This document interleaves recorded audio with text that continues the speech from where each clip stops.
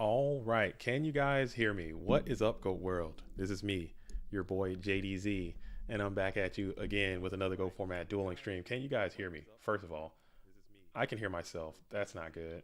Oh my goodness, every single time. And let's go ahead and get the sound thing going. Sorry, you guys got to see some behind the stage situation that's happening. If you guys can see this, can I get anyone out in the world saying hello or anything? If you guys can hear what I'm saying, if you're getting this message, let me get a quick comment. AV sound, because I'm having some serious stream issues today.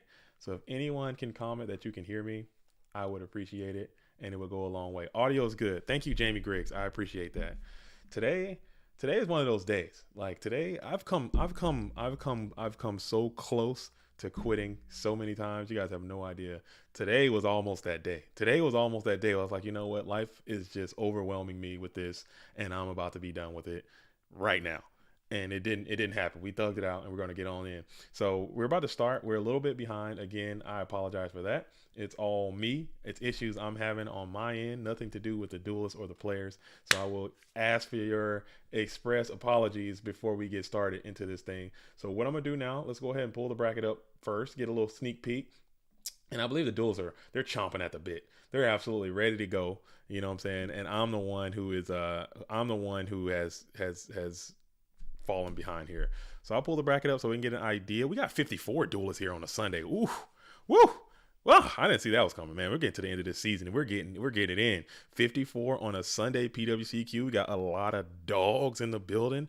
We got a lot of absolute canines in the building today too, man. Going to the end, Matt Uber's still trying to get an invitation, it appears. We got Win Ordo still trying to get that late season invitation. Dueling high in the bracket. Nate Dirty Dog is in the bracket. John Claude is in the bracket. Man, oh man, oh man, we got the homie Shaggy locked in the bracket as well. Going in, it gets another homie Bluetooth. I'm definitely starting to stream right there. So if you guys have anything to say about that, let's go ahead and get those words out quick, because that's where I'm going. Got two good homies out there about to lock horns. I'm gonna have to go check that out. Actually, I might reseed. I don't know if it's seeded just yet. And then we have Rabbit trying to go back to back in here. The duelist won. We didn't get a chance to get together. I mean, he's probably been busy. I've been a little busy. I've been under, doing my own thing, but it's gonna be what it's gonna be. So I believe we are good to go. I'm ready to start. If you guys are ready to start, and I say we lock in. I say we lock in. I say we lock in, and we're gonna get it in. We're gonna knock it out, and we're gonna get it. We're gonna get it cracking. I'm having some issues. Like I'm having some serious issues. Like my camera is not working. My sound is not working. My whole thing, all that stuff we did, Cosmo, all that is just not working. Cameron Bailey says, "What up, dog world? All the dogs out there." And I believe. Let me hop on back into the Discord real quick. And I believe we are ready to start. I believe we are ready to go ahead and do this. All right, all right. All right, I'm gonna give everybody a little bit more time.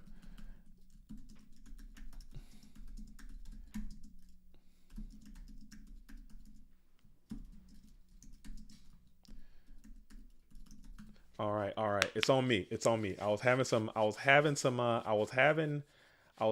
stream issues. I believe we might have a reseed though. Bruh. I object. Who objects? Who objects? Are we getting some objections? Y'all gotta let me know, man. I'm in the booth. Talk to me. What's going on? Talk to me. Talk to me. Talk to me. Imagine doing this a month ago in 3v3. Hey, you know what? This is a you know what I'm saying? That's life, man. That's life. We're gonna get over it. We're gonna get over it, and we're going to. Does any? Can we go? Because it's my fault. I'm taking responsibility. This is my fault. You know what I'm saying? This is my fault. I am the organizer of this event. Okay, I am the organizer, and I'm telling you, it's my fault. But we got to start this. All right, are you guys ready? Let's do it. We're starting right now, and we're going to. If I can figure this bad boy out, let's get this bad boy going, man.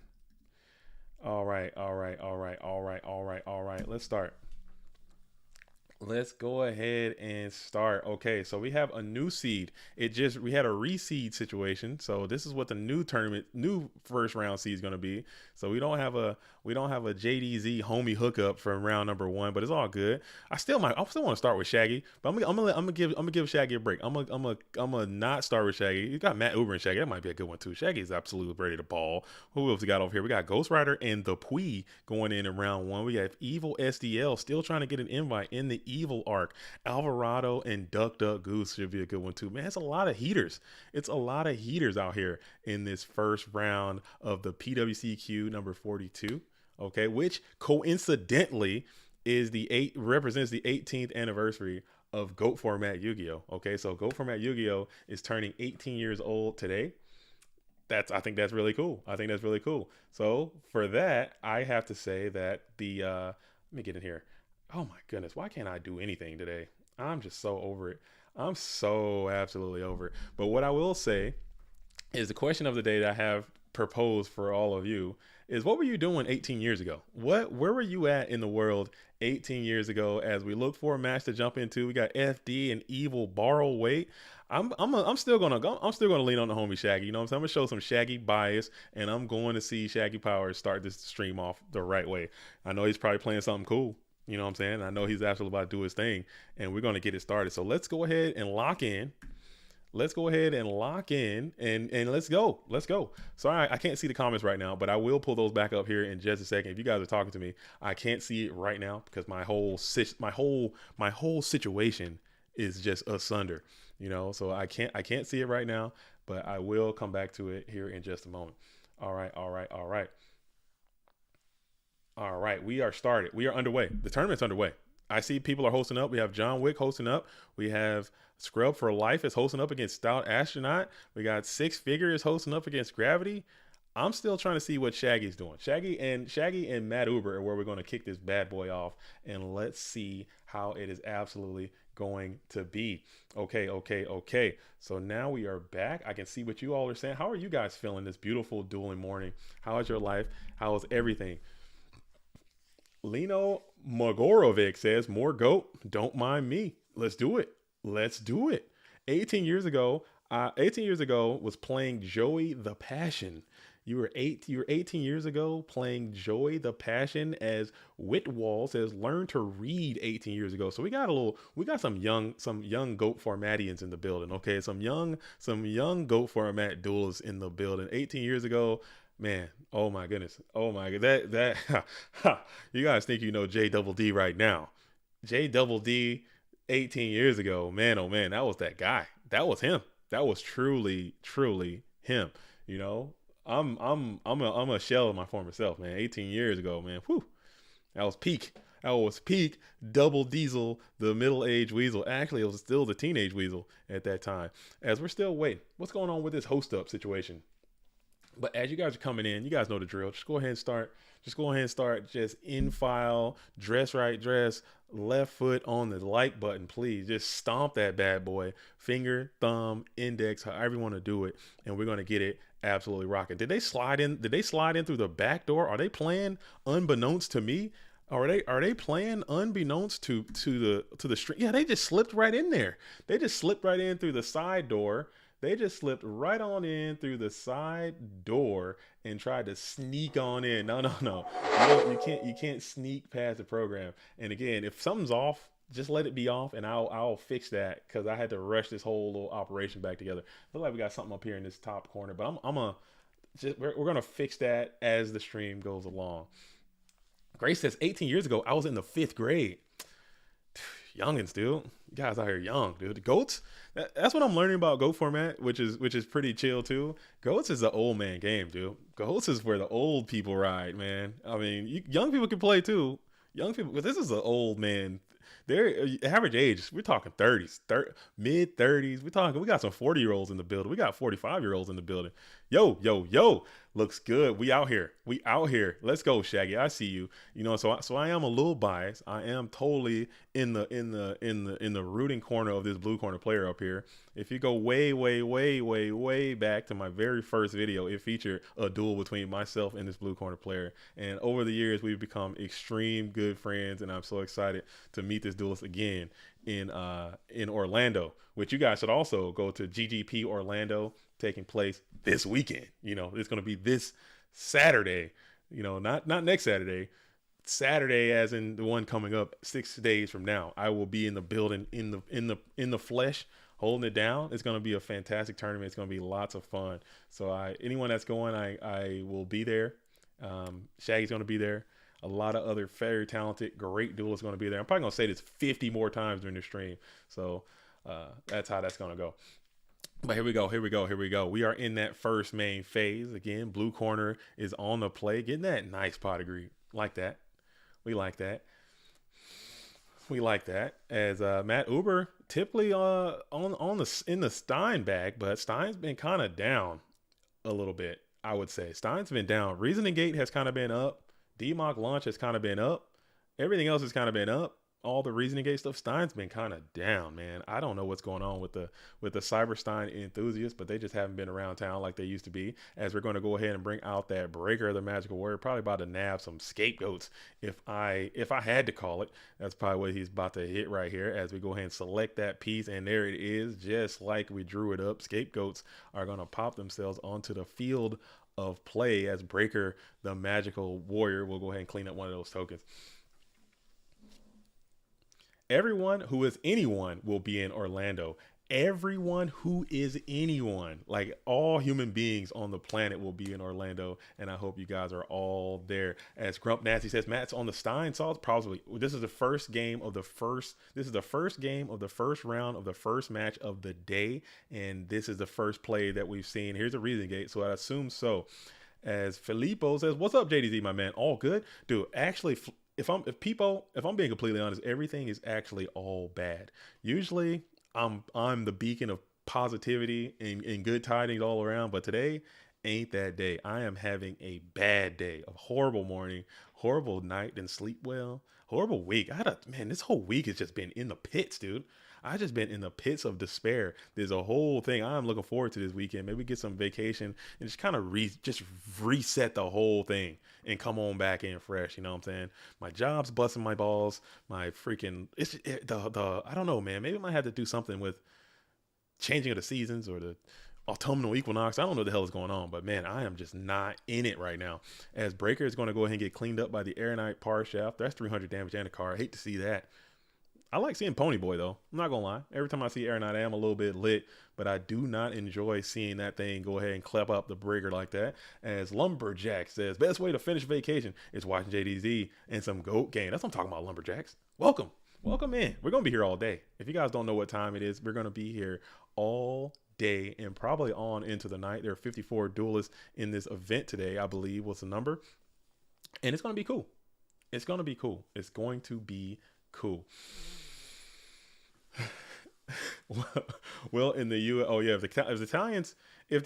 I'm you know what? I'm kind of glad the world is so big. I'm glad the world is so large sometimes, Nate Dogg, because if the Italians were coming to American events, man, we wouldn't win a damn thing. IRL, they'd be over here eating up all of our GGPs, man. We gotta spread that out, man. So I'm kind of glad they got to keep all that over there in Italy. We got to keep our stuff all the way over here, because when they start migrating in. When the Italians start making their way downtown, walking fast, faces past, and they're homebound to the U.S. GGP Cincinnati, featuring 30 Italian duelists, it's not gonna go well. You know what I'm saying? It's not gonna be the same, man. So I don't want those issues, man. I really don't want those issues. As Swords of Feeling Light is going to go ahead and gain another turn as Air Knight stares down one set defense position monster, licking his Centaurian chops. Freaking dripped out as always. 1900 Gigante Trinade is huge here. You get to reset your swords and also clear the shot for the Air Knight, but Shaggy does have the Ring of Destruction taking that Air Knight out. But we're going to Reckless here, add 2 more cards, so that's got to be terrifying for that blue corner player as you stand by to watch Maybe got another ring. Double ring would be awesome. No, I'm kidding.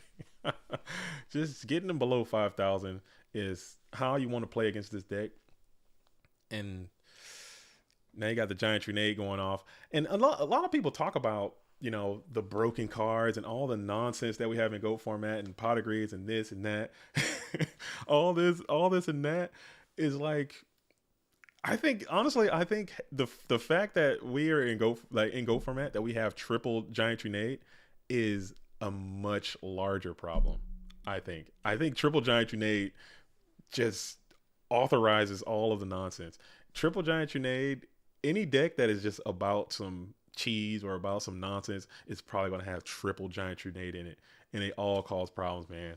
If we have giant grenade at 1, I think a lot of the cheese would get kind of put on a little bun and eaten or something. I don't know. As we're going to go ahead and reclaim those swords, so that's a pretty decent sign for the shag. Never mind, you're going to reveal that Blade Knight. You would have loved that to be a freaking something else, GK Spire or whatnot. Double ring is illegal. Oh yeah, you can't double ring. Can you imagine? We shouldn't even have single ring. That's another card that's just insane that rarely gets any hate. Ring of Destruction is just probably one of the, if not the very best card we have in the whole thing. As we're going to go ahead and premature burial the Air Knight Parshaft for a second visit to the dueling field. Looking at that Blade Knight defense, it's so feeble. He's going to be able to clap that relatively easily and going ahead and push for a little bit more damage here. Summoning the Sacred Crane beside the Blade Knight. Oh man. Let's see if I can move this. If that helps. I can't tell if that helps. No, that didn't help. That hurts. Oh, okay. I'm gonna slide it over. There we go. Man. Cool. So Shaggy dropped us down to 5,300 as Sacred Crane and Air Knight pierce over. Oh man, oh man, oh man. Man, oh man, oh man, oh man. Yo, and also thank you all for coming on in and hanging out. As the season is getting to an end, these invitations are getting more and more difficult. We only have a few more PWCQs. We'll probably have a few last chance qualifiers. We have a few GGPs, and that's going to be it. And then we got the GOAT Format World Championship. So it's not that many opportunities left to get on in there. So I appreciate you guys coming out. If you already have your invite, congratulations to you. If you're still trying to get one, good luck to you. And everyone who is observing, thank you guys for hanging out and just watching and being part of the vibe. As CS asks, Kaiku and Knock, Mind Crush and Swap reprints. What are your opinions? I think that is so awesome. I really do. I am a big speed duel aficionado. I don't play speed duel, but I like what they're doing with these reprints, and they're giving us, these secret. I like the speed duel secret rares. I really do. I think they're awesome. I think they're all clean. I think they look nice, and who don't like a little shine to their dueling decks. With Kaiku, they got Goblin Attack Force too. Honestly, that's the one I'm most excited for. A secret rare Goblin Attack Force. I don't know why. I think that card is just awesome, and it looks cool. And they had a Goblin Attack Force. They had before this initial run, this run they're doing now. They had a Prince Magician, DD Warrior Lady, Dekoichi, Book of Moon. It was some other ones too. I can't recall them all off, but Nate Dogg, no way they do duo. I think there's no way they do duo. They want duo just out of the whole thing. I don't think they'll do, because they won't. I don't think they'll make duo legal. Is duo speed duel legal? Because if they make them in speed duel, they're going to have to allow it to be played. There's no way they're going to bring delinquent duo into speed duel. That would just be too much. As Jinzo, ouch, baby. Jinzo hits the field. The Android Psycho Shocker is up and active, 2,400 in attack position on the field, and Shaggy has an issue to stare down this machine like this. Sitting behind these swords, appears Shaggy's playing the Warrior strategy, which I don't necessarily hate either. Usually Warriors has a pretty good matchup going into the Reasoning Gate and that stuff, because they can just come so fast, but no, pause that. So they can just attack so they could just attack so quickly. But he's been under these Swords of Villain Light for 19 turns already, so it's really difficult to get in there. All right, so we will see the legendary Hungry Burger OTK this time around. Will we see the legendary Hungry Burger OTK in this tournament? Probably not. At this point in the season, in this tournament, you're going to see, I'll tell you exactly what you're going to see. You're going to see a lot of Chaos Turbo. You're going to see a lot of Warriors. You're going to see a lot of Stein. You're going to see a lot of Reasoning Gate. You're going to see a lot of the really, really consistent meta threats because these duels that are playing in this event are trying to get somewhere. Like this is for I mean, obviously it's a game and it's for fun, but when you're on this competitive scene, people take it extremely serious. Okay, it's not a game; it's more than a game in these events. So I wouldn't think if I had to call it. I mean, maybe you can see. I still don't think. I don't think so. I don't think the Patreons are for the memes. I don't think so. Nah, Grumps. I don't think so. I think you're incorrect. I think the duels who play in these, they have. I mean, there is a bit of probably detrimentally. I think there's a bit of ego involved in this game and in the community. There is a lot of ego, and people have people want people to think highly of them as their dueling skills or their dueling prowess or whatnot.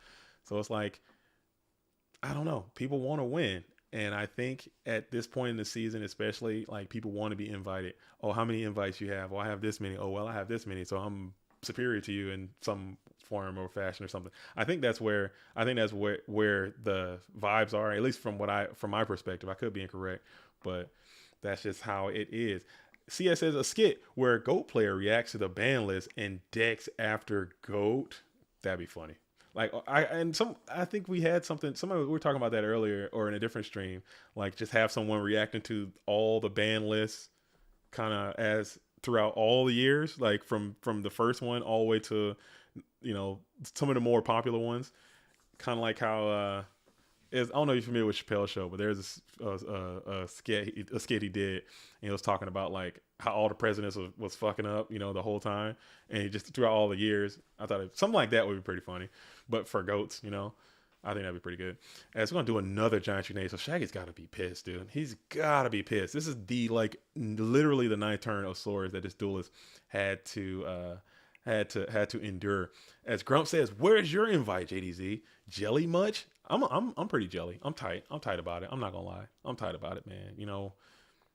I mean, I gotta play in a tournament. I had a chance. I had, honestly, but no lie, I had a chance. I made it to the obelisk, and it just didn't work out, man.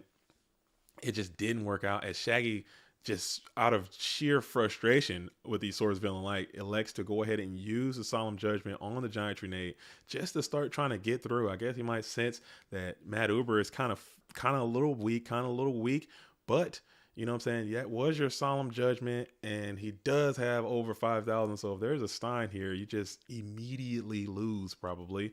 So it's kind of got to roll the dice, man. 3 cards in hand. Do you have it or don't you?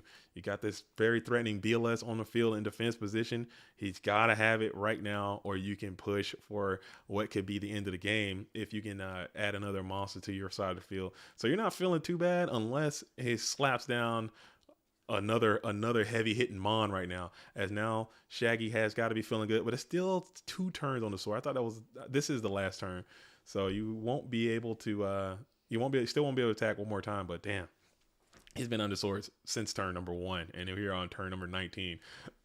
Excuse me. All right, confiscation is back. Oh man, this format is back. Oh man, that's so. I've been learning a lot about Yu-Gi-Oh and about different formats, and you guys have no idea, man, how much time I spend like around this game, like in all capacities.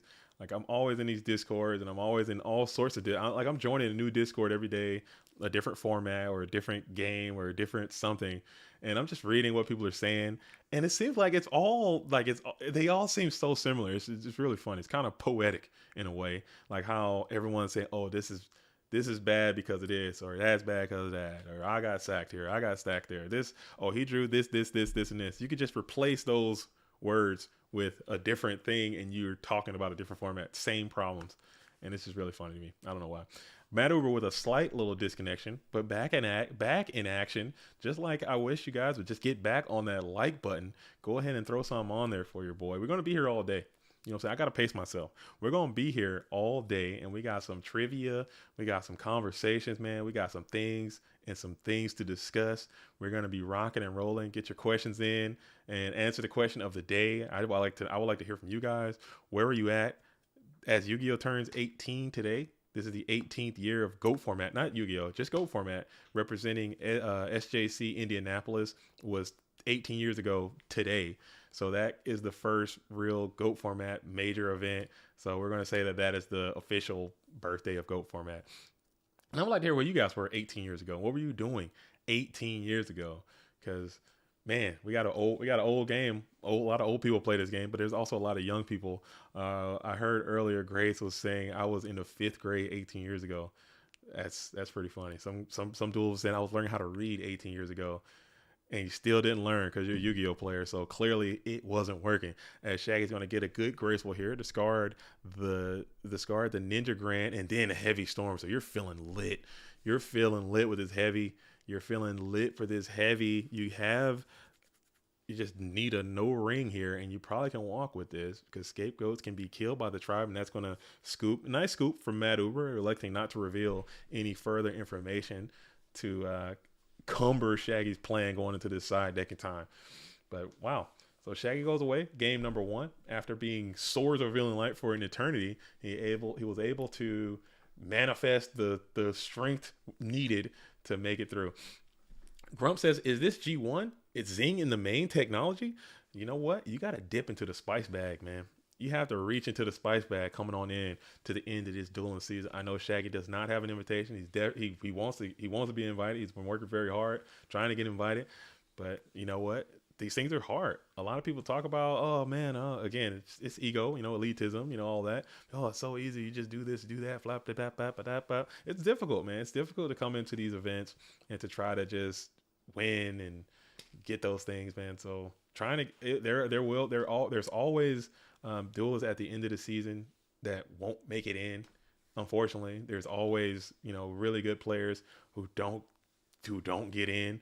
So it's like, what do? You get to 2nd place, you get to 3rd place, and there's only one invite given out for that event. What do? You just have to keep coming back, and especially if you don't have that much time to allocate towards playing in these tournaments, or you're not a member of the PWCQ, or you miss the FLC or whatever when it starts, you miss out on the opportunities, and you just can't. It just doesn't happen for you, man. So what do? And at the end of the day, it's GOAT format, So you get out there, you have a bad run, you get sacked into oblivion, or you don't get the right cards, or you have a bad matchup, and you just lose. Or I love when you brick draw both games. There you go. It's out. You just go out and you just brick. Your strat doesn't work, and then you're just down. What do? Shake it off and you keep trying. You keep trying, and eventually you will get there. Or you just come out and just start spamming turbo. Maybe you could just sack your way through. Sometimes that works too. As Shaggy's going to bring in, seeing that side deck King Tiger and smack it on in for 17. Clean and crispy 17 right on off the hitbox of the red corner duelist, slam it on into main phase 2. And we'll set up a couple cards behind that King Tiger, just one right now. Oh, my bad, TK. I just saw your message. I need to start looking at my Discord was down.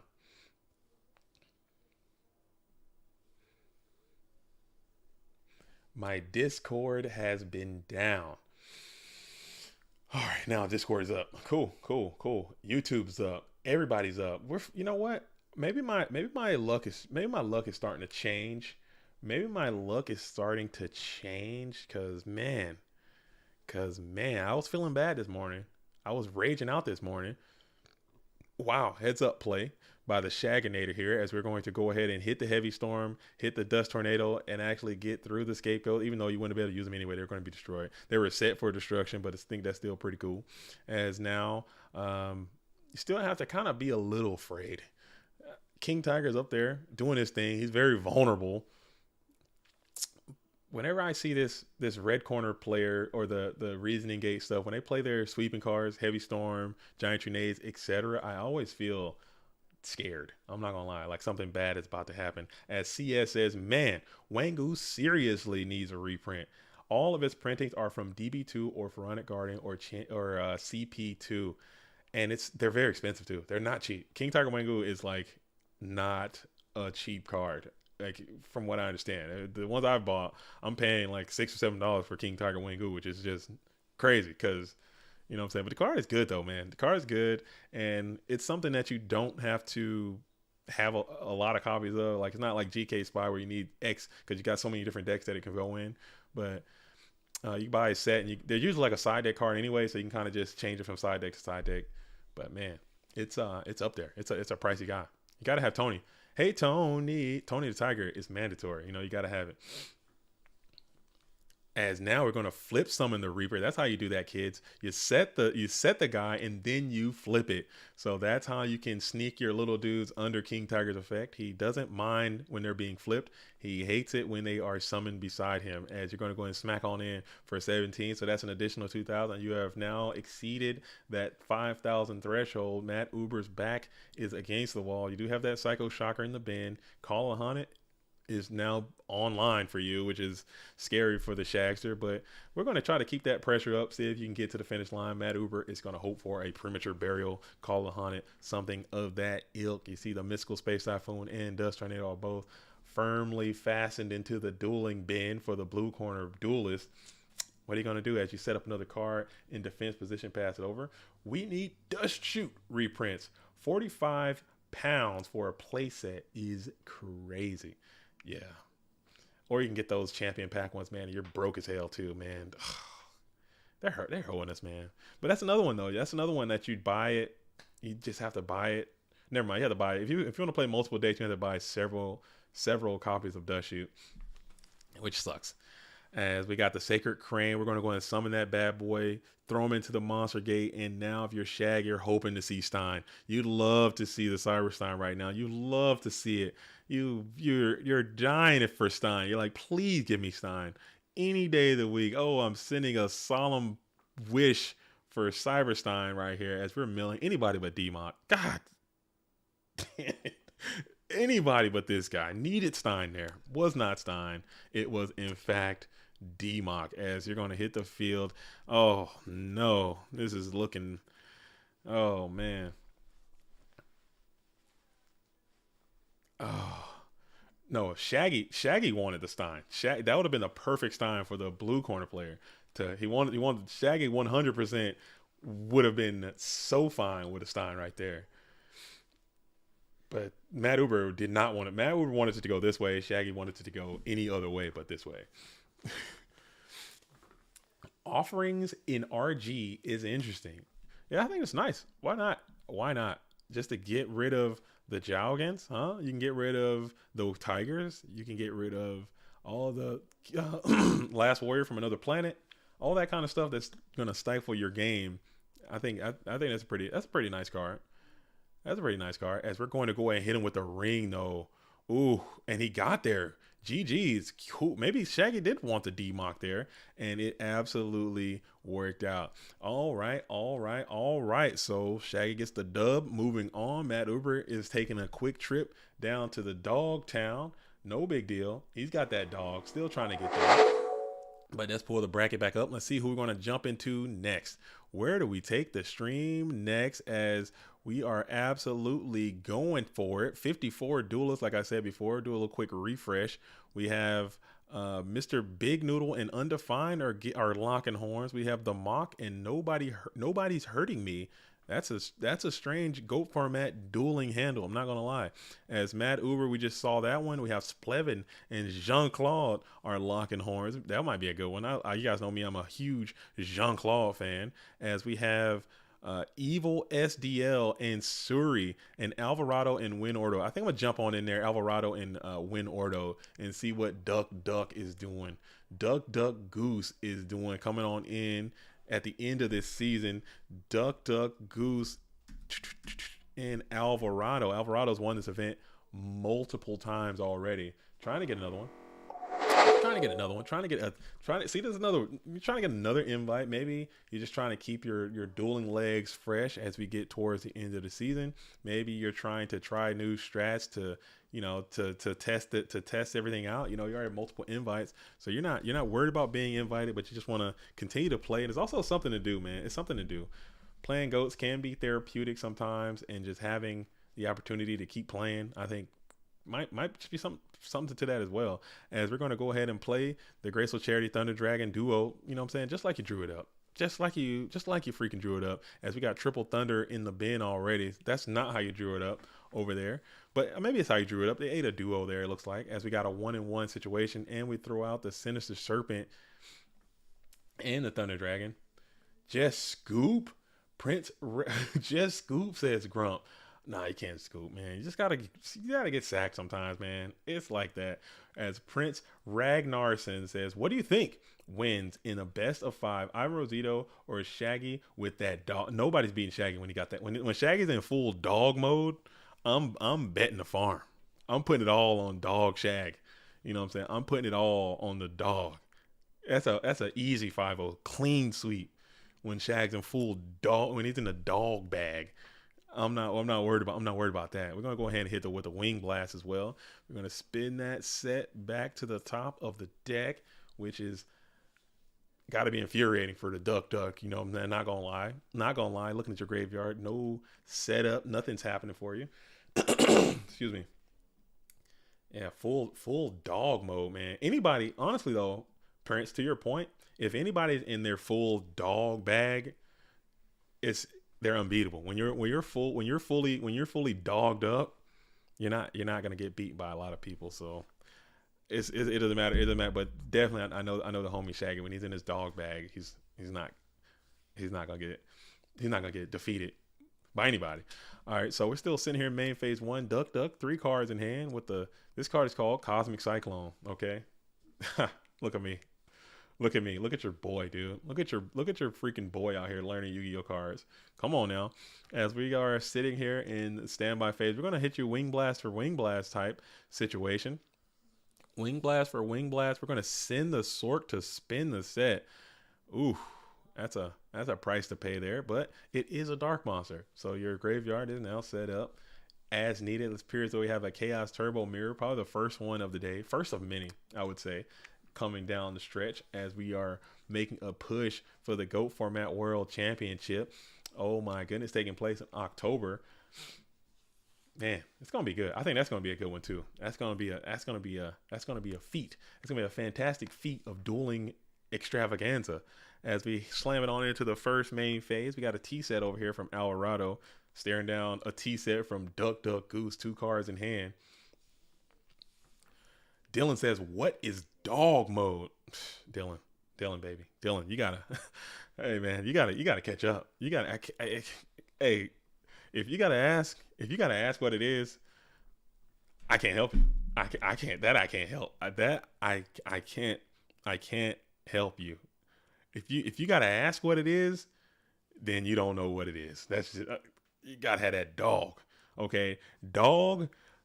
Not like these, see Dylan, these new age dogs. Okay. These new age dogs,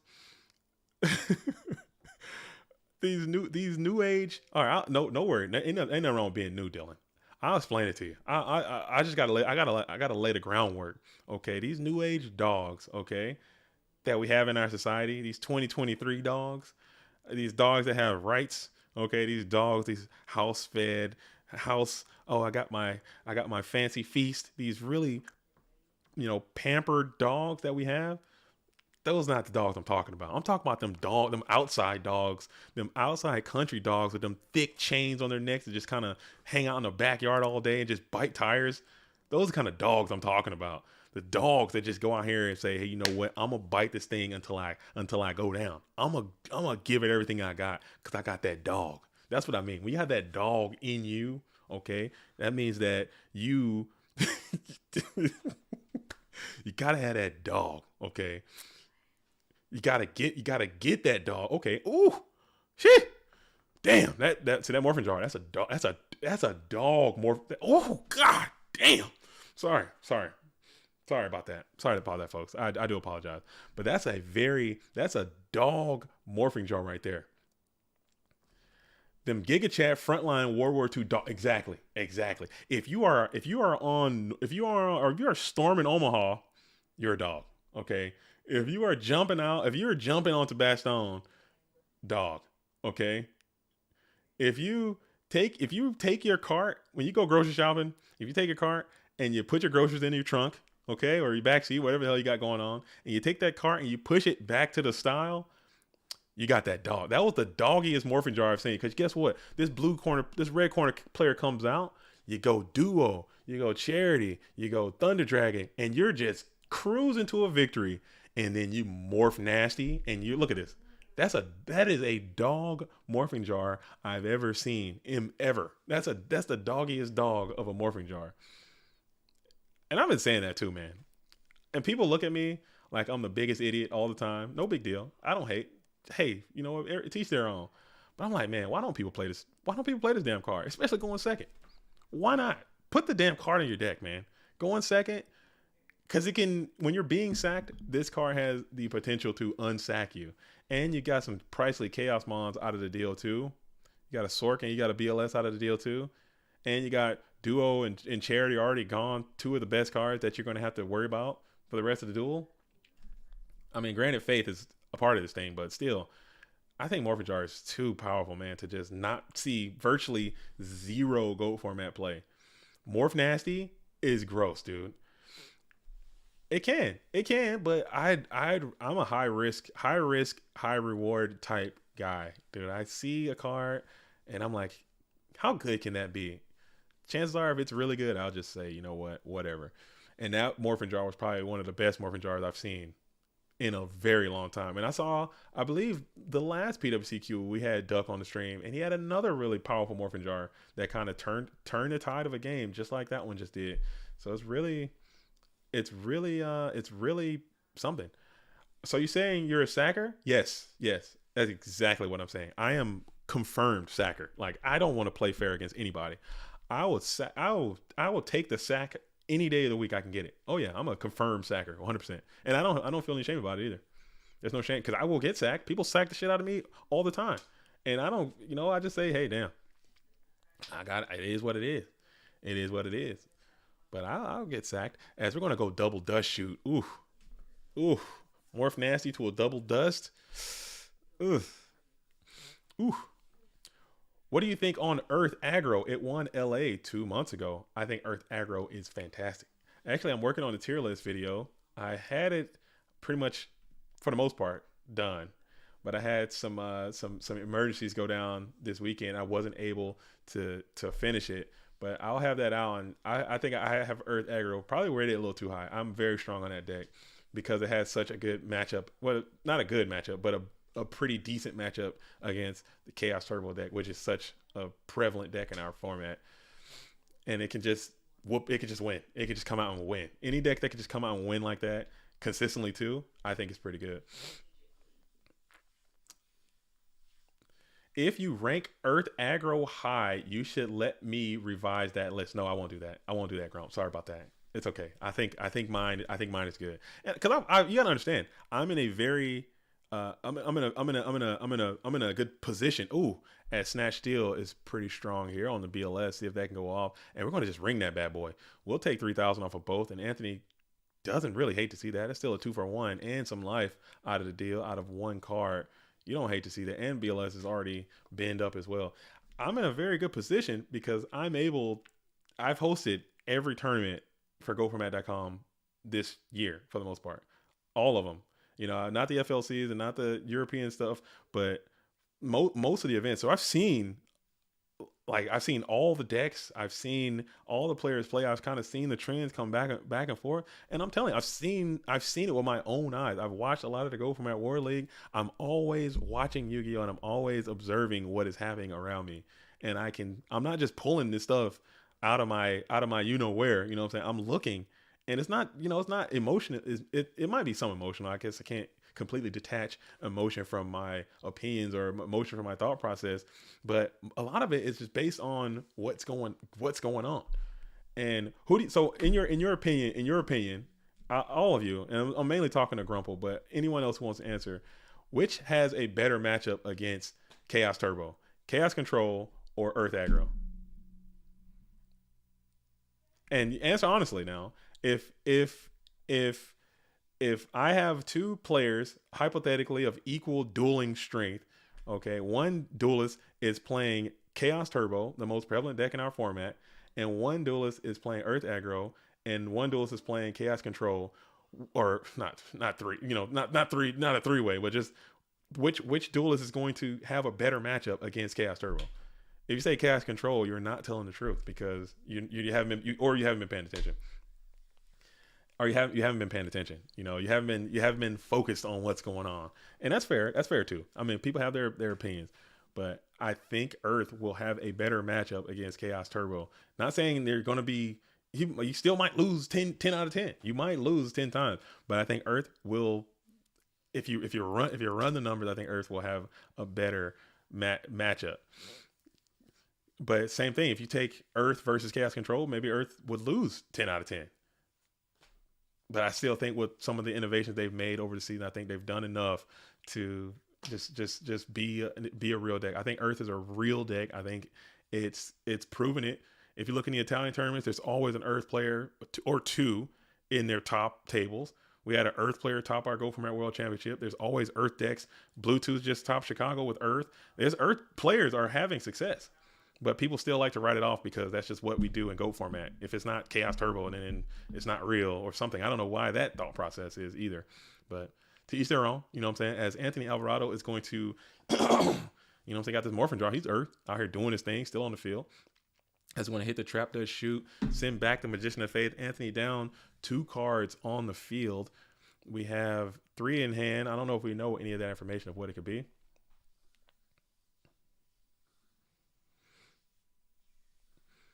Ivan says Earth Aggro is better than Chaos Control at beating Turbo. However, that says more about Chaos Control than anything else. It does. Chaos Control is in a terrible spot. Chaos Control is in a horrible spot.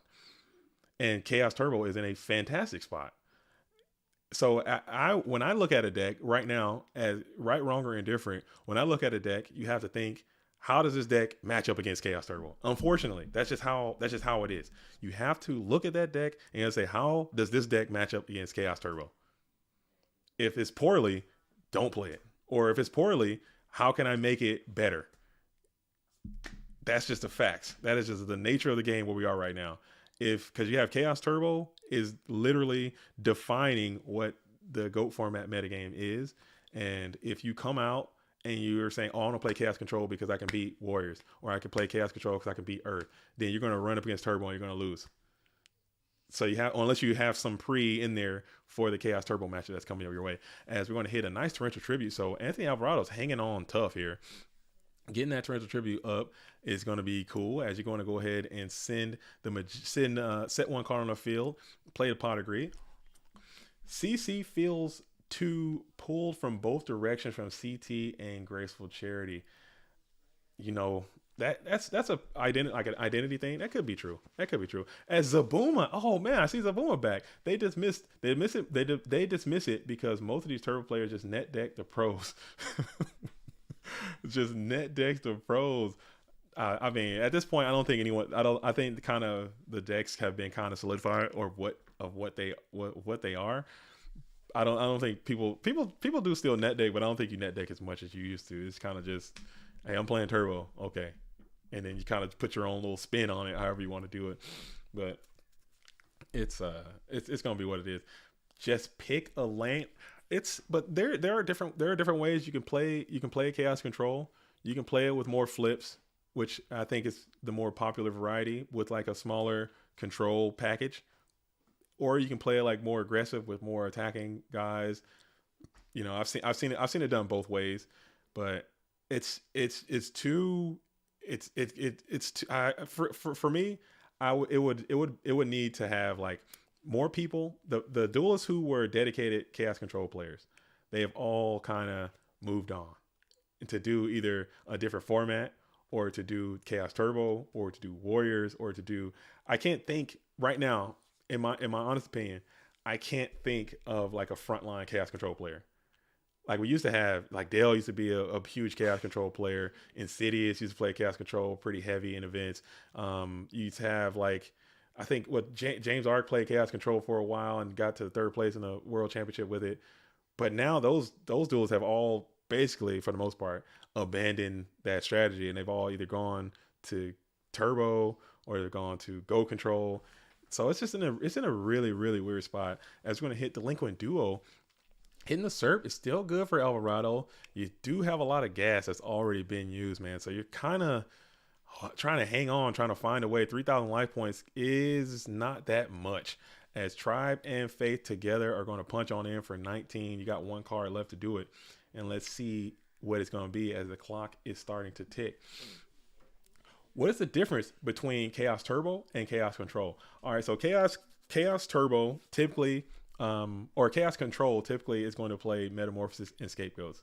That's the main difference. But there's also some things with like Tsukiyomi you're going to have to think about. You're going to have to think about like the amount of flips you use, like I was talking about earlier, and what your trap lineup is. But typically the main difference is going to be the use of Metamorphosis and Scapegoat in the Chaos Control deck, which kind of gives you the ability to access your extra deck. So you can do like different things that Chaos Turbo can't do.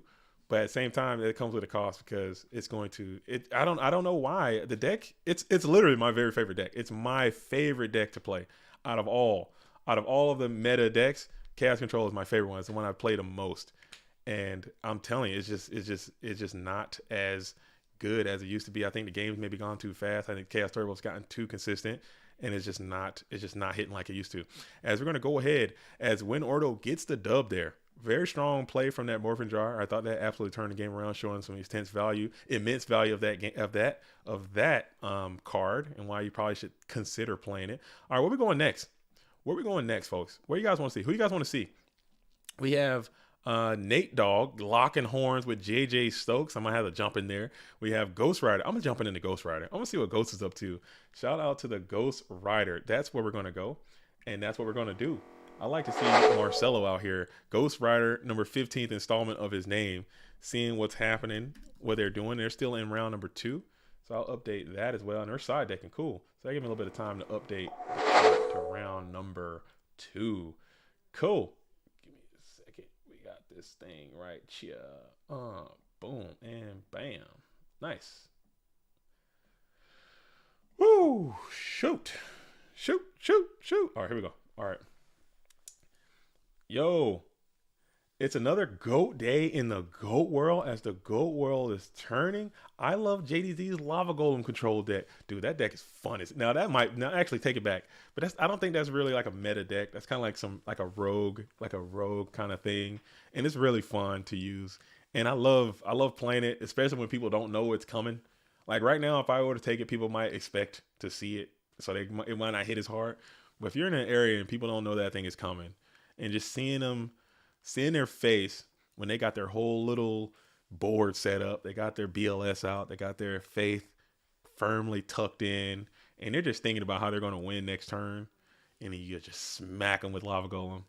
That is one of the most satisfying feelings that you can get because it's just so out of nowhere. Like up to that point, there's nothing that you've done to allude to the fact that there is the potential for a Lava Golem at no time until you just slap it on them. And they're like, damn, there's always like, oh, what the hell? What the hell was that? Damn. And you just get the, it's a great feeling, man. That's why I play. That's why I play, to try to do stuff like that. That's why I do it. JDZ, I think the secret to Chaos Control is Upstart and Jars. Possibly, but how are you gonna fit it? I mean, you could. I've seen decks where they can play Upstart. And I've seen decks where they can play Jars. I don't know if they can fit both because at that point your Go Control package is going to be so small that you might as well just take it out and just play Turbo at that point because it's going to be so I don't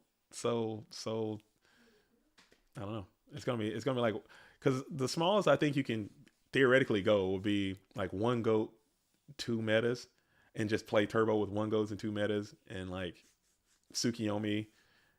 I think you could do something with that. Make something go down, but at the same time, you're just playing. At that point, If you got Night Assailants in there, you're playing Card Destruction, you're playing Faith, and you're playing Spies, you're playing Decoichis, you might as well just cut that stuff and play Turbo at that point. If you're gonna do that. Not saying the deck is bad, not saying it's gonna be a bad deck. You still could probably beat people, and you still have those metas. Meta alone, there was a time last dueling season where duels were coming out and they were just playing Metamorphosis in Turbo just because it was that good. Just because it was that good, because you can play Metamorphosis on your Sork, banish meta into a thing and attack, or Free Senshi or Dark Blade, the Dragon Champion or something, get a thing in there, or you can go banish BLS, meta freaking Gatling attack. So that was a thing that happened for a while. Meta to a Faith, get a light dark setup kind of thing, just meta in Turbo. So maybe two metas, one go, and then like a heavy flip variety could be good. But man, it's just tough. As Clay Vision says, I think Chaos Control is actually very overrated. That's literally what we're talking about right now. We're talking about how good it could be. I think in this current meta, I think the deck is great. I really do. I think if you got a duelist out there, and there are some duelists that really don't play in the tournaments too much, and they kind of play the deck still, and they play it very well and they get results. But I think it's just where this meta is at right now, and with Trap Does Shoot being what it is. Trap Does Shoot is a menace to the format right now. Trap Does Shoot is all over the damn place right now. And that just hits Chaos Control extra hard because the deck's already bricking. You're getting hit with Trap Does Shoot, taking away your only play that you had out of, the 10 cards you probably have in your hand, and you're bricked into oblivion, and they know all your plays now. So it's like, what the hell? You're not playing Solemn Judgment typically. You're not playing Spies most of the time. So you might be playing Reaper or something. It's just hard, man. It's just really hard. But still, I think that there is a deck that exists that is a Chaos Control deck. And I think if you can find out what those ratios are and you have the dueling skills, I think you can make it work. As Ghost Rider in a game 2 situation is going to be on reinforcements of the army. And again, shout out to the duelist in the blue corner, Ghost Rider. Go check out his YouTube page. He's starting to make more videos. Some of them are going to be editing format. Some of them are going to be GOAT format. I think he dropped a GOAT format video the other day, so go check that out. And I think that's really cool. I think more people talking about GOATs and playing GOATs and making videos about GOATs, I think is really important. So get over there and check out what Ghost Rider is up to. As Zabuma says, I heard at GGP Chicago that Stein was all over the place. I did see that. It was a lot. It was on that stream. A lot of duelists were playing Stein because it's a cheese. You can cheese. Let's be real. You can cheese. You can show up. You got a nice prize, nice PS5, I believe was the prize for that, and the invitation and the mat and all that stuff. You can cheese. You can come out, throw some Steins on there, get some Megamorphs popping, knocks people out, get lucky, get good, and cruise on through. I don't hate it. I don't hate it at all. I might play Stein in Orlando. I'm not gonna lie. I don't know what I'm gonna play. I had some decks I've been testing out because I'm gonna play in Orlando too. You better believe it. I'm gonna play. All right. I kind of don't want to play if I'm being complete. I kind of want to go there and just vibe it out and kind of host and make sure we can get a good stream. Shout out to Bluetooth. He's going to be the production agent down there along with myself. We're going to try to make sure there's a good stream going on, and Shaggy as well. As we're going to, Blade Knight coming on in, clapping up the Decoichi.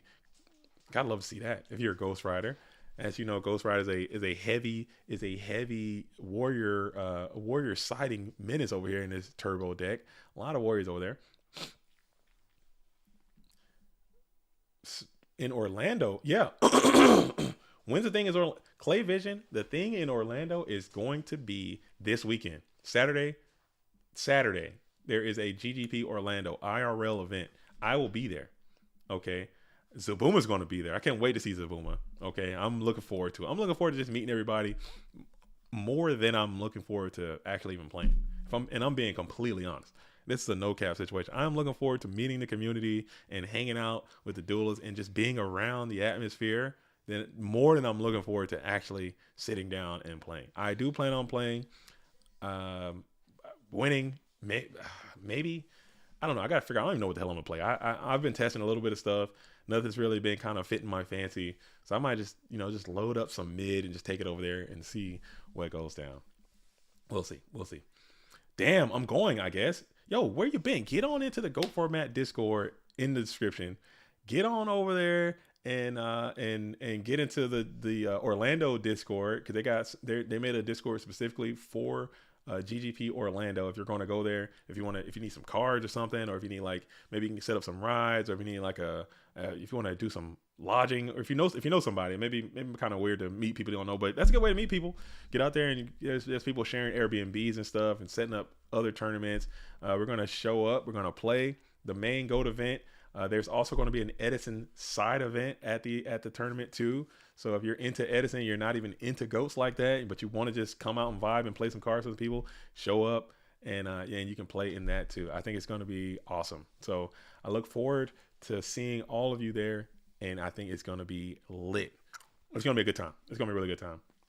This will be the third GGP I've gone to, and every single one of them, every single time, has always been a fantastic experience. As Tsukiyomi is going to come on out and do the thing on GK Spy into a nobleman situation, just like they used to do on the playgrounds right there. Icarus 89, maybe born in 1989, which will make that duelist quite old. You know what I'm saying? So 18 years ago, they were probably making that same maneuver right there. Tsukiyomi knock situation, just like our ancestors used to do. As Clay Vision says, can I run a poker tournament? I'm just a squirrel in your world. Okay, you can do whatever you want, but I don't know if they're going to allow you to host a poker tournament in the card store, because this is not our card store. This is versus gaming, so maybe they might not allow that. But if you're hosting a poker tournament in your Go format dueling Airbnb somewhere, maybe you can coordinate some people to come by there, or maybe, I don't know, maybe you can set some tables off on the side or something, play a little bit of very, very low limit poker.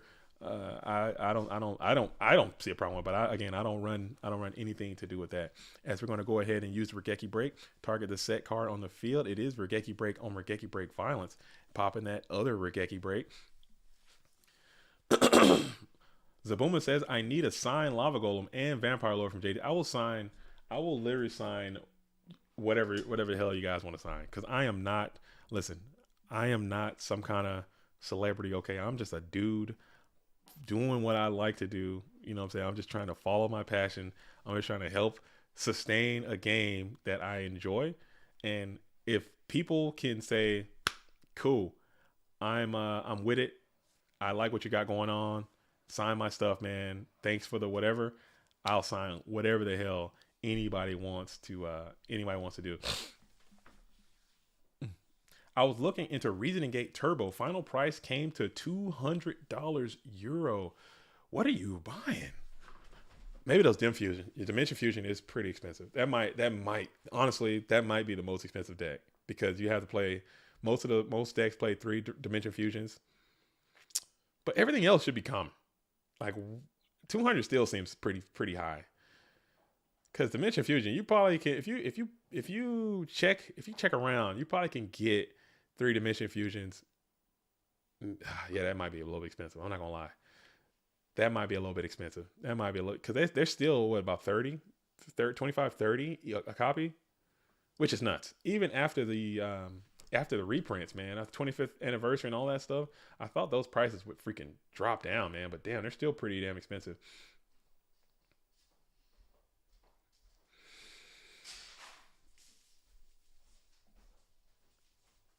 All right. Yeah, they're still extremely expensive. So that's a pretty pricey deck. Yep.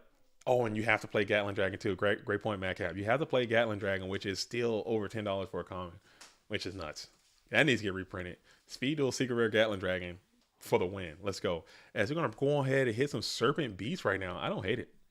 I don't hate the serpent on the slippery serpent on the beatdown, coming on in, attacking for 300 damage into a trap dust shoot.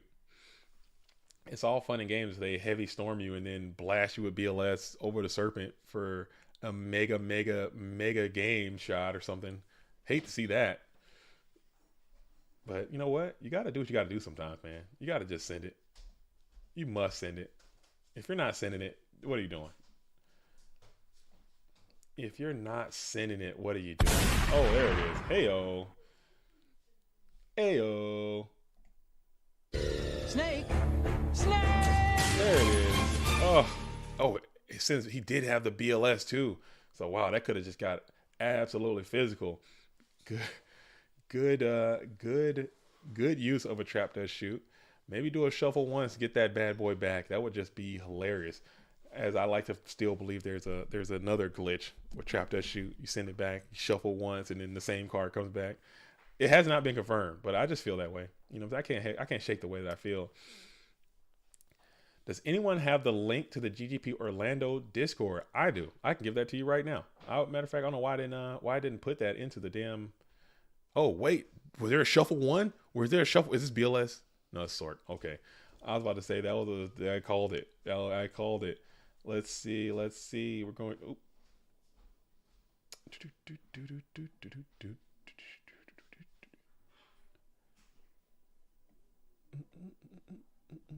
I will share that if I can. Let's see. I'm too old for this, man. All right, let's see this. And then I'll go paste. All right. All right, so there it is. I just shared the link to the Discord for the GGP Orlando. If you're going, you can go in there. Like I said, you can meet other people that are going to go there and kind of get an idea of what people are doing. Like people are talking about borrowing cards and sharing cards.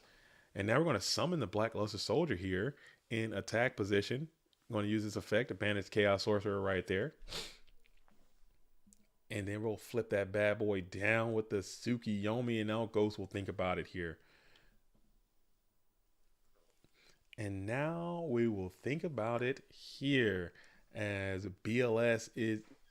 We'll just ring it up right there. So 3,000 coming on off of both Duelist hit points. No big deal. Solemn is pretty rough. Solemn is rough, but we'll just elect to let that bad boy go. 3,000 off of both. And then you'll go ahead and get an additional 1,100 probably from this Tsukiyomi. Joey says, misplaying my butt off today. Hate to see it. How are you misplaying? What are some of the worst misplays you've made today? As a fellow misplayer, you know what I'm saying? What are some of your top 10 worst misplays you've had today?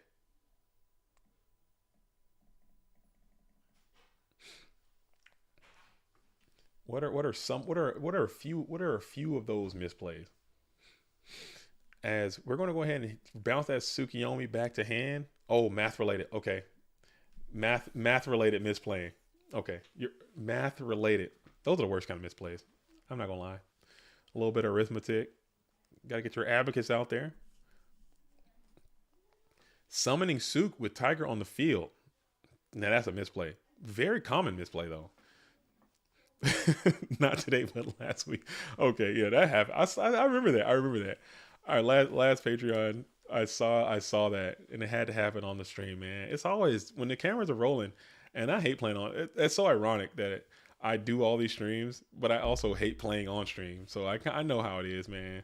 And sometimes you're there and everything is happening, and then you just kind of just space, man. So it is what it is. That's life.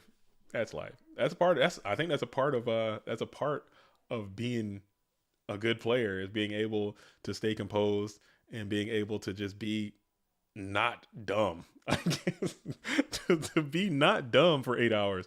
I think that's a skill set for being a good duelist. It's like, okay, you know the rules, you know how the cards work, you know how to play, you know how to build decks, you know how to side deck properly, you know how to not do you know how to not be dumb for 8 hours? No? Well, sorry, you're not gonna win. You're like, oh, did I just disconnect? What's going on, man? I just disconnected. Now I'm back connected. Okay, everything is good though. Am I lagging? I can't deal with this today. Are we good? I'm about to. Is the stream live? Are we alive?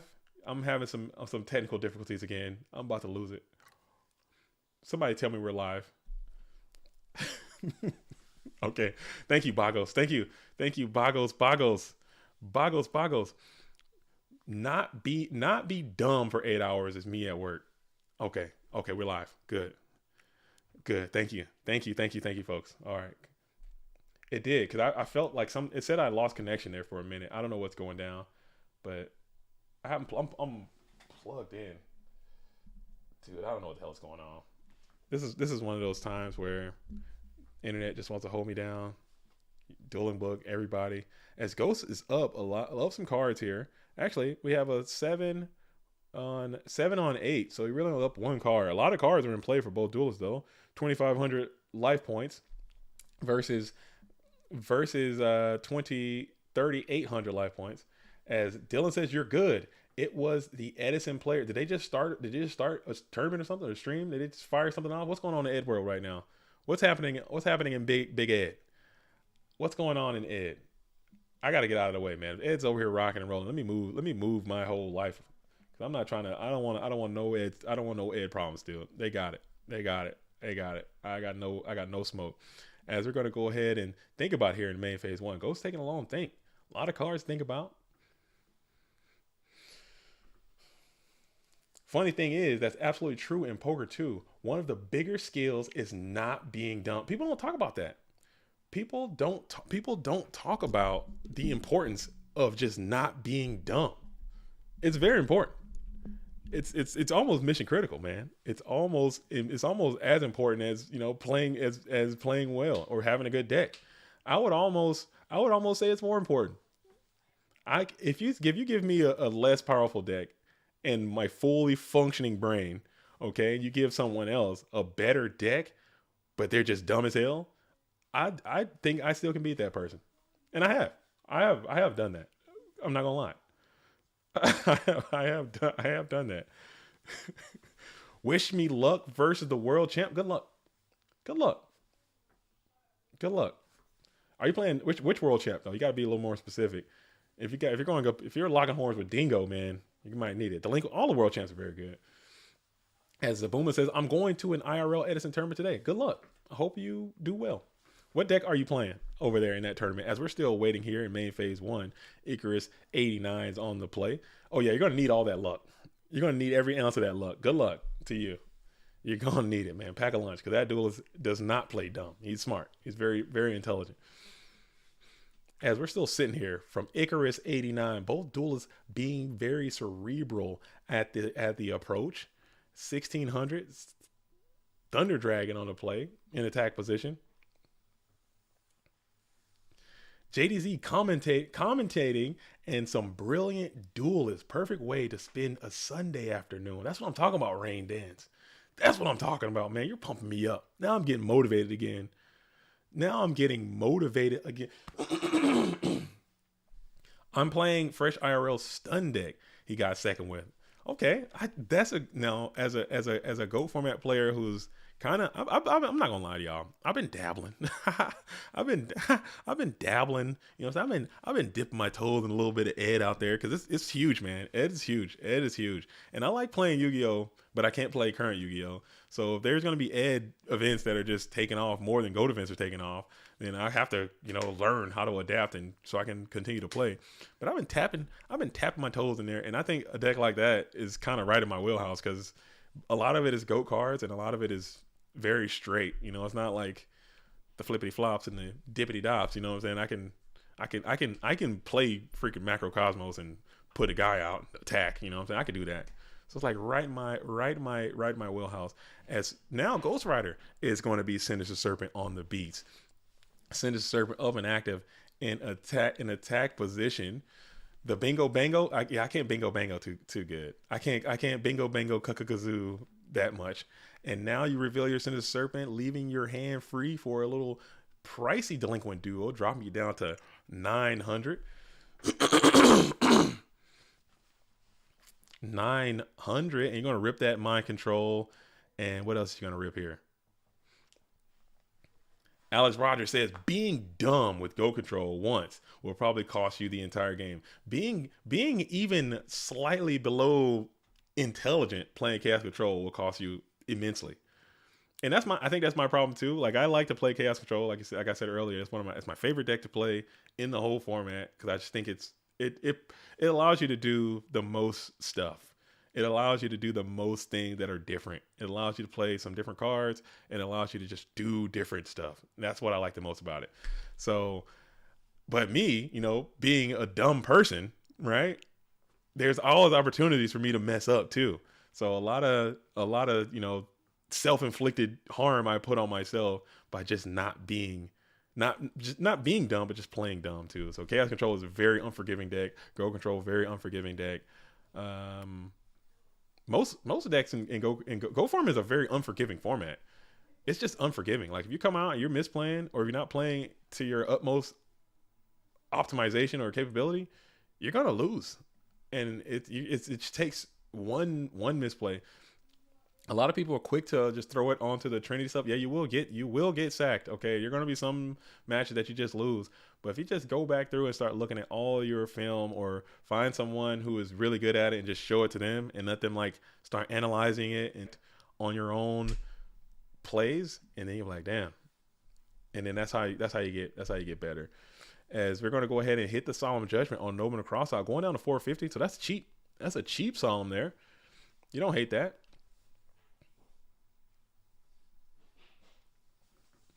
Go Control makes you work for every win.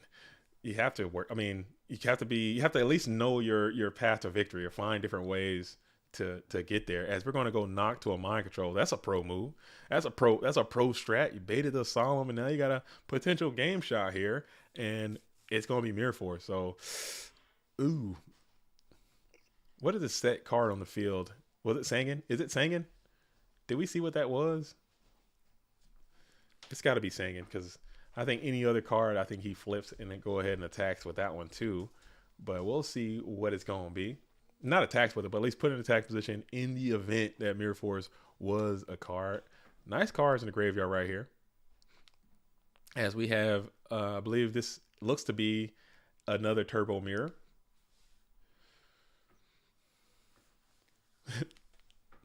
But yeah. And then at the end of the day, play what you like, play what you love, have some fun, get out there and play. As long as you guys are enjoying yourself and loving life and doing your thing, you're gonna be kicking it. As Cosmo says, stream looking great. I'm off for today. Good luck with the rest of the broadcast. Thank you, Cosmo. Much love, man. I appreciate it. Thanks for all your help as always, man. Helping out with the channel as we get a nice torrential tribute from Icarus. That was a very, very strong torrential tribute there. Ghost has to be not enjoying that torrential. That was a very, very good torrential tribute. Hitting that BLS and only losing the Tsukiyomi there. So now you have a ton of cards in play. Not a ton, 4 cards. You're now up to, as this game has become a little bit more simplified.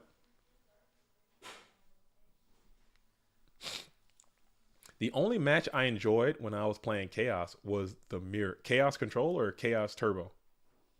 Every other matchup was like, bleh.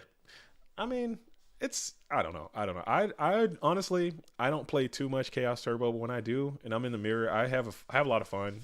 Or not, there is interaction. There are things you can do when you're playing Turbo Mirrors. Turbo versus Warrior is always pretty fun for me too, because you know what they're trying to do, they know what you're trying to do, and it's trying to see who can do it the fastest, I guess. Playing as a Chaos Control player going against the Chaos Turbo player is like the worst. That is the worst. That is the worst time I have when I'm playing Yu-Gi-Oh. Trying to be a Chaos Control player going into the Chaos Turbo player is, I don't know, maybe it's something I need to learn, like some skills I need to develop still as a player, but it's really difficult. I have some strats and I have some stuff that I do that I like to, that's been working for me, but if it's just a really hard, especially when they start doing their thing, it's tough. As we're going to go ahead and Solemn the Graceful Charity here, as we sacked up the Sork. I believe based on that Trap Dust shoot, I think the red corner player still knows that there is a Snatch Steal a part of Ghost Rider's equation, so that's probably why they did that. What about the skill that it takes to play Chaos Turbo or Warriors? It does. Excuse me.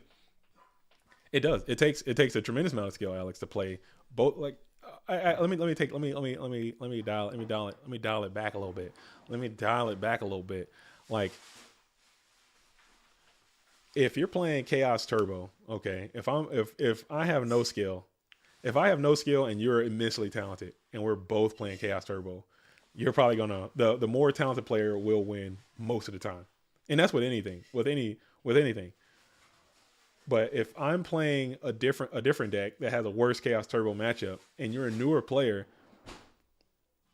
and you're playing a worse deck, ooh, so we have to solemn the Sangin here. That's rough. That shows a little weakness, and it's gonna be GG. We're typing it in, and Ghost Rider is going to get the dub. Wow, so it worked out. That worked out pretty great, and it was a snatch deal as the last card that was left. Like if I'm a newer player and I'm playing Chaos Turbo, I'm not as skilled as a player playing like Go Control or something like that. I think you have a better chance to win as a newer player, but it's not going to be guaranteed. And Warrior player, hey, listen, who said that? Who said it up here? Who said that up here? Warrior players take skill. Warriors take skill, man. Maybe not the way you play Warriors, but I'm telling you, I've seen some of the top tier Warrior players, and the way they play Warriors is a lot diff than the way other duelists are been playing that Warrior strategy, man. I think that deck is good. I think the Warrior deck is really good. I really do. And we're going to think, where we going next, folks? We got Nate Dogg. Nate Dogg sitting in round 3. We're going to have to check in on Nate Dogg. Matter of fact, we got the world champ, and we have Bernie Socialist, aka Michael Gray. Okay, we're going to hop on in there and see what they're up to. We're going to hop on in and see what they are up to. If I can find it. Oh my goodness, what am I doing? If I can find it, we got to hop on in and see what Dingo Sig. This is round number 3. Okay, I sent good luck to Michael Gray because he's going to need it, but Dingo's back on the scene, absolutely getting it in. This is game number 1, and this is round number 3. All right, cool. All right, cool. Neat. We got Sangin on the play. Check the graveyard for both duelists real fast. It looks like Dingo might be playing on some Chaos Control type beasts. It's just like I was talking about it. Just like I was talking, we got a lot of good units over here in the bin. I don't know what happened in this game right now, but how do these cards get so close in numbers when all these cards in the bin is very interesting. As we're going to go ahead and go 1 for 1. Mirror Force on the Donald Z. Send that thing on up out of there. Yeah, maybe it must have been some good exchanges with some of these cards. These are some quality units. Looking at these two graveyards, of what the blue corner player has here and what the red corner player has here, you would think this card advantage game would be in a much different place. I don't know what happened. I didn't tune in. I wasn't locked in from the very beginning, but it appears as if some information is going down as Chaos Sorcerer is going to be summoned to the field in attack position. Dingo looks like going for a game, but it's going to go ahead and hit the Solemn on the Chaos Sorcerer. And we're going to smack on in for 1,000. No normal summon to put beside this Sangin. Anything with 850 would have been nice. Didn't have it. Scrub for Life is on the play. 3 cards in hand. Again, man, that's a bountiful grave as we're going to hit the Kaiku, the Ghost Destroyer. Kaiku is up and active. Maybe just got Monster Clog there. Stout says Scrub is a trap dust shoot magnet. He drew double trap dust on me as well. It comes and it goes. You never know, man. I don't know. Maybe it's a glitch in the matrix. Glitch in the matrix. It happens. Oh man, trap dust shoot is a menace to society too. I hate this card. It's so good though. As we're going to go ahead and use Soundgon to search for Tsukiyomi. 850 life points are left for Scrub for Life as Dingo Sig, the current reigning GOAT format world champion, is on the play. 4 cards in hand. We'll just play that Heavy Storm right away. Hitting the Mirror Force, which would have been great for the blue corner player. And then Tsukiyomi will come out, do the Tsukiyomi thing. Oh, never mind. We're going to go ahead and Souk for game right there. Man, Souk knock on the Kaiku. So it appears that we have Warrior, and I think the world champ might be on a Chaos Control strategy. So I might have to pump the brakes, kid. Right here, all the hate I was talking about Chaos Control, maybe in the hands of a duelist as capable as a world champion can kind of figure out something, figure out some ratios, figure out some numbers, man. He's already got an invitation to go for my world championship, so he doesn't really need it. But maybe just trying to stretch your legs, like I was saying earlier, just keeping your brain fresh, keeping your dueling muscles, you know what I'm saying, from atrophying, from atrophy. New camera? No, this is a different camera. My camera, my original camera is like having some issues right now. I had to hook this one up. Does it look worse or better? How much worse does this one look compared to the other one? How much worse? Scale. This is just a worse. This is just a worse. Like, if you guys knew how close this whole thing was about to just not happen, but I made a. Nah, it's like the lens or something. It looks different. Yeah, something's going. It's a mess. It's just a mess. I won't bore you with the rigmarole, but we got it going. It's up. It's active. You know what I'm saying? We've been very consistent. All the PWC queues this year have been on stream, which is, which is pretty good. We've had it rocking. We've had it rolling. Yeah, but something's going on. I think it's something happening with my whole computer, my sound, my mics, everything. I think something updated and it just jacked my whole system up. But just like you guys can go ahead and jack up that like button, you know what I'm saying, while we're at it. While we're here, if we're going to be here together, let's go ahead and put some likes on the stream, please. Let's get it going, because we can get people out here, man. Maybe somebody might come and find out about Ghost today. That would be nice. Just like, people, it happens all the time.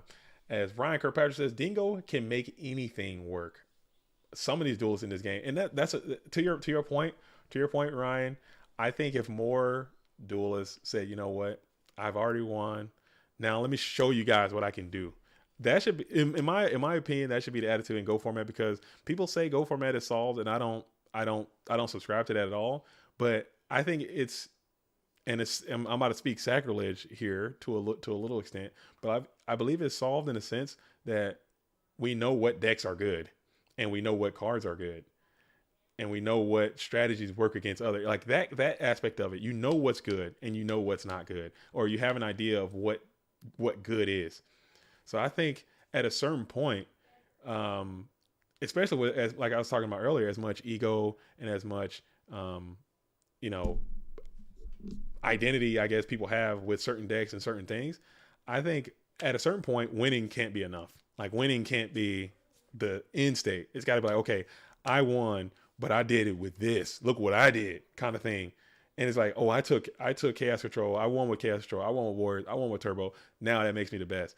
Like, if you sit here, and we have some great duels in our format, we do, and we have some great duels. We have some great Chaos Turbo players. We have some great Chaos Turbo players. We have some great Warrior players.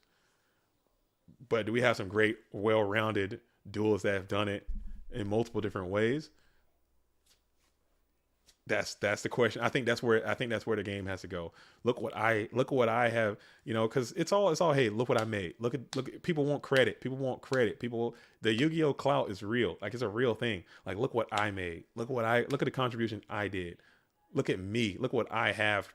Look what I have done is a big part of competitive Yu-Gi-Oh, and there's nothing wrong with that. There's nothing wrong with that. But I think if you have that mindset with it, and we're just constantly coming in and everyone's spamming Turbo,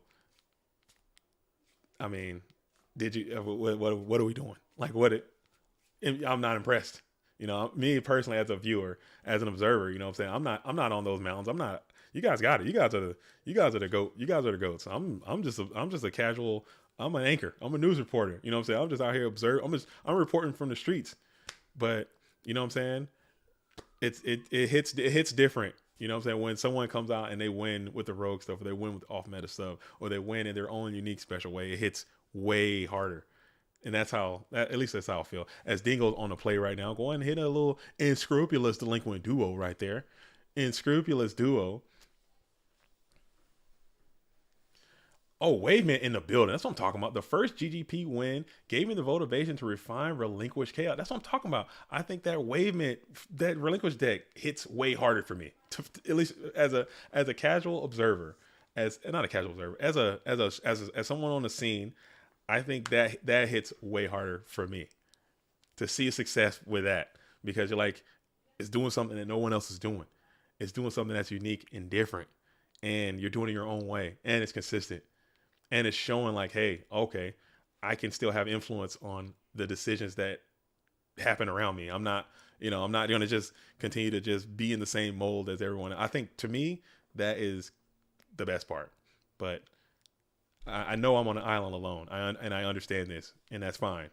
People are entitled to their own opinion, to include myself, by the way. As we're going to go ahead and hit the Sakurazu armor. Now we're going to make a chaos play here, probably the blackluster one. Oof, that's a lot of damage coming on in. So you're going to take 40 billion damage coming on off of this Zumbira. 4100. Ouch. BLS hits the field.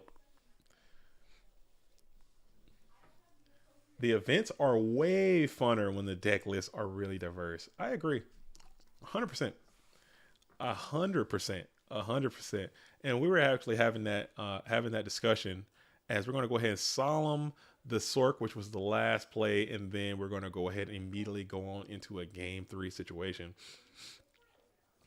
I agree. And we were talking about that too. I spend so much, probably too much damn time in Discord. If I'm being completely honest, I've spent an unhealthy amount of time in these Discords and talking about this kind of things, because it's something, obviously it's something that I care for quite deeply. You know what I'm saying? It's something I care about immensely, playing Yu-Gi-Oh! And trying to figure out a way to ensure that a game is long lasting and it stays and it lives forever, and and it and it's sustainable for a long time.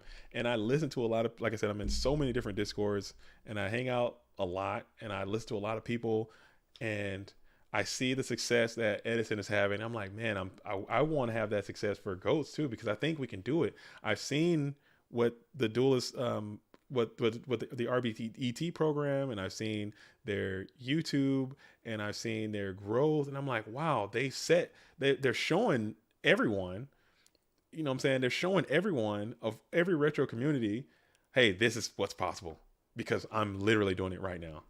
You guys can do it too if you just worked hard, or you weren't, you know what I'm saying? If you just did the work. And that to me is like really motivational, as someone who is trying to do the same thing that they are doing. And it's like, what can we do? What can we do? How can we do it? And one of the things is like, hey, Goats has a rich, I believe, at least maybe I could be optimistic, or I could be, you know what I'm saying, just on some straight up cope. But I believe Goats has a rich diversity of decks. I really do. I think people just need to play them. I think if you take all the talented duelists and they just say, I'm just going to spam turbo because it's the best deck, and everyone's just playing what they think is the best deck, well, somebody has to come out and make something that's better than that to beat that one thing, and then it will force rotation. But everyone just kind of, I don't know. It just turned. It's I don't know. But I think it's in a good spot, and I think we can continue to make great strides as we've been doing. But I think that's something that's a conversation I just like to have. Anyway, as we're gonna go ahead and thunder up, shout out to Go World, yo! Shout out to you, and focus on your game. Get into your match. Don't get out of the stream. Get into your match. Get into your match. Oh, you guys playing some cube? Water's got to see more love in GOAT. I don't know why the water. It's so, man. I've tried every combination of water. I'm like Avatar freaking Way of the Water Part 5 featuring JDZ. Like, water's my favorite attribute. I've tried every configuration of water, and it just don't hit, dude. It's just, Sork is just too much. You do all this water, you're splashing all over the place, and they Sork you one time, and you're like, damn, my whole water just dried up. It's tough, man. You're splish splashing. Dang, it's hard. It's just hard. It's hard. Grump says Abyss Soldier at 3 and water is viable. 100%. Why is Abyss Soldier even at 2?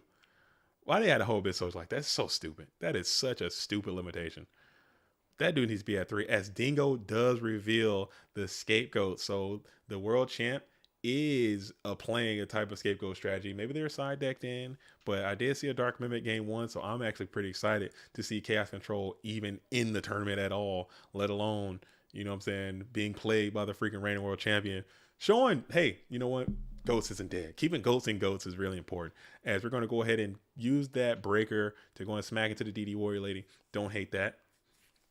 Michael Gray has to hate seeing these scapegoats on the field. They are the Warrior menace. JDZ about to go need some floaties. I'm dried up right now. I am dry. This is a freaking desert out here because my water. I love water. Water has all the tools. Water has all the tools needed. They got cool boss monsters. They have cool effect monsters. They got a nice recruiter. They got some nice recruitable targets. They got like different synergies. They got Umi. Okay.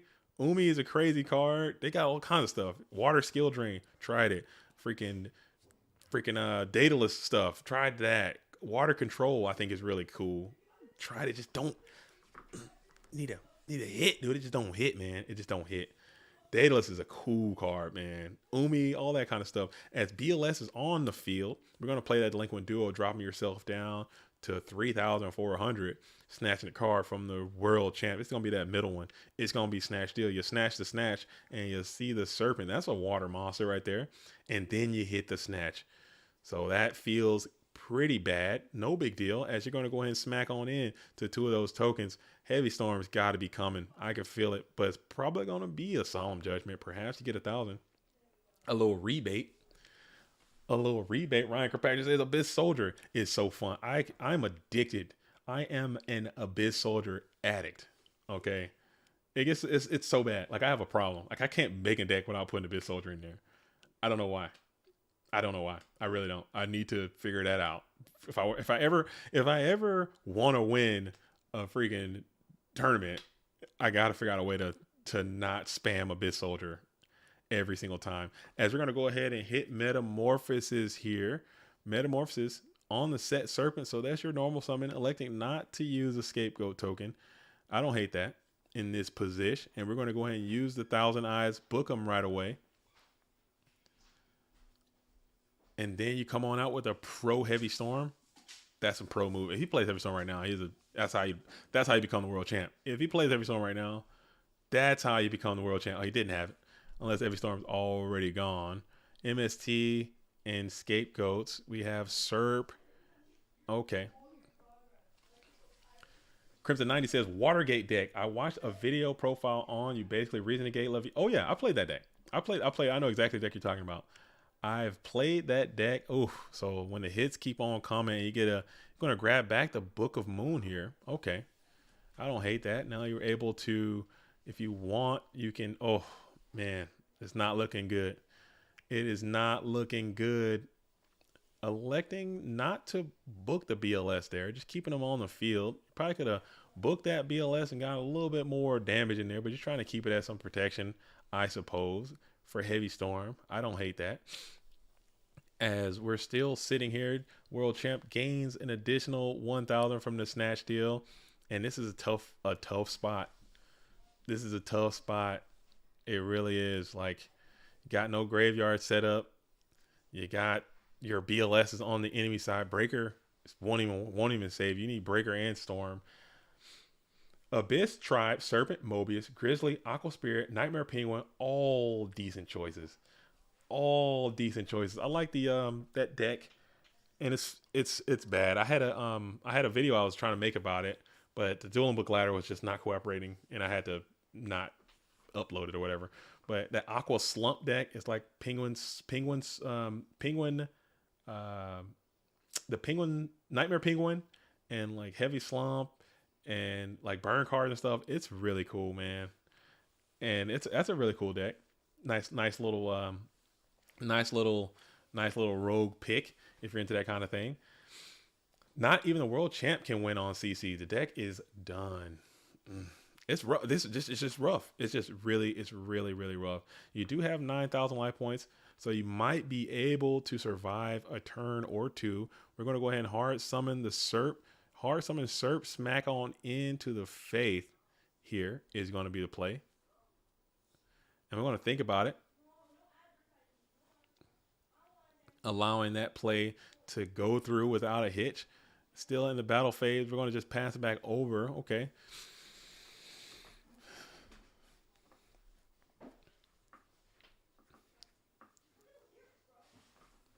Okay.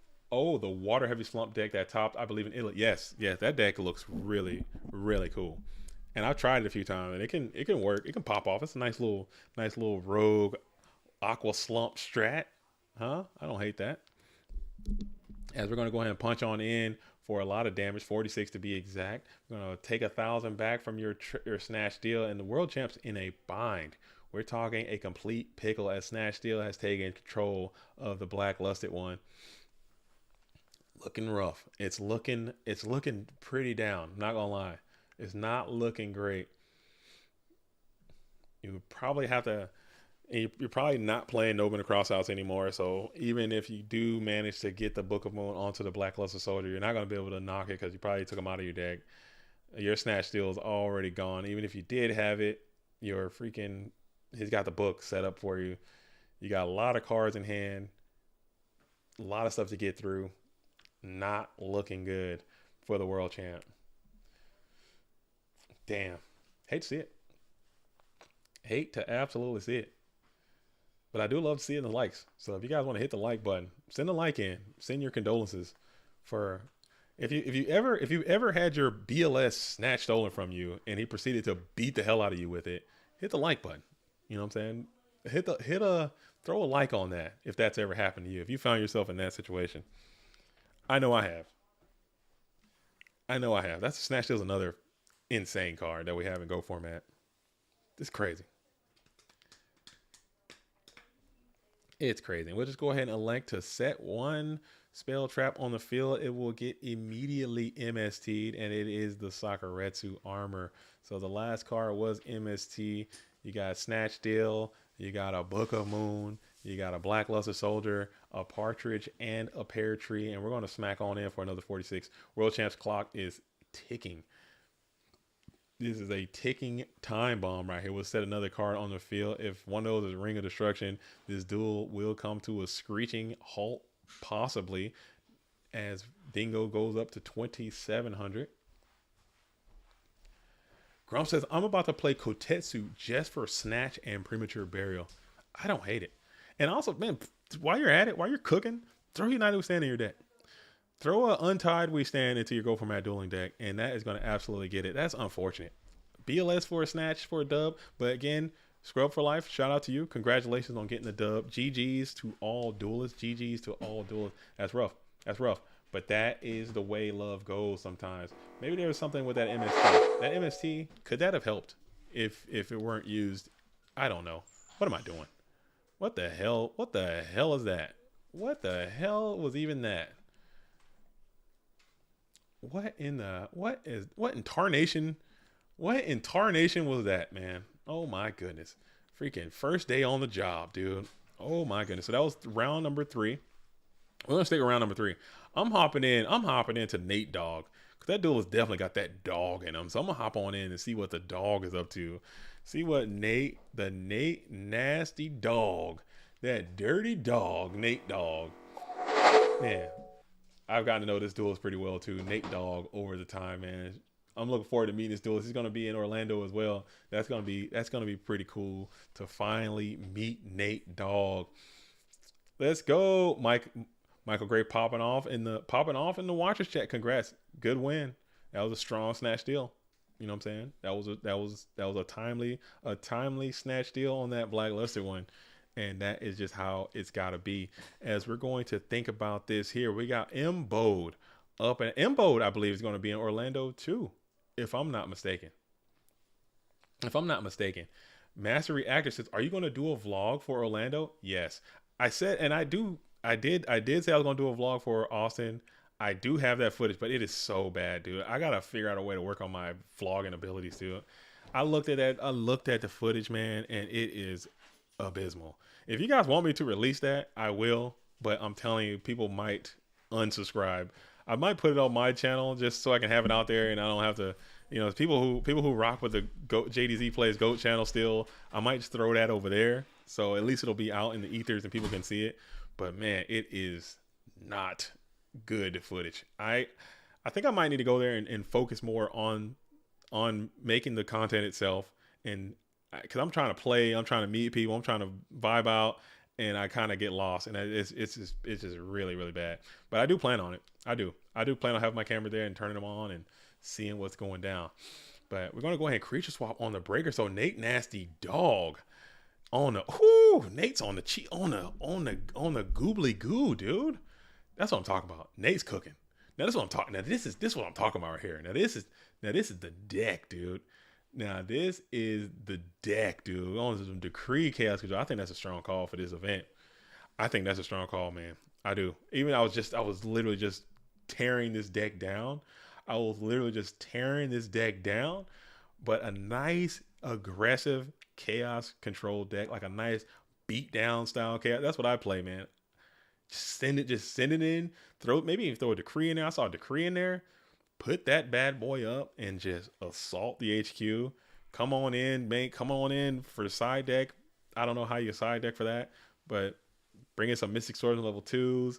Bring in some freaking mind controls maybe, and just keep going. Just keep swinging. Because the issue with Chaos Turbo, at least in my observation, Chaos Turbo, if they set up on you and they get the spies going and they get the Trinity going, they start flip effect monsters, you're going to lose immediately. So how you win, your path to victory is going to be trying to aggress them sooner than later. You need to have beefy. I'll take Homunk. Who said Homunk? Undefined said on the Homunk. Dude, give me Homunk. Give me somebody with 1,800, 1,900, 2,000 attack points that can attack direct. Give me that guy. Give me some knocks. Give me some mind controls. Let me get in there and let me start swinging. You can have whatever you want to have. If I knock attack, freaking Mygon attack, Royal Decree, and I'm just getting in. I get through those spies and I'm just attacking you. I'm probably gonna win. That's my new win condition. That's how I've been playing it, and it's been working for the most part. But still, sometimes they're going to set up their spies on you. They're going to slow the game down. They're going to Trinity you, and you're going to lose. But I think trying to play this, I'm going to just outgrind you game. I think that's over, dude. I think that's over. I think it's the Chaos Control player. I think they would have to. At least in my opinion, this is just from my experience, my opinion, I think the Chaos Control player has to adapt to being able to aggress. It has to turn more aggressive. You can't be playing that set because they're going to set flip better than you. They're going to discard trap better than you. They're going to turbo better. They're going to do turbo better than you. So if you're trying to play a turbo mirror from a Chaos Control perspective, you're going to have a bad time. I love playing Abyss Soldier. I liked Golem Sentry for a while, but now they're playing freaking Zombiras and stuff, and that's not great either. So it's a mess, man. It's a mess. They're adapting too.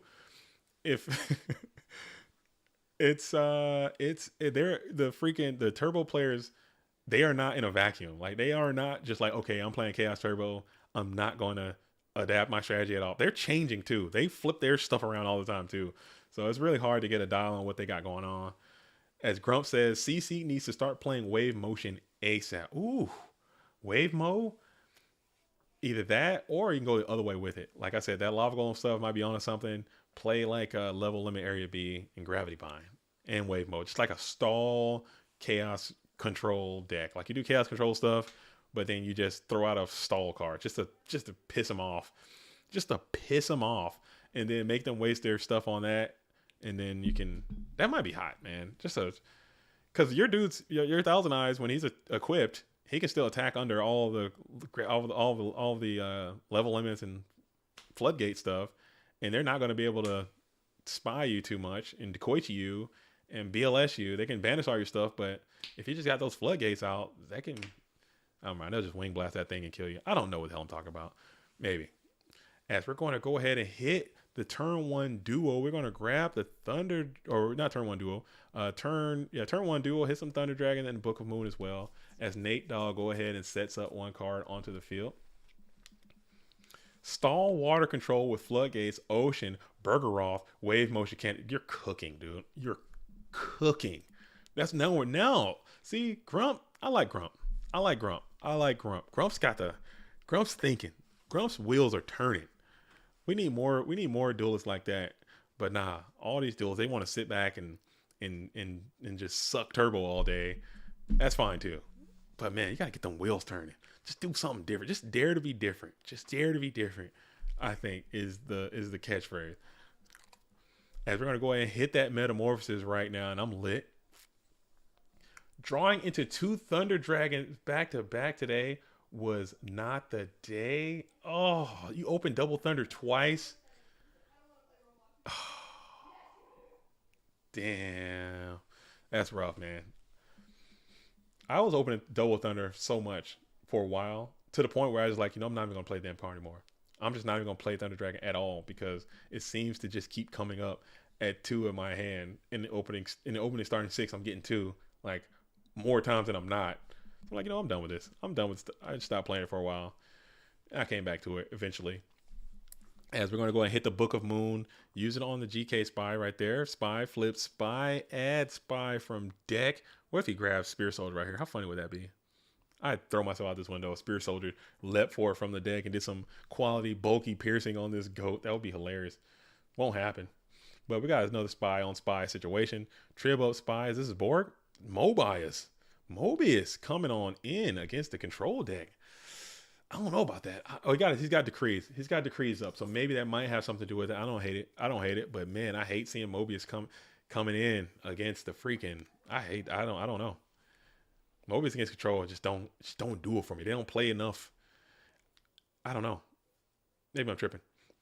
As both duelists are going to go ahead and eat that 2,400. And then we're going to take a goat off of there. I don't know, man. Maybe you're playing that many traps and Decree is just that oppressive against you. That might be a reason why you want to do that. But Tsukiyomi is going to eat that dude's lunch. Thousand Eyes is going to eat that dude's lunch. And then he's going to be on your case at 2,400 stat line. I don't like it.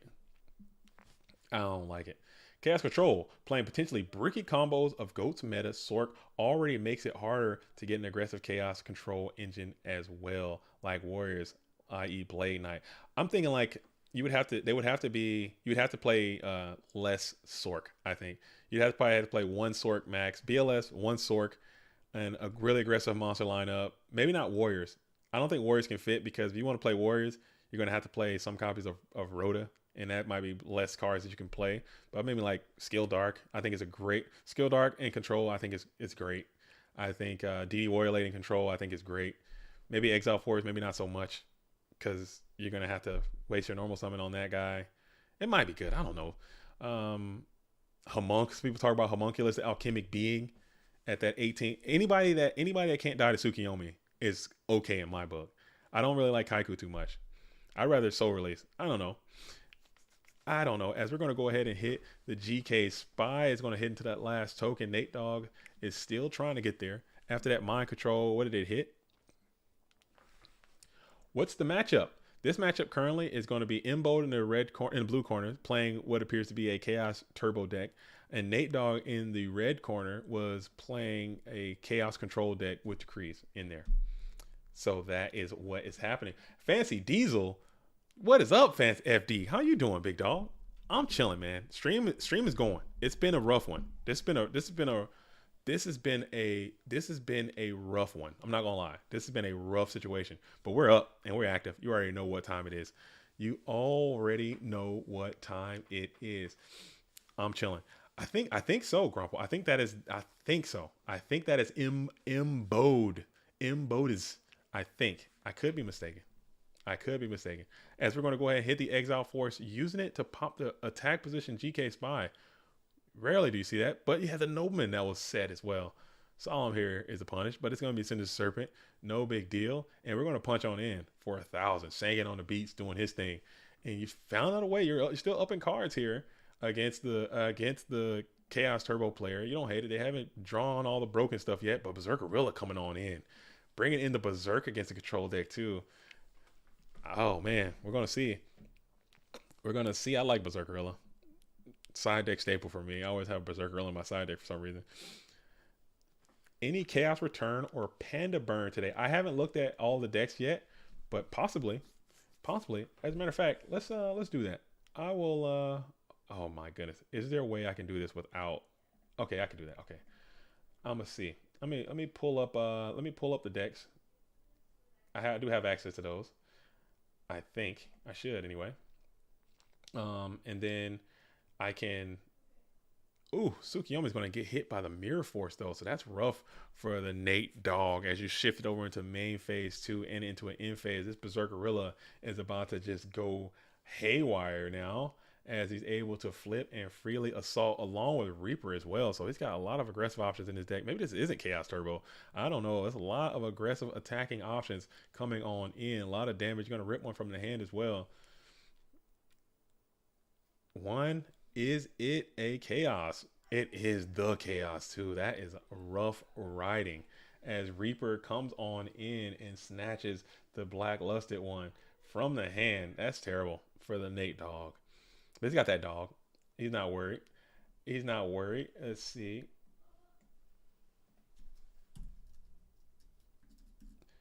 All right.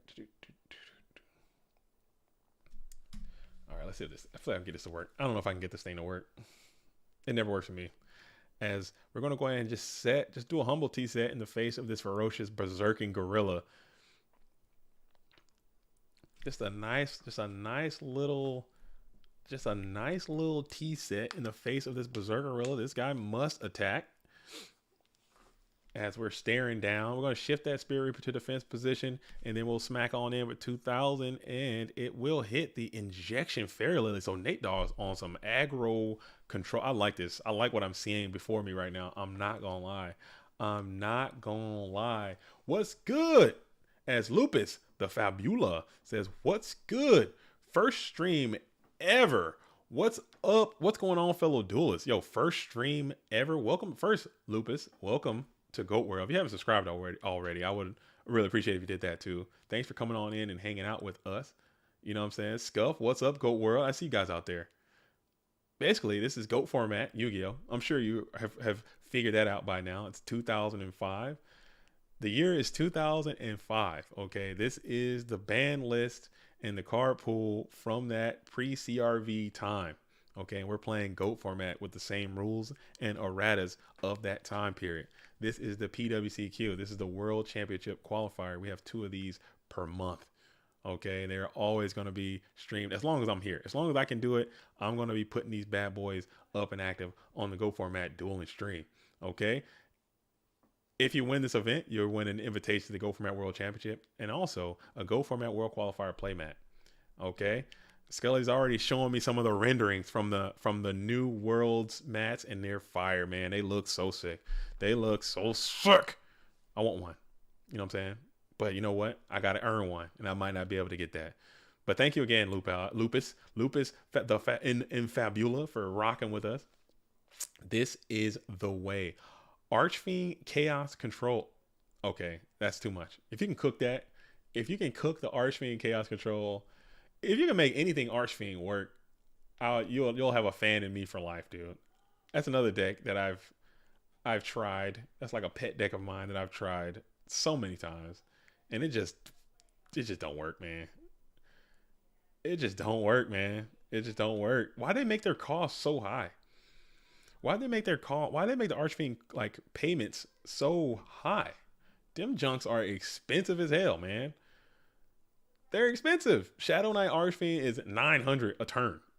Freaking Terror King Archfiend, you gotta have Pandemonium, and Pandemonium doesn't do anything. It doesn't. It just like it does. It's so bad. As WIBEJ says, what date is the Worlds of 2023? It's going to be October the 22nd. October 22nd. Let me make sure that's right. I'm giving it fake news. All this stuff is going to be in the Discord too, in the events area on the top left tab in the events. Pull that up. It should be the Go For My World Championship is Saturday, October the 21st, starting at 8 a.m. It's going to be a 2-day event. In order to enter that event, you have to be qualified to enter into the Go For My World Championship through there's so many qualifications. Get on YouTube, find out all the different ways that you can qualify. There are a number. I don't want to list them all right now, but there's quite a few, and there's still opportunities to do that. The next one, aside from this one, is going to be GGP Orlando right here. You know what I'm saying? Come on out. It's going to be an IRL event. So if you're in the Orlando area, August the 26th, come on in. Play some Go format Yu-Gi-Oh! And it's going to be a lot of fantastic duelists there. Some of the greatest duelists ever in the history of Yu-Gi-Oh! You know, at least old school retro Yu-Gi-Oh! For sure are going to be out there. So, yeah. It's soon. It's gonna be a spectacle as we're gonna bring forth the big old skill dark on the field. That's what now Nate's cooking, dude. That's what I'm talking about. A strong, beefy skill dark. Sometimes that card can just. I've I've gone coast to coast with skill dark more times than I can count. I've gone coast to coast. Trap does shoot. I'll send back their play, and I'll go coast to coast with this skill dart. I'm talking wall to wall. Because this dude, they can't sook him. They can't kaiku him. But they can berserkerilla this guy. He's got berserks in there and all that kind of stuff. Got breaker. So you get a nice peek at what the hand is going to be. It's going to be Spy, MST, Jinzo, Wind, Blast, and Duo. So that's rough. That's a rough little setup there. I'm not going to lie. Not looking good. You do get a counter on that skill, Dark Magician. That's a very undust shootable hand right there. You didn't want to see that. Because now you're going to have to play through the Delinquent Duo, which is just, oh, that was the answer to your freaking guy too, man. That was the answer to your freaking guy, dude. As you had the Mystic Swordsman level 2, who would have been a nice answer to the Gravekeeper's Spy. And now, but he would get a Wind Blaster too. So it's going to be what it's going to be. And now Nate Dogg has to think about it here. What's going to be that second discard? He's going to send out the Snatch Deal there. All right, just keeping for those keeping score at home. There is going to be one counter on that skill Dark Magician in the event, and we're just going to set up everything onto the field. We got the Jinzo still in hand. We got Jinzo is brought in. Wait a minute, that's a Jinzo. I just noticed that was a Jinzo. Why is that Jinzo in your Go Format Dueling deck at all right now? I'm so confused by what the blue corner is doing there with that Jinzo in this matchup.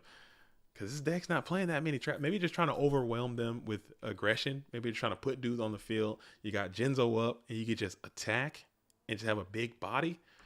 But if I see Decree, I'm taking that Jinzo, and I'm throwing that thing as far as I can away from my Go Format Yu-Gi-Oh! Dueling deck coming into a Game 3. But there he is. He's in the hand right now. You drew it, so I guess that's on you. As Stout says, I'm coming to Orlando with 3 decks, a trading binder, and a dream.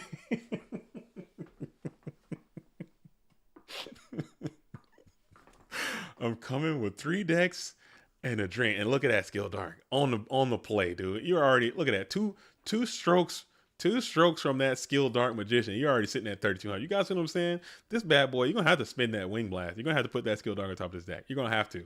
You're going to have to. If you don't figure out something soon, that dude is going to go coast to coast on your whole situation, man. And it's not going to be pleasant. It's not going to be pleasant. People will say, oh man, skill dark sucks. Skill dark this, skill dark, man, that card, man. I'm telling you, think about it. Think about it now. And if you're going to go ahead and hit into the draw phase, standby phase, main phase 1, we'll play the pot. That's 2 counters on that skill dark magician because there was a Delinquent Duo that was played. So that 1 is actually going to be a 2. Keep that in mind, just in case that blue corner player or red corner player wants to summon for the ultimate wizard in terms of attack and defense. And there you go. You got to spend it. You got to spend it. We'll hit your Decree right there. MST right there. Second Decree would have been hilarious right there. And you didn't have it. But Skill Dark's going to have to take a ride back to the top of the GOAT format dueling deck.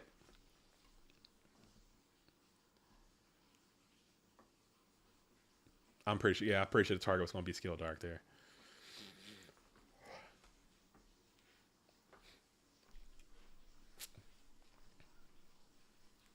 Writing down cards in hand after Duo is legal. You would have to ask your tournament organizer. For online events, it has to be. Because the log is going to log it all anyway, and you can just screenshot it so you can online. IRL, some events you can, some events you cannot. So it's very important that you ask your tournament organizer before you do that. But most times, if it's like Konami sanction, it'll be a hard no on that. So I would prepare not to. And here he's back on you. He's back on you. You got to answer him again. That was definitely a wing blast. That was definitely a Regeki break over wing blast situation. As Skill Dark is going coast to coast and doing the most right now. As we're still kicking it in attack position. And we're going to vibe here. Skilled Dog Magician. We draw back the Breaker, the Magical Warrior. Breaker's going to have to bump. It appears we might have to set up for a bump. We're going to go for a break. Breaker, break. Do we chain? We'll chain Scapegoats. That throws another counter onto that Skilled Dog Magician. As let's see what happens next. And we play the Snatch Steal, finally taking control of that menacing Skilled Dark Magician to your side of the field. That's 2 counters on that Skilled Dark, not to be confused with the one that is up and active. That's great. Okay, Nate Dogg did catch that, so he does have 2 counters on it. A lot of people say, "Oh man, why are you playing Skilled Dark? Why are you playing Skilled Dark? You're not even playing Dark Magician, dude." The dude's got 1700 defense. Okay, dude's got 1900 attack. What more do you want on Yu-Gi-Oh card? You can normal summon it to the field. You can clear your field. You know, put 3 counters on it. You can set up a dark in your graveyard. Come on, man. Card's doing the most. As we're going to go ahead and play Metamorphosis here. Metamorphosis, bring forth Thousand Eyes Restrict. That's another counter on the Skilled Dark. He should be up at 3 right now. And then we'll declare its effect. We'll target that Skilled Dark. No chance this goes through. And it makes it through. Wow, what could those back row cards be? Maybe they could be discard traps, or perhaps they could be something that couldn't not ring. And we're going to go battle. We're going to try to get into this Breaker, the Magical Warrior. Mirror Force, maybe? Sakuretsu Armor, perhaps. And it's nothing. What are those damn cards? As we're going to go ahead and slam it on into the second main phase before setting a card onto the field. We have a Threatening Thousand Eyes equipped with Skilled Dark. Spellcaster on Spellcaster Connection. As we got 1 card in hand. Embode 89 is on the play. Need to be a live one here. Tsukiyomi would be pretty neat. Heavy Storm is all right. And you're bringing in the Minecon. I don't like that either. If I see Skilled Dark, I'm not throwing Minecon in. If I see Injection Fairy Lady, Minecon is going away from my dueling deck. I really feel that way. Minecon is gone. Freaking Jinzo definitely gone. Berserkerilla, Mobius, all that's gone. I mean, unless you just literally don't have the cards. Maybe you just don't have the cards and you just do what you got to do with what you got. As we're going to go ahead and bring forth Breaker. Breaker's going to pop the Mirror Force. Book of Moon here will be fantastic if you had it. Don't have it, Paris. As we're going to go ahead and draw 1 more card off the top of the deck. And we're going to have to set them on into the face of this Naked Thousand Eyes Restrict. Slam it on into the standby phase, main phase 1. We'll get a little quality suck in here. You don't hate that. Sook would be nice if you're a red corner player. Book. Nothing. No Trib, nothing. No Thunder Dragon, nothing. We're just sitting here. That's frustrating to me. If I am Nate Dogg, but Embode still on the play, 1 card in hand. Thousand Eyes Restrict is doing you a favor by not allowing any attacks to go through, and we're just kind of sitting here.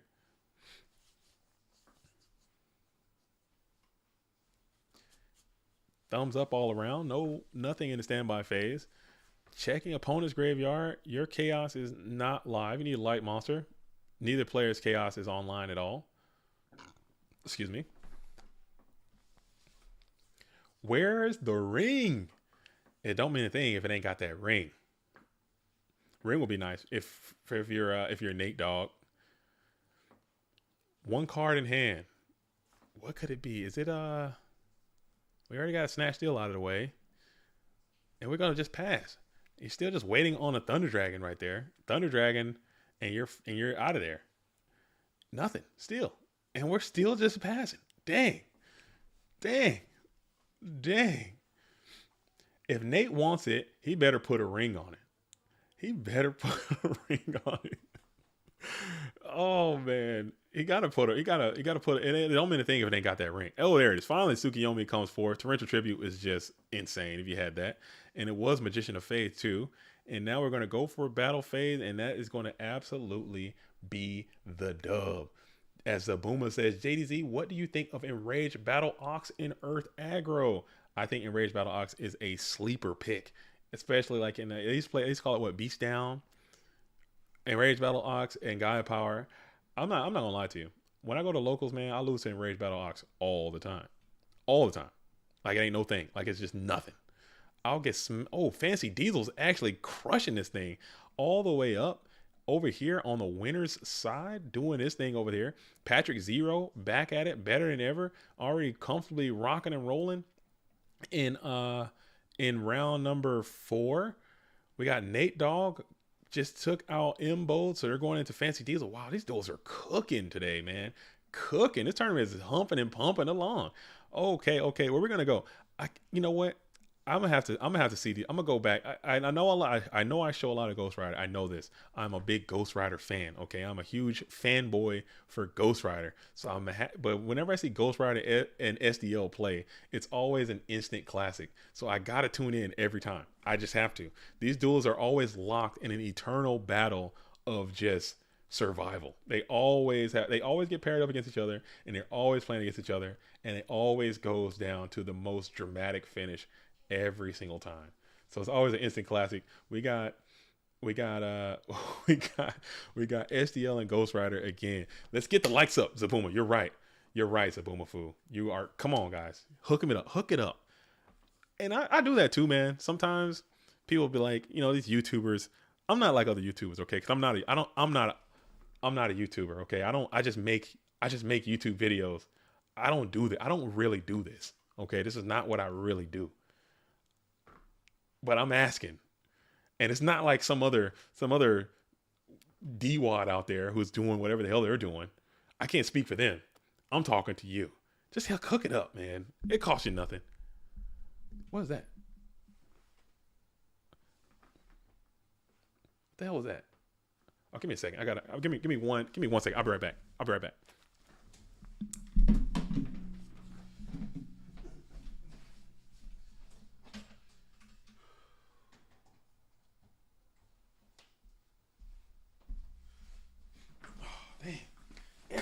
Everything is just failing today, dude. Everything wants to fail all at once. Everything, man. I just can't get a dub. Your boy can't get a dub today. I gotta try. I can't give up. I can't give up. I can't give up as SDL Killer's down to 1 card. Ghost Rider's up to 3, and we're rocking and rolling. 2 Solemns already gone. Not looking great for the red corner player. BLS is live. Oh man, oh no. The deer are rebelling. I don't have any deer out there right now, but dang, man. Dang, they can't nobody's gonna keep me down. Nobody. It's impossible. I'm not gonna lie though. This week was a down ass week, man. This was a bad week. This was not a good week in all facets of my own life. So as we're going to go ahead and bring out the Nobleman Cross out, and BLS is going to absolutely get there. Ghost Rider is going to take a game 1 off of SDL Killer. Ghost Rider has been blocking SDL Killer quite substantially in the end of this dueling season. Ghost Rider already has multiple invites. SDL does not. And they keep pairing up in these tournaments, and Ghost Rider has been getting the best of SDL in these last few. I believe SDL did win the FL. I think they got paired again in FLC, if I'm not mistaken. Somebody correct me if I'm wrong. But they got paired there too, and I think SDL won that clash that they had there. So FLC, if you're not aware, it's still underway right now. I believe there's in round 5, I want to say. It's a multi-day Swiss tournament. Major Go format tournament is currently underway as we speak. Should be finishing sometime, I would say, in the next week and a half or so. We'll see who's going to be the FLC champion. I think that's the final FLC of the season, those multi-day Swiss events. So if you're into that, make sure you guys are checking those out too. There will be more FLCs. I think that's the last one of the season. That's probably the last major event of the season, I would say. There's still a few obelisks going down, so I will get into the Go Format Europe Discord. Check those out. There are a few of those that are still available if you're into the Academy thing, because a lot of feedback that we get is that these tournaments typically happen on Saturdays and Sundays and on the weekends. And a lot of people, maybe they have to work, maybe they have other things to do. They can't commit that amount of time to play a freaking retro format Yu-Gi-Oh tournament on a Saturday. Well, if you have those multi-day Swiss events, the Obelisk program, Academy, all that stuff, that can give you opportunities to play on your own schedule, and you still can be extremely competitive. So I'll look into all that stuff if you're into that. If you're into that, and just keep rocking. Just keep rocking and rolling, man. Keep rocking and rolling, as I often say. All right, all right, all right. So thank you guys for liking. Everyone who did like in the last little bit, it means a lot, and it goes a long way. I'm not sure exactly what it does, but I think it does boost us along the algorithmic process. Like it sends the signals out and puts us on people's pages. Like when people are chatting a lot, talking in the comment section, and when people are liking the stream and the stream is rocking, YouTube's like, okay, these guys are rocking over here. Let's get more people in there to rock with them. And that's the whole point, I suppose. Any engagement is good. Yeah, so you guys can talk crap about me. I don't mind. I got strong shoulders, and I could take it. So if you guys just start just spamming hate comments in the chat, that's fine with it too. As we're gonna go, I don't mind.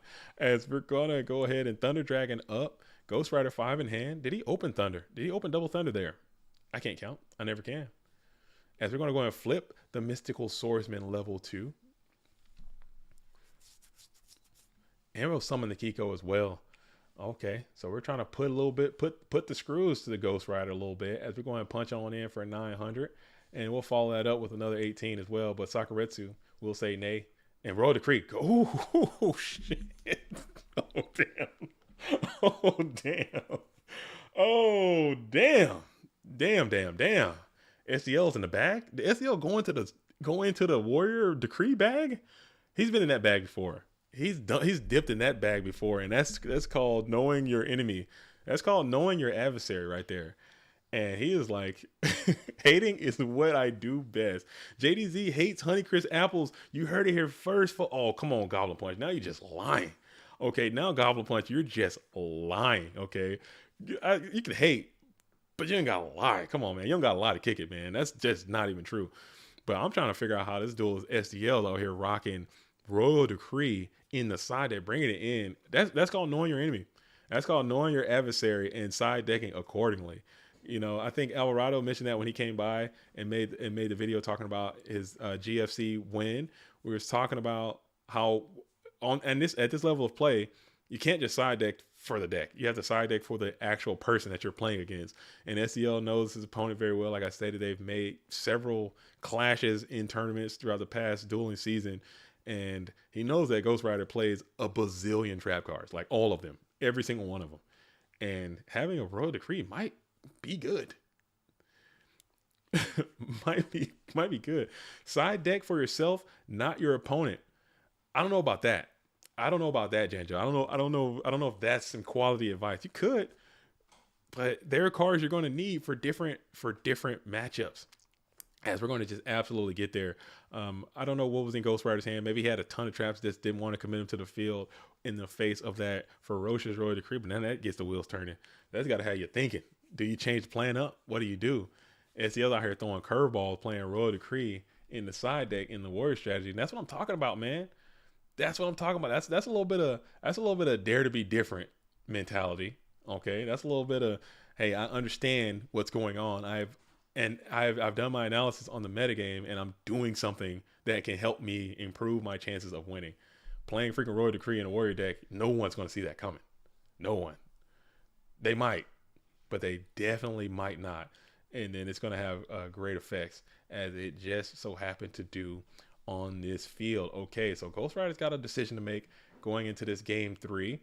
SDL has also maybe not as many decisions to make. Hey, because that kind of worked. Do you go back to it? Do you get off of it? Do you bring your traps back in? How many traps did you take out? What traps did you take out? Are you keeping solemns in? What do you do?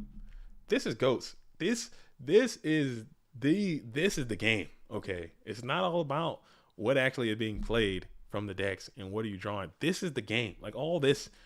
What is your opponent going to do? What am I going to do? How can I combat what they're doing? How can I think? How can I get ahead of them? What is that is where it's at. So this side deck, and I expect it to probably go a little long. They're just really mind gaming each other right here. I don't know.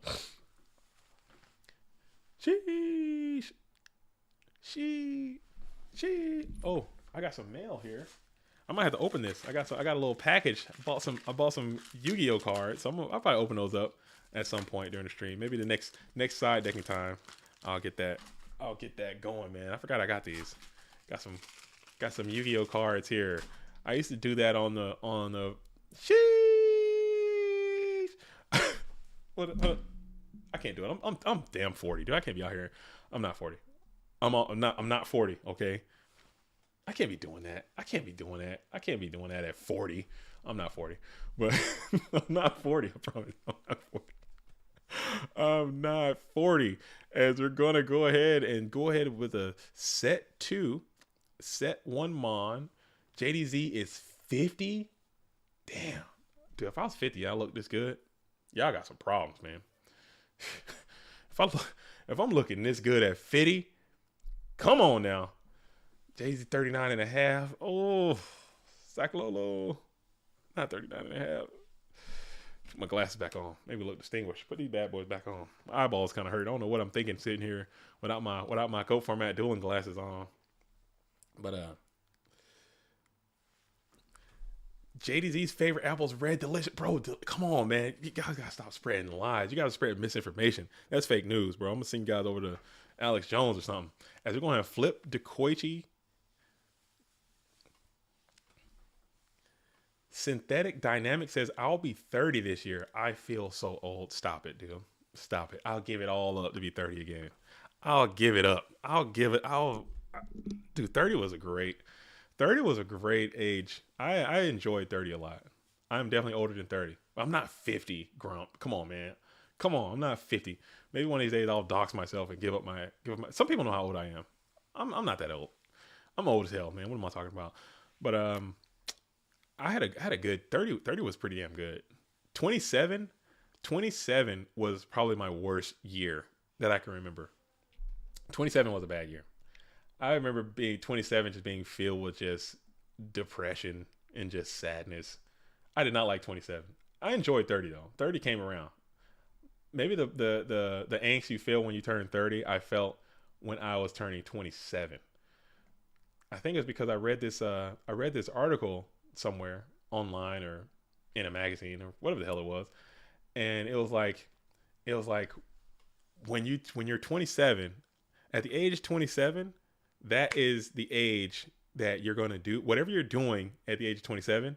That's what you're going to be doing. Like, you're done. Like, you're whatever career you're having, whatever professional field you're in, whatever thing you got going on at 27, that's what you're going to be.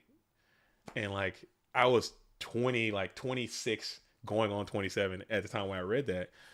And I'm like, damn. And I was like, damn. Oh, another decree. And we're going to have to Regeki break this here. Is there a solemn to back up the Regeki break? That would be so funny. As we're going to go ahead and hit the decree with, and we're going to MST the set as well. It's the Dust Tornado. So interesting going for the, he must have just said that. I'm sorry. I was talking about turning 27, and we got Breaker as well. So Breaker is representing another plus value as well. It's going to hit the Ring of Destruction. So we'll go 1 for 1, taking 16 off of both. And wow, if you could have got that decree to stick, you would have been feeling a little bit better. But yeah, I was, and it was like, that's what you're going to be doing. And I was like, damn, dude, like, I had these ambitions. Like, I had so much stuff I wanted to do. Like, had a zest for life. All this crap I wanted to do. All these places I want to go. All these things I want to be. I want to be this. I want to be that. And I was like, man, I'm getting too old. And now I got a family. And now I got kids. And now, strong TT here. Blowing up all those mons. Maybe there's a Chaos follow-up. There's not. There's a normal summon, though. It is going to be the Sangan. And then that's going to be what it is. So now that I've gotten older, though, I've kind of gotten over it. Just learn to accept what you can have and can control. And as Kaiku the Ghost Destroyer is going to come on and clap up this Sangan, we'll get some quality banishments out of there. Both of those spies. Don't hate it. Night Ass is a Menace 3 society. Dat Rayang. Dat Rayang. Rang. It's like a raying of destruction. It's a free ride. Come on, when it's already late. It's some good advice. What did he search with that singing? I miss it there. What did he search with that singing? Oh, Scuff says, "What was your dream job?" Oh my goodness, Scuff. You know what? It's. I wanted to be a radio DJ for the longest time. We talked about that before. As another road decree is going to get hit by Mystical Space Typhoon. I wanted to be a radio DJ for a long time, but I remember vividly being in 3rd or 4th grade, and we had to write draw a little picture of like, hey, what do you want to be when you grow up? Like, what's your dream job? What do you see yourself doing? Blah, blah, blah, blah, blah. Like kids drawing little figurines of them being like astronauts or doctors or teachers or whatever the hell. I drew myself like driving in a convertible, and I was like throwing money out of the convertible. And that was me. That was what I wanted to do. I just want to be like able to drive a convertible and throw cash out of the top of the sunroof. That's whatever that job is. Rich money thrower out of the roof of a car. That's my dream job. I don't know. But I think a radio DJ is something I've always wanted to try. I just never did. Stand up comic would be pretty fun. I just can't write. I can't write at all. You wanted to be Elon at 3rd grade. Just out here, just top down, just dollar signs for eyes, and I'm just tossing cash out of the freaking out of the roof. Scuff says, I always said my dream job was retirement. That's gonna be me very soon. Oh my goodness, I cannot wait. As Kaiko the Ghost Destroyer and Troublefinder Virus up and active, I'm about to move to Florida and everything, just like the old people. Start playing some Baccarat, Pinochle, and I'm getting after it, dude. I'm be fully in my retirement bag here very soon. And now Brick has a decision to make. Are you going to take the challenge? Do you take the challenge? Do you take the Kaiku challenge? Do you take this back? That back row ain't nothing, dude. He breaks it. That back row is fake as hell. That back row is fake. Never mind, it's rain. It's real. It's real. It's real. It's real. It's not fake. It's real. Oh man, as we're going to go ahead and use the Ring of Destruction, hitting the breaker at 16. And then we'll play the one card duo. One card duo is going to send the Smasher out. Smasher would have been great against the Zombira the Dark. That's your normal sum. The Chaos is not live.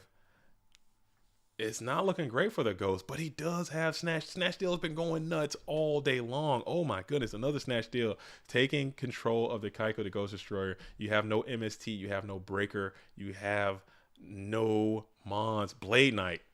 Rhoda for Blade every single time. Gotta be, right? What kind of warrior deck won't Rhoda for Blade right here? What kind of warrior deck sets a card right here? Where's your freaking Rhodas at? Where's your Blade Knights at, SDL? What's going on, man? As 1800, it will stroke in, and it will hit clean, and it will take 1800 off, as we're going to go ahead and continue to tickle that graveyard, sending some more beefy nutrients out of there. As we draw 1400 left, you're going to gain 1000. You're sitting at 24. Blade Knight? Nobleman's going to hit the set. Blade Knight one time. All copies of Magician of Faith are going to be removed. As the Boomer says, play some GOAT in Florida with Shaggy. Best retirement. Dude, Shaggy is my guy, dude. Shaggy's my guy. My goal is to buy like some acreage in Florida. Is this GK Spy? It's DD Warrior Lady. Okay, so that's not bad. You get the DD Warrior Lady. It's going to be able to banish the Kiko to Ghost Destroyer. As Ghost Rider is sitting at 1200. Buy some acreage in Central Florida and like start like a subsistence farming kind of thing, and kind of just get back to nature. And I love nature. I want to kind of kick it, just have some land, buy a couple dirt bikes, buy some freaking ATVs, and just kind of ride dirt bikes around, grow some food, kick it, play some music, and just kick it. Upstart to Upstart is just ridiculous. Oh my god, take the cards out of your freaking deck. Upstart and the Upstart in this warrior homestead. Oh yeah, big time homestead, and I want to do a what's it called? Not a life ship. It's like I forget. I got kind of sucked into these videos about it. It's basically like a self-sustaining house that kind of like a life ship, no spaceship, like a house that you can kind of live in, and it kind of like a homestead built into it. It's really cool. It's a really cool concept. But Homestead Florida is good for that. I'm doing it. Oh yeah. I raised chickens for a while. I learned how to do that. I learned how to grow certain things. I'm very handy. Like I can build virtually anything. I can do construction. I can do all that kind of stuff. So I think I can make it. I think I make it work. Mobius here is very cool too. So Mobius could be tough. You might have to solemn this if you're a ghost. No solemn, and that's gonna. Oh, but it's in defense. It's why is spy in defense? Oh, why is the rum gone? Spy in defense, but ghost still trying to hold it down. One card set. We're gonna go main phase one. We're switching both though here. Is Mirror Force gone? And it's going to get the dub. So SDL Killer will get the best of Ghost Rider this time. And SDL will move on and Ghost will fall. Nice. As long as Earthship. It's called Earthship. It's called Earthship. That's what it is. Earthship. Look it up. Google that. I think that's a really cool little concept too. Earthship. As we're going to go ahead and pull the bracket back up as SDL gets the dub there over, his nemesis, his new nemesis. And Nate Dogg is cooking over here too. Nate Dogg and Bernie Socialist. I think I'm gonna hop on in. Let's go back into Nasty Nate. Let's go back into Nasty Nate Dogg over here, who is rocking and rolling, locking horns with Bernie's Socialist. Let's see what's happening here. Nate Dogg got that dog. Are they hosting up? Are they not playing? Oh, they're hosting up right now. So they're already in round number 5. This tournament is cooking along. We are already in round number 5, and we're not even like the thing. It feels like we just started. Like, oh my goodness, it feels like we haven't been doing this thing for 2 hours already, and we're already in round number 5 of the winter side. It's just incredible, man. These dudes are playing today. Not a lot of him hawing and Jim jamming. Not a lot of flim flamming. These dudes are out here getting after it. So Nate Dogg is locking in with Scrub for life. I think I'm gonna jump right on here. Needless 40 cards. I can't even play without. Oh, I got my freaking my Goob deck on. I can't even hop onto a. I'll wait. I'll wait. Let's see. I don't want to pull my Goob deck up right now. Have everybody freaking roast me again. I can't get roasted anymore. So I'm just gonna wait for them to start. Then we'll get in there. Yeah, Nate Dogg definitely got that dog. Got that dog. Undazed says it's going to be facing Jean-Claude Van Damme soon. Good luck. Good luck against Jean-Claude. Jean-Claude is trying to get there. Jean-Claude's definitely got that dog. He's definitely trying to get there. All right, but as we're waiting on this, on these duelists to hop on in, I got my confirmed package right here. Let me open this bad boy up and see what I'm getting into today. Let's see what I got. I'll try to not dox myself. You know what I'm saying? You know what I'm saying? Don't hate on it, dude. That's just how we get down over here. Don't hate on it. As let's see how it's gonna be. Ooh. Oh, I want to dock. It's not on camera. You guys can't see that, can you? Okay. Gotta be so sure over here. Ooh. Jeez. Oh, looking good, man. We're looking good. What is this thing, man? What we got going on here? Dude, that's why you gotta open package. You gotta take it with the biggest possible knife that you can, dude. Let's see. All right. Let's do. All right. Ooh. Oh, that looks good. Nice. What is in here? What's in here? Shout out to AJT BLS. He's my patent pending card salesman. Sold me these cards for a nice quality price. It's going to be consistent. You know, he's one of my go-to vendor. Oh man, it's looking pretty good. Got a little dark arm dragon, huh? You see that? Got a little dark arm dragon there. Got a little emissary. See, I got my Ed. I'm sorry, dude. I'm sorry, Goat World. I'm buying some. I'm selling out. You know what I'm saying? I got a little. This guy right here, huh? I'm selling out. I got to, man. I mean, everybody's doing it. I got some goat stuff too, though. Speaking of, dude, look at this. Finally, after all these years, finally, you know what I'm saying? I got me a hollow first edition Skill Dark Magician, huh? That's how real that card is, man. I had to get one of those. Finally, after long last, dude. I've always been rocking a common one for a long time. Let me check the dish. Man, crispy. Huge shout out AJT BLS, man. Coming through. The super hit's different. Oh, super, you're right. Undefined. The super is something else. As we're still waiting on Nate Dogg and Scrub for Life to go play some Go Format Yu-Gi-Oh! I'm just gonna keep going through all my wares here. Does the hollow have more attack?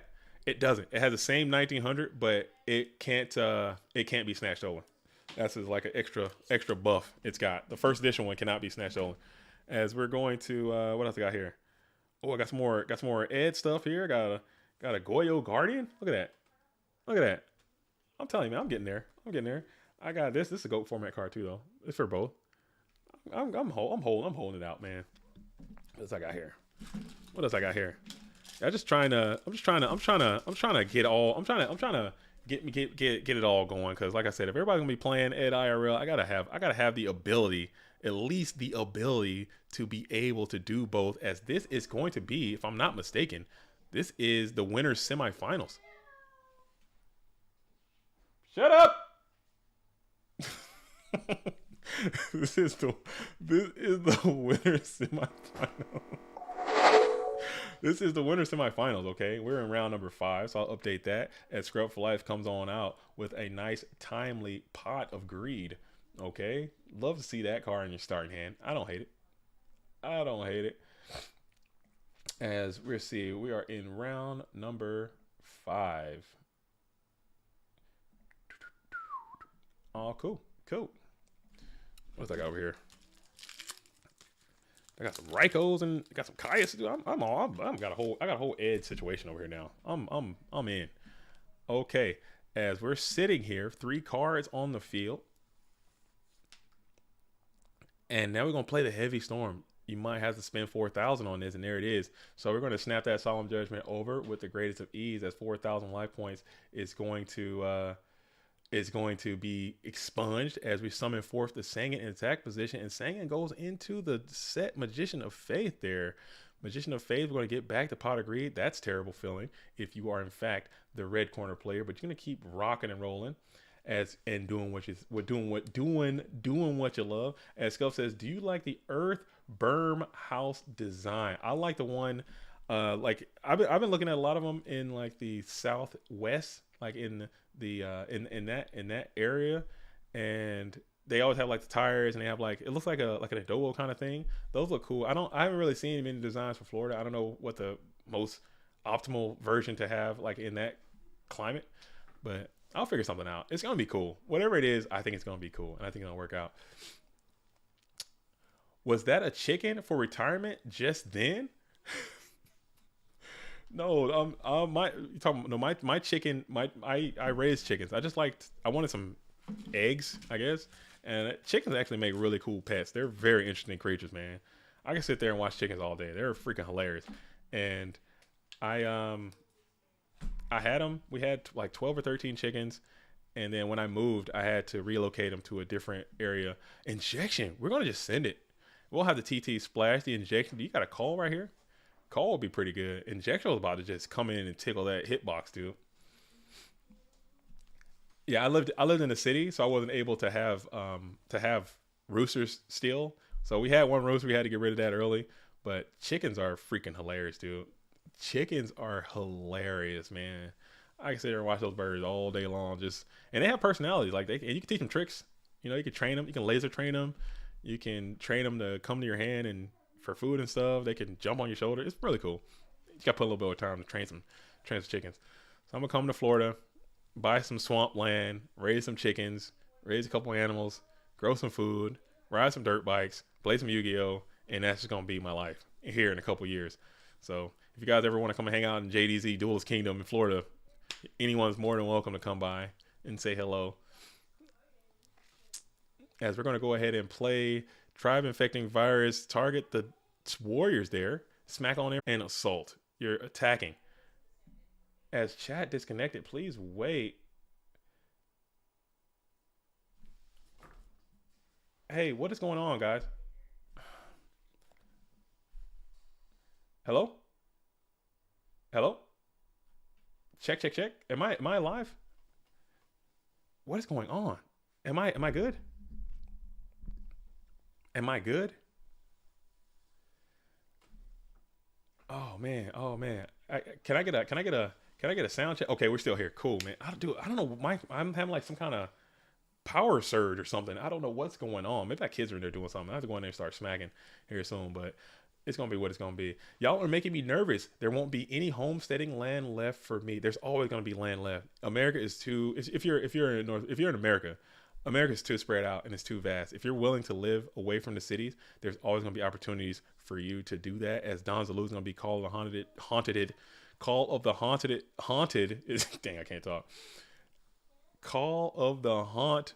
Hey, rips the Black Luster Soldier again. Your Black Luster Soldier is just getting taken from your hand today. A lot of cards on the field. Your Heavy Storm has already been used, which is unfortunate, and your Sinister Serpent is now going to be banished with Kaiko the Ghost Destroyer. So it is not looking too hot for the red corner player. I'm not going to lie. Did you just interdimensional transport? Dude, I don't know. I honestly don't know what's going on, but I keep losing connection and it keeps coming back in a moment. Hopefully YouTube's probably going to throw us off here. So just be prepared. If this stream abruptly ends, just be prepared to come on back in relatively quick, because I'm gonna fire it right back up like right away. But YouTube does that to me for some time. It might be something to do with my router or something. My internet will just shut out randomly. As we'll go ahead and use the Tsukiyomi's ability to target the Kaiko the Ghost Destroyer, and then you'll just be able to clean that thing up and to a Mirror Force, and that's going to be an instant GG's all around. So we're going into a game 2 situation. How many acres are you looking to buy? I'm trying to look anywhere between the lowest that I'll possibly go is 12. That's the lowest I'm gonna go. The most I want is between 100 and 150. That's the most. The lowest I can do is 12, because that, based on my mathematics and arithmetic, is the amount needed to store to do all the things I want to do. It's 12 at that low, but at the high it's going to be somewhere between 100 150. But realistically it'll probably be around 40 or 50 is probably what the goal is going to be in Central Florida, somewhere between Gainesville and Orlando. And it's relatively cheap. I mean, speaking about how things are priced, if you try to buy that anywhere else, you're going to be. I looked in Texas for a while. Texas has really cheap areas. I looked in North Carolina. That has pretty cheap areas as well. There's still opportunities. There are opportunities if you're willing to do the work. Like if you're willing to go to the middle of nowhere and you're willing to do a ton of work and you're like self-reliant, there are opportunities. But the issue is, like, if you're living in these major cities, you're going to get blasted by all sorts of extra, city tax, man, because it costs to live in nice places. Property value is not going to go down. It's only going to go up.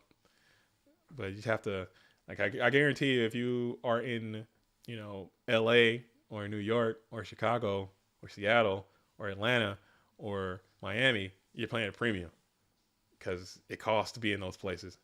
But if you go to anywhere in Iowa, maybe Bumtown or somewhere in Mississippi or somewhere in Wyoming or Montana or in Idaho or something like that, you're going to deal with some other problems.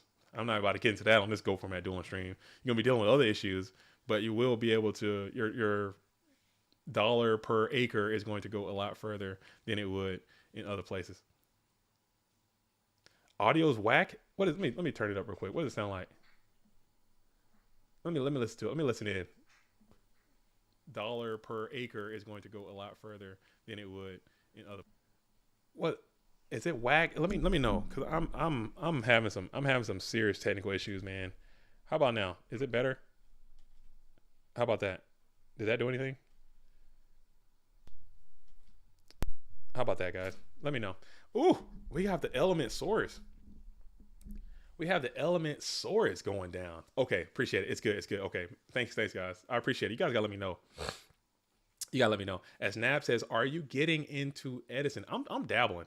I am dabbling. I am putting my toes into it. I've been playing a little bit of Edison myself lately.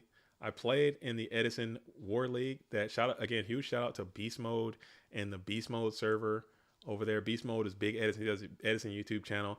And I've been watching a lot of his videos. I've been watching a lot of Fraser Smith's videos. I've been watching a lot of our Edison or E3 videos over there with Keegan. I've been absorbing. I've been trying to learn because I like playing Yu-Gi-Oh. I really do. I love playing Yu-Gi-Oh. I enjoy it, but I don't know how to play. Go Format is all I know how to play. So I have to play goats because that's all I got. But I see that a lot there's this fervor for Edison format, and it's so popular that I'd be remiss to not try to play, to not learn how to play, and at least have the ability to play. Because if I go to a regional and I'm playing in the side events, I'm playing goats, and there are people who are playing Edison there, I'd look like an idiot if I don't at least take an opportunity to play the game that I enjoy playing because of ignorance, I guess. I don't know. As we're going to go and hit the Dust Tornado, target the Premature Burial. What deck are you playing in Edison? I've been playing a lot of Quick Draw. And I've been playing a lot of Machina stuff, like the gadgets and Machinas. And that's because for me, that's those decks seem more simple. And from all the videos and stuff I've been watching, and people saying, if you're just learning, you should stick with simple stuff until you can get the rhythm down, get the vibes down. Yeah, I've been playing a lot of that deck because it seems once you figure out a couple things, you can kind of immediately kind of jump in. But I've been playing a lot of that. I actually went undefeated. You know what I'm saying? I had let that be known. You know what I'm saying? Let me pop off a little bit. I haven't lost. You know, I haven't lost yet. You know, I play Edison, and when I play, I get out there and get them dubs. You know what I'm saying? I'm out here winning. I'm not just I'm showing up and I'm getting them dubs. You know, it's still gonna be what it is. But I love their community. I really I love Go format community. I love the whole retro community. I am infatuated with, but I really enjoy what Edison is doing, how popular they've become. And I mentioned that earlier in this stream, is that they've set the standard on what is possible. They're just through tremendous hard work and through people coming together, they've shown what is doable. And I think that Go format can do the same thing. Like our game might have problems or whatever issues people have with it. I still think that there are enough people who are passionate about Go format that we can have, you know, they just had literally yesterday. I watched a stream. They had a 240 person in-person tournament yesterday. Yesterday, like that happened in the real world.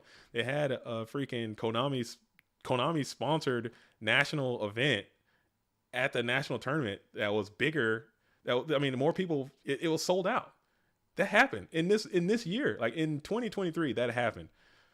And I'm like, okay, I see that is possible. And I never in my wildest dreams would have imagined something like that to be possible. I thought that there was going to be a ceiling, and there was going to be a ceiling, and there's only so far you can go. Oh yeah, you saw me come. Yeah, I was in there. I watched most of that stream. I did. I enjoy watching stream content. I do. It's just what I like. You know, I like to be around it. I like to check it out. I like to see what's going down. I watched most of it. Not all of it. I had to dip out and do some other things, but I was tuning in for most of it. And it's really cool. And I like what they got going on over there. And I'm doing everything I can, at least on my part, to try to simulate some of that for goats. Maybe it won't ever be that popular because their format is just more popular than ours. But I think we can get some of that. You know, we can get some, you know, people to reach out and interact with a goat experience. If we're going to go one light, one dark here, bring forth BLS again. Look at that boy. Black Luster is on the field, up and active, and that's a strong Black Luster soldier. We'll just hit TT here on the priority piece. We'll send the DD Warrior Lady and the Black Luster soldier to the bin. And Nate Dogg is in a bad position. And there it is. Call 100. Gotta have decree. No decree. And it's looking pretty slim for the red corner. But you do have scapegoats. You're able to protect your health a little bit. Protect your health a little bit. The man. Yo, what's up, the man? How you doing? JDZ, is your name public? Is my name? One more time. Let me break that down for me. Again, I'm not the smartest. Is my name public? Like, am I a public figure? Like, or is my actual first name, like my real name? My real name, I don't think people know my real name. I don't know if that's what you're asking. As it's looking real grim. It's looking real grim for the blue corner, for the red corner. Oh, like my name is Josh. Do people know your real name? I don't think so. I don't think people know my real name because my real name is just JD. That's like what people call me. Like my name is actually just JD. The Z is just for a little bit of pizzazz.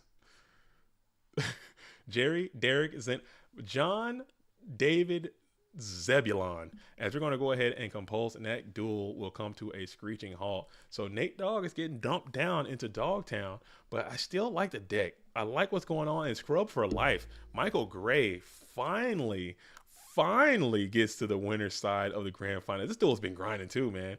Michael Gray has been on the grind. Okay, Michael Gray has been on the grind as well, and finally kind of makes it through, and in the winner's final, sitting comfortably already. Okay, I don't hate that. I don't hate that. As Evil SDL is coming for you, though. Evil SDL is on the approach as well, and he's kicking it here in the waiting on this match right there. So we're going to keep following the top bracket as we customarily do. We're going to follow the top bracket until it resolves, and then we're going to take a exploration into Dogtown as we have Jean-Claude versus Undazed. Undazed. And we're going to hop on in there. Jean-Claude Van Damme, JCV. Duel. Watch. Is it over? Did I miss it? Did I miss it? I think we missed it, folks. I think we missed it. I think we missed it. Oh, let me change to my let me flip the screen over here. Let's flip it over to the I think we missed it while we're trying to find a game. I think I missed it. Can GOAT Grand Prix come to Serbia anytime soon? We have somewhat big GOAT community. Of course, GOAT Grand Prix can go anywhere. They can go anywhere that your heart desires. And I mention this every stream too. Like, we have a different methodology. Like, it's going to be kind of like we need people on the ground to kind of help, because we don't have the ability to go to Serbia and to go to all these fabulous places and do great things for GOAT format. We just don't have that capability. But what we can do is empower the people running that tournament. Just say, hey, we have a lot of people playing GOATs. We want it to be a GOAT Grand Prix. We want it to be a World Qualifier. We got a nice ability to set up some streams. We got a great player base. People are willing to come here, and we can do that, and we'll help. I'll help you in any way that I can. But we have Justin Rarkin.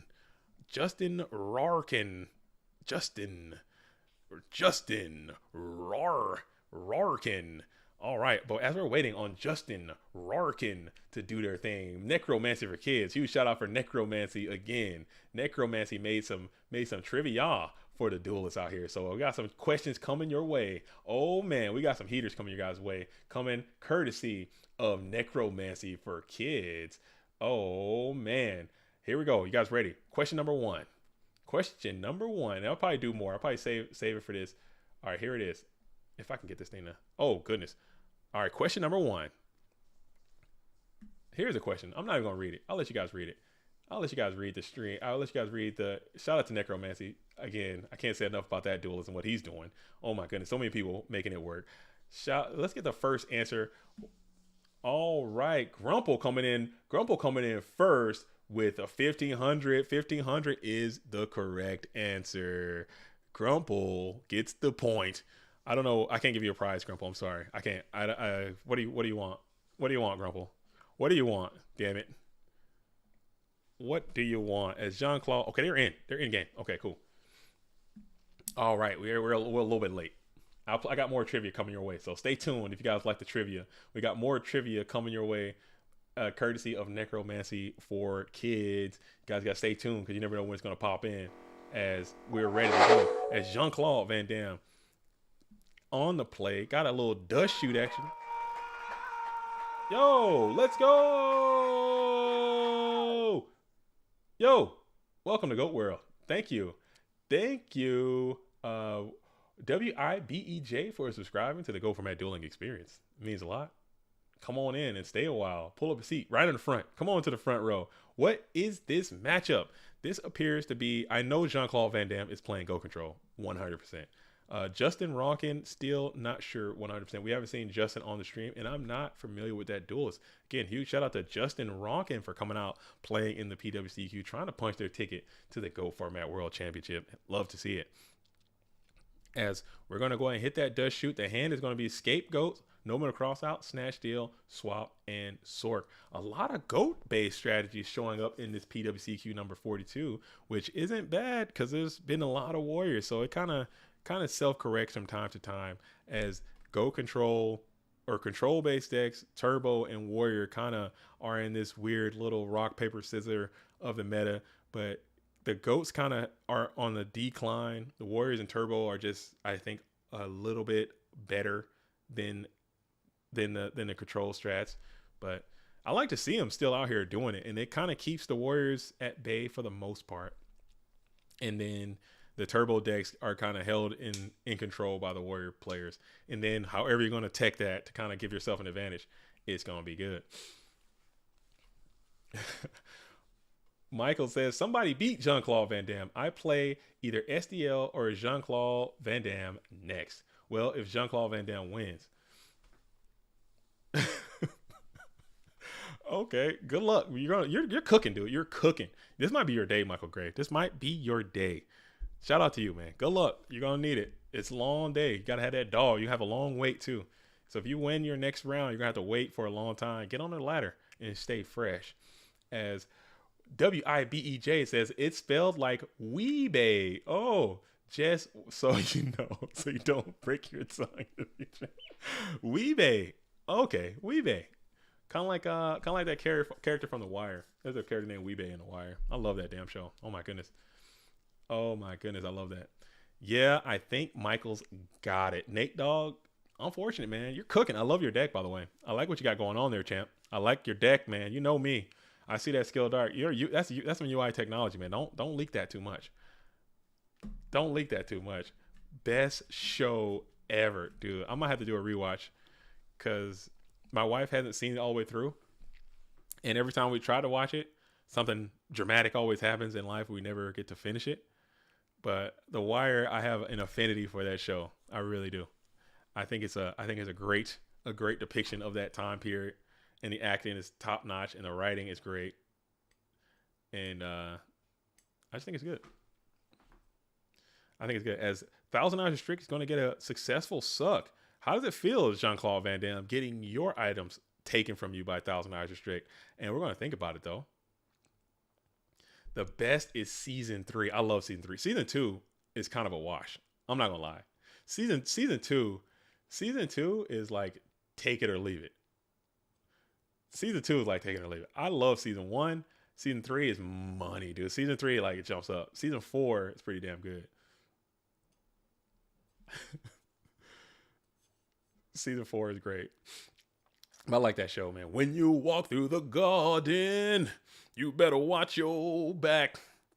I won't beg your pardon. Walk the straight and narrow track. When you walk with Jesus, he'll save your soul. Well, you gotta keep the devil down in the hole. Damn, I love that show, dude. I'm gonna have to watch it. I'm watching it tonight. We're starting it over tonight. Oh, you can see this, dude. I'm sorry. I didn't know you guys could see it. I thought this was off camera. I did not know you guys could see the knife in my hand. I was just cleaning my nails out. Dude, this is a cool knife, man. This is the cool one. Okay, that's enough knife talk. Enough knife talk. Oh, dude. As we're thinking, Jean-Claude is still thinking on this 1,000 Hours Strict suck. Best character is anyone with a real Baltimore accent. I think the best. I still like Omar, man. I'm a rookie noob, man. I'm a rookie noob.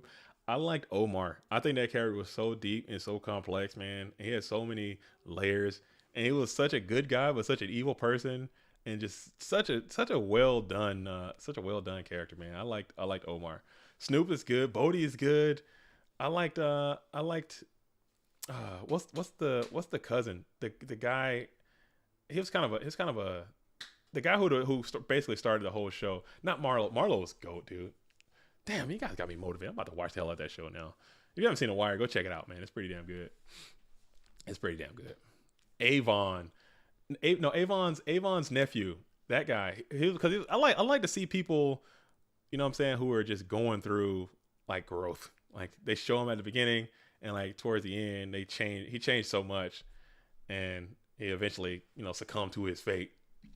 Spoiler alert. Damn, I can't believe I just spoiled the damn wire on y'all. My bad. All right.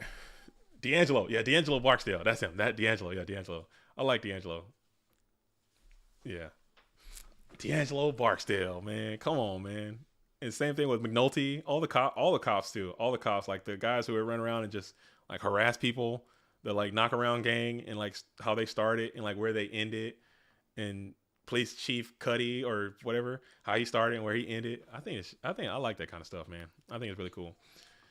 And it's going to be Thousand Eyes up here. So we got a straight up goat mirror right now. And I'm for it. A lot of people hate the goat mirror, hate looking at it, hate watching it, hate being a part of it. But I'm telling you, man, I can't get enough. I think these are some of the most complex games, man, because there's always something cool going to happen as we're in it right now. As Money Match. Yo, what up, Money Match? Wire is the greatest series of all time. It's up there. The Wire for me especially, it's up there. Like it's up there. I like Wire. I like Sopranos. I like Breaking Bad, dude. I'm a normie, dude. I like Lost. I really like Lost, dude. I was a normie, bro. I liked what else? I like The Office, dude. I like a lot of stuff, man. Frank Sabatka. Dude, come on, man. Y'all taking me back. A lot of people like, dude, what the hell are they talking about? Why are they talking about so much The Wire? Why are these duelists talking about The Wire in this GOAT format dueling stream? Show's great, man. Show's great.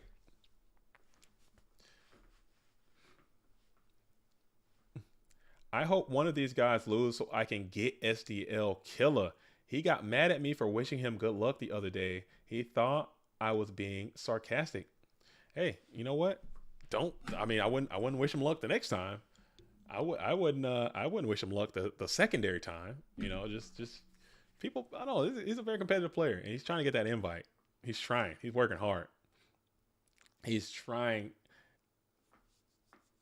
8 episodes that'll blow you. It's my season. Was that season 4?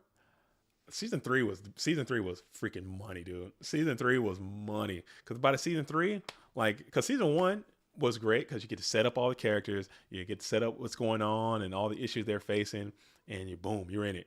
Season 2, they had to kind of really go back and kind of really set up the framework of the whole thing and talk about the shipping industry and all that stuff. Mad boring. Season 2 was mad boring, but season 3, you already know who the characters are. You already know what's going down. This show was running, dude. It was money. Season 3 was crazy. Season 3 was great. And then, is that the one where they had brother Mozone, brother Mozone,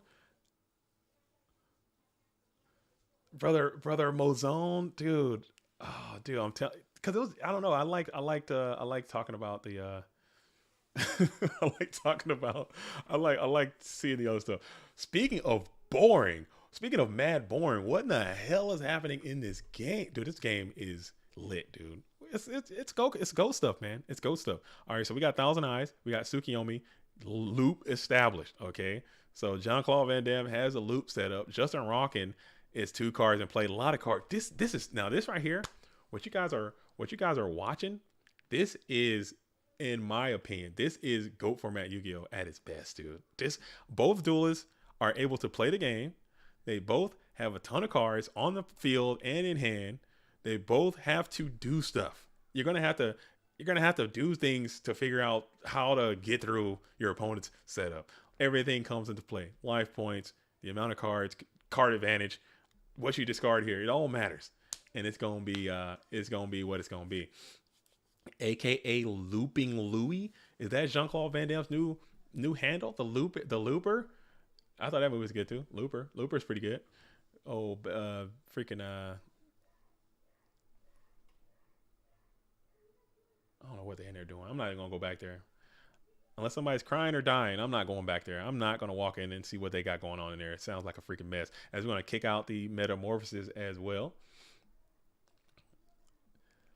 Nab says, what's the best side deck card against Go Control?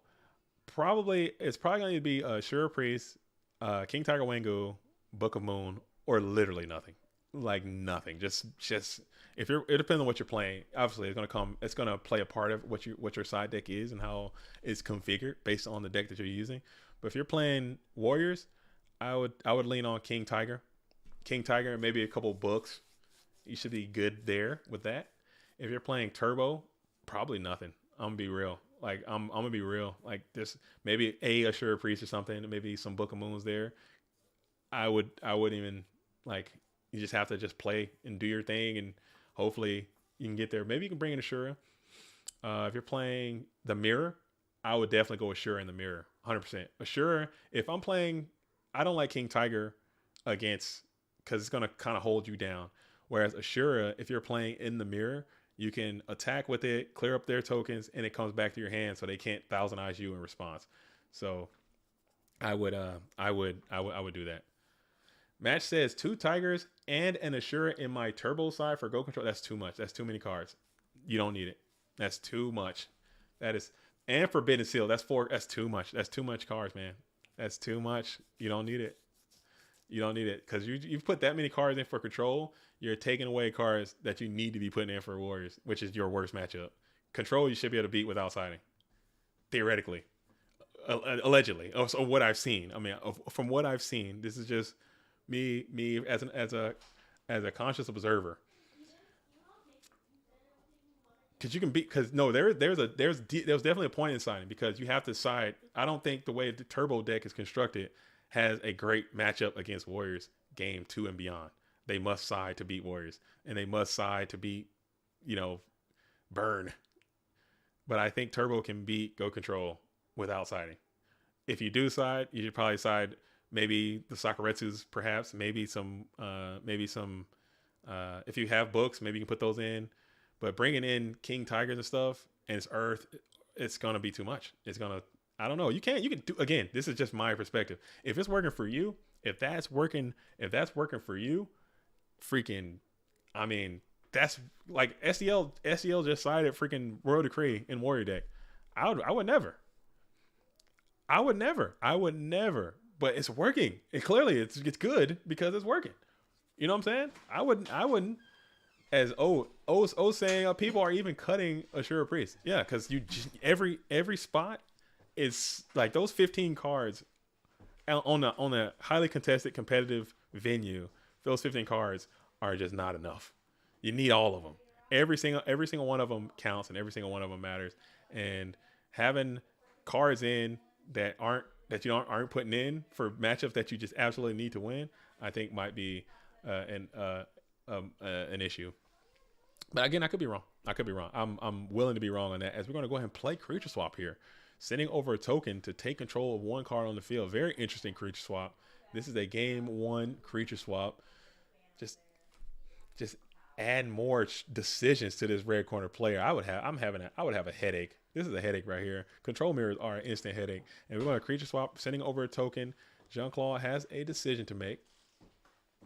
And we'll just go and relinquish the Thousand Eyes Restrict, no pun intended there, sending it over and taking a Scapegoat in return. Now Justin has the ability to go for a Tsukiyomi maneuver if he has the access to that card, perhaps, and you can start looping the guy on your own terms. 3 set spell traps, but no one to cross out to target the other set card. Very interesting. It's going to be the Magical Merchant. So you did have the answer to both anyway, it appears.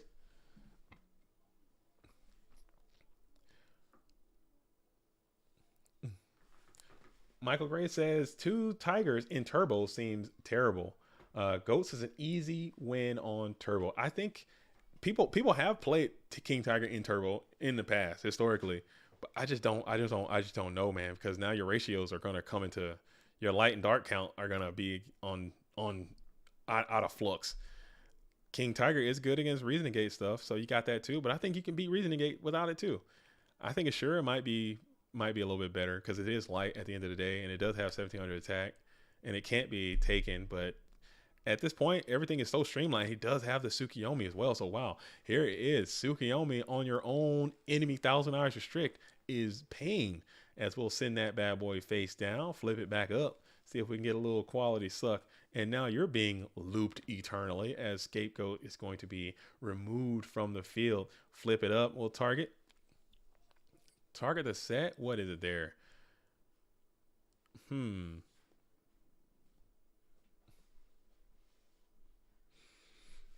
we'll just do like that and send it back on over to Jean-Claude Van Damme. Both duels rocking no sleeves, which is just wild. Just keep in mind that that card right here is not a spell trap. It's actually just an equipped unknown monster. Shout out to Dueling Book for patching that thing, so now you don't have to flip it over. But if you're on stream, we can't tell what it is. It's got to be something mediocre as hell because Jean-Claude Van Damme said it in the face of that 1,000 Irish District. So it might be something. It could be something good too. I don't know. Maybe it's trying to get a little flip off, get a little cheeky flip to go off. Who knows? And again, shout out to all of you for watching this stream. This is the PWCQ number 42. Thank you all for tuning in. It means a lot. Hit the like. Hit the like button. Hit the like and make sure you guys subscribe to the channel. Oh yeah, this is game one. This is game number 1. Oh, believe it. Shout out to Serpent. Shout out to Sinister Serpent. You think it's over there? Is that what it was? Was it the Serp Nasty? Or was it the Suk? What was it? It was a Suk. Yeah, it was a Tsukiyomi over there. It wasn't the Serp Nasty. It was definitely the Tsukiyo Flip Me, which is interesting because Tsukiyomi represented an easy out to that 1,000 Irish District. Setting it there must be John Claw's cooking. John Claw's cooking something, man. He's cooking. Something's being cooked over there in this red corner play. You got to watch out, man. This duelist will RK you out of nowhere. I've seen him do it multiple times. So I'm always going to hold my breath when this red corner player is on the play. And you look out for it. As Angel Valentino says, love tuning into the stream. Good luck to all the participants. Yo, thank you for tuning into the stream. And good luck to you in your endeavors, wherever they might be, in this GOAT Format dueling day that you're having on Sunday. Thank you all for joining us again, especially you, Angel Valentinov. John says, I overslept and gave all these duelists a chance to win a turn. Is that Jonathan LeBounty?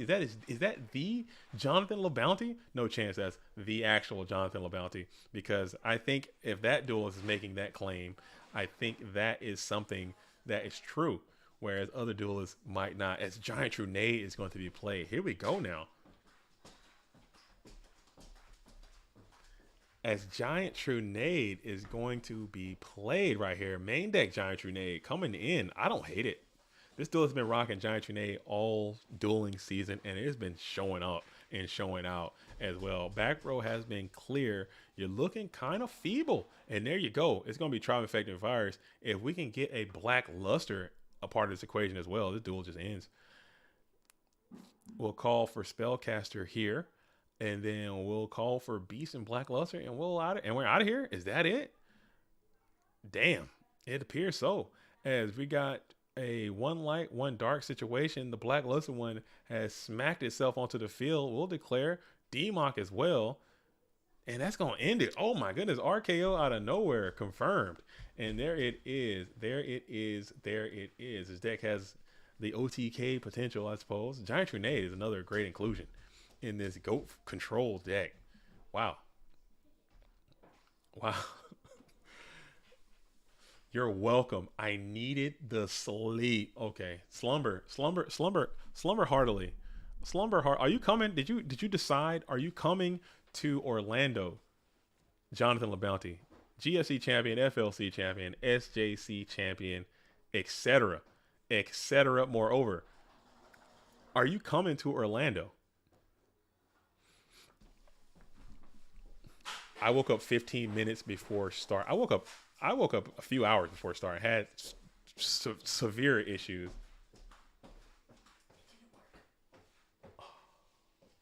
Oh no.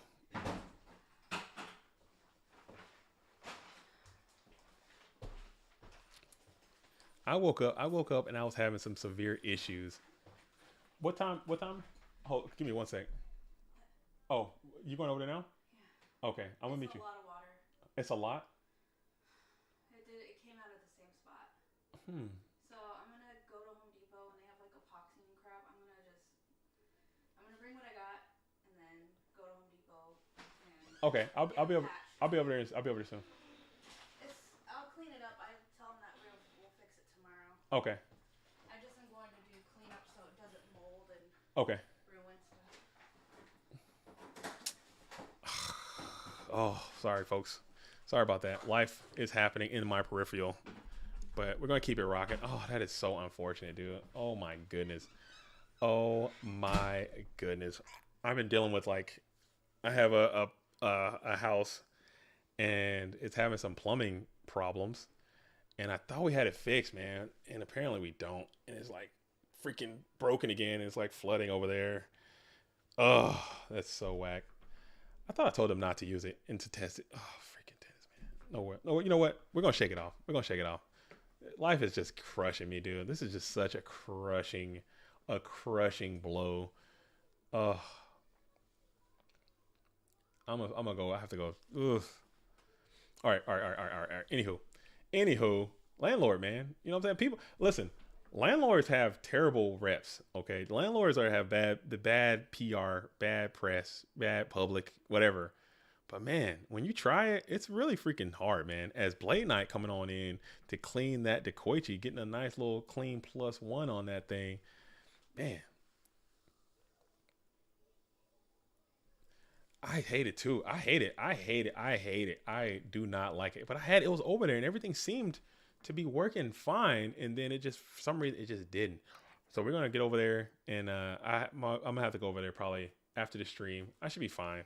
We should finish this and then I'm going to get over there and finish it up. That's just so freaking whack, dude.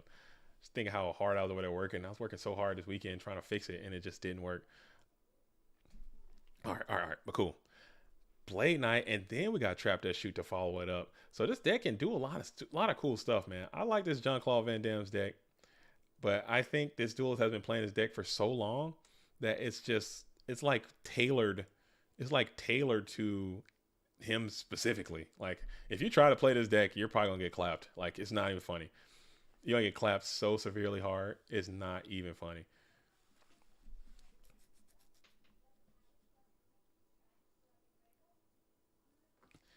It can do so much. It can do so freaking much. He's got like side deck slots. He's got all these tech cards, all these one ofs, like freaking mor- morphing jars and stuff, and all kinds of crap is in there. Man, but I left. The last message I told those duelists, I told them do not start that laundry until I come over there and check it again. Why is it working? Like what the hell is? Sorry, I'm in my own head now.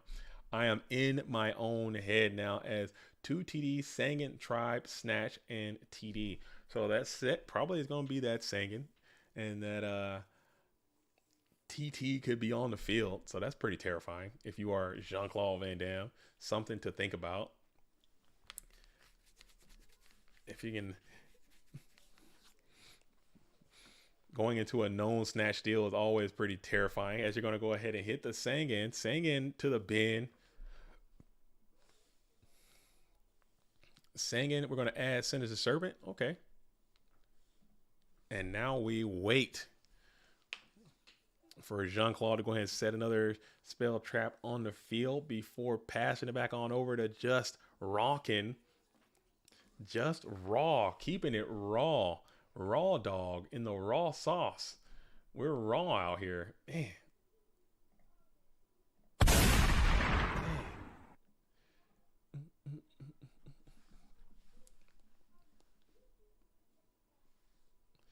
Dang. Sorry, folks. I do apologize. But damn. Over here, I'm racking my brain trying to figure out how I can get that leak, to stop. As, as we got Blade Knight still up on the field, he survived, not electing not to go into the snatch steal situation, electing to kind of hang on to it. We're going to continue to attack with Blade Knight. Blade Knight hitting Sinister Serpent. Not a bad use of Sinister Serpent there. Just getting plus after plus. You know your opponent is afraid to put any more mons onto the field because Torrential Tribute is an option. So you're trying to just sit here over and over and over again, just playing this like game of stall behind Sinister Serpent. knowing that Jean-Claude can't afford to summon to the field, especially with the Serpent rotation, because you can just summon the Serp and then blow up the field with Torrential Tribute on your own time. So you just can't even put another monster onto the field at all unless you can figure out a way to answer that set card on the field. And we'll continue to set in the face of this Blade Knight, getting another card, Cinder Serpent, showing its immense and true value to this dueling game as we go ahead and shuffle 6 cards in hand, still in main phase 1, staring down a set mon. We'll battle in.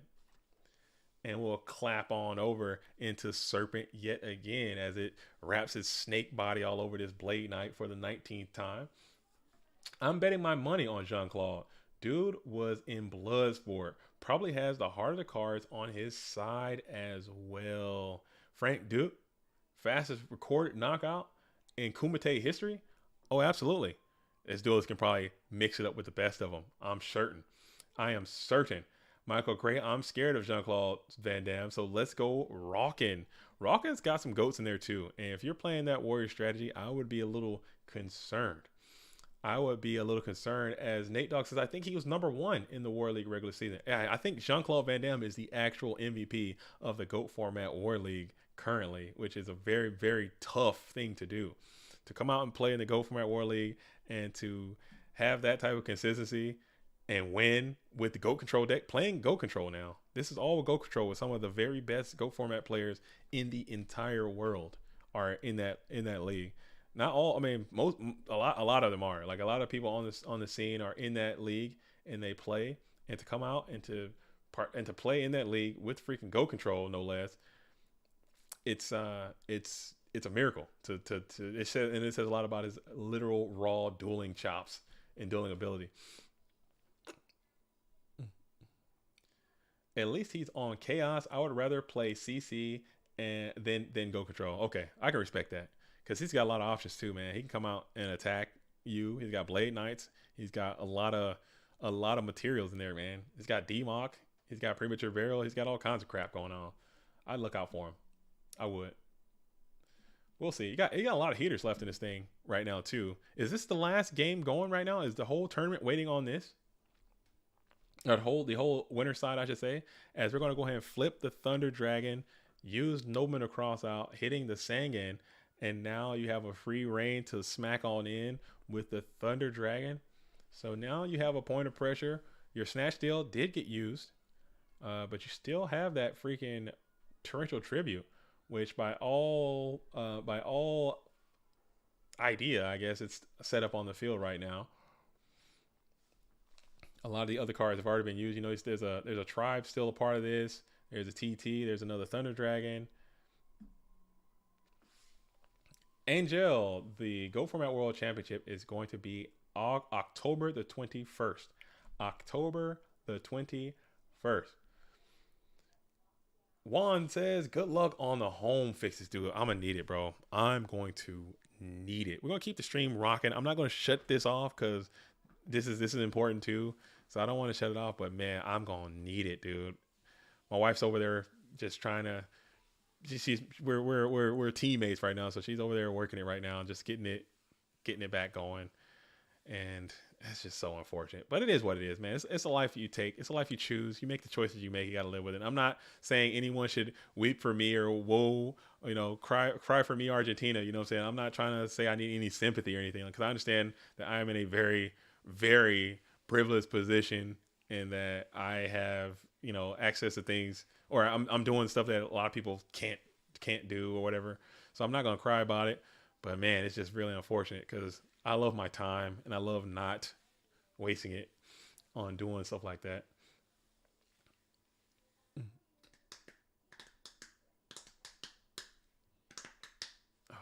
All right.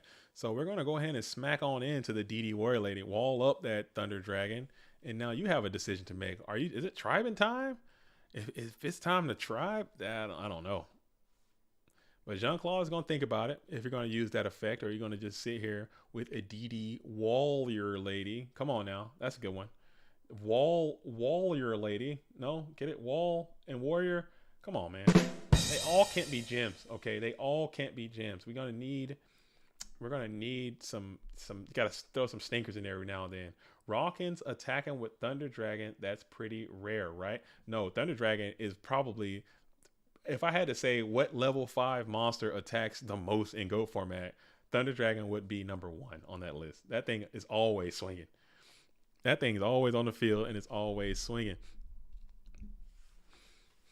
You just get in there and you start beating.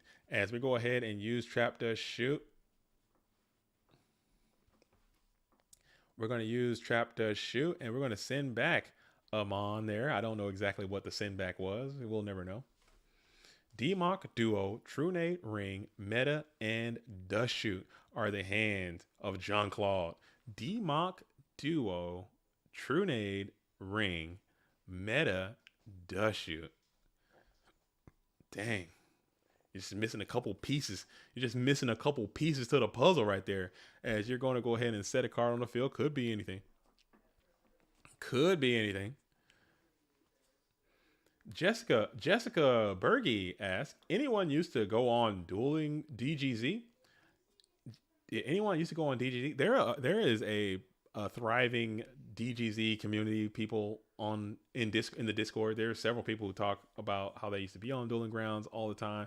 My person was never on there. I was too old by the time that had already started, and I missed that whole wave. It seemed like it was a good time. I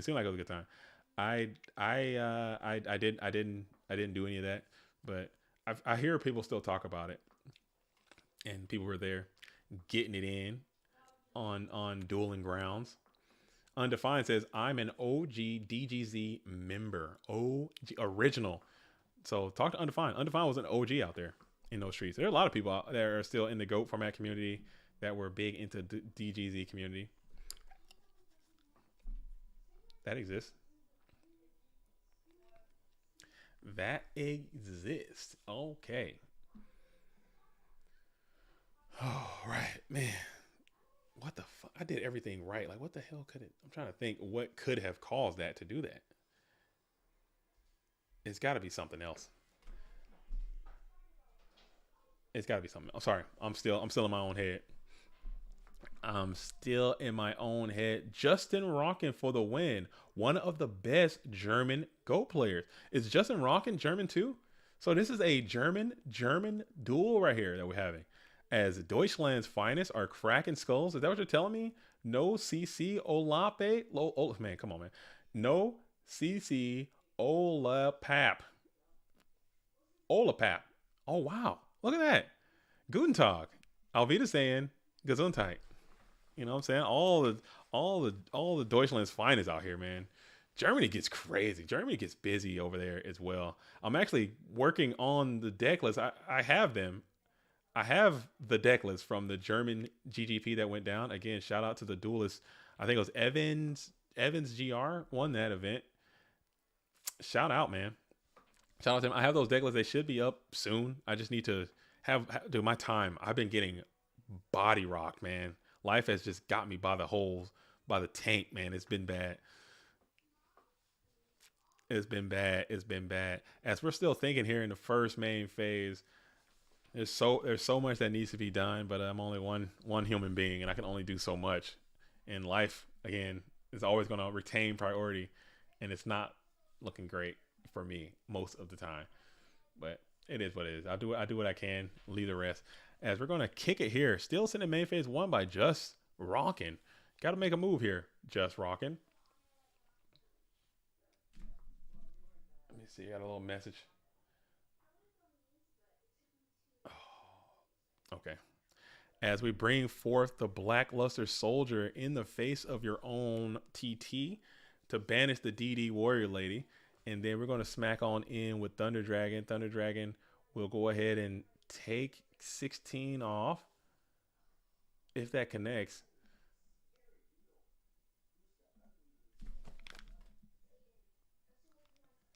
Can you guys hear that? Is that why that TV so loud? I'm gonna have to tell my kids to go turn that TV down.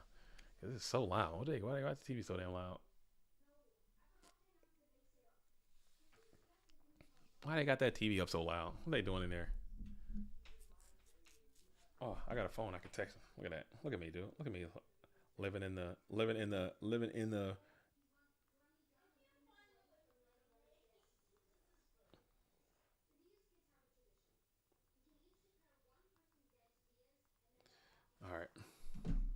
You don't hear it? You guys don't hear that? Man, it's so loud. Just remember, JDZ, there are two main phases. There are, I know that. I'm tracking. There are two main phases. I say the first main phase, and sometimes I'll say the second main phase, or the first main phase and the second main phase. We have two main phases. Oh, I can't, that is kind of, isn't that ironic? That is a little ironic. I think having a first and a second main phase. Why don't you call it draw phase, standby phase, main phase, alternate phase, or first phase, second phase, main phase one, main phase two? It's so weird. That's a weird. You could call it anything. Call it dueling phase. Now you already got draw phase. Never mind. You can't have a dueling phase. I guess you can't call it anything. I'm wrong. As Jean-Claude will go ahead and set one card onto the field of play in the face of this ferocious blackluster soldier. It's not looking great for the blue corner, or for the red corner. Not gonna lie. It's not looking great, and Heavy Storm is gonna make it look even worse. As Heavy Storm is going to destroy your own cards. You gotta ring up the blackluster. This gotta be scapegoat here, right? There it is, and it was. Wow, what token was that? That was a cool little token he popped up on the field there for a second. But the hand is tribe. Never mind, it doesn't matter. The hand was tribe that we knew about. You're gonna clear those and then punch in for game. All right, so GG's, and we're going to a game three. We're going to a game three. We're going to a game number 3, and they've got Go Control versus Chaos Control. Go Control doing its thing, Chaos Control doing its thing, or maybe is this Chaos Control? Maybe they took the goat stuff out. I never really see many goats on that last one coming in from the blue corner player at the top there, but it's gonna be what it is. Very cool, very cool indeed. All right, so as we're doing our thing, what do we got here? Oh, okay. Shout out to TK as well. Huge shout out to TK out here. I see duelists are having some issues, and TK's holding it down. When TK's in here, it's gonna go smooth, and he's not playing around. So don't be out here BSing when TK is in the vicinity. All right, we're gonna hope another question. We already got that one. All right, so here it is. You guys ready? Let's get those answers in. Get those fingers ready. Get those fingers ready to answer this question. This question says, which normal monster has the following text? Oh, as I realize, I think the answers are up on the top of the thing. I'm going to cut this out. I don't think you guys can see that anyway. You guys can't see that. Which answer has this following text? And I'll read it for those at home who can't see. It says, his soul long since collapsed. His body recklessly continues onward, driven by a lust for more power. He no longer resembles his former self. Who's that? What monster is that? What monster is that? Skull Servant? Skull Servant's a no. Skull Servant is a no. Digrepher is a no. And the answer we have, is that spelled right? Negro said it has to be spelled right. Go Giga Gaga Gigo. I believe that is correct. Goblin Punch, you got it correct. Goblin Punch, you have gotten question number 2 correct. And that is Go Giga Gaga Gigo. What a crazy little name convention they went there. Moki Moki is incorrect. I'm sorry, undefined. Moki Moki's close. Close. But no cigar for Moki Moki. All right, so we're going to kick it here. We got Thunder Dragons up. Just a humble little set for Jean-Claude. No mons to go along with that. Just a Moki Moki was close, but no cigar for the Mochanator. For the Mochanator, none.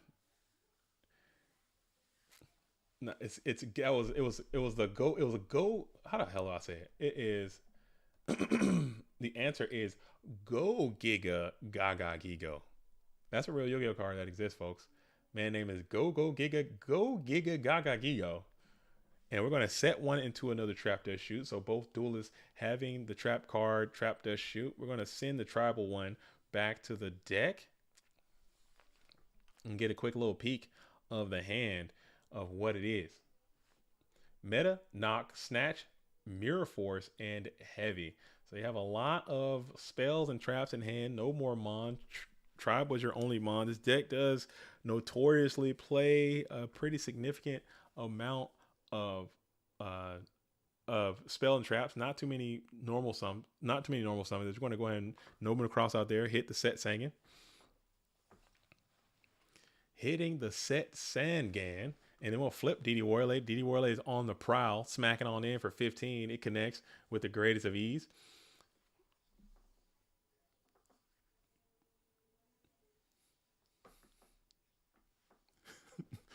Imagine Moki Moki on a power trip. You kind of get a little peek. You kind of get a little peek on that Moki Moki SmackDown card.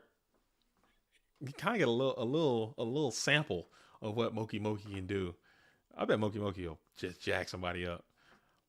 I like to imagine Moki Moki just being this big ass thing, like not like absurdly large, like the size of a blimp or something, like the fusion.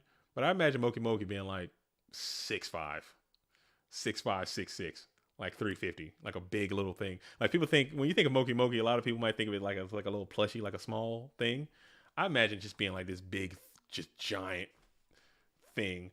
Like sometimes when you look at the Pokemon, when they show the Pokemon next to what an actual human body would be, I'm like, man, I never would have guessed freaking Venusaur is that chonk, dude. I thought it'd be like a small little thing. Now it's big as hell. That's how I imagine Moki Moki being.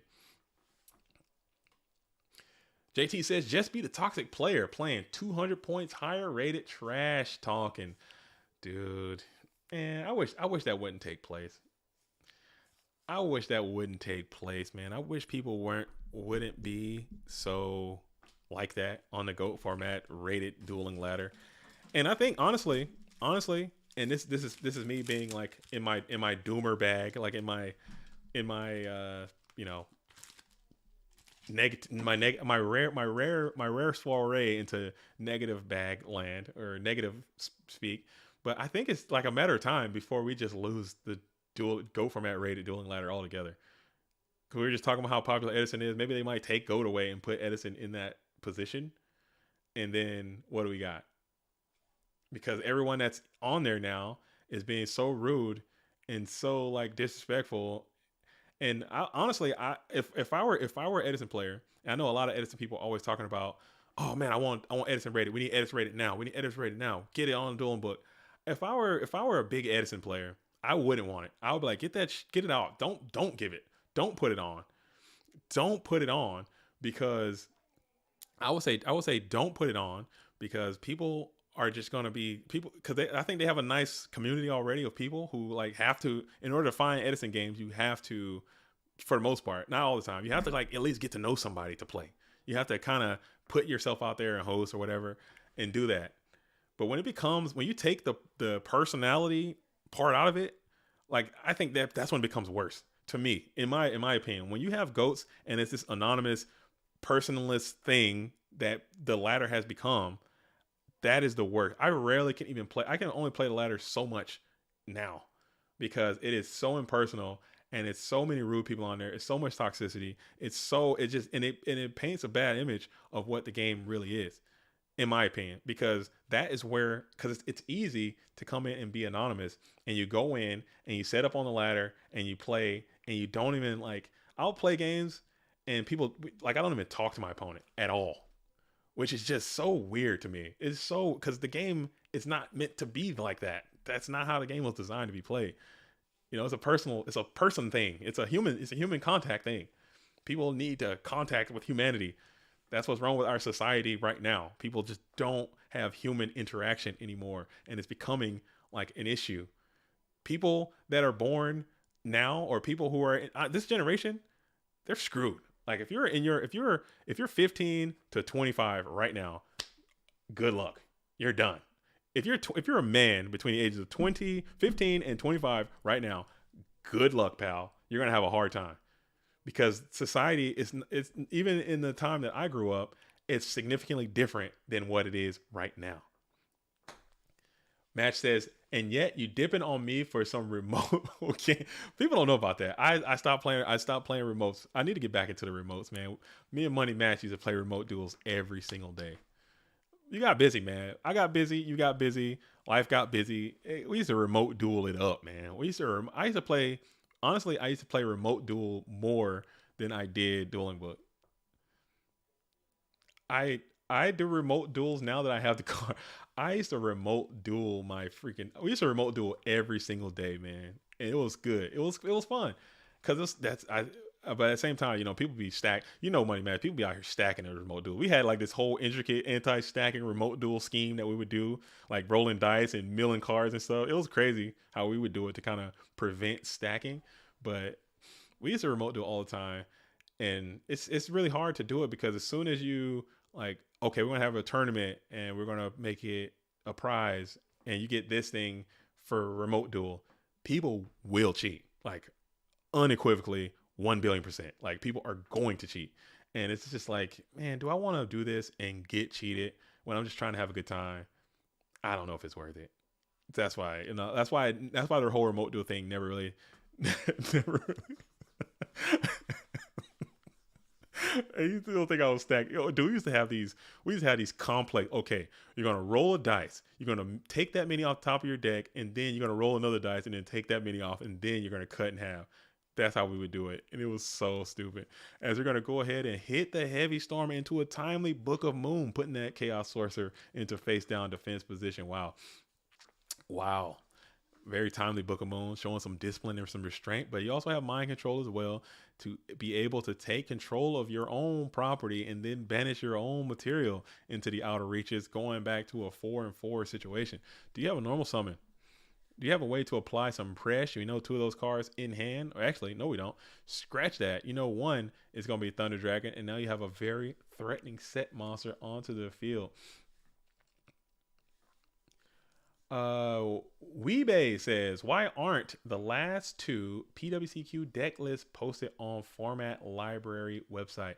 They are on the Go Format website, goformat.com. I don't own or operate the Format Library website. I'm not sure who is. I know Jazz obviously is going to be the person in charge of what goes on, but I'm sure he has a staff of people as well that also have the ability to do that, and I'm not sure what they are on the process of doing.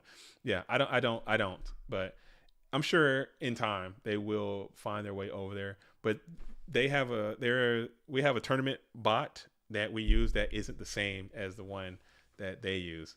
So for that, it doesn't like automatically post over there. But they are on the goformat.com website. Check that out and get over there and see them. They're in the Discord as well. Get in there, look at that. Or you know what I'm saying? Go back and watch those VODs and piece it together yourself like some kind of sleuth, some kind of detective, if you will. You know what I'm saying? It is what it is. However you want to do that.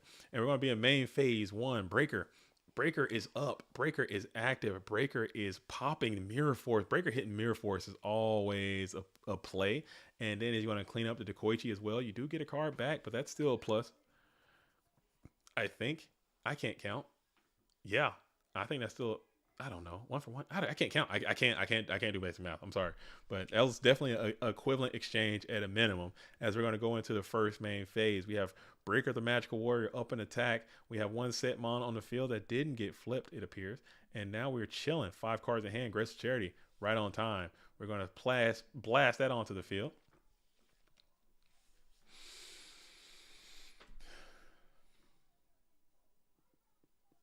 Oh man.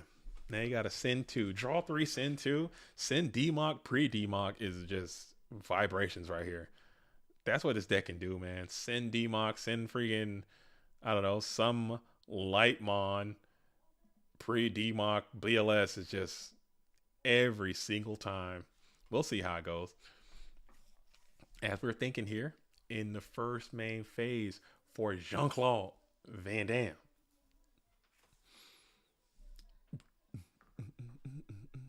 We'll send meta here. And we'll send what else? We'll send the Trap Dust Shoot. Wow, it must have some good cards in hand. If you're going to send that, elect to throw out the Trap Dust Shoot in this predicament and just set 1 mon onto the field. Cool.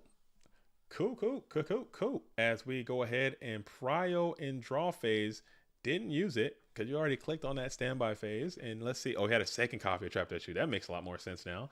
As You sent one, so that was a good indicator that you had another one, because that's some valuable intelligence that you gave up from your opponent, as you're going to see what's in the hand.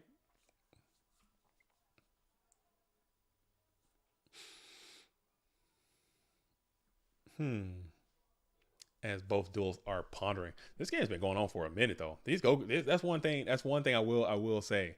I will say about this the meta and about the format and about the decks that we play. These goat mirrors take a long time. Like they grind, dude.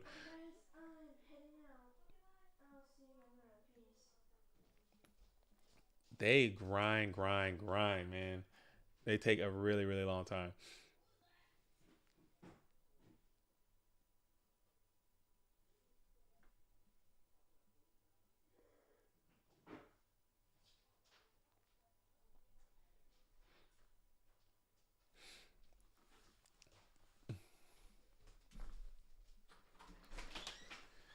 Cool.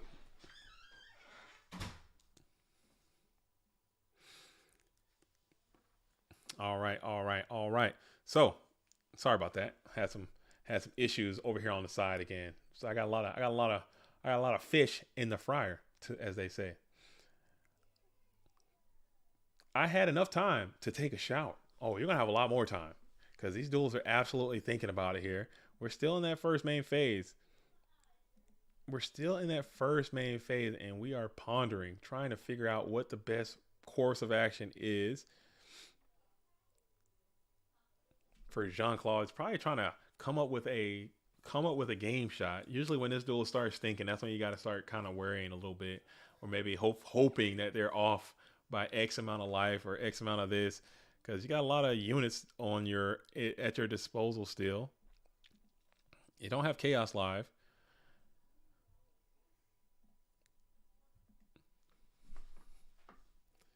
Okay, so we'll go meta here. Meta into the merch. Merch will bring forth Thousand Eyes Restrict. Thousand Eyes Restrict. We're going to take control of. What do we take here? Do you go for the Blade Knight and no, go for the Breaker and try to swing, or do you go for the set and try to crash? Let's see. We're going to go for the Breaker here. 1600 value on that stat line with the Thousand Eyes Restrict. And do you crash into the Setmon? Is that going to be the play? Or is there a Nobleman to cross out? Or is there another way to get through this Setmon? Never mind, there's two Noblemans already set up on the field. Unless you got that IRL pesky third Nobleman. And it's going to be Sukio Flip Me. Sukio Flip Me. Ooh, that's rough. That's rough. Now you got your Thousand Eyes that's set up into fence position. You have your mirror force has already been used. You have no defense for it as well. So that's one of those plays that you're gonna have to live with. All right, give me. I need one dueling minute here, if I can. Just give me 1 sec. Oh, I will return.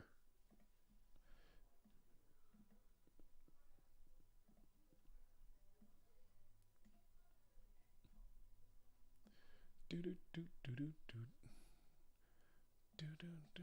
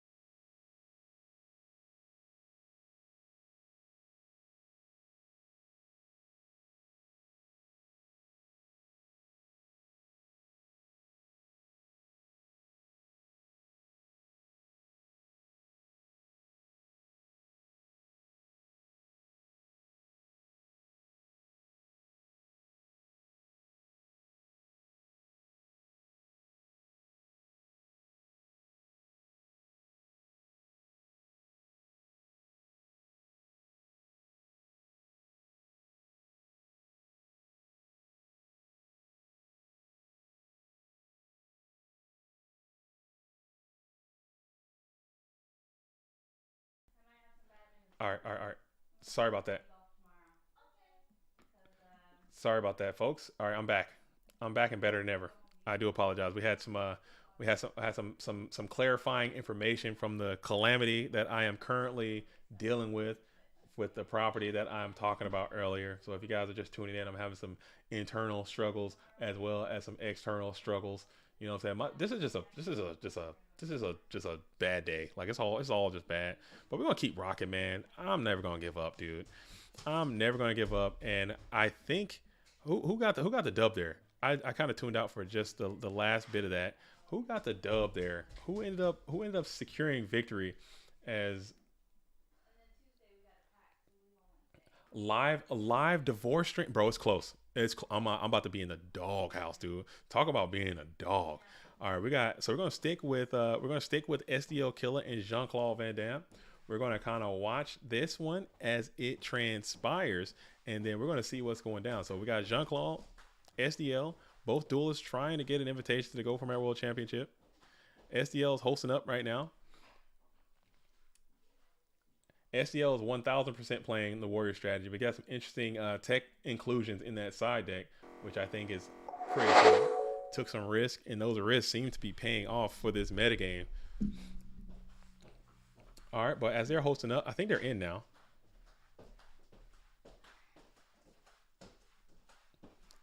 I think they are in now. All right, where is it at? Where is it at today? All right, there we go. All right, cool. Cool. All right, but they're probably the deck list probably won't go out today, and probably not tomorrow. I'm not gonna lie. Usually I do try to do the deck list after the event's over, and I'll try to do like a quick little tournament report after the event's over and put that video out. But today that probably will not happen. So maybe we can unless I can get some support, maybe I can get someone to come and do it. But I don't think that it's going to be able to go down for this event. They will be out soon, and I'll have that tournament report up as soon as I can. But man, it is just when it rains, it pours, or when it floods, as it may be. When it floods, it floods. All right, cool. But again, shout out to all of you. You've been rocking and rolling with us all day. Again, huge shout out to you. Thank you for doing that. It means a lot. Go ahead and continue to like the stream and keep rocking with us. Keep doing it. And it means so much to me. It keeps me motivated. It keeps this whole thing going because, it's days like this where I'm like, you know what? I'm about to shut this damn thing off. These guys don't give a damn anyway. No one cares. What am I doing? Why am I doing all this for? And I do feel that way sometimes. Like, what is this? What is the whole point of all of it? What is it? What is the motivation? Nothing. It's just hard work. And you get no recognition. There's no like. I get it. Quiet professional. You know what? Be a quiet professional. Be a quiet professional. Just show up. Just do the job. But sometimes, man, it's like, damn, dude. Especially when calamity is befalling you at every turn. And now the freaking chat function's not working. I don't know what I did there. I don't know how I've messed that up. Jeez Louise. All right, but these duels are getting it in. These duels are grinding right now. We got 4 set spell from SDL. We got 2 set for Jean-Claude Van Damme. And we got a very promising Don Zalug summoned to the field. The Don Zalug is on the field. Where is the freaking thing? Why is this not working? I'm just going to close this real quick. I'm just going to close the whole thing and give it the old close and restart as Jean-Claude elects to go ahead and use the Ring of Destruction on the Don's Loop. Let's give it the old out and in. Just give it the old restart. There we go. Damn, you got members to the channel now? No, dude, you got Stout Astronaut. You're the original member. We got a member. It's happening. But I don't know how to do YouTube. I don't know how to do YouTube, man. I really don't. I don't know how to do all the things that are required to be done. It's just something I just don't know. People's like, oh, hey man, you should do this. You should do that. You should have this type thing or that type. Like, you guys got to understand, like, I have no classical training in any of this. Like, I am just a guy. I am just a guy who said, you know what? I see that there is something that I want. I see that there's something I want to see done, and I just decided to start trying to do it. You know? And then that's just how it all kind of shook out. I don't know what round we're in either. Okay. I'm not even gonna update it. We're gonna be in this round at this time at this space. And then we're gonna smack on in, saved by some scapegoats here, but never mind. We're gonna be Solomon judgmenting those scapegoats, paying half in order to do a bulky bit of damage. OTJ is the way. Like literally that's how it all went down. You know, people I really like Go format. I really like playing the game. I like making, you know, I found myself liking making videos. I started making videos, and then next thing you know, we're in this thing, and it's great. This past year has been pretty fantastic, you know, in terms of growth, in terms of what we've been able to accomplish. Mirror Force is also pretty good. So you got the units. This is going to be a powerful Mirror Force. Accounting for 3 cards, really, it's going to be a 2, but you got a book. You're going to be able to save one of those as saving the Blade Knight with the Book of Moon. Not a bad, being able to flip that Blade Knight. I love that, seeing SDL attacking with the Don Zalug first, allowing him to flip the Blade Knight back up in that second main phase. We got one bulky blade, set another monster in the face of this Blade Knight. It's got to be something pretty good with a nice stout defense that's not a flip effect that could just die. But yeah. Sorry. And double blade. Okay, so we're going to double barrel shotgun, bring forth blade, banish with DD Warrior Lady, and then blade number 2, we'll go ahead and punch on in. So these blades are in the deck, and they are active. We're going to smack on in for 2,000, drawing 1 card from the deck. What can it be? What can it be? It's going to hard play those scapegoats right here. I don't hate that either. And we're going to bring forth the tokens yet again. Nice move. Nice move. Hard playing the scapegoat tokens is not bad. You're trying to play around the Dust Tornadoes and the MSTs that this deck is known to play. If that turns out to be MST or Dust Tornado, you feel like the best duelist. As we're still going to be sitting in game number 1, Breaker the Magical Warrior is going to be summoned into attack position. We're going to smack 2 of those scapegoat tokens before passing it back on over. Ring is pretty gross here. Ring is repulsive here. It's just an instant pass. That's not looking great. So we're looking like what could be the end of this duel right here. And you just got there with another normal summon Kaiko to go straight. And it was Pot of Greed. Oh, man. And Graceful. Oh, man. Oh, so you did have the units. You did have the units.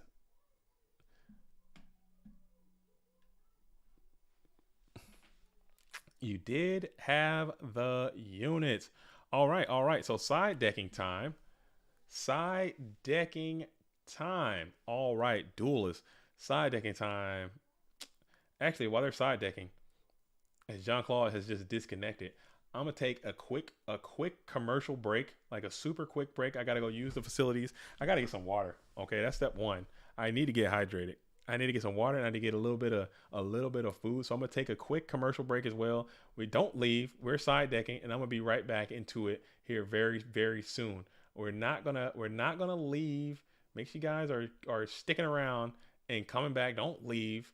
Make some comments, and we'll be back really, really soon. SDL Killer won that, by the way. SDL Killer won that.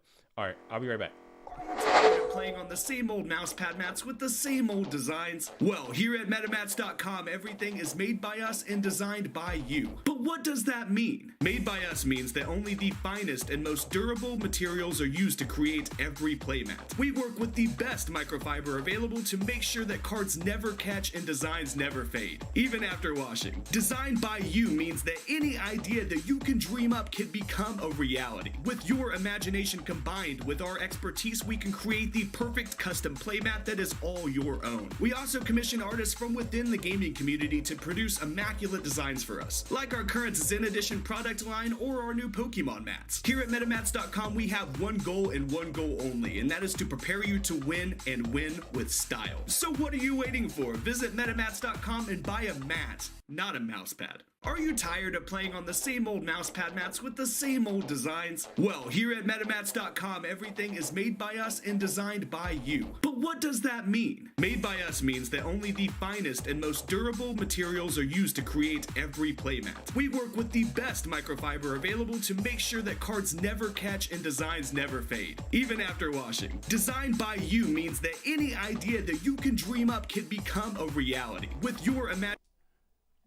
I don't want to wait for my life to be over. All right, we're back. We're back. Sorry about that. I just had to. Big Dog had to take a little break there. You know what I'm saying? I had to wake up early today. Get clapped up all around town.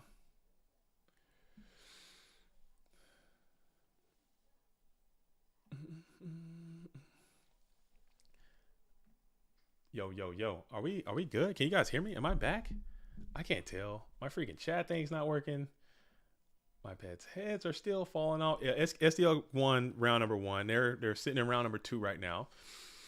Jean-Claude Van Damme playing the Go Control deck. Is Streamlabs acting up? I don't know what the hell is going on. I really don't. I truly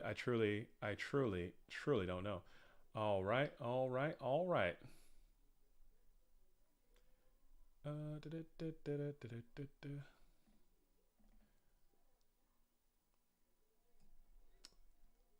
Okay, close. Maybe that fixed it. Did that fix anything?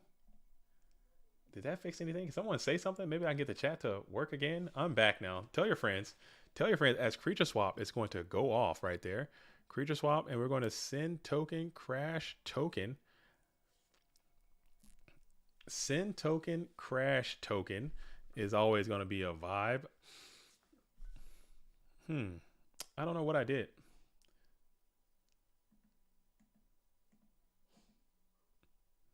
Something's going down. Something is going down between YouTube.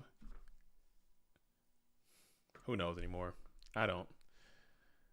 I have no clue anymore about what is going on with this whole stream. Just delete. We'll just throw this one away after it's all done, and we'll try again on a later date. As Blade Knight is going to be back on the field for SDL. His Blade Knights have been doing great these last couple of duels, as we've seen, and now Blade Knight is able to clean up his own Dom Zalug there, smacking on in.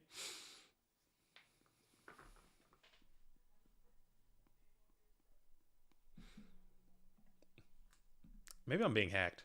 I think I'm being hacked. This is an active hack right now.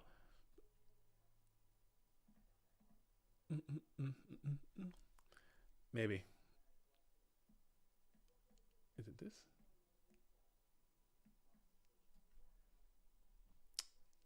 Okay. Yeah, I don't know what's going on. I don't know why the chat stopped coming. I can't even. I can see it if I pull this thing up now, maybe, but I can't. It usually comes up where I can see it. I don't know what I did. At some point, something just decided that it's not gonna sync up anymore, and I guess I'll just have to just get bent, I suppose. We can see and hear you. You guys can see me. Okay, good. Bodie, did you breach? You're in my mainframe. Is that what's going on? Can you? Hey, get out of there. Hey, get out of that mainframe, dude. Get out of that mainframe and let me have my database back, please, and let me get back to where I want to be. Cause I'm having Bodie, I'm having a bad week, man. I need a win. I need one. I need a dub. I need a win to get through. Cause man, oh man, I am just getting rock and rolled out of my mind. Can't get a dub to save my life. All right. So I need Bodie to get out of my mainframe, get out of my database. Thank you. I have breached your mainframe. Look, it's popping back up now. Some of them are coming up. Some of them are coming up. It might be back now. It might be back. Some of them are coming up. Some of them are not. I don't know what's going on. It's something internally with my computer, probably my connection, or who the hell knows. I don't know.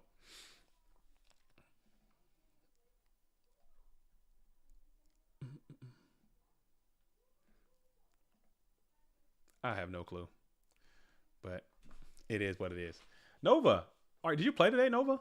I didn't see you in the bracket. Oh, it's gone again. I don't know what's going on. Very weird. Very weird. All right.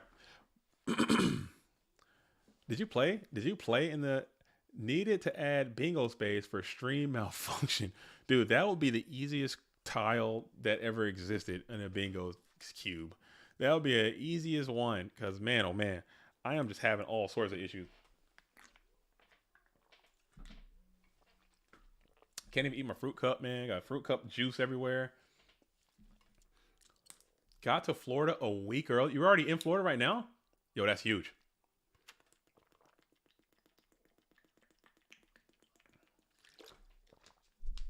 That's what I needed. That's what I needed, guys. That's what I needed, fella. I need a little bit of H2O to just reset the mainframe, get the H2O on board as Jean-Claude is flipping the Magician of Faith. What's Faith grabbing here? What's Faith grabbing here? And we'll just negate it. We're not grabbing the damn things what you're grabbing. We're going to pay $4,500 and tell you to put that Faith to the graveyard.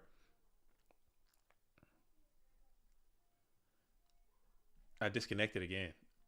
Dude, what?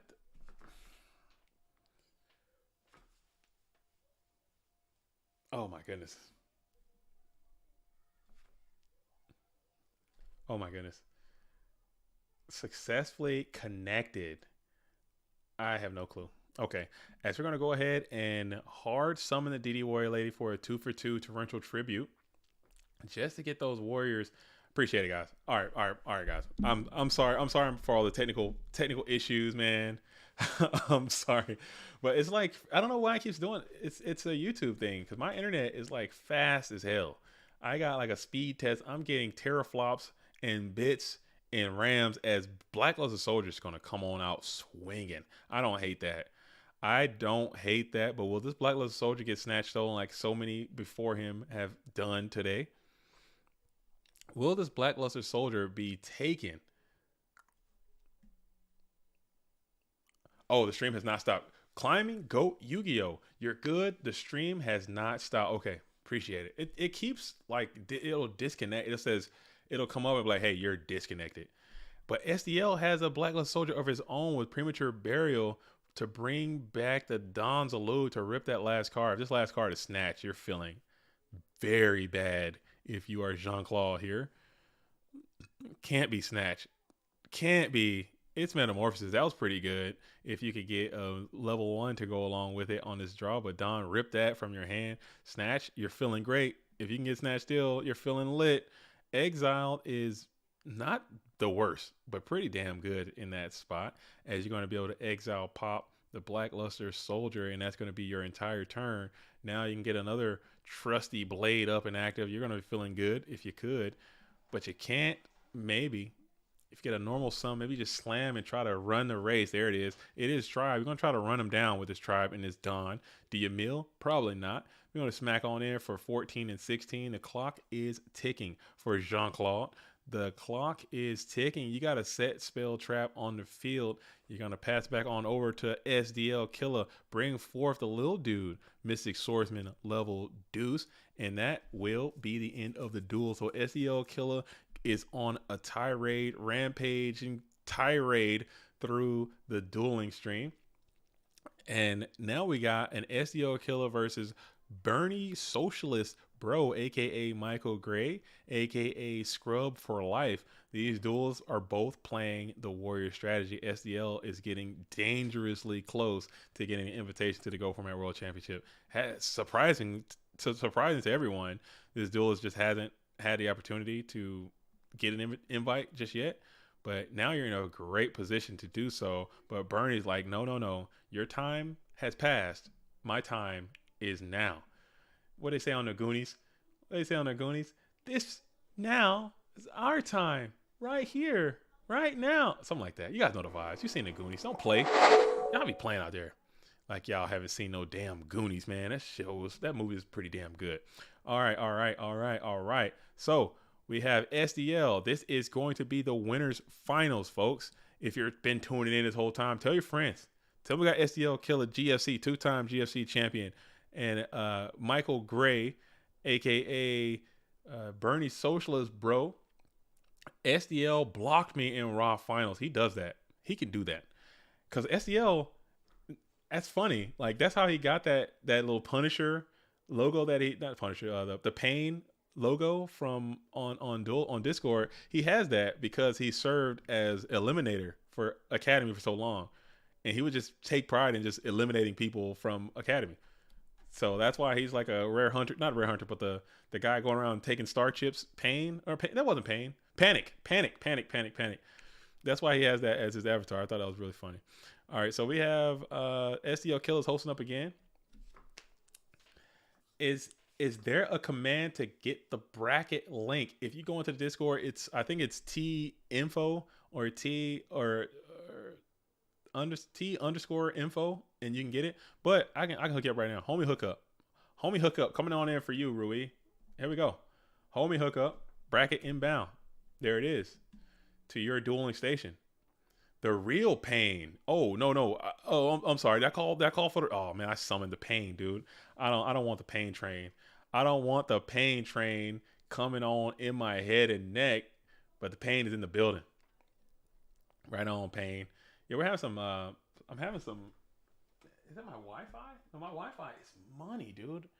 I keep disconnecting for some reason, but apparently the stream is still rocking and rolling, so we're going to keep it going as the duels have begun.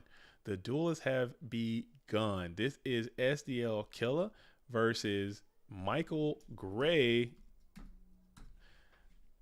And I haven't met SDL in real life, but I have met Michael Gray in real life. We met in Austin, Texas. I thought that duel was really cool.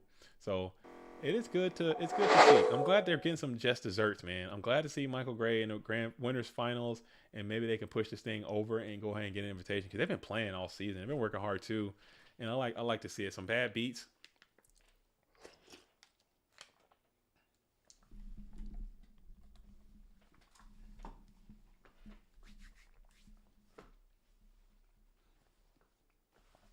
Nobody see that. You can't see me right now.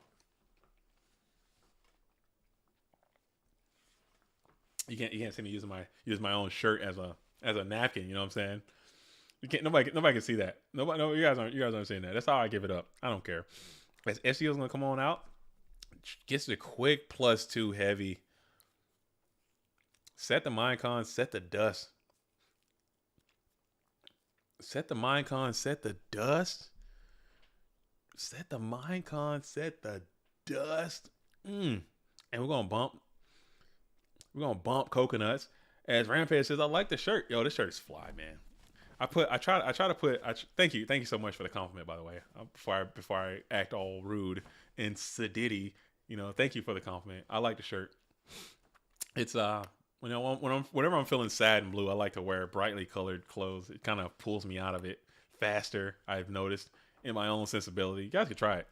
If you're ever feeling like depressed or sad or low, dress in some brightly colored clothing, and it'll make you feel a little bit better. I don't know if that's true or anything like that, but that's why I had to. I'm not feeling too great. I'm feeling down, man. Life is waxing me right now. It's not a great spot. It works for me too. Yeah, try it. Give it a shot.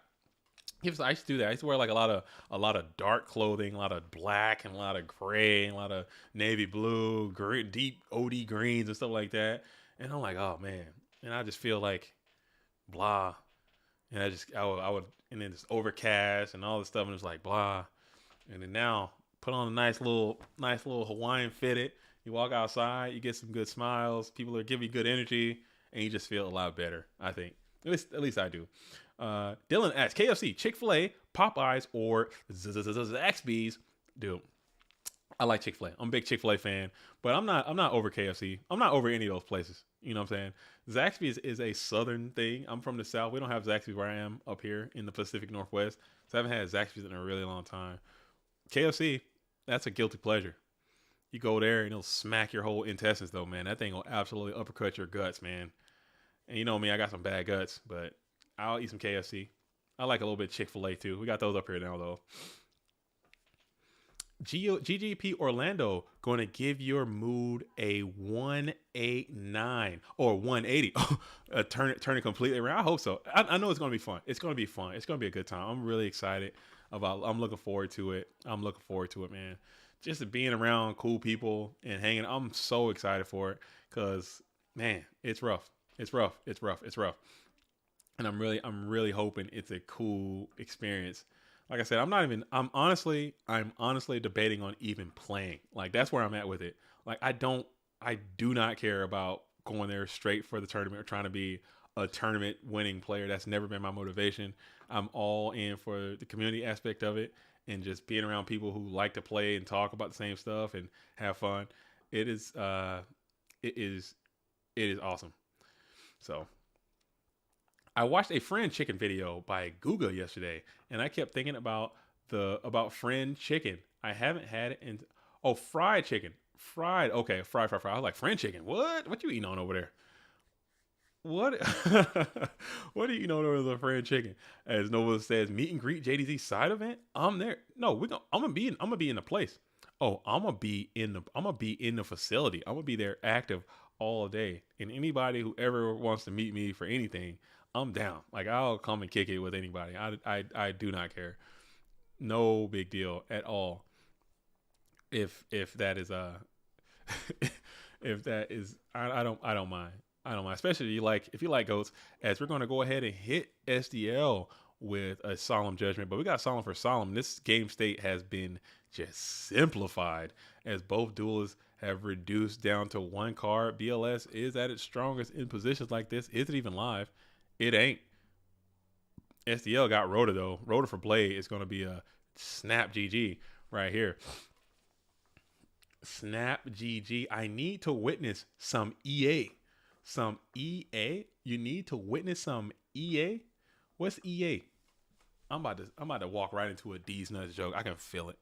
I can feel it. And whoever is messaging me on Dueling Book, please, as you guys know, if you're watching these streams, I never open messages on Dueling Book because typically they're probably gonna be somebody saying something rude most of the time, or something that I don't want to show onto the stream. It's gonna pop up. So if you have anything that you want to say to me, try to say it into the chat. Sometimes I can see it. If it's not all jacked up like this one is right now, I can see it. But if you can see or send it to me on Discord, and I can see that there. Most times I'll see that probably after the freaking tournament is already expired. But still, it's pretty cool. But Dueling Book, it's too many people out here who would just love being anonymous, man. So I don't know. I don't even know. It's too many. Oh crap! I can hear myself. Is that what I sound like? Oh my goodness. As we got GGs all around, so we have a 1-0 victory for SDL Killer so far. He starts off with Delinquent Duo, and that's going to be the way to go. And Bodie asks, is there any West Coast PNW GGPs announced? Unfortunately, this season there will be a no. However, Bluetooth, aka the duelist that goes by the name of Year 2001, he and we go to the same locals, as a matter of fact. So he has a lot of experience doing like productions and all that kind of stuff. So we're working together to get a GGP PNW up here. But the issue is that our GOAT scene is so small. Like it's like not big, you know. So we're trying to focus on growing the scene now, getting it to where people can have like a nice home base for it already set up, and then we can try to encourage people to travel in, because coming to Seattle in the summer, next summer is what the goal, to have GGP CTAC, we're calling it GGP CTAC, because I'm in Tacoma. I think he's somewhere in between Tacoma and Seattle, and we're gonna knock it out. Stout says, dude, I'm in Monterey, California, and it's like no one in Cali plays it. I don't know what it is. I don't know if there is some like vitriol. You know, there's a lot of people who just really, really don't like it. They just don't like GOAT format for whatever reason. Like it's, you know, it's I don't know. It's just a thing. People just don't. You can't make people. You can try to tell the good story about it and why you should play it or why you should at least give it a shot. But people just don't like it for their own personal reasons, and you just have to accept it. As Michael Gray dipped into the bag and pulled out the bottomless trap hole technology as well. But bottomless hitting Mobius still gets a nice little 2-for-1 there. You don't really hate that. But actually, no, it's 2-for-2 because you did have to tribute that Cypher Soldier. But GK Spy is going to present 2,400 points of damage and another +1 from the deck. I totally understand. I live in Southern Oregon, and the only GOAT players are my local friends, really. I appreciate you putting in the work to get something going. Oh, yeah, we're going to next summer, because as you know, if you live in Southern Oregon, you kind of know how it is over here in Pacific Northwest. I don't want to be inviting people to come to this place anywhere beside the summertime because it's just so bad. But it's next summer we're looking to get GGP CTAC underway.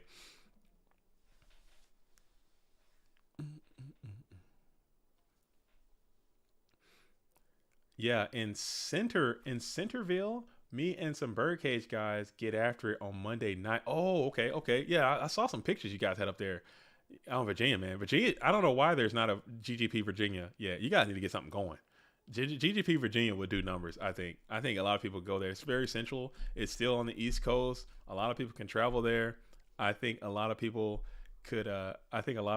would go. You'd say you travel there for an hour on public transport for the love of the game. That's grind time central, Nova Ethos. I respect that, dude. I respect that. Man. I would drive up to Seattle, North Seattle, and play locals there when they did it, when they were hosted. I think they're still hosting. They just stopped putting out the calendars.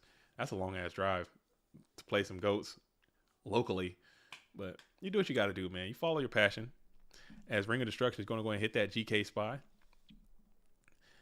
And now we got one spy set up in defense position, the Warrior Menace. We got SDL just still rocking, barely using the account on the dueling ladder. Michael Gray's got a 900 rating. That's pretty impressive. 900. That's pretty impressive. Before I stop playing, I want to play against JDZ in person. You want to get clapped as your last hoorah in GOATs? That's a bad idea, Sonic BG. You don't want that, man. You don't want your last hurrahs to just admit defeat to JDZ in person. Get sent to the Shadow Realm on your way out. No, I'm kidding, man. I'm kidding. You'll probably take me out, man. Come to Orlando. I'll be there. I'll play you if I have time. Like I said, I'll be extremely busy there. I can only imagine. I really want to put some emphasis on the stream there. I really want to get a chance to meet a lot of people there, and I want to kind of be moving about. So I might not be able to sit down and play too much, but if we pair up in the tournament, I'll play you. And you know what I'm saying? I'll bring the heat. I'll come out and bring the heat, man. I'll bring the funk.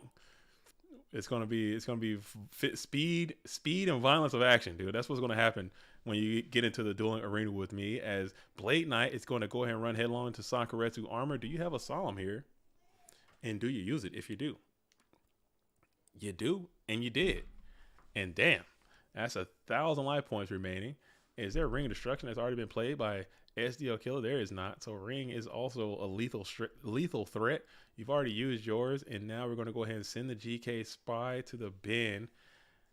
That's terrifying, because now you got to worry about this thing too. That little slippery Cypher Soldier is a menace for society.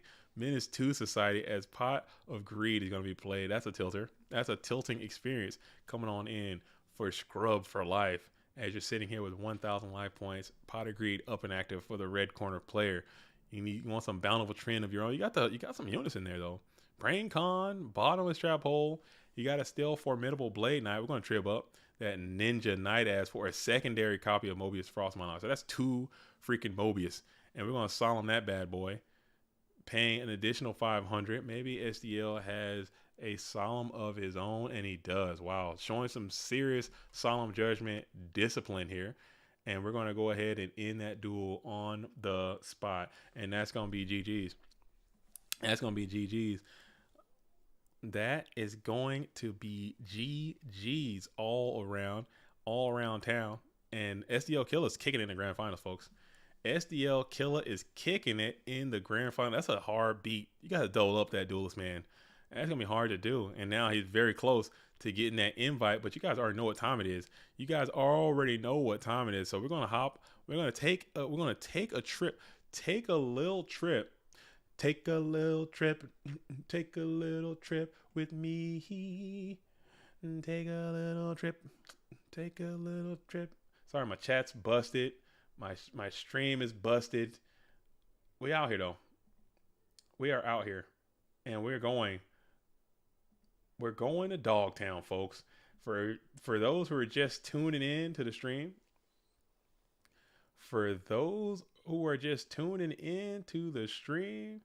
oh, he had 100 left and BLS in hand. Was that BLS live? I think that BLS was DED dead. Oh no.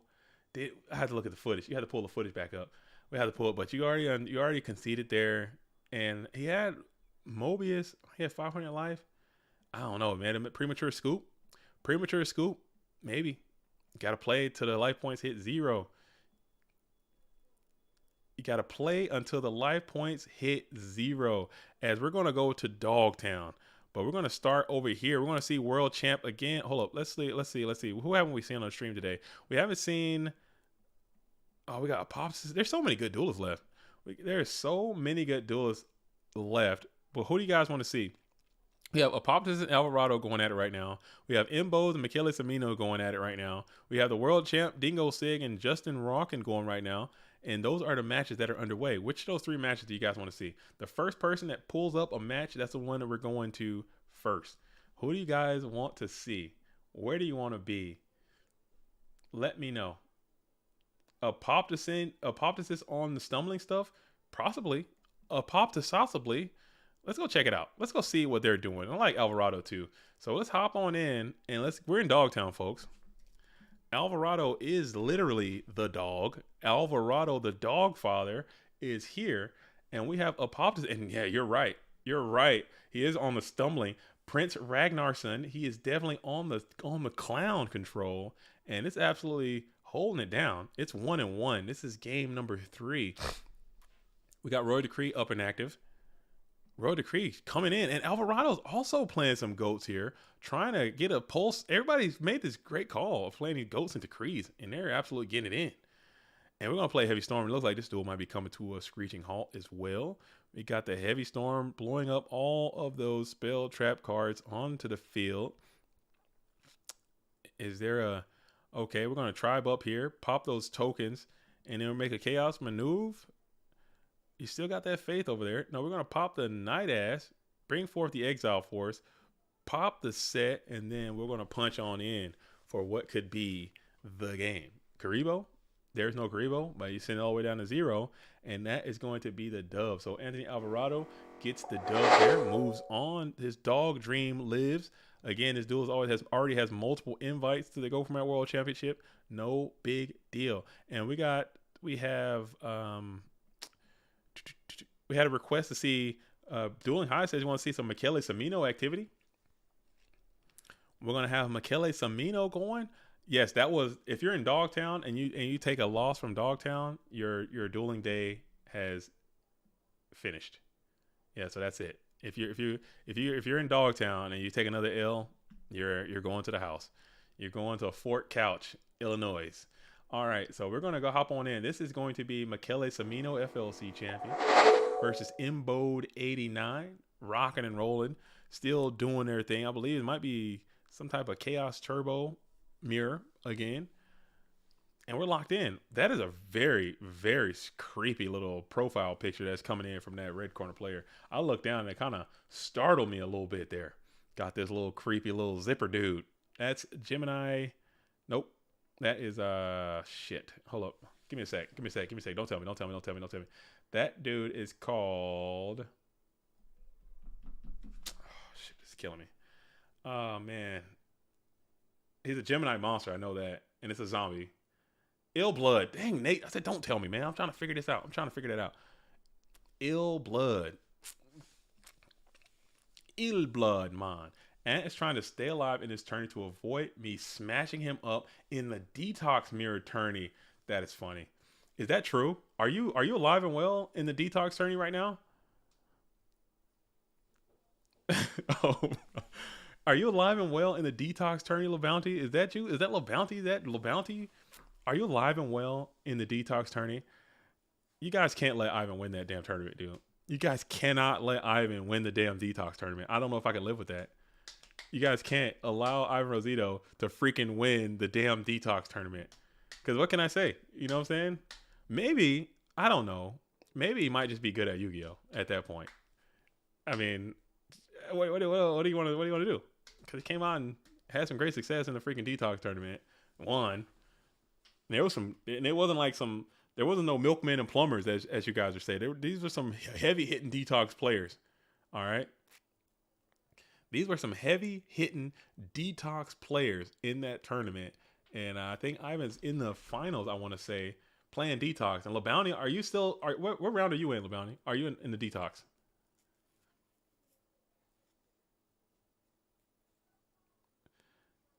MVP of Edison, winners finals of detox, GOAT of GOATs. He might, yeah, he might just be damn good at Yu-Gi-Oh! At a certain point, at a certain point, you know, there is, people like to say, oh, this format is sack, this format is this. It's not. At a certain point, it's way beyond the damn format, dude. I think most people who say goats are bad, I guarantee you, and I'm not trying to disrespect anybody, but 9 times out of 10, people say goats are bad is because they're bad at goats. And they're probably bad at whatever format they're playing too. Let's be real. They're probably bad at that too. Because at a certain point, as like LeBounty's saying, and I'm not trying to, I'm saying, Ivan is a perfect example because he's very good at Yu-Gi-Oh! He's very good at GOAT format Yu-Gi-Oh! One of the best players we have in our entire game. He can't be that damn lucky. He goes into a freaking no Trinity tournament, wins that, has great success. He goes into a freaking detox tournament, has great success. He goes and plays Edison. Never played Edison before. Watched the film, learned the tapes, learned the moves, and MVP of the freaking Edison World League thing. Winning. He had a great success in the dragon, baby dragon shit. At a certain point, look at Ghost Rider. Great success in Yu-Gi-Oh! Great success in Edison. Great success in Hat. Great success in Meadowland. All these things. At a certain point, it becomes you as an individual and what you're capable of. Because people have been able to win. Oh, thank you so much. Thank you. God. Oh my God. Thank you. Thank you. Oh. So it's something, man. It is something, you know. It's something to be said about that. As we're going to get back to the screen. What we got here? We have Imbode on the play, Sangin in defense position. Sangin in defense position. Imbode is thinking. So we got to keep an eye. Make sure that when they get in these dog towns, you know, people start kind of clam up a little bit, start trying to slow down. You got to make sure you're making your plays. You don't want to be taking too long. We don't want to send nobody any slow plays. And I'm telling you right now, head judge ain't playing. Okay, we got TK in the building, and he will slow play your ass without hesitation. So keep that in mind as you're playing these tournaments. Everyone out there who's participating in this tournament, as you're getting close to the end, I would suggest you don't slow down. If anything, you speed up a little bit because you're going to get blasted. And don't be sad. This is your official warning. Don't be sad when you're sitting here peeling slow play warnings off of your life. So shout out to the. Whew. Oh my goodness. Oh my goodness. Whoo, man. Michael Gray, you said you looked at the footage. You said you made a series of misplays in game 1. That's all it takes. Especially SEL and the Warrior Mirror. Double Mobius coming your way. You're still there. You're still alive and well. You're still right where you need to be. Just don't make any more. Don't do that again. Whatever you did last time, clean it up. and knock it out. You're still in a great position, man. As Kaiku the Ghost Destroyer is going to go ahead and clean up this Sangan in defense position.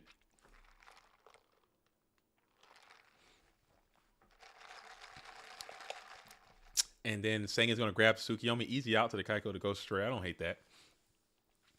I don't hate that at all. Let's see if I can get this chat working, because this is killing me. I like to be with you all more than if I'm just sitting here by myself. That ain't cool, man. That ain't cool. Just sitting here in the booth without being able to interact with the homies, man. It's like, that's not Cash Money at all, dude. That is just the opposite of Cash Money. That is just the opposite of Cash Money. Maybe I can figure. Maybe I just make it big as hell. What if I just make it super huge? See if that does anything. How about I do that?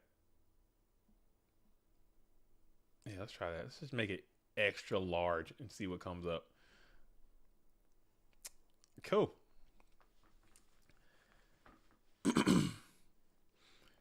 Yeah, summon first is usually better to play around TT. Yes, that was a misplay for sure. Shake it off, man. You shake it off. You shake it off. You shake it off.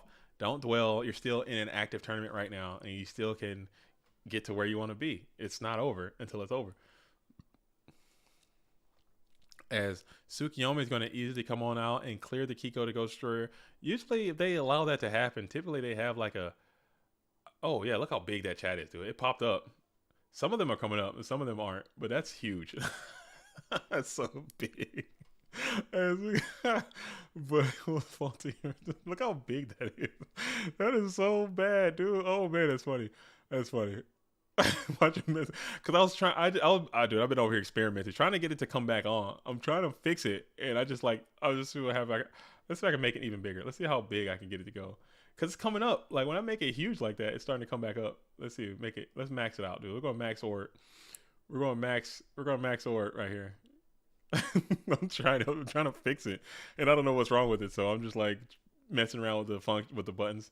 And it's gone again. So I don't know what the hell's going on. We have Breaker here. Main phase 1. For the blue corner.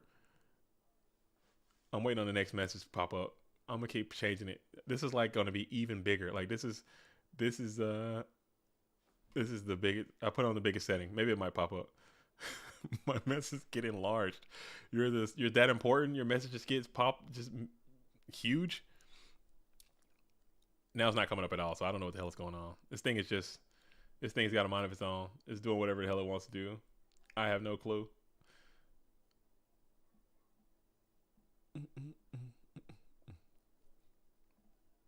I have no clue anymore. Whatever. I'll just have to pull up YouTube on the side, and I'll just have to vibe this way. I think that's gonna be how it goes, but that's life. All right, so we got a lot of cards going down. Sorry, let me get back to the action. We're in Dogtown. We're in Dogtown here, doing our thing. Michele Samino trying to get an invite to another duelist that is just fantastic. Been grinding a little bit. Missed out on a few events, few opportunities. Got some close runs, made some tops. Just need to convert, as most duels are. Not making it to the Go Format World Championship is not saying that you're bad. It's just, you miss opportunities, man. And it's getting close. This is another opportunity, and I think this duel is definitely good enough to make it to the Go Format World Championship. 100%. Michele Samino, FLC champion, birthday bash winner for the Go Format World League season 2. Oh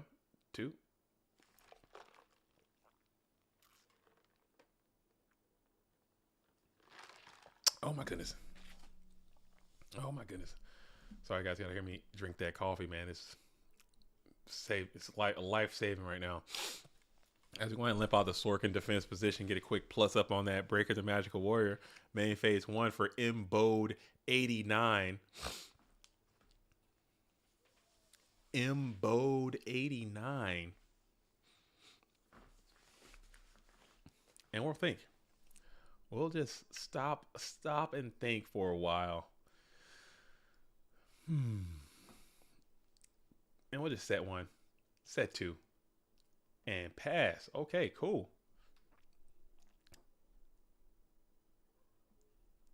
Hide delay. What is that? Boxed.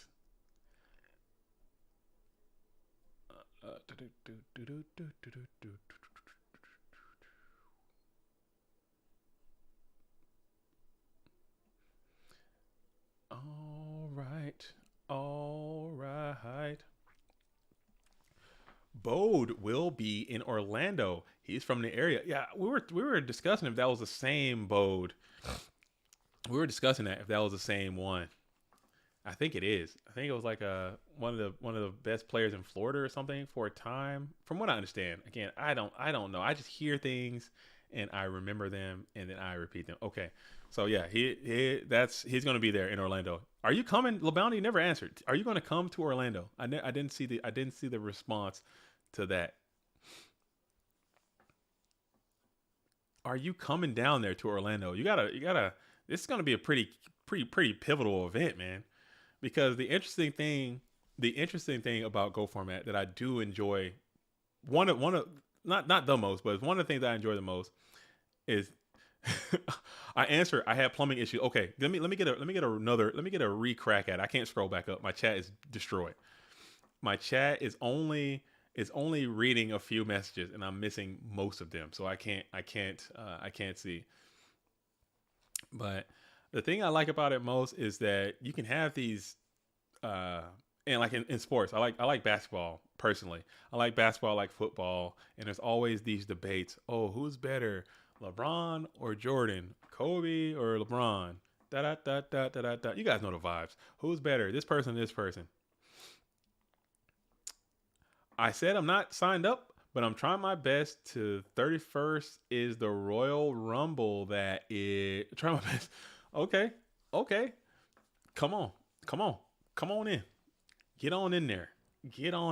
It's not I would hope to see you there. I would hope to see you there. I think it'll be nice. But yeah, you have all these debates like who's this, who's that, who's better, who's worse, who's this. Oh, if I play if I played back in the day, it would have been over. Like it would have been nothing. I was just born too late. I'm too young. It's not my fault. I was born too late. I would have been mopping the floor with all these people. Well, guess what? All those people, they're still here and they're still available and they're still in their prime. You know, this is not like those days where like, oh, you can degrade. You're still the same. You're probably even better now than you were then.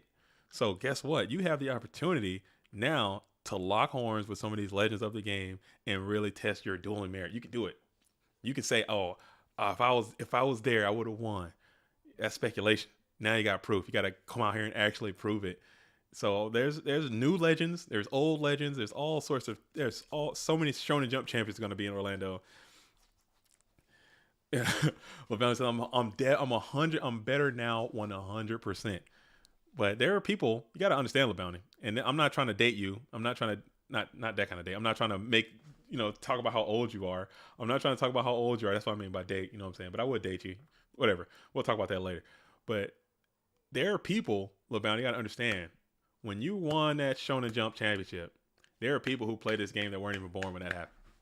You got to understand that. That's where we're at with it. Today is representing Shonen Jump. Indianapolis was 18 years ago. Today. This is 18 years of GOAT format. There are people who play GOAT format that weren't alive when GOAT format was in existence. And they're playing.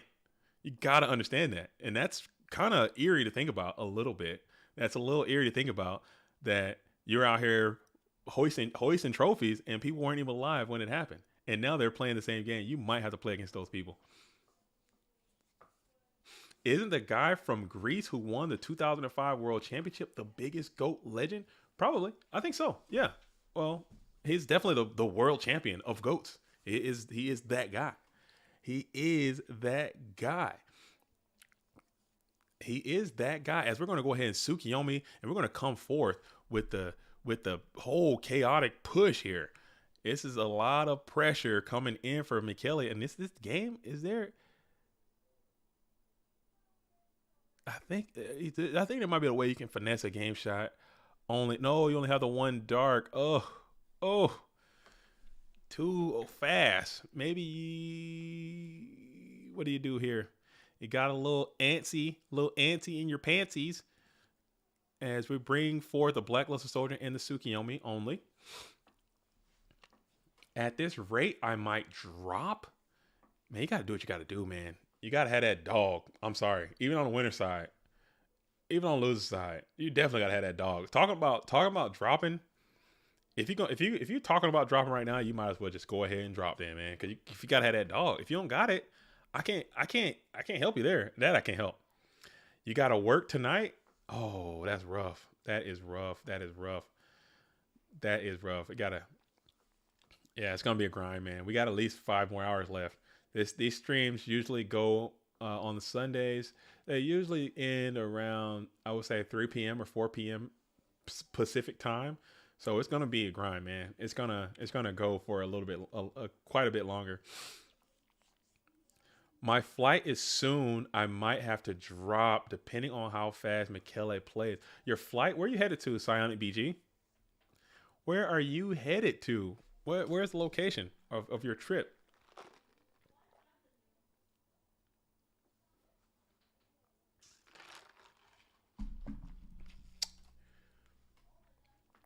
Sofia, Bulgaria. Wow. Vacation, or you just kind of going there for work? What's the going to do some? How is Bulgaria, by the way? I've never been to Bulgaria. I've only been to Europe a handful of times. Well, not even a handful, like twice. Returning from vacation. Okay, I hope you had a good one, man. I hope you had a good little vacation going down. That seems nice. I would like to go to Bulgaria. I like to go. I just want to travel, man. I want to be over there. I want to see the world. I want to be where the people are, dude. I want to see them dancing, walking around on those. What's that word again? I think they're called streets. You know what? Because flipping your fans, you don't get too far. Your legs are required for jumping and dancing. Strolling along on those. What's that word? What do you guys call them? Oh, streets. Up where they walk. Come on. Up where they run. Up where they spend all day in the sun. Come on now. I could have been Little Mermaid. Easy. Wandering free. What is a panda and why does it burn? Janjo got it. Janjo gets it. Oh man, that was rough.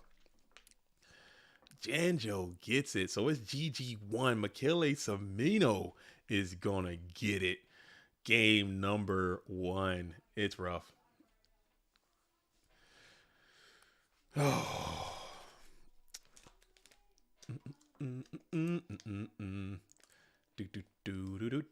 Oh, side deck. Oh, we got side deck up. I'm going to ask another question, man. I got some more questions here. I got some more questions coming on in from Necromancy for Kids. All right. Oh, this is a good one. I like this one. Let's see.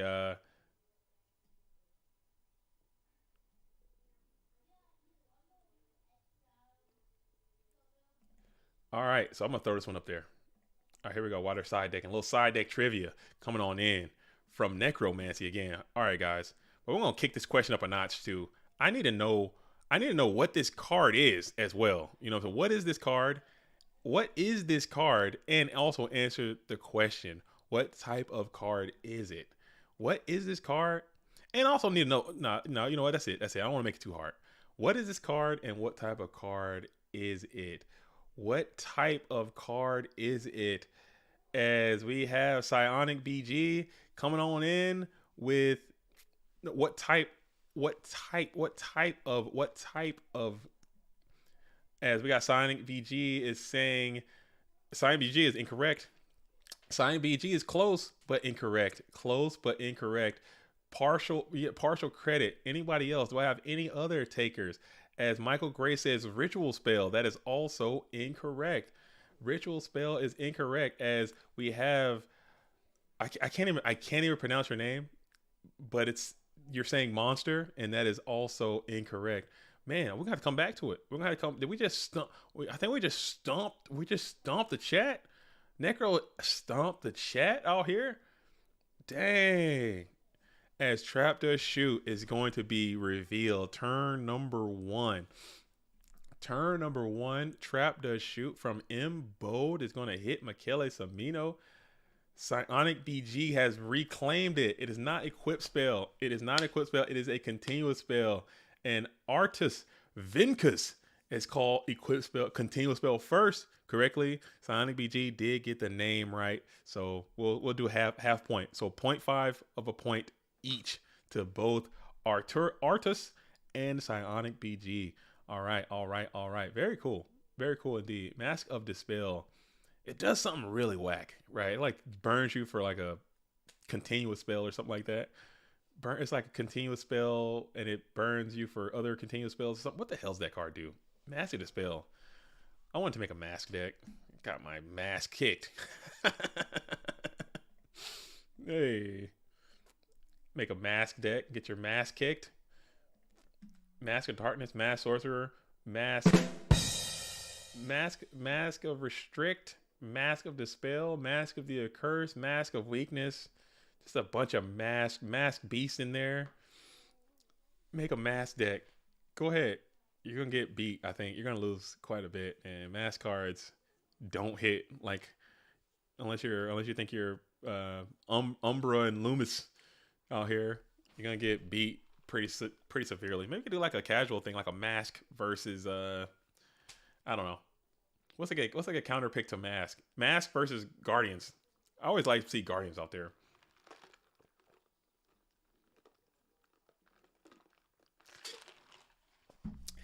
Mask versus I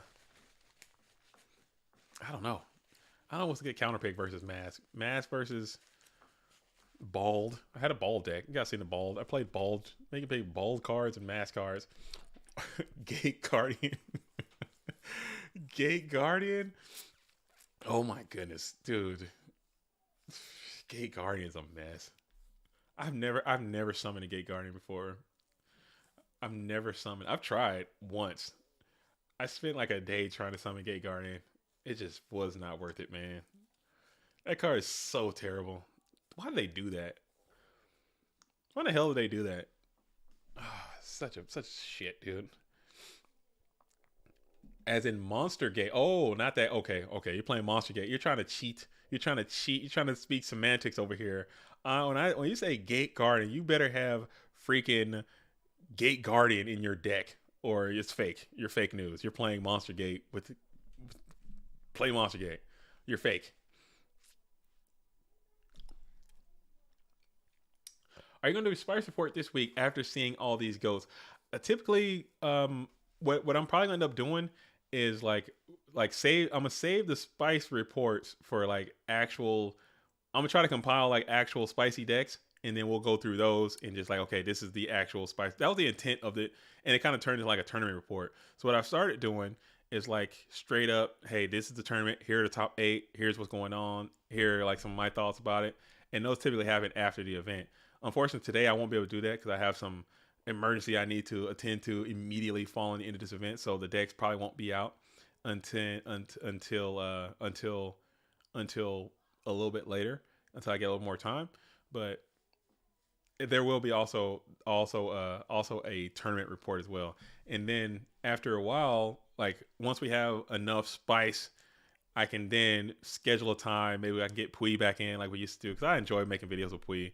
She's such a good YouTube person. Like Pui is the best. Pui is the best, and I think she can get 1 million views. I think because I think she's very entertaining, and she understands like how all this. She's a professional. You know what I'm saying? Me, I'm a rogue rapscallion. I'm just trying to make it, but she is a legitimate YouTube person, and having her on and just kind of talk about decks that are actual spice instead of like, oh, we got turbo, just, you know, because there's a lane for both. I think as we're gonna bring out the mystical swordsman level 2, he's gonna do his thing, slicing and dicing, hitting that setmon on the field, just like you guys should hit that like button on your dueling screen as we're going to wing blast, send that little dude back to the top of the deck. I like seeing this thing. I've seen in quite a bit of Mystic Swordsman level 2 coming on in as just in a turbo deck. I don't hate that either. I think Mystic Swordsman level 2 is much better than Mind Control some of the time. Maybe not exactly right now in this position, okay, as I eat my words immediately, because Mind Control can get you out of this BLS situation. But man, Mind Control is getting a little bit worse, and I think just having that little zapper come on in to smack over these setmons, I don't hate. Angel says, pack filler cards. Pack filler card. I must have missed a piece of that conversation. But we're talking about Gate Guardian. That dude. I'm telling you right now, Gate Guardian. That dude can sit up in a binder like you wouldn't believe, though. When someone flips open their collection binder and they got a chunky Gate Guardian sitting within the first couple pages, I'm like, this dude is a duelist. Like, this person is a Yu-Gi-Oh player. And it looks so clean in that binder, dude. That dude can sit there and just flex. I've been flexed on by so many Gate Guardians. It looks beautiful. Card sucks major donkey balls, dude. I have a Gate Guardian first ed. I bet it's gorgeous, man. I wish I never would have gave my collection away.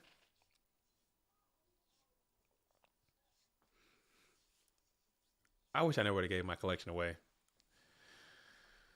Oh man, I wish I would have been able to kept that, because I had a nice little situation going on.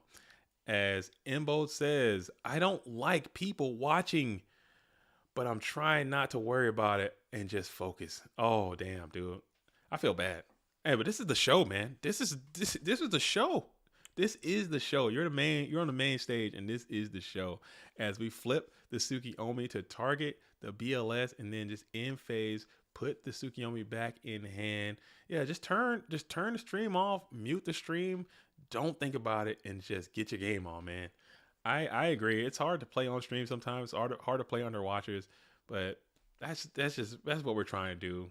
And if we could share these tournaments and more people can find out about it through these streams, which is a great way to help grow the game, I think it's important that we do. So, and sometimes, and again, against my better judgment or against my own, identity or whatever, like, and the other staff members vehemently disagree with me, is like, if someone is like, hey man, I don't like being on stream. Can you, if it's at all possible, it makes me super nervous and I get super anxious about it. If at all possible, can you not show me? I'll be like, okay, I won't. And the rest of the staff are like, look, that's not acceptable. You gotta, everyone, if there's a game and they're in the tournament, then they enter the tournament, then they know it's time to play, then they need to be on. And I try to walk a fine line if a duelist comes out to me, but at the same time, you don't want to present an unfair advantage to the other players. Like, if I'm a star player, like if I'm a champion level player, if I'm LeBounty, LeBounty's going to get on the stream because he's got a name, he's very good. And that makes it unfair, because if someone's like, I don't want to be shown on stream, well, you shouldn't be good at the game then, because you're going to be on the damn stream. I'm sorry. That's your fault. Alvarado, you're going to get on there. Ivan, you're probably getting on the stream because you're just good at the game, and it helps broadcast what we're trying to do. And also, me personally, I like to feature people who don't get on the stream too often, so I can help, build their dueling image or whatever the hell. So I'm always trying to show people, but I'm also trying to be respectful at the same time, which is a fine line to walk from time to time. LeBounty says, I used to love it when people surround my match back in the day, because my opponent would also get nervous. That's a benefit. If you're used to playing those situations, those high pressure situations under the lights, you know what I'm saying? You got freaking people, especially back in the day, you got a freaking tournament reporter. They're sitting there typing, you know what I'm saying? People are talking and taking pictures, you see whispers, and you hear, it's going to tilt you if you're not used to that environment. But if you're used to playing in that, you're going to have an unforeseen advantage in that position.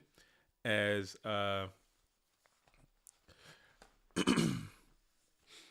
as we are sitting here thinking about it, we got Mr. Swordsman level 2 up and active, 2 set cards on the field. Angel says, like, we should have had a Blue Eyes / Dark Magician deck that is playable. I think those cards are playable if you're brave enough. If you are brave and bold enough and you have the dueling chops, you can play a Dark Magician deck right now. Guarantee it. And you can beat somebody if you dedicate the time to it. If you say, I'm going to do this, you can. In Go format.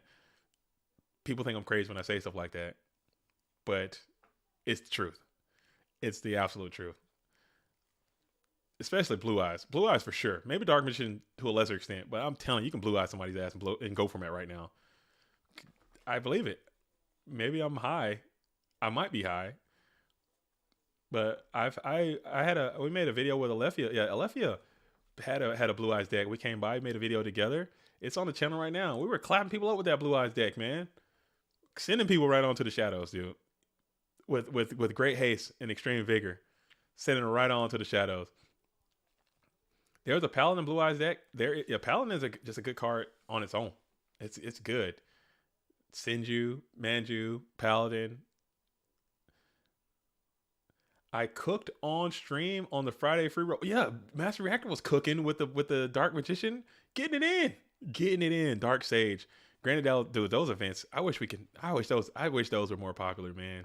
I wish the Friday or the circus. Maybe we can get like a Saturday open, like a circus only kind of thing where everyone's on Spice. That to me is when Go format is at its best. When people can do something that is just so different and out of the box in a safe environment. You know, it's just fun. It's fun. Call me what you want to call me, but it's definitely fun. As we're going to go ahead and use that Chaos Sorcerer. Chaos Sorcerer is going to clap up the Miss Tomato, and then we got our main phase 2 Torrential Tribute, which is going to make a big old splash, send both those spellcasters off the field. Michele is on the draw here, down a couple cards, but you're still in life and position and everything, but you're still alive and well, as you're going to draw up to 1, checking the grave. It's not saturated in any capacity. You got no trend. You got 2 pieces of the trend have already been resolved. No Lightmon, 2 traps, and we're gonna have to just do a hearty pass back on over as we hit the 1400. We'll come on in, and it's connect. Train leaves the station. That's the first time we've seen that on stream today as well. The DeQuechi, the battle chanted locomotive, clapping on in for 1400. We'll take that. Thumbs up all around. Main phase, we got the Thunder Dragon now. So wow, this could spell chaos right here. Excuse me.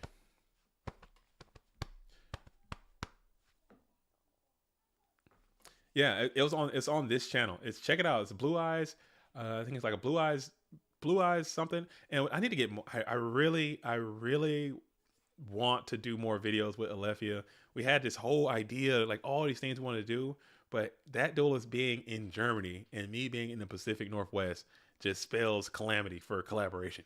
Being in the Pacific Northwest in general is very difficult to collaborate with anybody, let alone someone who is located in Europe, because people have lives, they have jobs, they have stuff that they have to do. I have lives, I have jobs, I have stuff I need to do, and it's just hard to find the time to get that stuff together, especially when you plan on a ladder and Go format.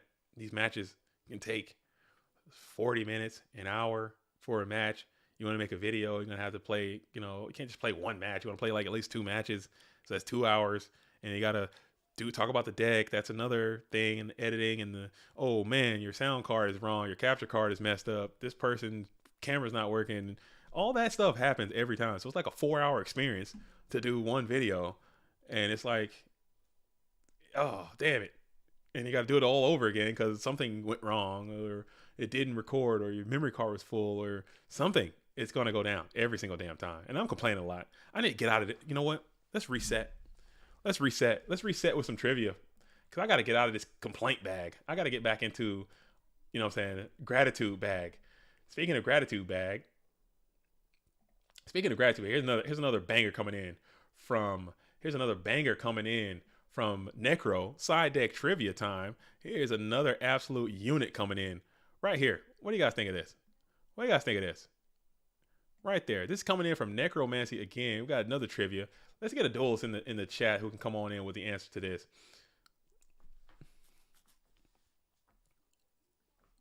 What is this? Does anyone know? Does anyone know the answer to this question? Nate Dogg comes on in and quickly snaps off the correct answer of Ancient Gear Beast. What Yu-Gi-Oh card is this a close-up of? This is, in fact, the Ancient Gear Beast. So Nate Dogg gets a point. I think that's Nate Dogg's first point of the day. Okay, so we got Nate Dogg has a point. I need to keep score. Okay, we need to keep score. And I forget how to say your name. But I know it's a Bulgarian, right? That's a Bulgarian duelist. And you told me before, and I think I wrote it down. Did I? I can't find my notebook. So I need to write down where I put my notebook so I can figure out the notes that I write down in it. It's Dimitar. It's Dimitar. Okay. Dimitar. You are also correct, but you got to come in a little sooner. Nate Dogg's quick on the gun, quick on the draw.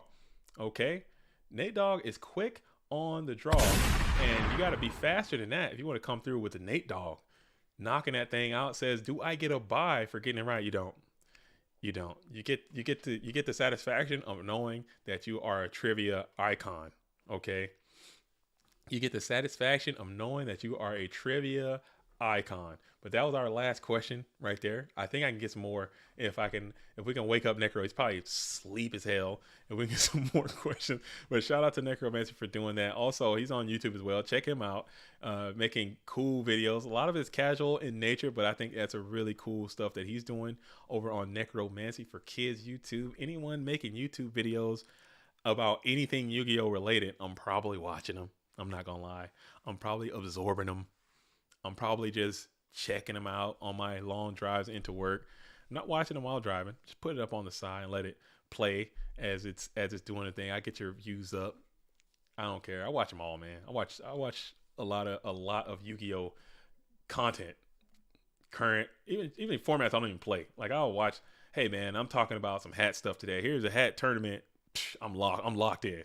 Don't even know what the hell is going on the screen. I'm just watching it just for current deck profiles. Never played a current game in my life. I'm watching them. Like, yeah, man, you need to cut that. Your ratios are all jacked up, dude. I don't know what the hell I'm talking about. Watching them. Don't care. Dragon Link. Never seen. Don't even know what the hell a Dragon Link is. Yeah, man, your deck's all jacked up, dude. Oh yeah, you didn't play triple tactic talent. You messed up, dude. You messed that up. The man says, "Yeah, I saw you in the chat last night." Oh yeah, I'm out there. I'm watching. I am observing. I was watching most of that the RBET in Moreno Valley yesterday. Was on the stream. That was really really cool, man. I'm again. We were talking about that earlier. The man. I don't know if you were here, but I'm trying to figure out how we can do that.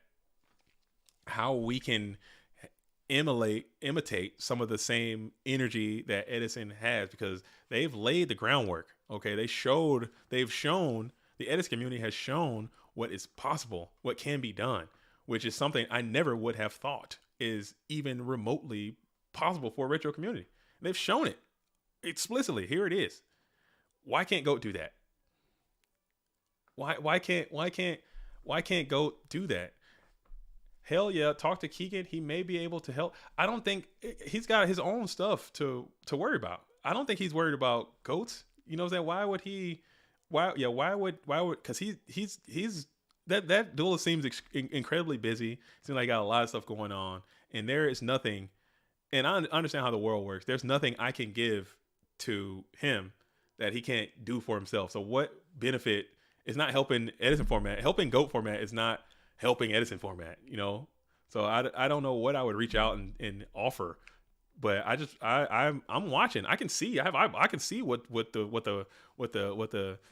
thing is, but I don't know how to market. I don't know how to do videos. I don't know how to do. There's so much I don't know how to do. I don't Twitter, you know. I don't tweet. I don't talk to nobody. There's so much more that I could be doing as the GOAT guy. You know what I'm saying? A lot of people are beginning to accept your boy JDZ as the GOAT guy, but a lot of people don't even accept me as that. You know, a lot of people don't identify. Hey, this is our guy. Let's get behind him, and then we can push GOATs together, because this guy's obviously willing to do the work. This guy's obviously willing to dedicate the time, and this guy's obviously got the grind. Let's get behind this guy, get behind his channel, and get behind what they're trying to do. A lot of people in GOAT format, it's not. Our community is fractured and splintered and separated in a weird amalgamation of people, because it's like all right, how about this? It's another like a parable or like a metaphor. I had a mentor who'd always talk in parables, and he would tell me this one all the time. And again, this is not what you're tuning in for. I'm sorry. Just try to stay tuned in. I'll try to curtail it. Another parable of the day, hour 5 parable or hour 5 freaking metaphor or whatever. it's this wise man, okay? This wise man, he dies, okay? And he goes on to the afterlife. And before he is accepted into paradise or heaven or whatever you want to call it, he says to whomever is taking him into the next play, as Kaiku is on the field. Oh my goodness, double Kaiku and Snatch Steal and Mrs. Storm. You guys know the vibes. You guys know what's going on. But he talks to this very, very wise man. He talks to the person that's taking him on into paradise. He said, "Hey, before you take me in, can I go see what the other place is like? The bad place. We'll call it, torture. We'll call it hell. For the lack of a better word, we'll call it hell. Can I go see? I just want to see what it looks like. I'm curious. Everyone on Earth has always speculated what hell is, what paradise is. Can I just go? I just want to take a little sneak peek." So he's like, "Cool, no problem. You're a wise man. You lived a great life, of course." So he opens this door, right? This door to hell, and he thought it would be like fire and brimstone and all these hellish things that you see. As we got Patrick Zero and Alvarado, I'm jumping in there, by the way. Let's go see what that's going down. As I continue to rant on about this. So he said, "Can I just take a peek?" So he opens his door, and there's this huge bouquet of food and this table, this spread of just all these immaculate dishes and fine everything that you can imagine, the best food in the world. And he looks around the outside of the table, and there's all these people, and they're like bound like they're like bound to the floor, and they can't move freely because they can see this food and they're trying to reach it. They can't reach it. Only thing they have is these really long chopsticks. Ooh, Dimension Fusion Turbo. What? Can't play it. You can't play that. You don't have enough life points, duelists. As we're going to go and smack on in with Jinzo. Jinzo on Serp Nasty is rugged. You gave all that information to Alvarado. That is just terrible. Alvarado now he knows you got one dead card in your hand. That might be the difference maker, as now Upstart Goblin is going to get discarded probably. But they got these long chopsticks. And oh, damn it. Oh man. Oh God. We'll wait to side deck. I'll finish this later. Remind me later. As we got Premature Burial. Premature Burial. Whoa. He's back on the bag, dude. He's back on the deck. As Chaos Source is gonna get Premature Burial. And then we're gonna be able to smack on in. Jinzo is going to clear. What could it be? What could it be? Night Ass. Ooh. Night Ass pop Jinzo in this position. Now do you swing with Chaos Sorcerer? That is a fearful. Traps are online.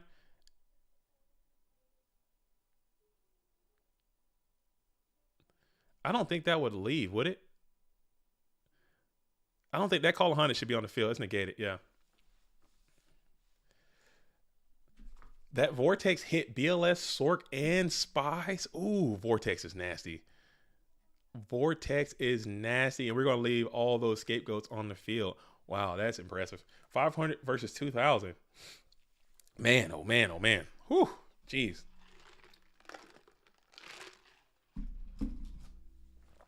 Oh my goodness.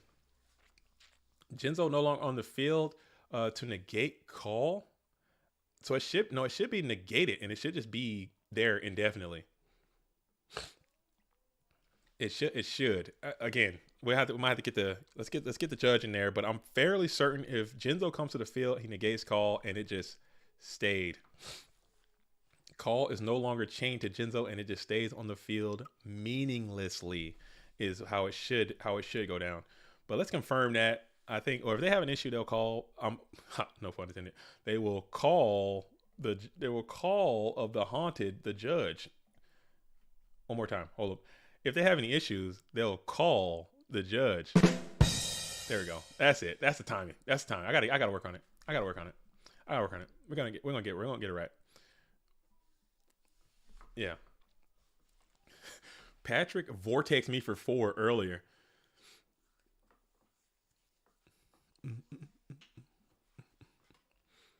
Someone must be playing True Nade for all this to matter. Oh yeah, I'm pretty sure Patrick Zero's definitely. If you got this much greenery and you got one True Nade right here, you're probably gonna better believe it's gonna be another one. Abyss Soldier is another good one. But I doubt Abyss Soldiers in this deck. This is Dimension Fusion Turbo. This deck is great, dude. This is another rogue strat that barely sees literally zero play. It comes on in and it can beat anybody. Because this card right here, this thing right here, Dimension Fusion, is ridiculous. It's a ridiculous card. It's so powerful. And it sees virtually zero play at all. Jinzo's connection to call is severed once Jinzo hits the field, isn't it? Yeah, it just negates it. So it should just stay there meaninglessly. It won't leave. Evan English says, you are the GOAT, JDZ. No. There are so many other GOATs. I'm trying to be a GOAT. I'm trying to be the GOAT. I'm trying to be a GOAT, not the GOAT. I just want to vibe, man. I just want to kick it. I want to see GOATs. I'm serious. And I say that all the time. I want to see GOATs last. I want to see it around. I want to see this game stick. And I want to be 90. And I want to look back and I want to see people still playing it. I really do. And I think it has that potential because it's iconic. That's why GOATs will always be here. That's why people are like, oh yeah, Go format's dying. Go format. Oh, nobody can play it. It's unplayable. It's always going to be playable because it's iconic. It's always, because guess what? The show is called Yu-Gi-Oh! The game we play, believe it or not, is called Yu-Gi-Oh! There's a duelist. His name is Yugi freaking Moto. Okay. There you go. Yugi played these cards. These cards are, it's just iconic. Iconic is just what it is. All right. So cool.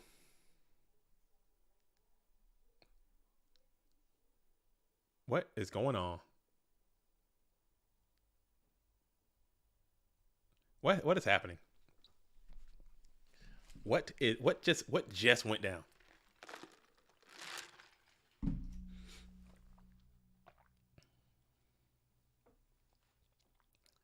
Jinzo attacked set monster. I choose to destroy Jinzo. Jinzo will die. Carl Haunted will absolutely stay on the field. 1,000,000,000%.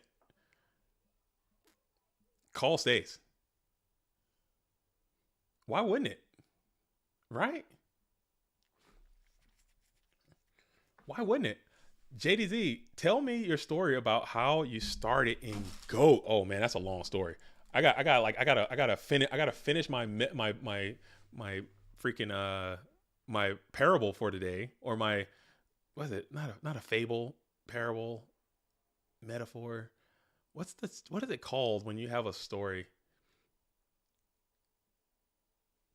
No, I said I told you mine above. Oh, back in 2023 when I started to play GOAT, me and my friends would play for cards for hours. Well, one day, me and my buddy match each other at regional and asked the judge if we could play GOAT instead of modern. Did they say yes? No way they said yes to that. No way they'd be like, okay. Jinzo was summoned by Call of Haunted. Yes. Really? Call of Haunted goes in this spot? How did that even work? That's crazy. I guess I learned something today. I thought Call of Haunted would stay in that spot because Jinzo would negate Call of Haunted, does it not?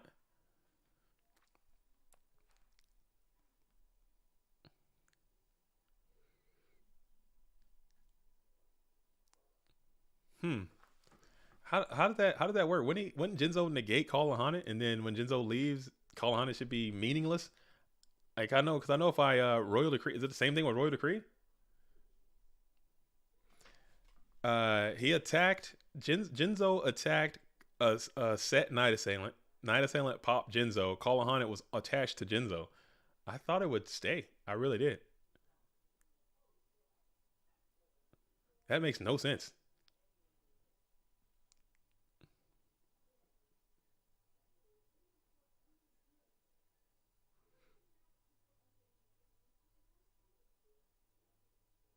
What is happening? You know what? I don't know. I do not know. Tribute Jinzo? Is TK in the building? Where is TK Griffiths at in the building right now? TK head judge. He's in the building. He's about to hold it down.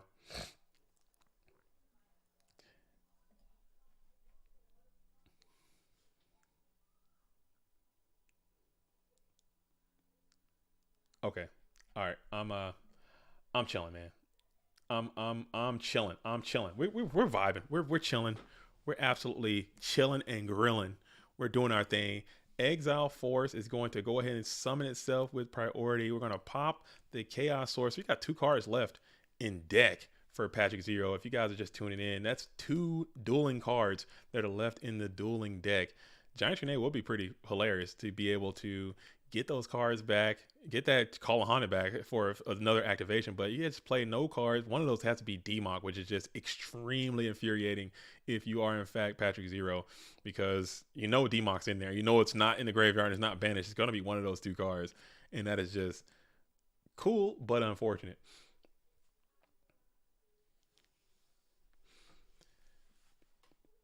Agree on the stay. This is a pretty well established ruling. I'm surprised it spent so long on this. I mean, who knows? I don't know what they're in talks with TK. I don't like to pretend like I know GOAT format rulings or Yu-Gi-Oh rulings in general, and I mess them up all the time. Like literally, like it's my job. Like I mess up rulings like I don't know how to play sometimes. So at these points in the tournament, you've been playing all day. It's important that you just try to take the time to get it right. Why not? As we set the morphing jar, which is just hilarious. You're gonna set that morphing jar and then go for a TT pop there. 1 card left in deck. And now it's probably gonna be a tribe hit. Does it connect? Is there a ring? Tribe hit ring is pretty hilarious. But it's going to be goats there. You got no ring as well. And that's going to be an absolute scoop right here, as Scapegoats is going to be a GG for the red corner. All right. Cool. Cool. Nice. Very well done. It all worked out. It all worked itself out. Everything is everything. It's going to be a game 3 situation. So that was only game 2. This is game number 3. This is game number 3.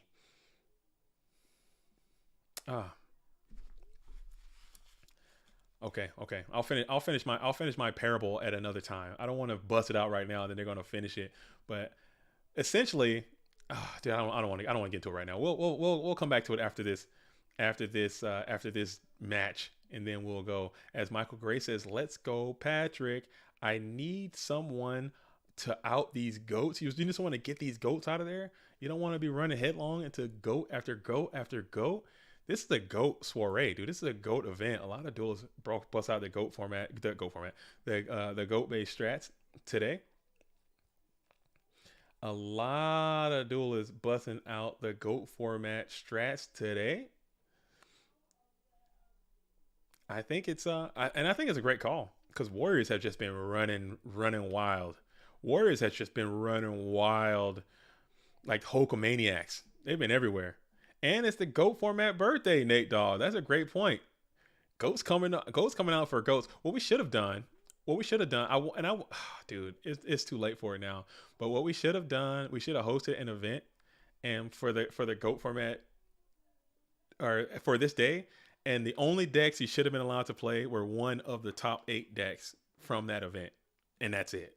You can only play one of those top 8 decks, and you get to pick whichever one you want, but you can only play one of those decks from SJC Indianapolis. I think that would have been a hilarious event to see the hilarious. Like, I'll just have all the decks posted of the 8 decks that you could use, and you can only use one of those top 8 decks. You can pick whatever it is, and you have to use it in its entirety for the entire tournament, and let's see who can win. That would be freaking hilarious to see people out there. You're seeing some Air Knights, seeing some DD Assailants. You're seeing some Cannon Soldier. You're seeing some Poison of the Old Man. You're seeing all kinds of stuff coming on in, because those decks are wild and crazy, man. Back in the day, Yu-Gi-Oh, man. It's so good. So much color and so much vibrantness. I think it's dope. But after this match, I have to take another super duper quick break after this match, and then I'll come back And then, matter of fact, I think I'm gonna take it. I'm gonna take it right now. I'm gonna leave it. If you guys want to just keep rocking and rolling with it, I'll be back in just a moment.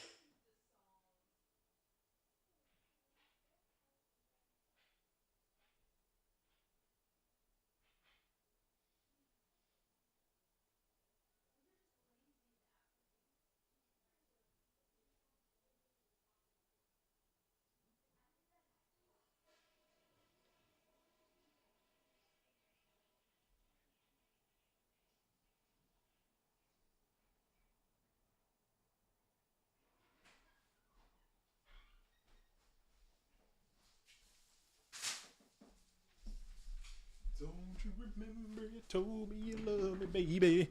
All right. Sorry about that. I'm back like I never left. I do apologize for that.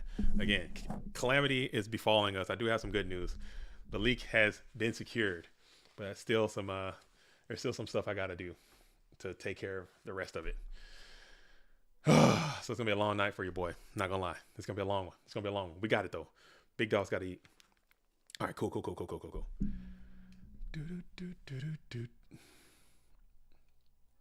All right. The man did they really let you guys did they really let you guys play? They didn't. Okay, so but I ended up winning 2-1 versus him during the region. Okay, cool. I was about to say, man, that'd be so wild if they did that. If they just said, you know what? Yeah, we're gonna let y'all just do whatever the hell y'all want to do. As Anthony Alvarado is rocking 10,000 life points. But this blue corner player's deck is very explosive. It's very powerful. It does require a bit of setup, and you do need some of the right cards to kind of get after it. They did? They let y'all? No way. Come on. It's our stream chat now. Never mind. Oh, you guys took over? Man, you guys can have it. I'll kick back. And I like hanging out with y'all anyway. No offense to the players, you know what I'm saying? I like kicking it over here in the chat. When you guys are absolutely rocking and rolling over here in chat world, it makes my life so much easier over here in streamer guy world. It's just dope. It's just dope. I don't know what's going on with my whole setup is just, I'm gonna have to after I fix this calamity, okay, I'm gonna fix the plumbing. Plumbing's gonna be fixed, okay? I'm gonna come back. I'm just gonna reboot my entire setup. We're gonna get this computer fixed. We're gonna get this camera fixed. I'm not gonna let this junk hold me down, man. I'm done with it. I'm done with feeling sorry for myself. Nah, that's over with. As we got Thunder Dragon up and active in attack position, 7 cards in hand for Alvarado. Patrick 0 on the play as Sean Valverde hits it up with a little P. Yeah, what's up, Sean? Hearts to Sean Valverde out here. Hearts to all of you out here as well. If you're rocking and rolling with us, make sure you hit that like button, please. Go ahead and throw it in. Throw it in there. Just for that game, because we both had our GOAT decks on hand. That's impressive. I'd have been like, hell to the no. Y'all can get bent. I mean, I can shove off. I'm surprised Konami let that go down. I really am. They are typically going to be anti-fun.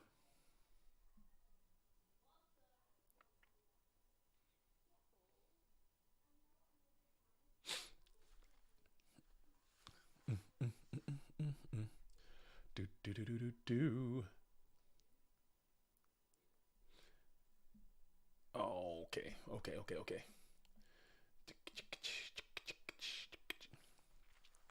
Yo, Sean says, "Go format. The little P was the previous comment I made. Oh, I missed that one. Rampage. I don't see anybody in the commentators. Oh, you guys are trying to take over. You guys are trying to take over for the 9-9 into the 2000. Go ahead. Go for it.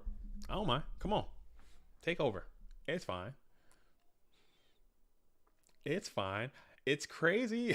It's crazy because it was head judge and it was the same people who host all the YCS here in Texas, but he's a good friend and he didn't care. Okay, that's fair. As long as both players agree, I guess it doesn't make a difference. You guys are both playing Yu-Gi-Oh! And you're playing against each other and you both agree. So I guess in theory it shouldn't matter. That would be so funny. That would be wild if they started doing that. Like if side events, if retro formats could take off to the point where, all right, we got this YCS, and you and your opponent can just agree on what format y'all want to play. If y'all both agree on it, then that's what it's going to be for that round. That'd be funny. I've always said that if you want to have a title of Yu-Gi-Oh! World Champion, you should have to play more than just the current format. I've always thought that way. It should be like a series of rounds where you have to play a series of different things to test your entire ability throughout the entire history of the format. As we're going to go ahead and metamorphosize the Thunder Dragon here, going for the bad boy Balter, strong Balter here, as this deck is going to be playing a ton of normal spells and traps or spell cards that Balter can just negate with the greatest of ease. As you see a lot of green in this deck, Balter's pretty powerful here.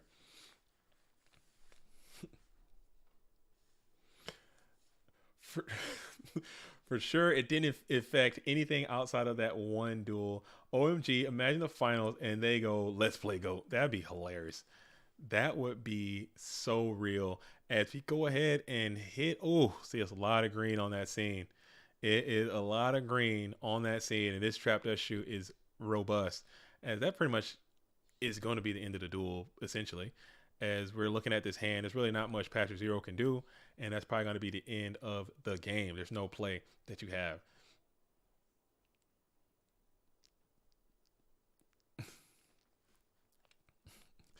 And he drew he says there are no spells left in the deck, just Duo, Pot, and Graceful. Just the Trinity. He's drawn every other spell except for the Trend, and maybe MST. I don't see an MST in here, unless you're not playing it. I can negate 9 of them. Yeah, seeing that's rough. That is a terrible spot. Because you got Balter up with look at how much life. You got over 10,000 life points. And you got Balter. This game's over. And we'll send back the Bazoo, the Soul Eater. Okay, Bazoo was in the hand as well. Okay, I thought Bazoo was already banished under his own for some other reason. Okay, so you have no play, and this guy can negate the freaking... Oh, Balter's so damn good. I am just in full Balter suck mode right now. Balter's just that guy, dude. Balter is that guy, dude. He's so good. This honestly, and I say that a lot too. Oh, and he got the Wing Blast too. Yes, the game's over. So I say that a lot too. That's probably one of the main reasons I play Chaos Control is just for the ability to have Dark Balter issues. Just Balter suck, dude. I am a full sucker of Balter, dude. I think this card is great. Even at that 2000 attack. If this bad boy had 2100, can you believe it? Fiend Skull is good, but I think Balter's better. I think Balter's better than Fiend Skull. I really do. I really do, man. Fiend Skull is pretty damn good. If Fiend Skull was like light or dark, if Fiend Skull was dark, it might be close. It might be close. It could be close, but you get that auto light dark. You trib for the Thunder Dragon, or you premature the Thunder Dragon, and then you meta into the Balter, and now you got light and dark access immediately again. I think that's hot. I think dark, and it's just coming out and negating normal spells, and it can negate the effect monster that it kills. Card is just crazy, man. Dark Balter is that guy. Fiend Skull is pretty damn good too, though. I've soloed with Fiend Skull quite a few times. We were talking about soloing with Skill Dark. I've soloed with Fiend Skull. Sometimes you just slap that bad boy on the field and just say do something, and he'll solo turbo sometimes. Not all the time. Some of the time. that guy can go coast to coast on turbo. If you can get him early and often, he's on the field, negating Dekoichis, negating Magician of Fates, can't be wing blasted, can't be Regeki broken, can't be ring destruction. You know, it's pretty cool. It's pretty damn cool. As I'm assuming Running McCutcheon is saying grr to disturb. That's a funny typos, man. As a typo enthusiast myself, you know what I'm saying? I'll be out here typoing. I couldn't get through it. I could get through it. That's a funny little grp and the derp. As we're gonna see what we got here, we're gonna pull up. Anthony is going for dog of the day. Actually, no, we have Psionic BG and Michele Samino. They're dogging it up right now. So actually, I'm gonna hop over there and see. We have two coalescing. I can't talk, dude. I don't know what the hell I'm talking about. As they are coalescing upon each other, two dogs are actually dogging it up right now. So I'm gonna see what we just saw Ant there. I'm gonna go with Psionic BG, who hasn't been on the stream today. I don't know what Psionic BG is on, but we know Michele Samino is playing some Chaos Turbo. So Psionic BG was kicking it in the chat earlier, hoping they could finish this duel before the plane takes off. Hopped on the plane, finish the game. Just hop on, do what you can, Psionic BG. If you have to drop, you have to drop. No big deal. Psionic on the Warrior strategy. I'm getting some reports coming in from field reporter Nate Dogg 29. As you know what they say, when I met you last night, baby, before you opened up your gap. Come on. I can't sing the rest of that song on this stream. I can't sing it, but if you haven't heard, it ain't no fun if the homies can't have none. That's a Nate Dogg. Whenever I see, honestly, Nate Dogg, whenever I see your handle, just know that that's in my head every single time. 'Cause I never met a girl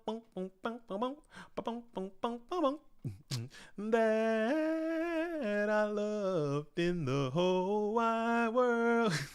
Every time, just know that every time I see Nate Dogg, it's right there every single time, and I can't shake it, dude. I don't know what it. I don't know why. Oh, dude, what was the other? Other Nate Dogg and the G Child. Needing someone else, 'cause one of these days is sexy as hell. I said, ooh, I like your style. You seem real nice. Would you let me ride? You guys need to learn some damn music. You guys really need to learn about some damn Nate Dogg, dude. If you don't know who Nate Dogg and the G Child, okay, Warren G and Nate Dogg was killing it, man. They were killing it, dude. R.I.P. Nate Dogg. Not our Nate Dogg, but actual Nate Dogg. All right, we're going to go ahead and Nobleman cross out. Hit that Kiko to Ghost Destroyer. Nice Nobleman. It's not hitting your flip effect, so you don't hate that too much. But you're going to flip your own Magician of Faith here. Is there some trend? There's no trend to win right there. You're going to flip that Regulators. Mount up. Yeah, there you go. I just hit the east side of the LVC. But the vibe is the Warren G. Would you hit the 2-1 and Lewis. Today you want to do it. Dude, come on, man. Nate Dogg. Oh, man. Nate Dogg and the G Child. I love it. Okay. So we got Magician of Faith up and active.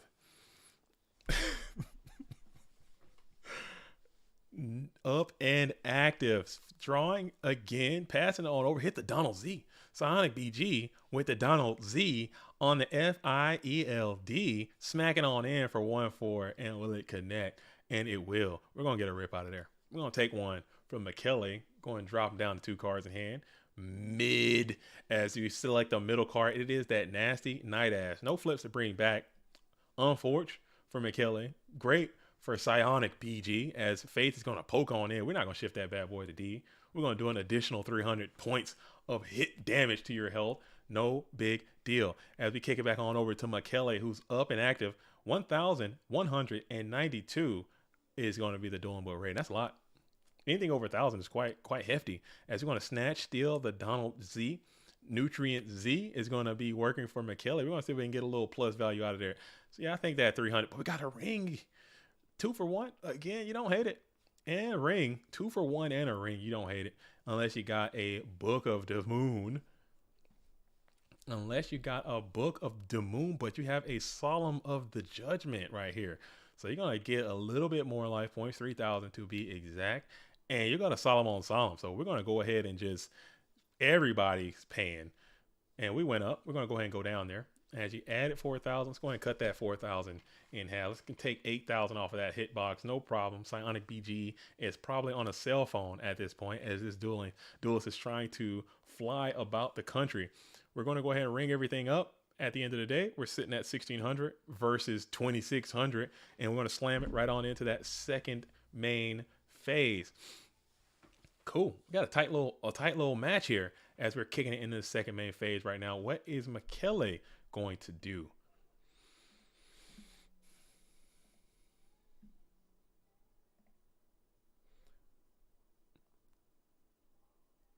What is Michele going to do? Sitting in main phase, Deuce. The little deuce. The little deucer. Go, please. Yeah, you gotta speed up there. We got a duelist who's trying to jet set across the country right now. As go, please is that's polite. It's please. And it's go. Hey man, some people be out here getting rude with it. Hey man, speed the boop, boop, boop. Edits, you know, edit explicit. As we card D, send the ring, grab one. And we're just passed on an open board. Life points looking very vulnerable. And there you go. It's going to be the Ninja Grand, and that is going to get the Dublinski. So Psionic BG is on a heater. And it's unfortunate. You got to get off the plane. You got a heater. You're rocking a heater.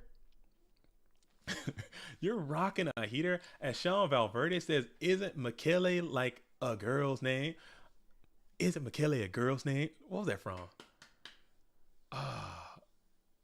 No, I don't know if it was. Is it Michele? Michele Cimino is an Italian name. I think it's a very popular Italian name too, if I'm not mistaken. I've seen a lot of Michele's out here rocking the Italian disposition or whatnot.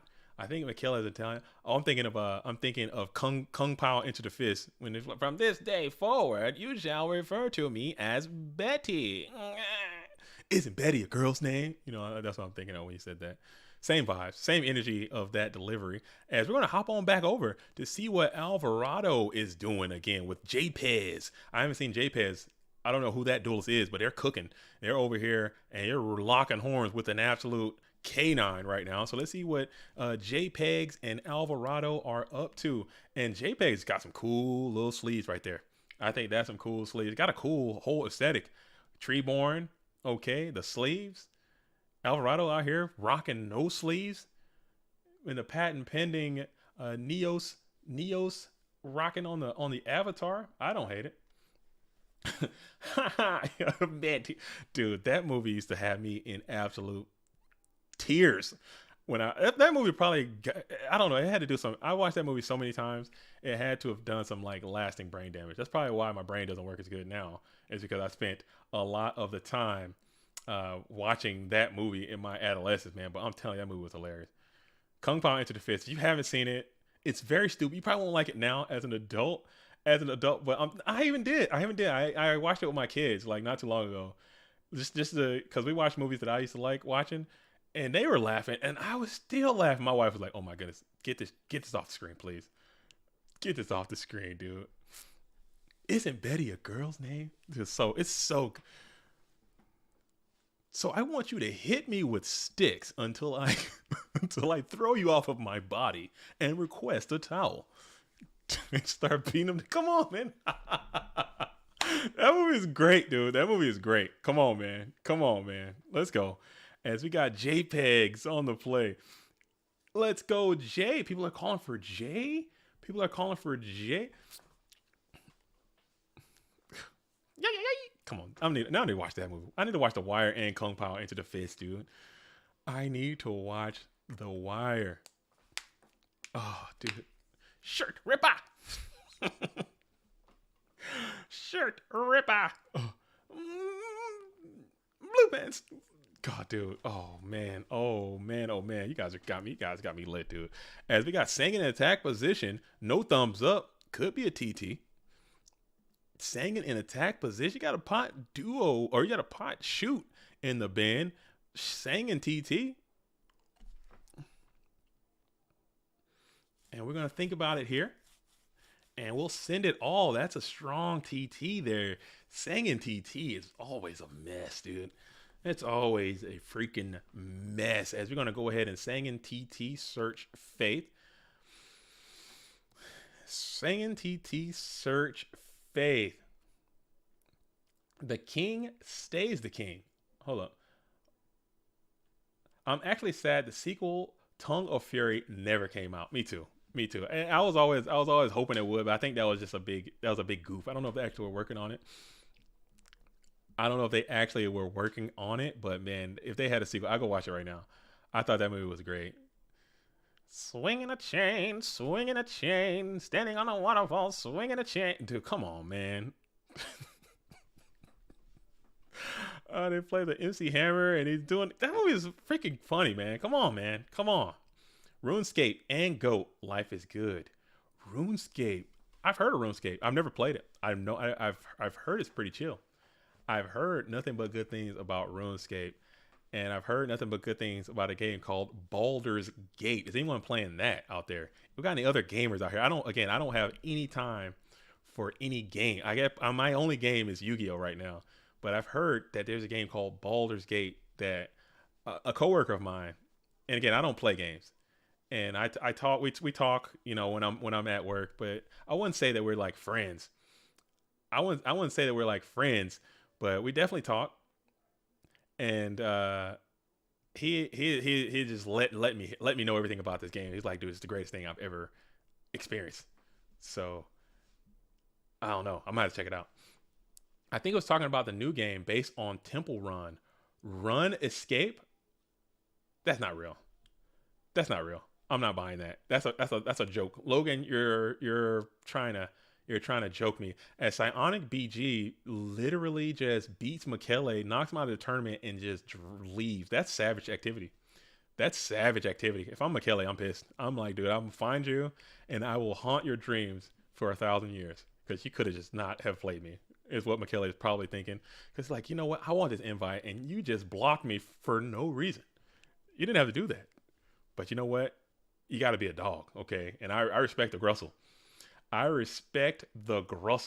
Okay? As this Sean Valverde asks, do you know when the second premium tournament this month is? This is the second one. We already did one for August. This is the second one. We're going to do 2 in September as well, along with maybe not. I don't think we're doing any last chance, but we have. We're going to announce the Goat Grinder is taking place in September. And additionally, there are going to be 2 more. We're going to be two more PWCQs in the month of September as well, in preparation for the Go Format World Championship. In October, there might only be maybe 1 or none. I don't know how many PWCQs we're going to be able to do in October, because we got last chance qualifiers, which we might, just to get people opportunities to play that and kind of generate some funds for a bigger prize pool like we've done. It was pretty successful last season. So we have 2 of those, and then we'll do we'll probably be finishing up the Goat Grinder. The FLC should be finished by then. We'll have the rest of the Obelisk tickets to be. So if you want to play, I would say your best bet, if you can't make these weekends, get into the academy now. Flood the academy, get those things done, because all those obelisks have to be done before. I forget what the cutoff date was. I can't recall off the top of my head, but there's going to be a cutoff where we have to just stop taking invitations. I think the Go Format World League should be finishing up pretty soon. FLC should be finishing up pretty soon. The Obelisk should be getting to the ending point pretty soon. So the season's coming to a screeching halt very soon. So if your ambition is to make it to the Go Format World Championship, I would get out there and start playing as much as you can now, because time is running out. It's in limited supply. I think Detroit is still coming up. Logan says, yeah, doing a little bit of trolling. Okay, I'm getting better. My troll detector is like picking up.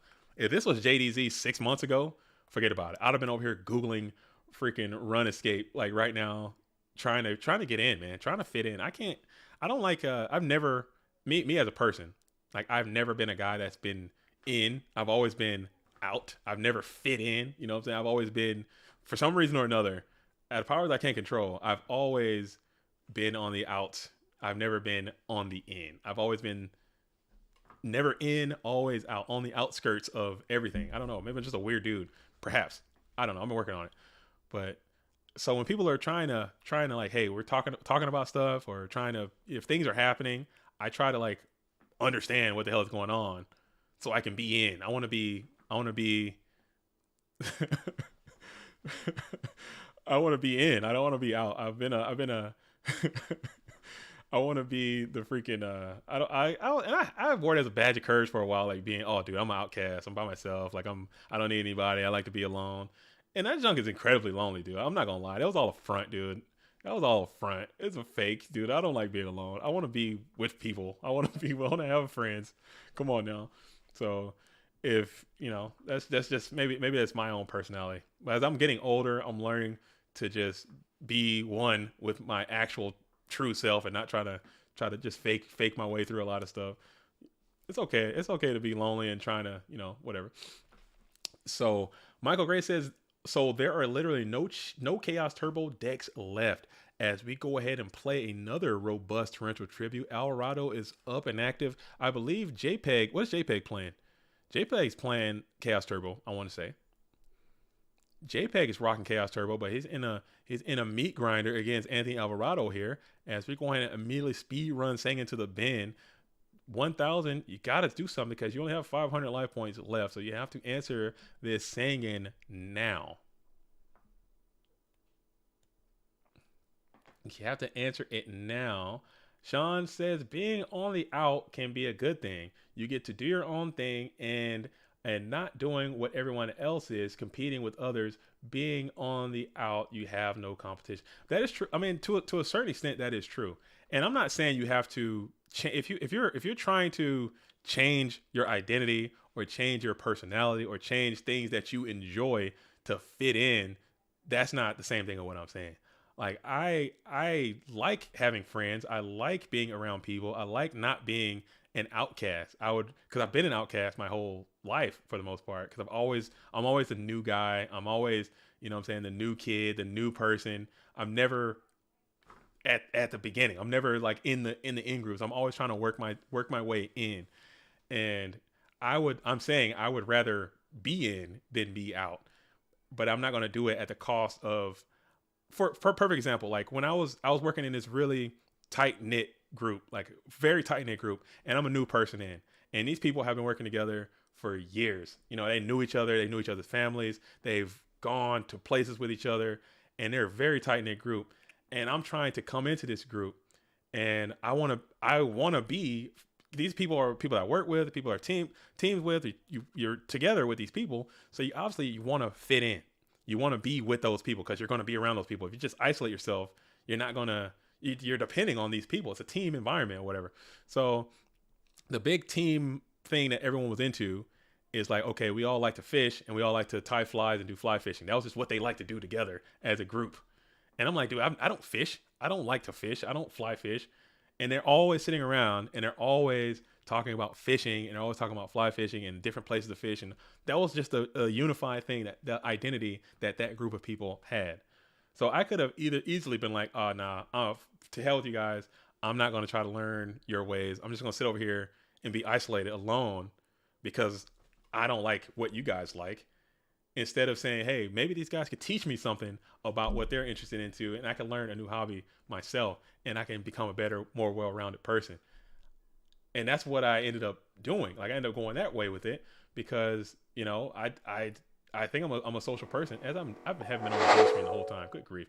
I haven't been on the dual screen the whole time. But I think that at least for me, I'm like, okay, so hey, what is this? What is that? Start researching, so at least when people are around, I can be confident enough to fit into what the social situation was without changing who I am. Same thing with people in sports. Like sports is a huge thing in male dominated areas, but some guys don't like sports. They don't play sports. They don't watch sports. I watch sports, but I don't watch it nearly as much as I used to. But as people are sitting around in public setting, the topic of sports is going to come up. So if you know what the hell is going on, at least a little bit, you can communicate with people who are talking about things, and that's how you can build relationships with people with common interests. That's a normal thing to do. But if you're just like, oh, I hate sports, I'm never going to watch that because it's stupid, and then you just shut all those people off, then I'm like, oh, that guy's a weirdo, and then you're going to be isolated. And I don't want to be isolated. I want to be insulated. I want to be in. It's my goal. I like to be in.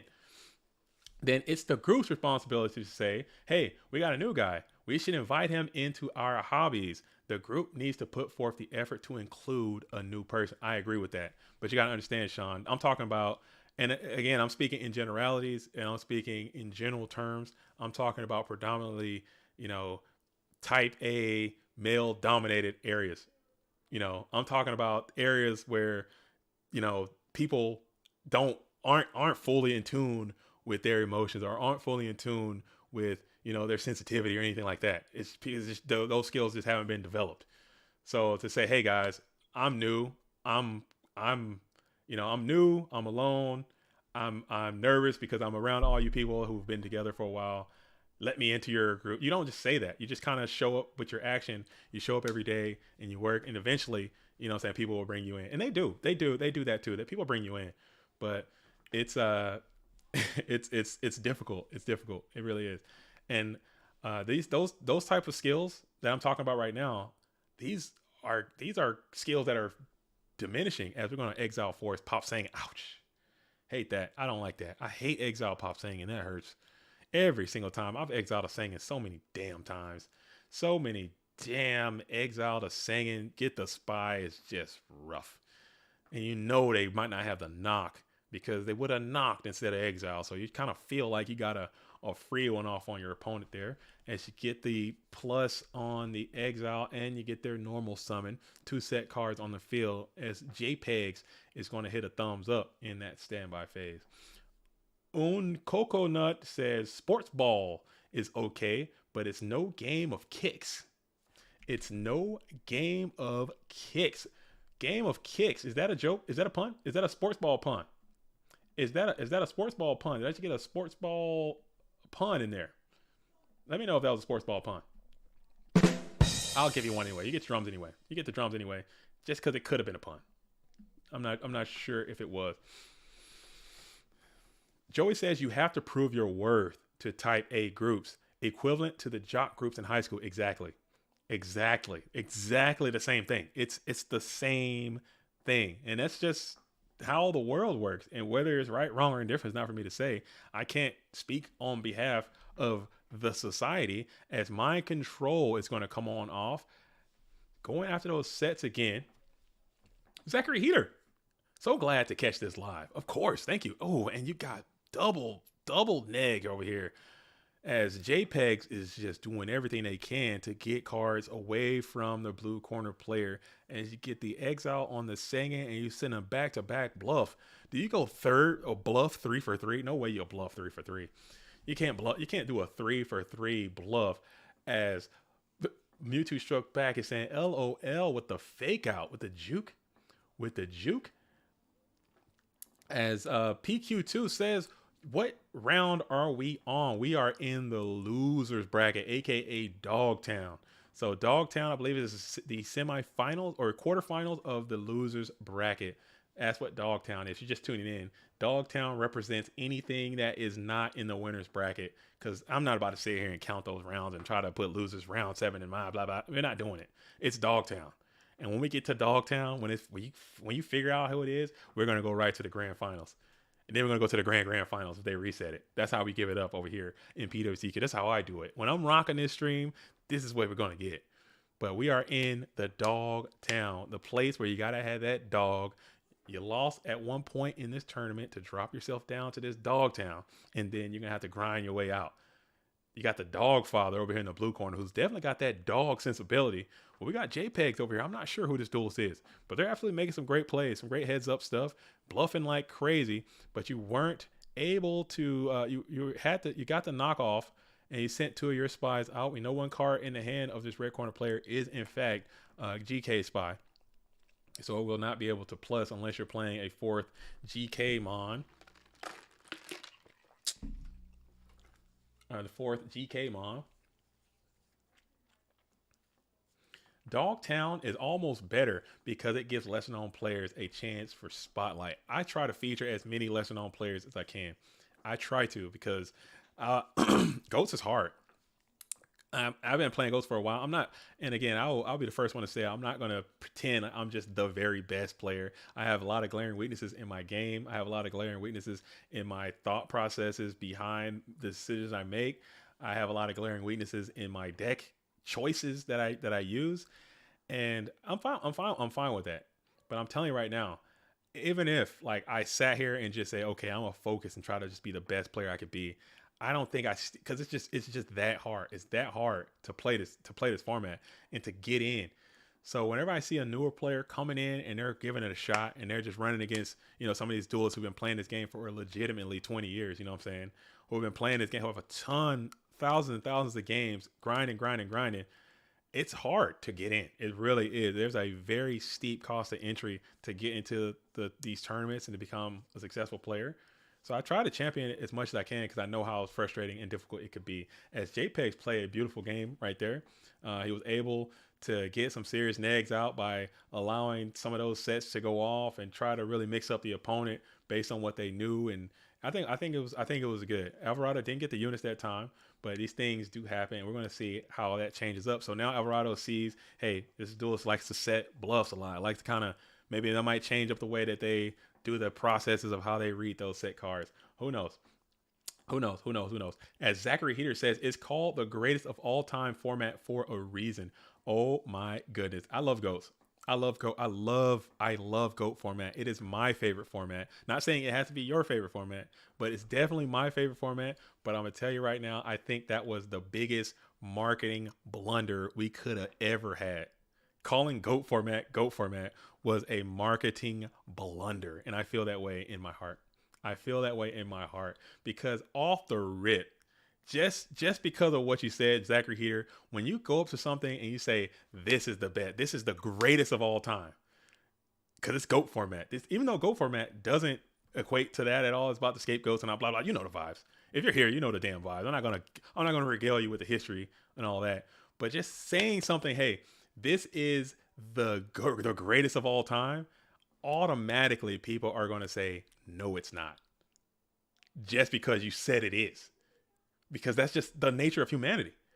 If you say something is the best, somebody will automatically say it's not just because humanity, period.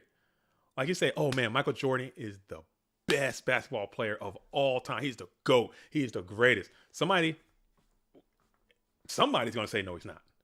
Somebody in the world. Just because you say it is. So we got Pot, Charity, Duo, Typhoon, Spy. Oh my goodness. And you had to put the Spy back. That's busted beyond belief. Yeah, OMG is right. OMG is a correct call. Oh my goodness. That's a terrible duo, right? That's a worst dust shoot I think I've ever seen in my freaking life. Alvarado's going to be fighting an uphill battle here. That is the worst duo.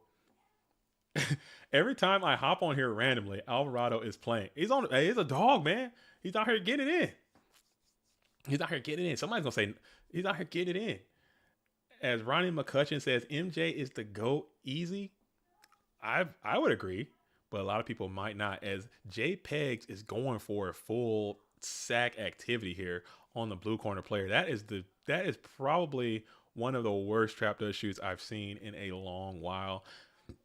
As you see nothing but pure gasoline in your opponent's hand, and then you are forced to send the GK Spy back to their hand as they've unasked their hand with GK Spy back to the deck. That is just soup Sunforge. And we got a full Trinity, but it looks like we're going to hold off on the duo here as Alvarado is thinking about what to do in response to this breaker of the Magical Warrior. PK2 asks, anything spicy running around? We had some spice a little bit. There is a lot of goats in this tournament. There is way more goats in this tournament than I ever would have anticipated. As we're going to go ahead and battle in hit into the GK spot, which is a great card for Alvarado to see, knowing that your opponent may not have an out to the thick booty defensive spellcaster right now. You don't hate to see that because you know you're about to get hit with this delinquent duo as well. And that's just, wow, man, oh man, that is freaking rough, dude. That's rough.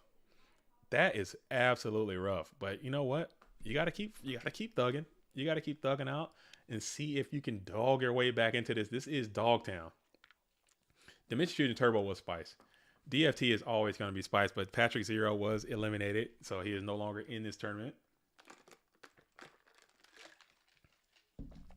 Every time Apoptosis comes on in with that clown deck, if he can manage to get a dub with that deck, I think I would be so extremely happy. If Apoptosis can push through and get a win with the clown stumbling deck, that would be just money. Probably it's gonna be hard, but I think he just gets, if he just needs a little bit of bracket luck and just a little bit of RNG, I think he can do it because he's got skills. He can play. He plays well. He might misplay every now and then and throw a game away here or there. But man, if you could just get a little bit of bracket luck and get that stumbling in there, I would just be lit for days. As we're still sitting here in the first main phase for the blue corner. Joey says, I brought Burn today. Didn't work out. No gas. Burn's hard, man. Burn's in a bad spot. Burn's in a freaking bad spot right now. Because I think it came out so hot, no pun intended. Burn came out so freaking hot, no pun intended. And it caused a lot of strife. As we're going to go ahead and summon the Thunder Dragon into attack position. Setting up the graveyard. Light and Dark Axis. Light and Dark Axis. We're going to go for it. It's macaroni time. We're bringing a boy out in defense position. I don't hate it. Bring out the Breaker. Send that guy on into the outer reaches of everything. And then we're going to bring Spy, and we're going to start clapping. When you get down bad like this, I don't hate it, man. Just start aggressing your opponent. And sometimes that is good enough. Sometimes that's good enough. Didn't Alvarado win the last tournament? He won from Dogtown. So I think it's safe to say Alvarado is the king of Dogtown right now. Alvarado has won from the losers bracket. Alvarado is the dog father for a reason. So if anybody can grind it till you find it. This dude knows how to do that. So I wouldn't be surprised if you could figure out a way to negotiate these treacherous waters that you found yourself as we are trying to get there, still in that first main phase. And the man says, I just got English Super Breaker and then ended up trading it for a German Super. Now I have two, only needed one. Look at that. Look at that as we go ahead and smack on into that GK Spy. Wait a minute. Okay, this is a different game. What am I talking about? Different game. We're going to go ahead and just pluck that on Spy up out of there. Keeping that graveyard, keeping that graveyard out of Dark Mons is a great way. But you can put that other one into attack position and get a crash in if you need to. But I don't think that is the way to go. As we're going to go ahead and continue on. Mayberry just showing some love. Mayberry, I appreciate that. Thanks for the love, man. Thanks for the love. UI's finest. Mayberry's in the building as well, doing his thing. Mayberry Picker doing his thing, man. Dang. Super Breaker is clean. I'm glad I got mine before the spike. All these Ronnie McCutcheon, I'm gonna take you and all these duelists who got all these great Yu-Gi-Oh cards before the spike.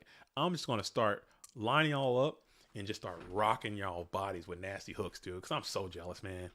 I'm so freaking jealous, dude. I'm jealous of those people, and I'm jealous of those people who also say, you know what? I'm just gonna keep all my cards, throw them in like some kind of collection, and hang on to them that way. Because that is just, man, oh man. That's value that just got missed out on.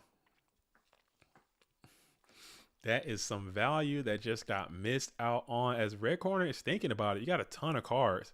But Alvarado has a little bit of board presence. He's got that Chaos Sorcerer. He's looking kind of vulnerable.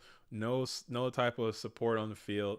You came out. You had a very, very incredible opening. Probably the best opening you could ever imagine asking for in a GOAT format dueling match. But Anthony's kind of stabilizing with this Chaos Sorcerer here. And he's going to be able to get some serious plus after plus. But now you have to think about it. You got a very threatening set on the field as well. getting more trend right now is the last thing you want to see, as you're able to toss another GK spy out of the equation. And now you have to ponder here. What do you do? We're going to heavy storm. Wow, I try to get another plus on the heavy here, and it seems as if it will work, as Dust Tornado and Mystical Space Typhoon both in tandem being sent to the bin, and you're going to assault your opponent with Sinister Serpent, and now you got a clock, and it is ticking and talking for this red corner player. You got to figure something out. You have to figure something out. No chaos is on the play. You have no defense on the field at all. You got a lot of board presence, and Anthony has a path to victory. Tribe is just devastating if you have that for JPEG. You're just slamming that thing immediately. That would just be the last thing the blue corner wants to see. But man, oh man, Anthony has found a path to victory. And we're going to summon for Spy, Crash, Spy into a Chaos play in main phase 2. That, I don't think Anthony wants to see that either. He was doing a very good job keeping JPEGs off of darks there, but it was too late. You know, you had that spy in hand from the Staying in Search, and now you're hoping for a snatch steal. You're hoping for another chaos maneuver maybe to get this Sork out of here and continue to pressure, but then TT is just gonna sink your whole battleship. There's a lot of things this card could be. Mind Control is a great one. Mind Control is a pretty good card in this scenario, as you're going to just go ahead and self-banish the Sork, and now you have what could be game on board. And will it stick? It will not. JPEGs also has go on go activity. So Michael Gray, you were wrong. There's another copy of Scapegoats coming your way, as Alvarado just picks off 2 of those Scapegoats and passes with 1 card left in hand. JPEG is somehow, some way, still compromised here in the ending portion in this game. After opening so strong, Alvarado is very, very hard to beat, man. Very tough to kill. As we're going to sit here in main phase 1 and we're going to think about it. We're going to think about it as we're going to go for the tribe play. We're going to continue the aggression and try to go for what could be the end of the game, as we go tribe discard with priority, calling for beast. And then Mirror Force sucks, but you say, you know what, here's caution, here's win, I'm sending it in. And Thunder Dragon attacks on in. It is Mageo Defella, so you will get some more trend back. It is Graceful Charity. Do you have more defense? GK Spy gets in. Tribe Infecting Virus goes in, and it is a Sakuretsu Armor. Oh, that's rough. Sakuretsu Armor. Alvarado was almost there. He could taste the victory, but Sakuretsu Armor will say nay. We'll go ahead and play that Graceful Charity again. Second execution of Graceful Charity. We got Sinister Serpent and Thunder Dragon. No Darkmon though, and we got another set card on the field. So that's got to be promising news, but there is a little bit of back row. Your Heavy Storm is already gone. A lot of back row to be more specific in the Pacific, as we go ahead and draw one. Anthony Alvarado on the top deck, and let's see what happens here. 800. Do you have Ring? Ring is another win condition for the red corner, for the blue corner. We have a lot of quality units in the bin. We're going to just continue the assault. We're going to just punch on in with Thunder Dragon, see if we can tickle into this set mon. It's going to be Mirror Force, and I believe Book of Moon is the only thing. You don't have it, and we'll just go ahead and set another mon in defense position, pass it back on over to JPEGs. JPEGs, set mon on the field. We'll get back that Serp Nasty. Are we hitting a discard trap? What's going to happen here? What is going to happen here? As Alvarado still has tons of outs in his deck. I mean, tons of really live cards. But I think if you got some metas in there, you might be hoping that those don't come up as you flip another copy of the Magician of Faith. That's just hard. That's just hard, man. You got another activation of Graceful Charity. That's just hard, hard, hard. As you still got a lot of life, and maybe you can coordinate something together, but it's just looking really, really bad as you flip that Faith. Faith is now in attack position. If you can just stroke over that Magician of Faith with a freaking I don't know, anything. You get a Dekoichi, train leader station, attack phase, but you know there's probably a gang of Book of Moons. There's all sorts of nonsense that are in the dueling deck of the red corner players. We send that snatch deal out of the equation. That's got to be good to see for Alvarado, but still bad at the same time. That's a pretty damn good card to just toss out all willy nilly. Metamorphosis. We're gonna go for 1,000 hours of strict play. Alvarado can't hate to see that. He's got to be loving this. Red corner has got to be loving this. Blue corner too. It's got to be blue corner's got to be loving this. Sitting here, 1,000 eyes up and active. You got to be loving this. You have got to be enjoying this as you are sitting here. You got 1,000 eyes restrict up and active and can attack. You still have a lot of life, and now you have the ability to kind of sit back, draw a few cards, and hope you can get some of your good trend going. No trend has been played yet for the blue corner. One card in hand, you'll just elect to pass right away and see what your opponent can do. As 1,000 eyes restrict is just going to kind of sit here on screen. You're fine. You're fine with that if you got a blue corner player, because you got nothing but heat coming your way. You've weathered the storm. You've been a diligent trooper, and you should be getting rewarded with some good cards here very soon if you can continue to weather. So now the onus is going to be on JPEGs to confidently and competently execute 7,600 points by ringing your own guy. You're loving that too. If you're Alvarado, you don't hate that. You don't hate to see ring your own guy, but never mind. You do hate to see that because you got light and dark set up, and now you got some serious pressure coming on. Oh, yeah, you really hate that. You don't like this at all. You really don't like what you're seeing on the field, but you're going to take that damage, and you're going to lose access to your chaotic maneuvers. That's not great. That is the opposite of great, especially if you got a series of solemn judgments here. I'm not sure what the deck list is for the red corner player, but this is looking pretty coffins. Pot of Greed, just like Yuki used to do it. Pot of Greed is one of those cards, okay? And no matter what, that's another thing I like about Go format. Oh, we're gonna negate that right away. So that sucks. That's a big old stinky fart, dude. As you're gonna see what it's going to be.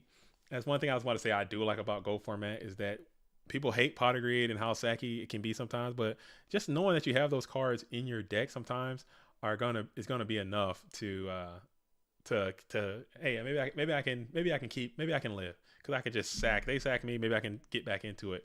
As you're gonna go ahead and go Breaker the Magical Warrior. Breaker's gonna clear up the Kaiko the Ghost Destroyer, and then we're gonna use that counter to pop the Heavy Storm. So you got the Kaiko off the field. Your life is still looking pretty vulnerable for the most. But I don't know. You still got light and darks. You still got options here. I like Pot of Greed. The only card I dislike is Duo. I agree with that 100%. I'm behind you. There. A lot of people say Duo is not that unfair. I think they're mistaken, man. It's getting worse though. With Turbo being the way it's built now, it doesn't hit as hard as it used to.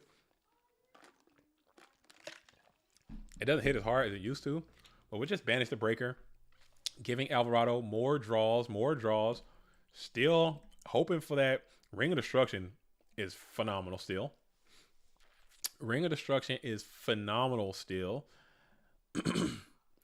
Ban Pot, keep Duo. Michael Gray, you're on acid.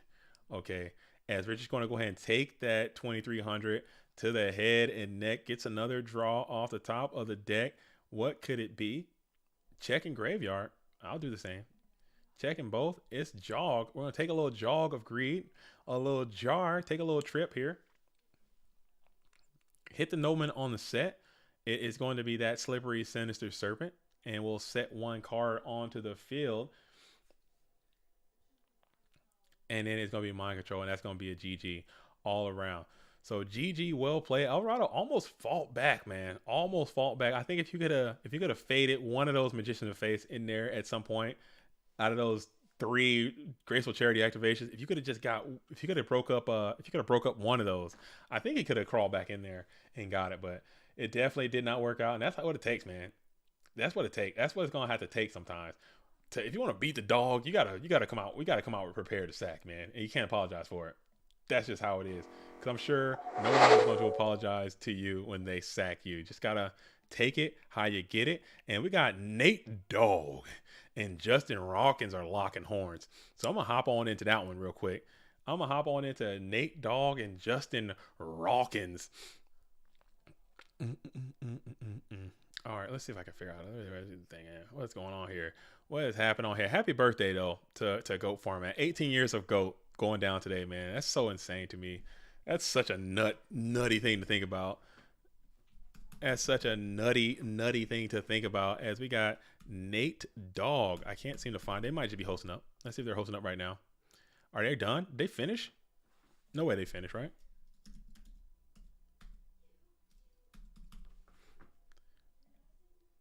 No way they finished. Have they? Are they hosting up? Does anyone have status of Nate Dogg versus? Does anyone have the status? Anyone have the status for Nate Dogg and Rawkins? Are they done? Did they finish? I Master Nate. No, that's not right. All right. All right. Cool. We're just gonna hang out here. I think that's because we're here. And we got Jean-Claude Van Damme. These are the matches that are left, folks. Matter of fact, let's go ahead and pull up the top 8. If I can, here we go. Let's pull up the top 8 right here. See what we got going down. We have Nate Dogg. Okay, got another top end for Nate Dogg, still alive and well. Playing the Chaos Control strategy with some decrees in there. We have Bernie Socialist, aka Michael Gray, YouTube contributor and Discord aficionado and Austin, Texas resident. You know what I'm saying? All his information docs completely. Bernie Socialist Bro playing the Warrior strategy. We got Jean-Claude Van Damme playing the patent pending German engineer Go Control. Evil SDL is playing the Warrior strategy, featuring some Royal Decrees as well. Justin Rawkin playing Chaos Control deck, I want to say. Psionic BG has dropped from the tournament. So Psionic BG is out. But they did get the top, and they were playing a Warriors, I believe. JPEG is playing a Chaos Turbo deck that maybe features a little bit of control in there as well. And Alvarado was playing a Chaos Control deck as well. So these duelists made the call, man. They read the meta, and they was like, you know what? This is what it's gonna be. They made that really, really cool call. Seeing Decree coming back is impressive, because obviously that card is really good for what the hell has been happening these past couple of dueling events, and seeing all these goats come on in to kind of stifle some of these warriors that have just been out of pocket lately is also something that is really impressive to see. And it's funny because we were just talking about that and how good goats are and how good Chaos Control is, and I was really, really bashing on that strategy, you know, as I often do. Maybe I was self-deprecating because I love the deck. It's my favorite deck, but I don't think it's in a good spot in the meta right now. And we were just talking about that, and to see that so many Chaos Control decks come out and just shut me right on up is really funny. So we said Nate Dogg has gone offline for a moment. Okay, well, we'll find Nate Dogg. Let's get JPEGs in here too. We will get we'll pull back up to this one, and we'll probably hop on in and see Jean-Claude. Silent BG says, I just landed. That must have been the shortest flight in history. Oh, we did see a goat mirror, so maybe that might be what it is. This duelist can hop on an aircraft and take an entire flight to a different location in the time it takes to play one match. That's a problem. Okay, that is a problem. That is an issue. Okay. Oh, but I never finished my parable earlier about heaven and hell and the wise man and all that. But essentially, they have all this food that's on the table as we're waiting. Don't go anywhere. Just listen to what I have to say. It might help you in your day-to-day life. But he sees this table, and all these people that are in hell or whatever, they're able to see this food, but they can't eat it. The only thing they can use are these chopsticks, really long chopsticks, like 3 or 4 feet, and they try to grab it, and they try to take the food from the table, and they're trying to feed themselves. And it's just failing, and they just can't eat. So they're just kind of starving for eternity. Whereas, so he sees that, and he understands what's going on, and he leaves. He goes into the paradise or whatever. The wise man makes it into paradise, and he's like, it's literally the next room over, and it's the exact same scenario, the same exact table, and the same exact people, type people in the same exact predicament. They're the same chopsticks, but everyone's eating good, everyone's living healthy, everyone is vibing, everything is great. There's no difference between the materials that they have, or it's just their own mindset. But what's going on is that in the paradise, the difference is, instead of trying to feed themselves, They're taking their chopstick and they're feeding the person to their left and they're feeding the person to their right. It's not about you. It's about the people around you. Is the point I was trying to make. I don't know where this point came in from, but I started telling this tale hours ago, and I just hit me that I never finished it. But that's the metaphor. That is the parable. So I think, you know what I'm saying, if people in GOAT format, I don't know, I can't speak for any other format, but if people in GOAT format were worried more about the next person and not so much about themselves, and that's society too. That's society, because everyone's out for me. You're out for yourself. You're out for right now. You're out for, oh, how can I better my own position? What can I do to make this about me? How about better? So you're trying to feed your own self. You're trying to eat as much as you can, and you're not going to be able to eat because you're going to have to depend on the people to your left and to your right. Whereas if you say, okay, what can I do to help my fellow man be damned to myself? I think that is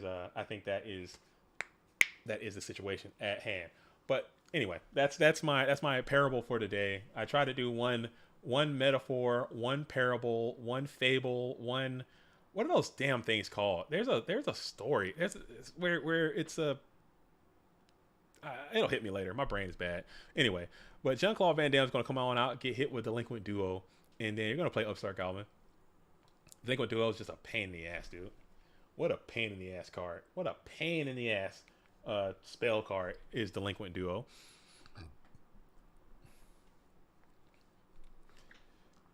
So Justin Rockin, Metagaming. Oh, shout out to Justin Rockin in the chat. Did we find Nate Dogg?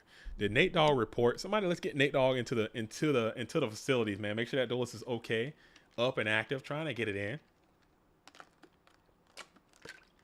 Nate Dogg is out. Nate Dogg is out. Oh no, Nate Dogg. Why? Why is Nate Dogg out? Let me see if I can text this Duelist. Let me see if I can take a little bit of time to text Nate Dogg and see what is going on.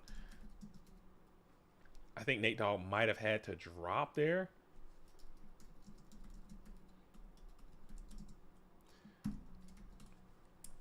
All right, let me see if I can get some information about what's going on with the nasty Nate Dogg out there regulating on somebody, playing a cool deck, man. I like that deck. I like the deck that they were playing. So hopefully it's nothing too critical, as Breaker's going to come out, smack a Solemn Judgment. That's a good Breaker.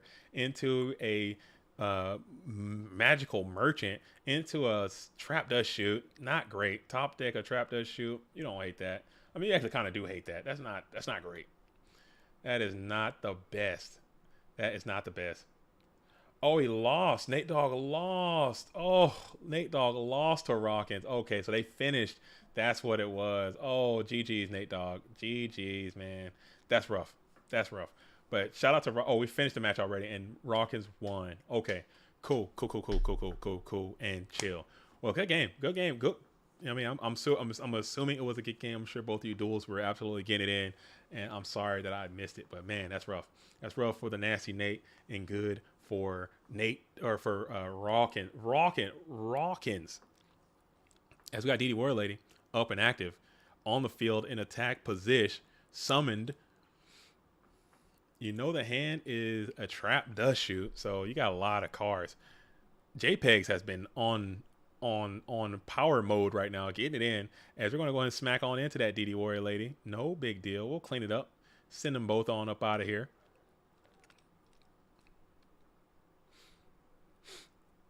Before setting another card on the field, just to kind of play around the nasty Trap Dust Shoot there. Unless I missed something.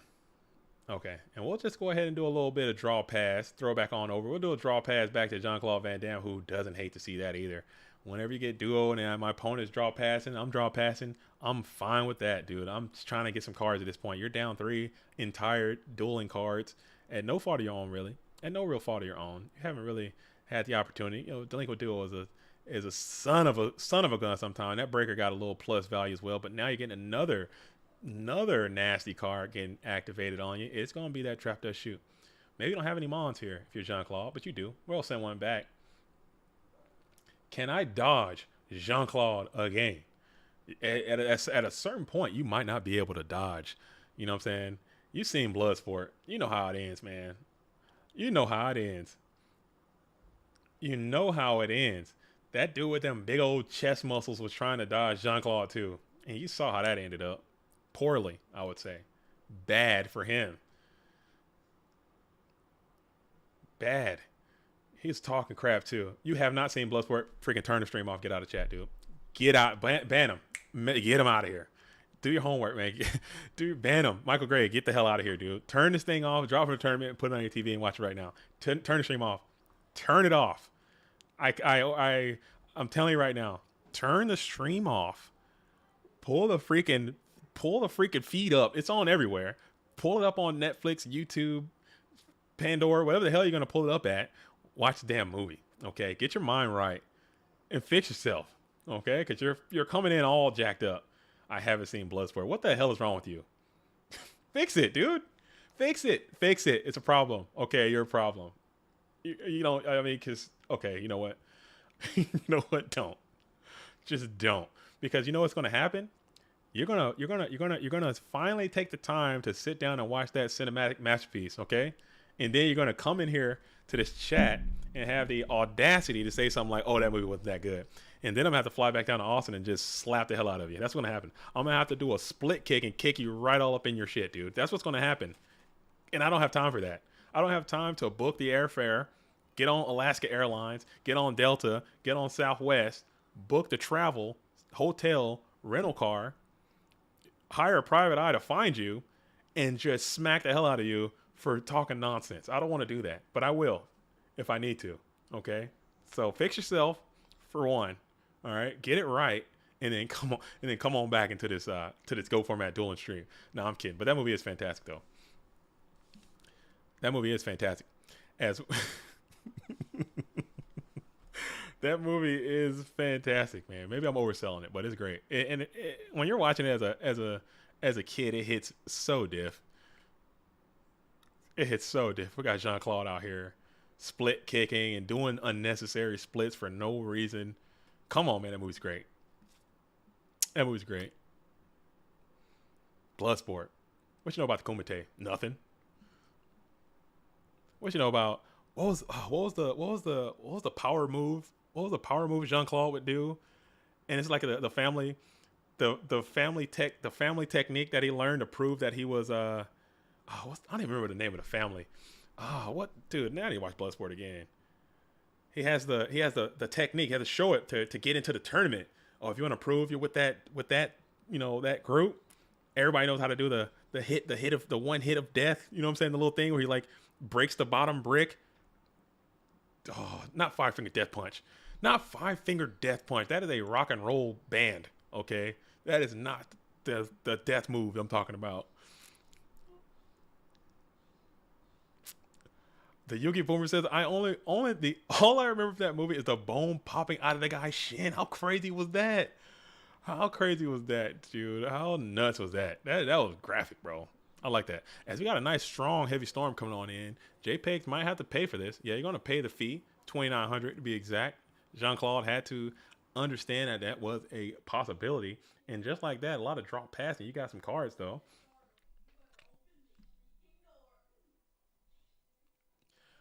On challenge, it shows I was DQ'd. Does that not mean I am not in the top 8? I think you might have been DQ'd because you have. I'm trying to tell you right now. When we got TK as head judge, he does not mess around, dude. He is not going to be playing around. And TK as head judge, you're on an airplane flying from location to location mid tournament. I think you only have a certain amount of time before you play your next game, and that information wasn't communicated, so you might have been DQ'd. So probably, I would say, it is unfortunate. But you did make top 8 though, so you did get a top placement. But I don't think you can continue on. It's gonna be GG's, but still, well done. No, he's in top 8. He is. Let me pull the bracket back up real quick. As we got Graceful Charities being resolved right now. Yeah, Psionic BG is in the top 8. But they did not get a chance to finish the tournament, and it's just unfortunate. You know, life happens. Life happens. You know, and they just have to have that lingering in your mind, that big what if. You know, what if I could have You know, woulda, coulda, shoulda. You don't like to live with regret. As Jean-Claude was able to stall, able to get some bountiful units, you have that Solemn Judgment. It's already been removed, and now here's the Premature Burial. Ooh, with the Demok. Ooh, man, now I'm holding my breath. I'm not falling for that. Dylan, you not get me with that one. What do you know about Bofa? I'm not, nah, we're not doing that. I know Bofa.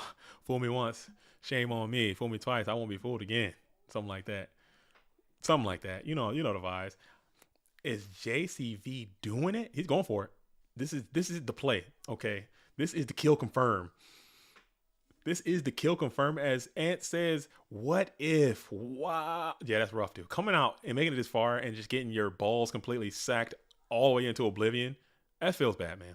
And you were fighting. Dude. And I don't know if you were tuned into the stream at the time, but I was saying if you could have managed to like mind control one of those faces somewhere in there, or if you could have managed to break up one of those flips, I think you get there. I do. I think you turn that third Graceful Charity was the backbreaker. The third, here I am. The duelist went full trend on you, and I say the third charity is the one that really sealed it. If you could have broke up one of those, if you just had one mind con in there or a knock or something to just not get that one additional graceful charity at some point, I think you're rock and rolling. I think you can unsack and get out of there. You're doing great, but that's the game, man. The game's gonna be the game. Round 1, Morphin Jar didn't have the mind con versus the fake. Oh, dude, I saw that. And you know what, Ant? I might do you a favor. I think I'm gonna stop showing your games on stream because I believe I am sending you bad luck. I do. I think I'm jinxing you because that Morphin Jar was absurd. That was a highlight reel Morphin Jar. That Morphin Jar came out. that Morphin Jar was absurd. But still, you got where you need to be. You got what you need to be, as Christian says. Pogracha. That's Goat for. That's what I would change Goat format to Trinity format right now, or Pogracha format. What are you playing? Oh, we're playing a little bit of Pogracha. As we're going to go ahead and Sukiyo flip me, target your own D-Mock, put that bad boy into face down defense position. I see where this is going. I see where this is going. I see where this is happening. I can feel a heavy storm metamorphosis coming your way. I feel it. Oh man, I feel it. I can feel it. Oh no. Let's see. What are you gonna do as we go heavy? Maybe I'm tweaking as we go heavy storm here. If you do Regeki break now on that D-Mock, keep in mind that will not be banished. Let me stop. I'm pretty confident these duels aren't listening to the stream, but if they are, I don't want to be accused of giving up any plays. But that is a fact that D-Mock is now face down. If it does find its way into the graveyard, it will in fact go on to the graveyard and not out of play. Keep that in mind. Cap, you've been eating Cheetos all day, and now you want me 8 rounds of clown control division day. Nah, get out there, dude. Get out there and play some Detox, man. That'd be funny. I'll throw the stream on. I'll stream on that, as D-Mock will find his way back to the top of the deck here, and we're going to discard Night Ass to get back the slippery sinister serpent, or sit back Night Ass to get back Magician of Fade, not the slippery sinister serpent. But we're going Chaos time. Ooh, that's game. That's a GG right there. That's a Dublinsky all day, every day. And man, oh man, he had the materials. He had the outs, and it is going to be what it is. For information, I wasn't watching the stream today. Okay. I don't know how you could. I don't know how any. Sometimes you'll be surprised, Ant, is like I'll be in the booth watching these games, and I'll throw the stream on someone. They'll be like, "Oh, yo, what's up, stream? What's up, JD? How you doing?" No chance. No damn chance I could. Because I'm over here talking. We're talking parables. We're talking, whatever the hell is going on up here. It's like 40%. It's 20% Yu-Gi-Oh, 80% other things. You can't. You turn it off. I would highly recommend anyone who is actively playing in the tournament to turn the stream, or at least mute it, put it into the background or something, just so we can get those numbers up. Because I'll distract the shit. I'll be calling out plays that are just absolutely not right. I'll be missing game states, dude. Don't do that. Oh, people. Okay, okay. That's fair. That is fair, LeBounty. Okay, I'll hop into their game and they'll just see me in there and just assume the stream is going. Okay, that's fair. That's fair. Yeah, that makes sense. But how do you guys feel about playing on stream? Are you guys fine with that? Does that add another layer? We were talking about that earlier about being on stream versus being not on stream. Does that change anything about it? Like if you got these bigger streams or these bigger tournaments, like the Go Format World Championship, we might have 150 people in the stream. That's one of our bigger events, so maybe 200 people might be in the stream, and they might be like, "Dang, dude, I got 200 people that are watching me just misplay. Oh my goodness!" And then just gonna start to compile. You're sitting in your house sweating. Cause I'm telling you, when I played in the GOAT Format War League, I still get nervous, man. A little bit, not nervous. I think nervous is the wrong word. I don't want to say nervous, but I'm like, man, I don't want to embarrass myself, I guess. So it's like, it is what it is, man. And you don't want to let anybody down. It's a lot of stress. As Grumple says, I like being watched, dude. That's what's up, man. No kink shaming no kink shaming in the pleasure room. All right, as they say. No kink shaming in the pleasure room, as Grumple likes to be watched. You guys keep that in mind. Keep that in mind when you see that German duelist out there, Grumple Stillskin. He enjoys being watched. He likes when people are observing what he's doing in his own dueling and private life. Because Yu-Gi-Oh's metaphor, it's not just about the game. As I say, this is a metaphor for life. So whatever you like in Yu-Gi-Oh, you're probably gonna like in real life too. Sean says, if I'm on stream, I'm going for the memes 100%. I don't care if I lose. That's me too. I'm vibing, dude. I'm ascended. I will always. That's to my own detriment. I do that all the time. I do that all. That's probably why I don't win as much. Because if it's always like some high roll, fantastic thing to do, I'm going for it. It's like, because this should be a calculated risk assessment that you do before some of these high risk plays that you make. And you think like, oh man, should I? Nah, I probably shouldn't. I should probably chill. And it probably could turn into a win. Me, nah. Run the numbers, 30%. We're going for it.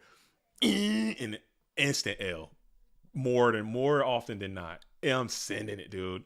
I'm getting blasted by Torrential Tribute. I'm getting blasted by Mirror Force. I do not care. That's my problem. That is my problem. I ignore the fact that I'm on stream, not here for the highlights. That's cool too. A little bit of block and tackle. Little bit of block and tackle. As Grumple says, JDZ is a Timmy. He cares about quality of wins instead of quantity. 100%. And I like that. Somebody shared that video with me talking about the different characteristics of trading card game players. I think it kind of came from Magic the Gathering. You're talking about Timmy. I can't forget the other all the names, but one duelist. Like if I play 50 matches, and I win one playing like Manthro Tro OTK and I win 1 out of 50, I'm going to be elated and it's going to make my day. Like I'm all about the obscene and the absurd. Yeah, Timmy, Johnny, and Spike. I'm all about the fantastic and the absurd. That's me. That's just my character. I don't know why I'm that way. I can't help it. You can't change your character. That's another metaphor, fable, parable. I don't want to go into another one right now. We already had our parable for the day about changing your character and changing who you are and how it's very difficult to do that. I'm not going to go into that, but that's just who I am, and I can't change that. Rocket is also on main deck meta. So we have some sleuths in the building. We have a lot of control based strats in the building. As I think JPEG had some access to some scapegoats and some metamorphoses. Sean Valverde says, "Go format. Have you heard of Aesop's fable about the north wind and the sun? Is that the one where with the tree? Is that the one with the tree and the wind is blowing, and then or the guy with the jacket, the tree and the jacket? Tell me if I'm right. Or the jacket and the guy's like blowing, and then you just kind of I know that one." I think that's the one. Yes. Okay. I am familiar. Dude, I'm all about it, dude. I'm all about those little stories that help you kind of get through your daily life. I'm into that, man. I'm big fable But yeah, that's the one. Be a sun. Don't be the wind. You're gonna, you know what I'm saying? You can't force it. You can't force it. You gotta, you know what I'm saying? You can catch more honey, catch more bees with honey, or why the hell are you trying to catch bees for one? Than you can with salt or something, a net. I don't know that one. Something about the bees and catching bees. If you're just being bright, if you're shining, people will open up to you. But if you're just blowing, people are gonna cower away. Something like that. Sean Valverde says, "I'm a student of philosophy." Well, we could philosophize on this one time. Give me some OG Sean Valverde. You're on the spot, dude. You can't say that you're a philosopher. I need to hear something from you. I need some Sean Valverde, 240 characters or less, philosophy to live by, starting right now. You have 45 seconds. If you don't produce, you're done. Okay, you're done. You're drop out of philosophy school and try something else. 45 seconds. I'm starting the timer right. All right, you got a little extension. I need this is right here. Time is going. You got 45 seconds right here. You're at 3 right now. So when that thing hits a 45, if I don't have 240 characters or less, philosophy to live by Sean Valverde, you're done. Drop out and try again, as Thousand Eyes Restrict up and active on the field in attack position, takes control of the DD Warrior Lady. So JPEGs is playing DD Warrior Lady in the deck in some capacity or another. You got 15. You're running out of time, Sean. I need some philosophy from you. I don't want no quotes. Okay, no quotes. No. And according to's, I need Sean Valverde philosophy of life or something to live by from you within. Here we go. It's coming out. Oh, you're out of time. Time's up. Time is done right here. You're at 53 seconds. I gave you a little extension. All right, we're going to be waiting. I'm waiting. I want to see it. I want to see it as you're cooking it up. Oh, he made it. Okay. One of my favorite ones is my grandpa taught me. I like grandpa. Okay, that counts. I'll give you this. Slow down and smell the roses. One of my perfect personal favorites is time is fluent. Live in the good time as the bad times will just pass. There we go. I like that. I like that. I like that. I like that. I like that. Time is fluent. Live in the good times and let the bad times pass. I needed that one because time is a limited supply, and time is something that I value more than anything because it's so fickle. It's so, you need more. As James Pro says, he doesn't play road.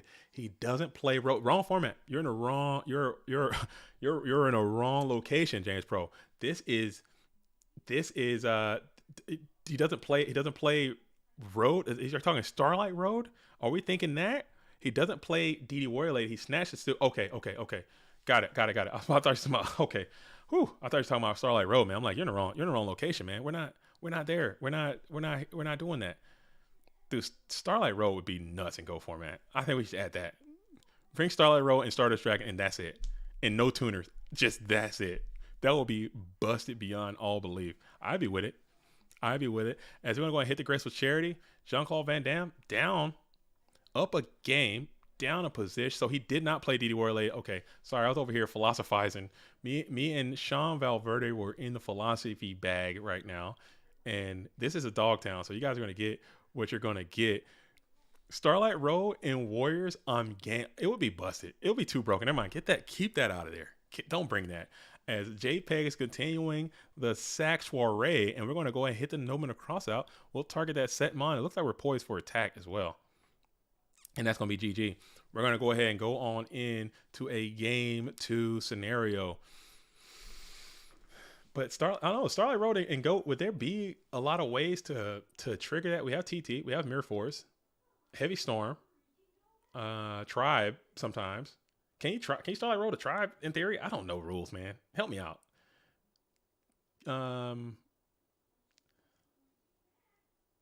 This is game number 3. We're going into game number 3 right now. Okay, so you can't Starlight Road in a certain situation. Okay. Let's see. So that'd be 3 card. What else? Can you Starlight Road a Mobius? I don't think you can, right? Lightning Vortex. Yeah, you can hit that. It's not that much. Can you Starlight Road a Cyberjar? I don't know how to play this damn game. Never mind. Keep Starlight Road out of here. This is gonna cause me problems. That's gonna cause me damn problems. I'm already on the struggle bus right now. Starlight Road to jogging. That'd be hot. Okay. I'm on the damn bus, dude. I am on struggle bus. I got a ticket and I'm going all the way into the destination. Torrential, Mirror Force, and Storm. Yeah, there's a lot more Starlight roadable objects in Edison format, obviously, and I think it's pretty cool there. Edison talk. Yeah, me trying to talk Edison sounds like a freaking goofball. Let me just stop because I'm embarrassing myself as much. I'm already embarrassed myself. I don't want. I mean, let me just cut it before I really start embarrassing myself. As we're going to go ahead and upstart for one here for JPEG 1000. Upstart to pot degree. Broken combinations over here. Broken combination. You on the battle bus? No, I'm on the struggle bus. The struggle bus. The bus that is just on the struggle. That's me right now. That is me. Sean says, just ask yourself a question. Does this card have the possibility to create a condition of Starlight Road? If yes, then you can use Starlight Road. Cool. And then you got timing. You know what I'm saying? You got all kinds of stuff. You got all kinds of stuff. Did you already say your thoughts on Lorcana? Lorcana. Is this a D's nut joke? It's gotta be. It's about it. Lorcana. Lorcana put my balls on your head or something. Is that it? Did I get you? You're not gonna get me. Lorcana put my nuts on your head or something, or Lorcana bounce my balls off your chin or something like that. What's Lorcana do? Let me look this up. He got me, dude. Official website Lorcana. Official website Lorcana. Magic of Lorcana. Is that it? Is that what we're talking about? I didn't play. I don't know what Lorcana is. Oh, Lorcana is the how to play Disney Lorcana for absolute beginner. I've heard about this. I don't know any news. I don't know any news about Lorcana. I didn't play it. I didn't see it.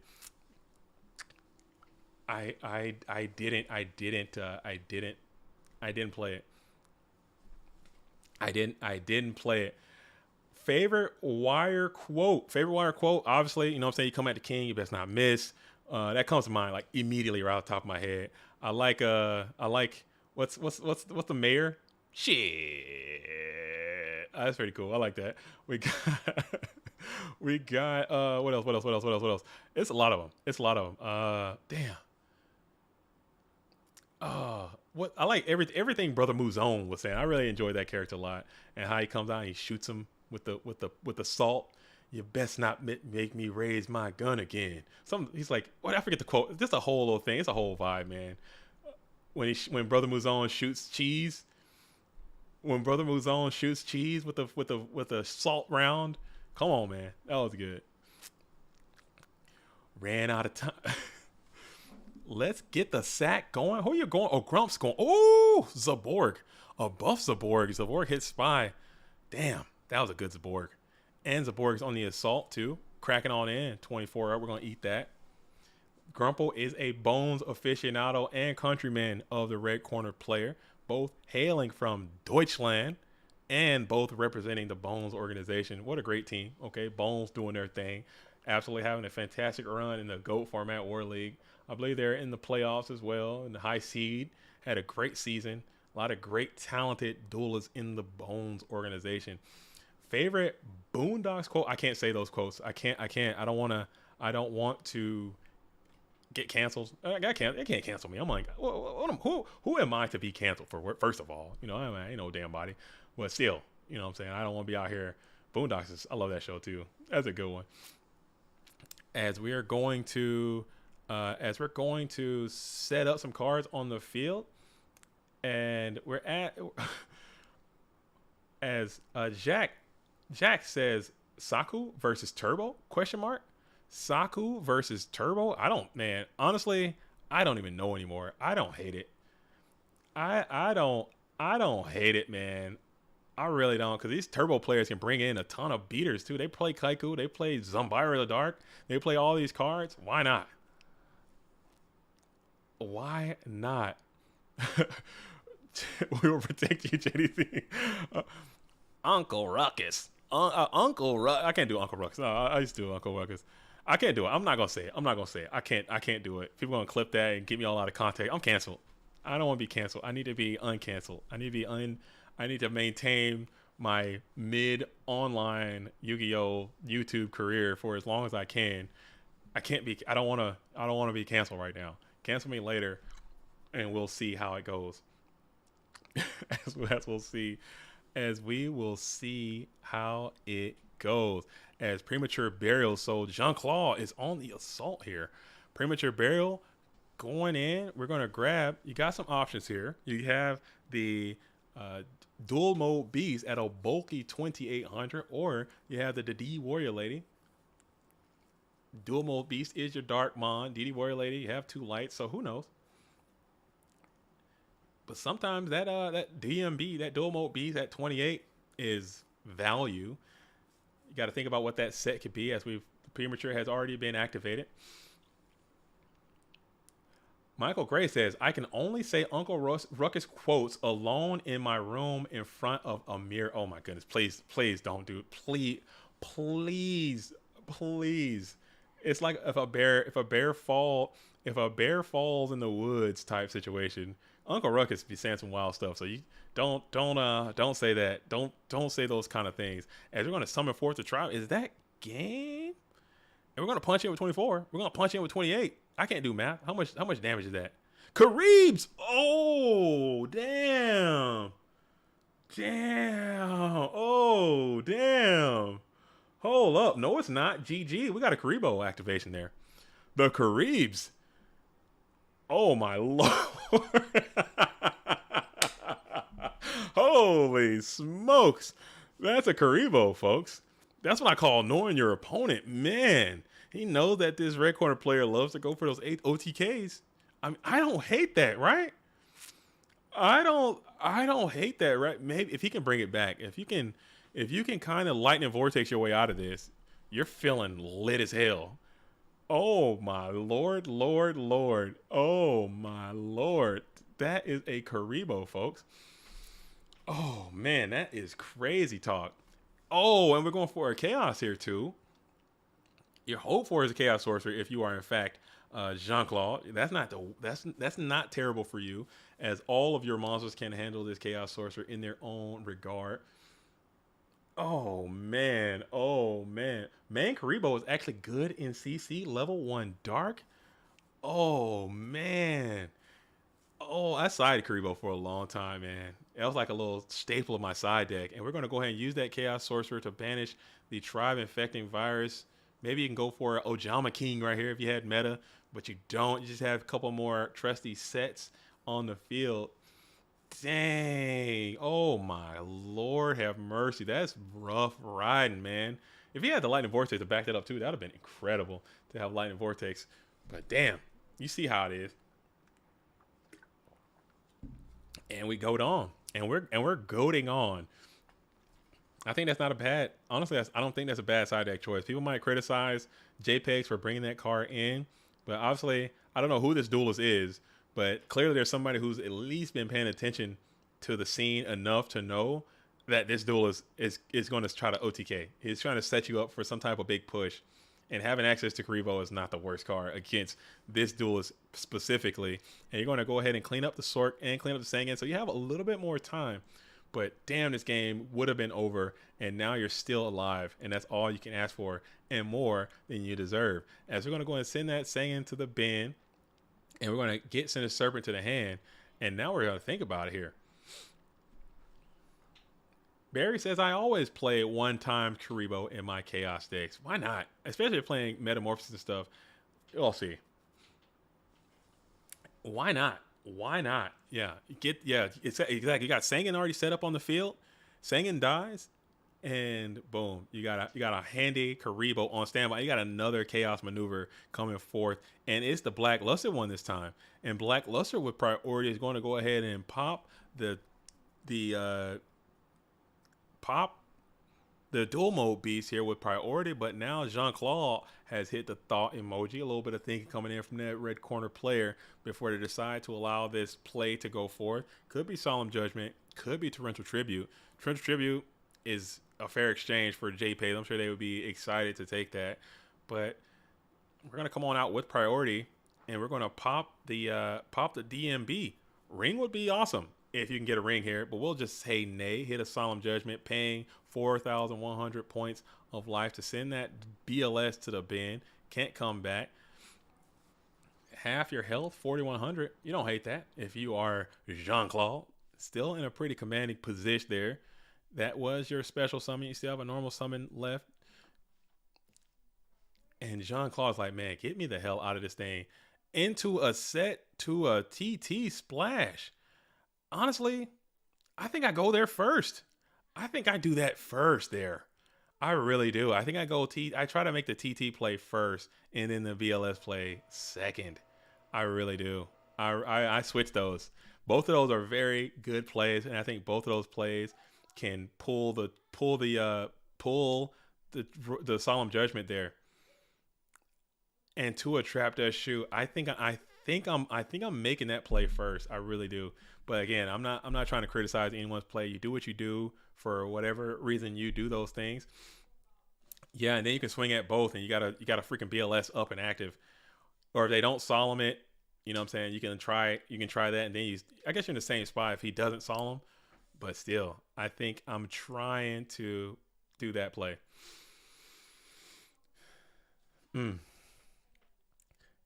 EJ Agnes says they should make large GOAT cards. What do you mean large GOAT cards? Like the winner cards, like the big prize cards? I think so. That'd be nice. Ooh, Kaiko is really buff here too. So Kaiko's on the field. We're going to take the Darkmon back offline. We're going to take that bulky Zaborg offline, and we're punching, and we are swinging. And Sean says the same thing. J-Play misplayed there. BLS should have been second. I agree. I think you lead with that Center Serpent play first, force that Solemn Judgment, and then you follow it up with a Blackluster Soldier, and you're in a much better position. And I think I don't know what the cards are. Maybe they had a better read. I don't know if some Trap Dust shoots were played. I don't know. You do what you do, and you rock it out. It still could have worked out the same way. Like what if he doesn't solemn that? And then he solemns the BLS, and then now you're looking. Or what if he doesn't? Or what if he goes for TT and he just doesn't solemn and just blows up the board? And then now you're sitting with BLS in hand, and then you summon BLS and then he solemns it. You're going to do it. He's definitely solemns TT.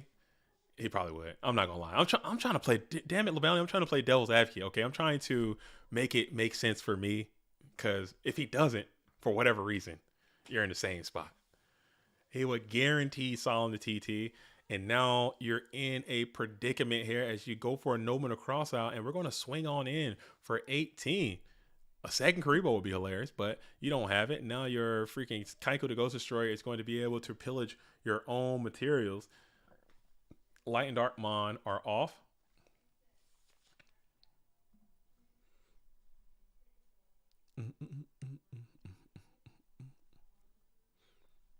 All right, so we're going to just go ahead and pass in the face of your own enemy Kaiko the Ghost Destroyer. Phoenix Wing Wind Blast wouldn't be a bad option here if you could put that thing back to the top of your deck. You still got outs.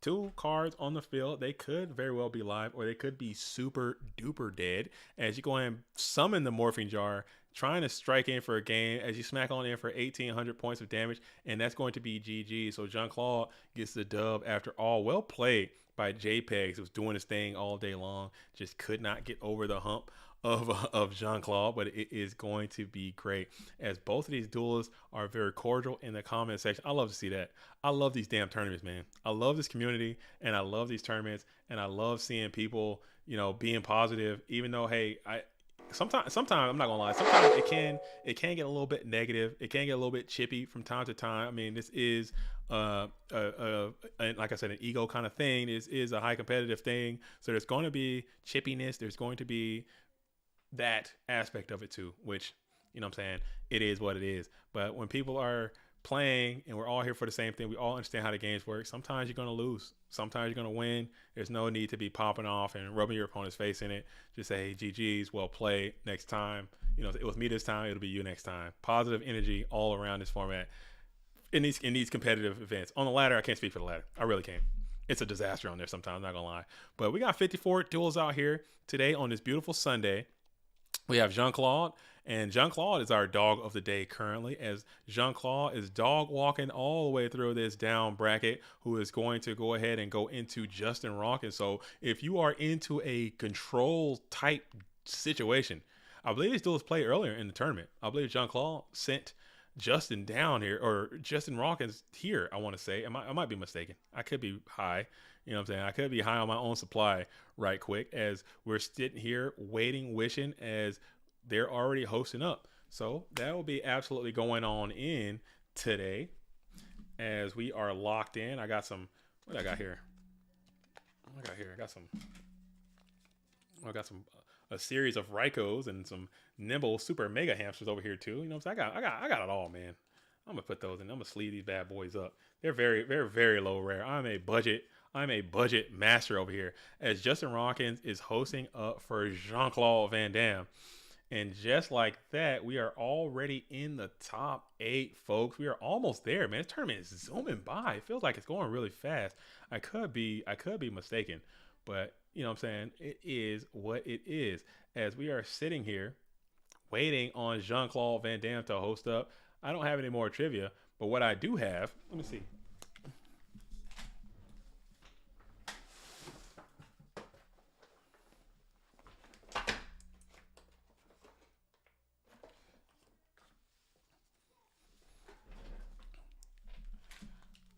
All right, what I do have, I got some bulk over here, and we were playing this last time as they got in. Dang, never mind, we play it next time. We can get in there after this, or during side decking time. We'll keep the trivia train rocking. I like it. I think it's fun. And you guys are really smart, so we'll keep the trivia train rocking. But I got a bulk of comments right here, and I'm gonna read some of these flavor texts off, and you guys can kind of see if you can guess what they are, and then tell me what they're going to be, and I can have it up. So we'll do that in the next side decking period.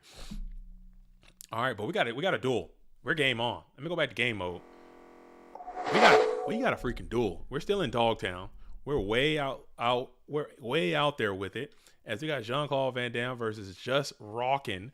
Just Rockin' gets the Just Delinquent duo. Jean-Claude keeps eating these duos on opening turn. He just cannot stop snacking on this T1 Delinquent duo, which is just the bane of my entire existence. And his duelist cannot seem to shake it. Can't shake the duo T1, but it's all good. You've been eating all day. You've been eating it, and you've been surviving with it. So maybe continue that same energy as you send the Metamorphosis and you send the Solemn Judgment. So that was a full true Delinquent duo, hitting hard on the homeland. And now you're going to think about it here. Justin Rockins on the play, 5 cards in hand, and we're going to think. Well, we got a goat mirror, folks, and we're gonna have to play with a little bit of pace. Okay, we're watching. Everyone's eyes on you, and this match is already gonna take long. We're gonna have to kick it up. People are not digging the goats. People are really hating seeing the goat mirrors. Stout Astronaut says it's been 7 hours from the start. Hasn't felt fast to me. Michael Gray's waiting anxiously in the Dogtown finals over there. 7 hours. I feel like, honestly, it doesn't feel that long. Maybe because my life is in absolute calamity behind the scenes, and you guys can't see that. So we're standing by here as we got a nice little humble tea set. Pass back on over to Jean-Claude, who's up and active. If it's lagging, I think we might have a little bit of lag going over there. Barry says, this makes me really wish I was able to get all the cards from my GOAT deck. I'm going to skip Orlando because I didn't want to make the 9-hour trip and not be able to play. I'm telling you right now, we're definitely lagging over here as we just turbo ran the Sangin out, hit the Dekoichi. We got some lag that's happening. How's the stream looking? Are we about to shut down? Because it looks like we're having some latency issues as well. I don't know if it's a connection thing. I don't know what's going on. But Barry, if you show up, I'm certain you're gonna find the cards that you need. I have some cards already promised, so I can't promise you that I can personally give you the cards that you need. But if you show up, man, or I'm certain that I'm fairly confident that you could find the cards that you need to play, man. Dang, not coming because you just don't have the cards. That's a bummer.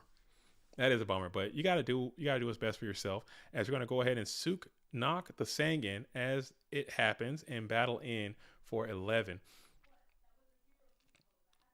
Battle in for 11. Stout Astronaut says, I have 500 comments for GOAT and a binder. I got it all. I'm bringing it all. I'm bringing quite a few cards myself.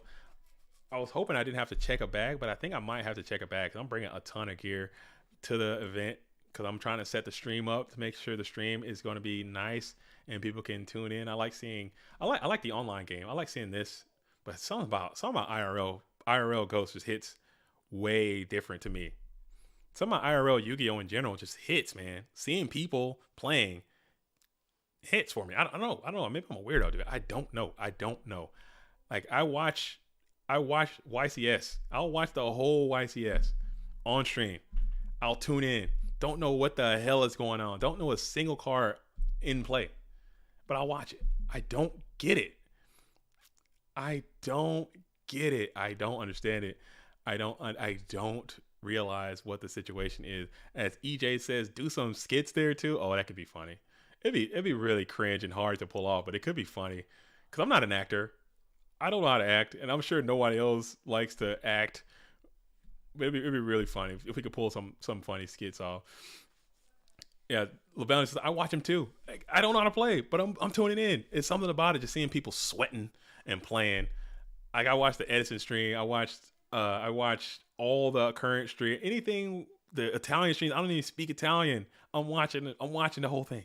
I don't know. It's something about it. It's something about seeing people playing and just, hearing what's going down and all that. It's just, it is what it is. The rarities of the cards, the sound of the cards hitting the mat, the cold air, the cold air. It's something about it. The Edison stream was good. Oh yeah, I like that one. I like the one yesterday. That was a really good stream, man. They had a good little situation going on over there. It seemed like a good the atmosphere. It's something about the atmosphere and the energy. When you could feel the energy, I enjoy that, man. It's something about it. I think that stream was really good. I think all the YCS streams were really good. The World Championship, I watched that, even though that stream could have been a little bit better with the billions of dollars that Konami has. I think they could have put a little more effort into that. So I want to go to Orlando, and I want to make sure we have a decent stream there. So maybe we can kind of show like, hey, Goats has a good energy, because it's really hard to capture that energy, and we've been so poor on our GGP streams up until this point, in my opinion, as a self evaluation. Like, we missed some serious opportunities on those GOAT Grand Prix streams, just because it's still a pretty new program, and we're still trying to get it all up and running and get the logistical stuff set up behind it to make sure that they're good, or at least at a minimum exist. I'm not saying we have to have a dedicated commentator, which would be great, or a dedicated face cams and all this kind of stuff. Just having a stream at all is a huge ask, and having it to where it's not like it's filmed with a calculator from 1965. Freaking moon landing footage is better than our GGP footage sometimes, which is just embarrassing in 2023 by all standards. So we're gonna put some emphasis on that going to next season. Maybe we can step that up a little bit, but at least Orlando, I want to do what we can to make sure that stream is decent, to try to capture what is going down over there, especially with the amount of with the quality of people that are showing up. I live in Mississippi, from Boston originally, but I told my work I would work because I couldn't get my deck together and don't know anyone going. So I don't want to risk not having the card access. Well, if you're part of this community, you got to reach out. You got to talk to people. You got to get to know people. You gotta try. It's tough. It's hard. And I know it's uncomfortable sometimes. And I'm not trying to say you have to do it right now. But there will be more opportunities, Barry, so I wouldn't sweat it too much. But yeah, just Michael Gray, for instance, reached out to me. That's a really funny story, and I've told that story a few times on stream. Is Michael's like, same boat that you're in, like, hey man, I want to play, but I don't have any cards. I was like, show up, send me a deck list. I'll make that whatever deck you want. Send me the deck list. Here's the cards I don't have, and here's the cards I do have. Showed up, and we actually played each other round number 1 in Austin. That was pretty funny. So I think it's possible. And Barry says, I honestly had no idea Go Format had tournament series like that. Hadn't played in 17 years almost. Well, we do, and it's growing. It's growing. We have these online tournaments, which are really cool, and we have the GGP tournaments, which I think are even cooler. A lot of people don't agree with me there. But for me, again, I'm speaking alone. Not speaking on behalf of GOAT Format. I'm speaking on behalf of myself, JDZ. I'm saying that my ambition is to get off online. My ambition is to have an IRL GOAT Format scene. Online is great. I love it. But I want to get out there and mix it up in reality. I want to get off of Discord. That's one huge thing I think that I can take away. Again, I'm learning. I'm always learning, and I'm learning. I keep talking about Edison because they're hot right now, and I'm trying to see what they're doing and I'm not gonna lie, I'm trying to imitate and duplicate. I'm trying to imitate and duplicate so I can get some shared results. One thing I love about the Edison format is that they're able to get out of Discord. They're off. They're out. They're in the public world. Like, they're in the wide world. They've gotten the word out there. We're kind of in Go Format. We're kind of isolated to these little Discord shits, and it cuts off what you can do just being in Discord. Oh, I'm in Discord. I'm online. We got to get out of there. We got to break out of the Discord. Oh, another strong Morphin Jar play as Rock is going to flip it here, and we're going to send the Black Lusted one to the bin. I mean, we got to figure out a way to Discord is great, but they managed to start in the Discord, but now they're able to get out, and it's out into reality, into other social media, into mainstream, and you're able to grow. And I think it's because there's more people not on Discord that are on Discord, and that's a fact. And getting people to come into Discord in order to be a part of the community is only going to be a detriment, because Discord, people just aren't going to do it, because Discord is not a thing that everyone is all into like that. So more people are on Twitter than are on Discord. More people are on TikTok than are on Discord. More people are on Facebook than are on Discord. More people are on Instagram than are on Discord. You know, so we got to figure out a way to get out of the Discord realm and get into reality. And that's what it is. That's what it is. And DL with it says, Discord is not the end goal. It is a means to the end goal. Discord should be a tool that gets you to help with what it is. It shouldn't be exactly. It shouldn't be the end state. But right now it seems like, at least from my perspective, again, I'm speaking from what I've observed as someone who's been trying to stabilize Ghost or trying to help Ghost, whatever the hell you think I'm trying to do. I don't know what people might not agree with me all the time or whatever. I don't give a damn about any of that. I'm saying from what I'm seeing is that as someone who is on Discord way too damn much, I think that we should focus on an effort to get like maybe a bigger social media presence, to engage with people who don't know the format, try to encourage them to play that, but not as a Discord thing. I don't know. I don't know. I could be wrong too. I could be way off base. But we had another big Morphin Jar here as Just Rawkins is still on the play. No, check that. Jean-Claude Van Damme is on the play. So is Justin playing Morphin Jar 2, or is that a creature swap situation? Is that a creature swap situation? I think it was creature swapped over. Sorry, I'm on a rant right now. Evil SD. Is that Evil SDL? Evil SD will try to get a West Coast GGP next year like we did this year, if any from the West Coast. You're trying to get San Diego again? That would be nice. That would be nice. And also, if you missed it earlier, we're going to try to get GGP Seattle next year as well. And we're seeing that the GGP program kind of explode a little bit. We had more GGPs this year than we did the year before. This is the second season of the GOAT Grand Prix program, and it's starting to take off. It's starting to happen. So I think that dream can be realized of, you have these like a regional GOAT format circuit where people are having these tournaments, and they're all nice and they're all high quality and they have good streams and they have very similar rule sets and they have standards across the board, what cards you can use. The judging is very standard. I think that could be something. Once I retire, once I get done, I'm gonna just buy a van and just drive around the country and just play goats all the time. Because I'll have all these IRL circuits that you could just go to, all these locals that are established you could just go to, and that'll be my life. It's just, I mean, I think it's a great life for me. It might not be for everyone, but just driving around, playing some goats, kicking it worldwide, I think that could just be amazing. As we're going to go ahead and hit a metamorphosis here. Metamorphosis on the cert. 1,000 eyes restrict. Man, here we go. Look at this board. Look at this game state. Oh my goodness. He chose not to go. Come on. Come on, mine. Come on, mine. It didn't even go down like that. It didn't even go down like that, man. I have a limited time, limited vacation time. I would have loved to go to GGP San Diego. I would have loved to have gone to GGP San Diego. I want to go to GGP Chicago. I want to do it all. As we got a little bit of lag coming on in. And look at this game state. People look at this board and they're like, I'm out of here. I hate this. This is what people's nightmares are. This is like some of my favorite Yu-Gi-Oh! Again, you got this control mirror. You have both of these duelists with 10 cards in their possession on one side, and we have a morphing jars going off. We have 4 set spell traps. We got freaking all these cards on the field.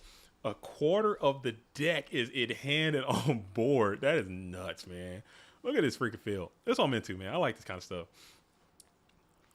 stuff. It's going to come down to it. It's going to come down to a critical play here very soon, as we have Jean-Claude Van Damme, who has 3,100 life points. We have Justin Rawkins on the play. A lot of cards. You got to think about lots. We got a little bit of lag here, so we're lagging. Hopefully the stream is doing well. I think my stream is lagging too. Or how are we looking out there on the stream? Can you guys hear me? Is everything still fine? Because the Dueling book is lagging like crazy on my end. Hopefully everything is going well. I can't quite tell. I'm afraid it's going to shut down on us here pretty soon. YouTube loves holding us. Thanks, Stout Astronaut. Okay, stream is fine. Everything is sounding fine. We're looking good. Okay, happy birthday to GOAT Format again, if you're just tuning in. And we're going to play a delayed trap dust shoot here. A proactive dust shoot. A in-turn dust shoot into a Royal Decree. Ooh, so bringing in the Royal Decree against the GOAT deck. I don't hate it. Jean-Claude plays a ton of trap cards, so that's not the worst. But man, that's funny. As we go ahead and play the trap dust shoot here, maybe you got some more set spells on the field. You can play a timely heavy storm. It might be an OTK range right here. I can kind of see the lines coalescing right now. You have light and dark set up too. I can see the lines. I can see a heavy snatch sack BLS coming your way. Stay tuned. Keep it locked. This dude also plays Giant Grenade as well. Oh, there's the snatch. So there's a piece. There's a piece of the puzzle. I'm going to snatch the freaking tribal one. Tribe taking over the set. Tribe going over the tribe infecting virus, as damn, GOAT Format is old enough to get a tattoo. Yeah. GOAT Format is old enough to vote. GOAT Format is old enough to buy a pack of cigarettes. GOAT Format is old enough to get a tattoo and fight in its nation's wars at 18 years old. GOAT Format is old.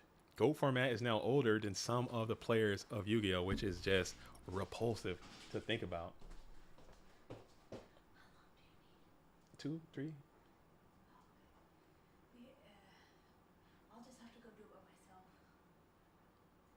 myself. What's time? Hold on. Give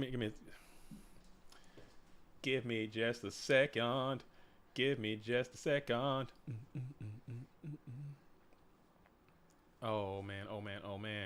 I need a sec. I got some more urgent news coming on in GOAT World. So please, I'll leave it on. You guys can just kind of see what's going down. Give me just a sec. One. Oh goodness gracious, where is this thing at? I can't even find it.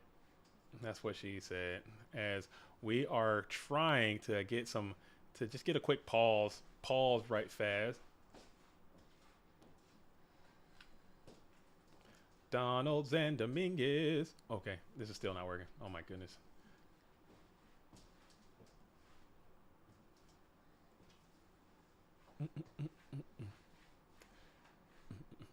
I'll get my life together someday. I promise. At some point. Maybe not. Maybe I won't. Maybe I will. Maybe I won't. I don't know.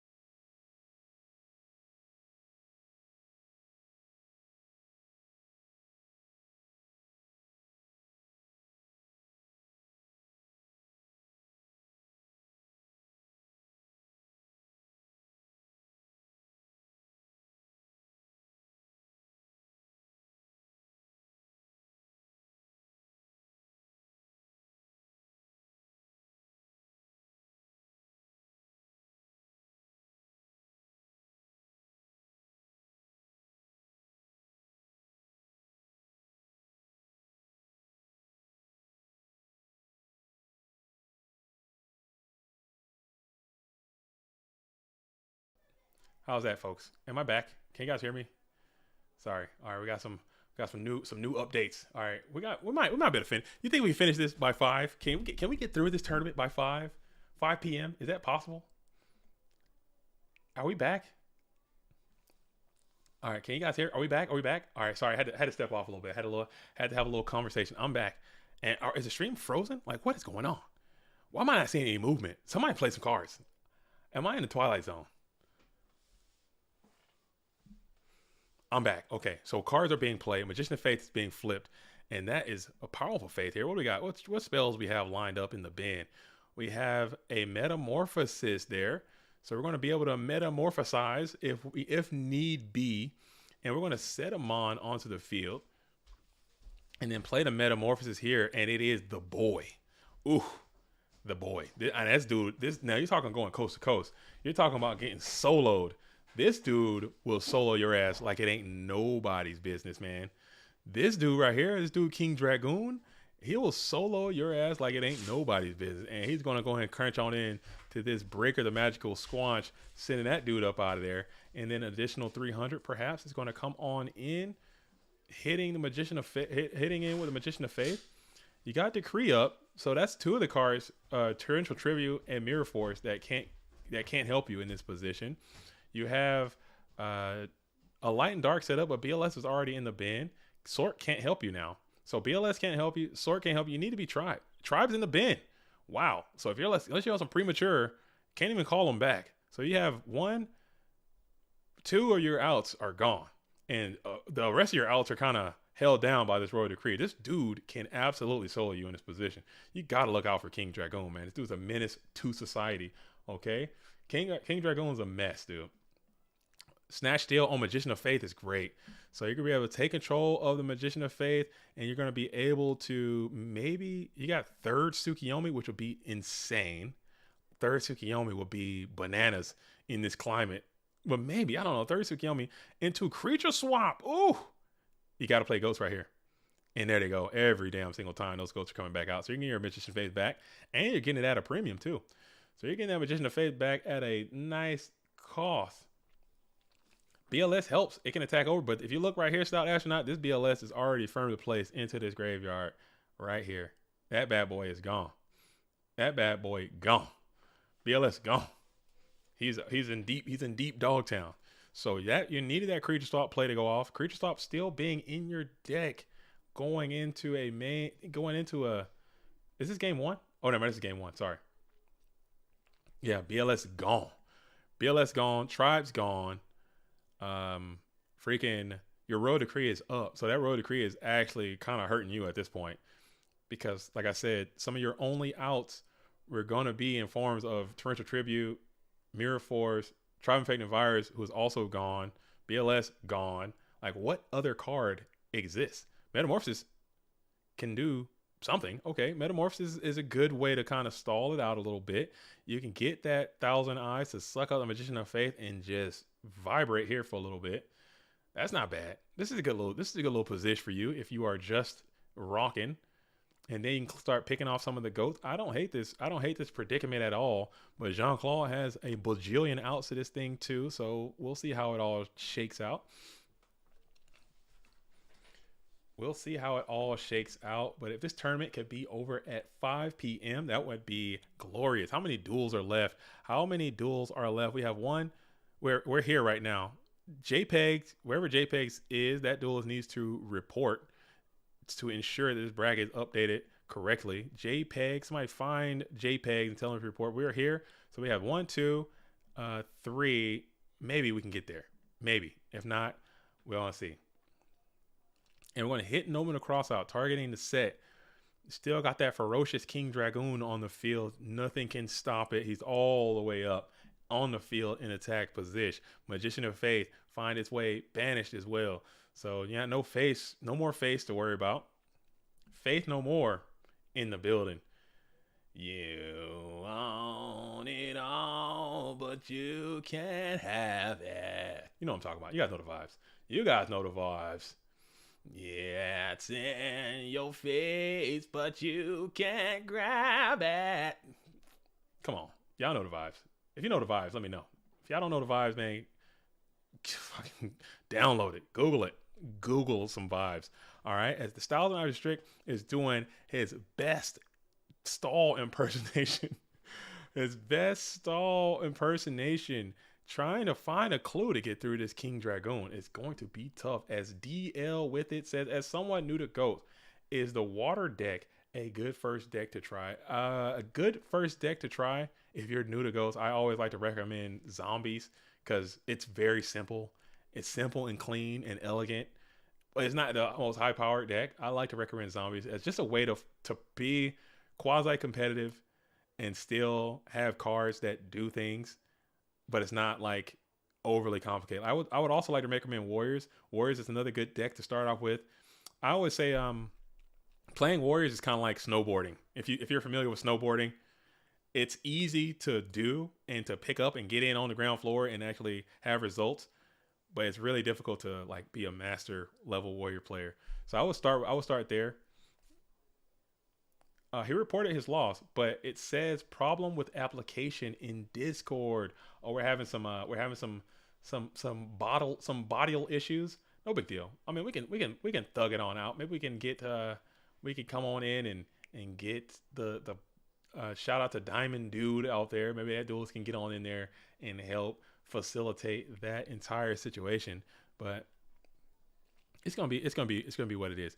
As we're kicking in main phase 1 here, blue corner player is on the play, looking at that threatening set on the field. Could be anything, and we're kind of hanging out tough as something has happened with the dueling bot. No big deal. We're still so close to the end of the tournament. We can kind of identify this thing too, as long as the duels are at where they need to be. As Pack Whack says, Jean-Claude Van Damme, heart. Much respect to that. Jean-Claude gets mad respect, man, in these streets. At least for me, it's definitely someone I would consider a star in this game. A lot of people are trying to get to where this duelist is, and he's thinking about it here. And we're going to go ahead and just promptly pass after thinking. It looks like we have some lag going in with the dueling book system. Hopefully that it continues to hold up tight. I'm not trying to send any ill will over to the dueling book system. Please, dueling book, you're doing a great job. Shout out to Dueling Book. Shout out to the Dueling Book. Somebody's calling me. I'm not talking to anyone else today. I've gotten enough bad news I've gotten enough bad news for one day. I can't take any more bad news or I will just immediately implode. I can't take any more. I'm at capacity. As Thousand Eyes is going to continue to smack on in. Thousand Eyes is going to continue to smack on in, clearing all those tokens with this Magician of Fate. This is a very weird and complex situation. Maybe you're going to try to hold out and you can get a second creature swap. Maybe that might be the play to get you out of this scenario, I think is what the path Justin has determined. Jean-Claude has to recognize this. 10 cards in hand. Deck out is also an option too. So Jean-Claude has significant amounts of outs, 2,000 Eyes Restrict in many different forms. Let's see what ends up happening here. In many different forms. You want it all, but you can't have it. War League MVP Jean-Claude Van Damme. Do I say, is that title? At this point, my win condition is to deck Jean-Claude Van Damme out. Yeah, deck out is a potential. But you also, like I said, you do also have the creature swap play. You usually play one creature swap, you probably play two. If you can finesse a second copy of creature swap onto that King Dragoon, you can use it against your adversary who doesn't have that many outs left either. Actually, never mind. Scratch that. They have a whole bevy of outs. Or maybe you can coerce your opponent to, or here's another path to victory. You can coerce your opponent to bring forward Tribe Infecting Virus, right? And then, never mind, all the faces are gone. Forget I said anything. That won't work.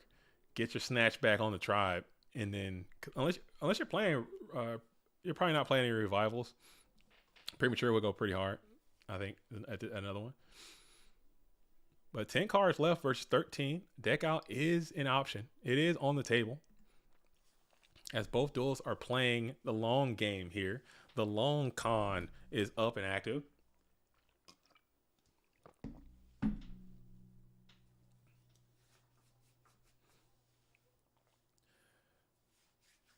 Long con up and active.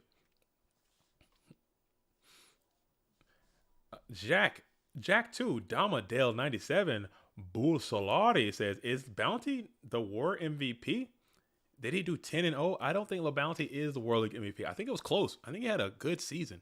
I think he had a great dueling season, but I do not think that he was the World League MVP. Jean-Claude Van Damme will hoist that title as World League MVP as LeBounty got second place. Okay, silver medal ain't bad.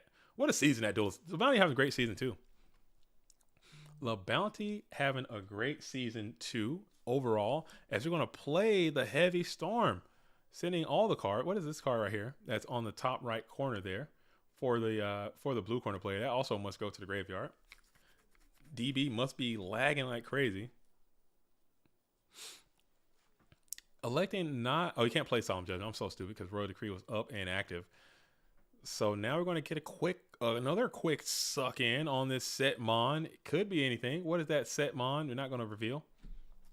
No big deal. And now your position gets a little bit better as a lot of those great cards are in the bin. Jean-Claude Van Damme has some phenomenal cards. These 10 cards that are left in the deck are great. 10 really, really good cards left in that deck. Oh my goodness. Let's see. But maybe one of those cards could also be the D-Mock as well, which probably wouldn't be the best card. It'd be pretty damn decent. You can do some fanciful stuff if you can get that D-Mock up and active. Pocho referring to himself in the third person. It's Jack 2, Damadale 97, Bulasari. Is that Pocho? Is that Pocho? That's funny. That is funny. That is funny. Pocho is the only person to defeat LeBounty. Oh no, Pocho, you've been doxxed. You've been That's funny. That is Pocho. As we're going to go ahead and make chaos here.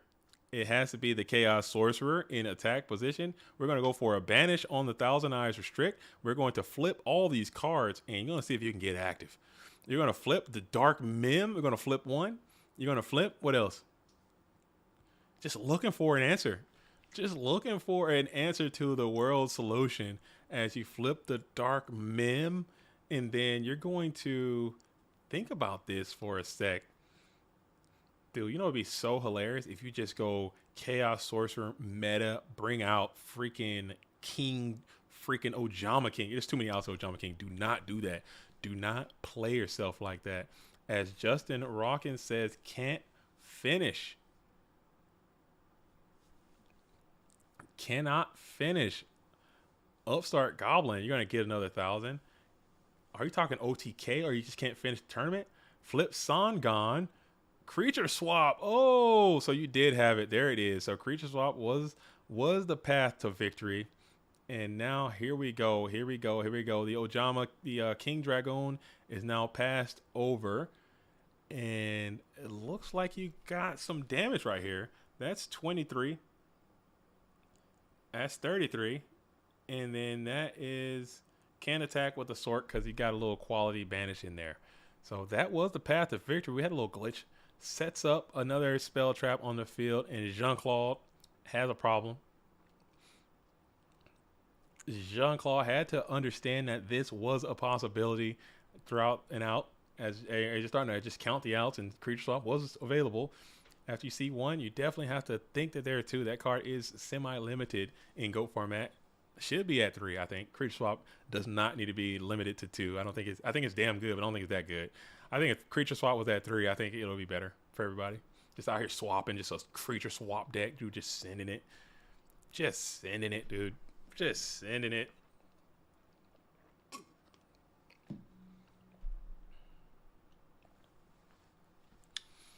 Both of these guys are a nightmare, Michael Gray says.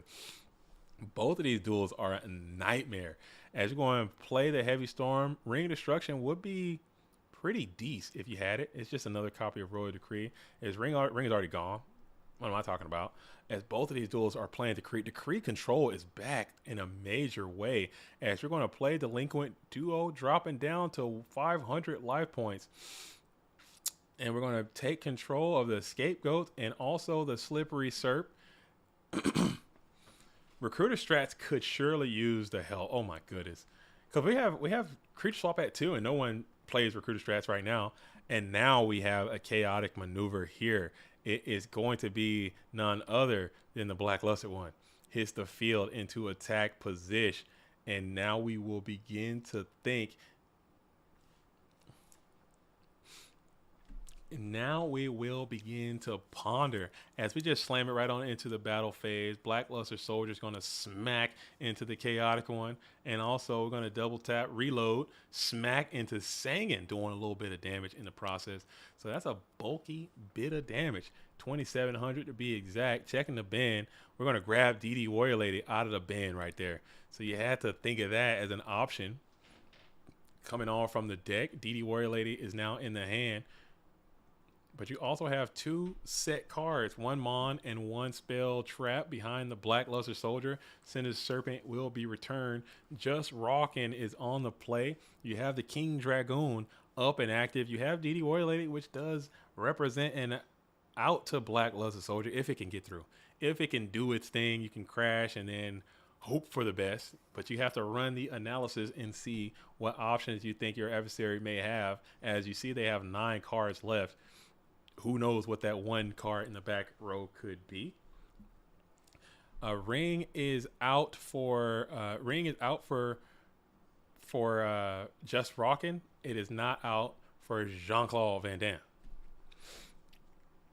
As we just go ahead and set one into a meta of its own, self meta on Serpent. So we're going to take the meta play here. If it is Ring, that'll be, if you're right, Pocho, and that is in fact Ring of Destruction, you're feeling a lot better because you can get some value out of it. But if it isn't, you're feeling bad because now your Black Luster is going to be secure. But what will it be here? Both duels sitting at 9 cards left in the deck too, so deck out still is on the table, but looking less and less unlikely as the game has become a little bit more simplified as we're getting to the end of this game 1. This is game 1. Oh my God. This is still game number 1, bro. Oh my God. We're not finishing by 5. No chance. I'm not trying to rush this tournament to be over. Usually the big dog can grind all day, but I have some absolute life going on in the peripherals that I am just going to try to put off for as long as I can. But 5:30, if this tournament could be over, that would be phenomenal. If it doesn't, I'll grind it. I'll grind until I find it. But it was the ring. So Pocho with the solid soul read of the Ring of Destruction is going to hit. And now we will think again, as the follow-up can't be, was that card set on the field already? Or was that the summon? Did he go set Serp? So that was your normal summon too. High risk there. High risk coming in. And we're just going to scoop. Ugh. We're just going to scoopity scoop right there. We're just going to scoopity scoop. And Jean-Claude go ahead and gets the game number 1. Game number 1. And that was game 1. That was a long game 1. These goat mirrors can grind, dude. Great game. I enjoyed that. I really like for the part, you know what I'm saying? I'll be in my own JDZ kind of way. I liked it because I'm all over the place. All right. So first card, I'm gonna read how it's gonna work. I'm gonna read the vanilla text. These are all vanillas. Okay, I'm gonna read it, and whoever can get it right, no cheating, no Google, none of that kind of stuff, then they'll be the winner. All right. Here we go. Queen of an army of giant mantises whose command moves legions. Whose command moves legions. Queen of an army of giant mantises whose command moves legions. Who's that? Who is that?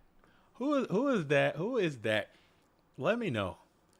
Queen of an army of giant mantises whose command moves legion. Insect Queen is not a vanilla, unfortunately. Unfortunately, Insect Queen is incorrect. Empress Mantis. We got Mr. Bretonia gets the dub coming on in. Empress Mantis. Smart. You those are crushing it. Empress Mantis is that vanilla text. Who even plays vanillas to know this? This is GOAT format birthday, okay? If you didn't play GOAT back in the day, I definitely played vanillas back in my day.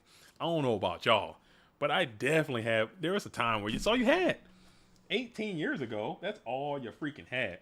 Okay, so that is how it's gonna work. This is we play. All right. I'm gonna find some more.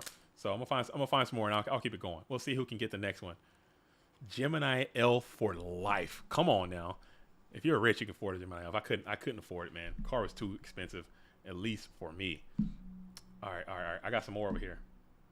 Let me see if I can find some. I want to find some that I would know. That I would know. Okay. How about this one? All right. This one. That's show it. I just doxed it. Okay. I'm gonna cut that one.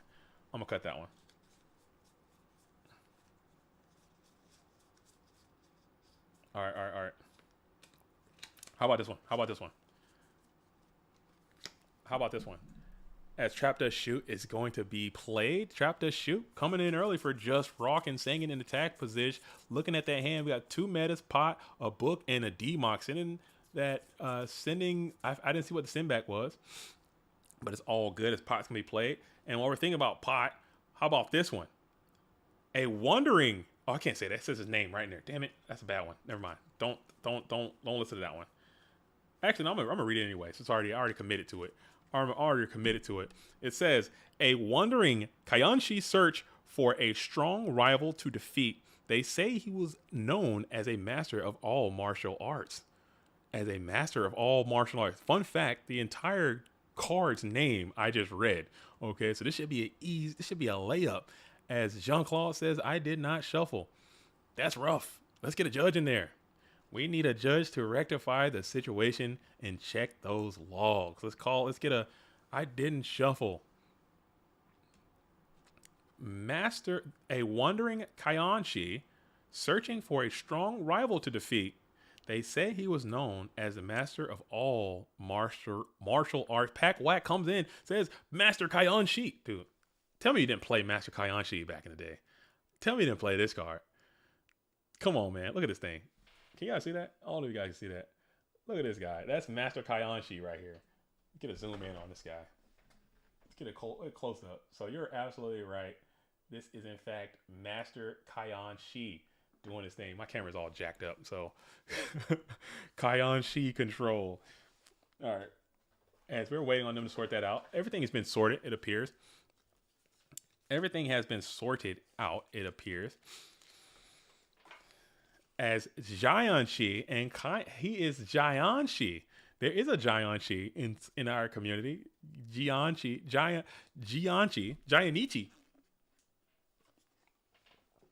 All right.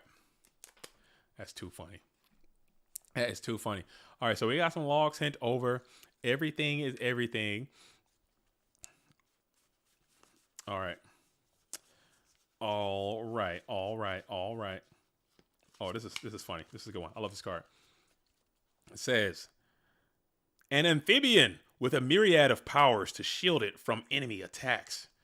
An amphibian with a myriad of powers to shield it from enemy attacks.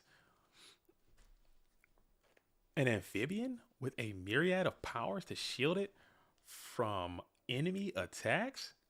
Who is that? What is that freaking thing, man? I don't know.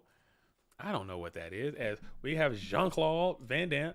Aquamador is incorrect, Pack Whack. It is, in fact, not Aquamador. You're close, though. You're close. Psychic Kappa is correct. Barry getting it in. It is this thing. Psychic Kappa. Man, you guys are smart. I think I would have got this one right, though. I know this one. I know this one. Psychic Kappa is correct. This card is iconic. Okay. All right. I'll get back to the action. We'll play more inside deck time. I have all kind of comments over here. As we got another Trap Dust Shoot is going to be played after the Pot of Greed has been played. So double dust to start this thing off. And we'll send back. I'm not sure what it was. As Michael Gray says, how do y'all remember any of this? I don't know. Some of the stuff just sticks. It's very impressive, man. Some of the information that some of these duelist brains can hang on to, I don't know.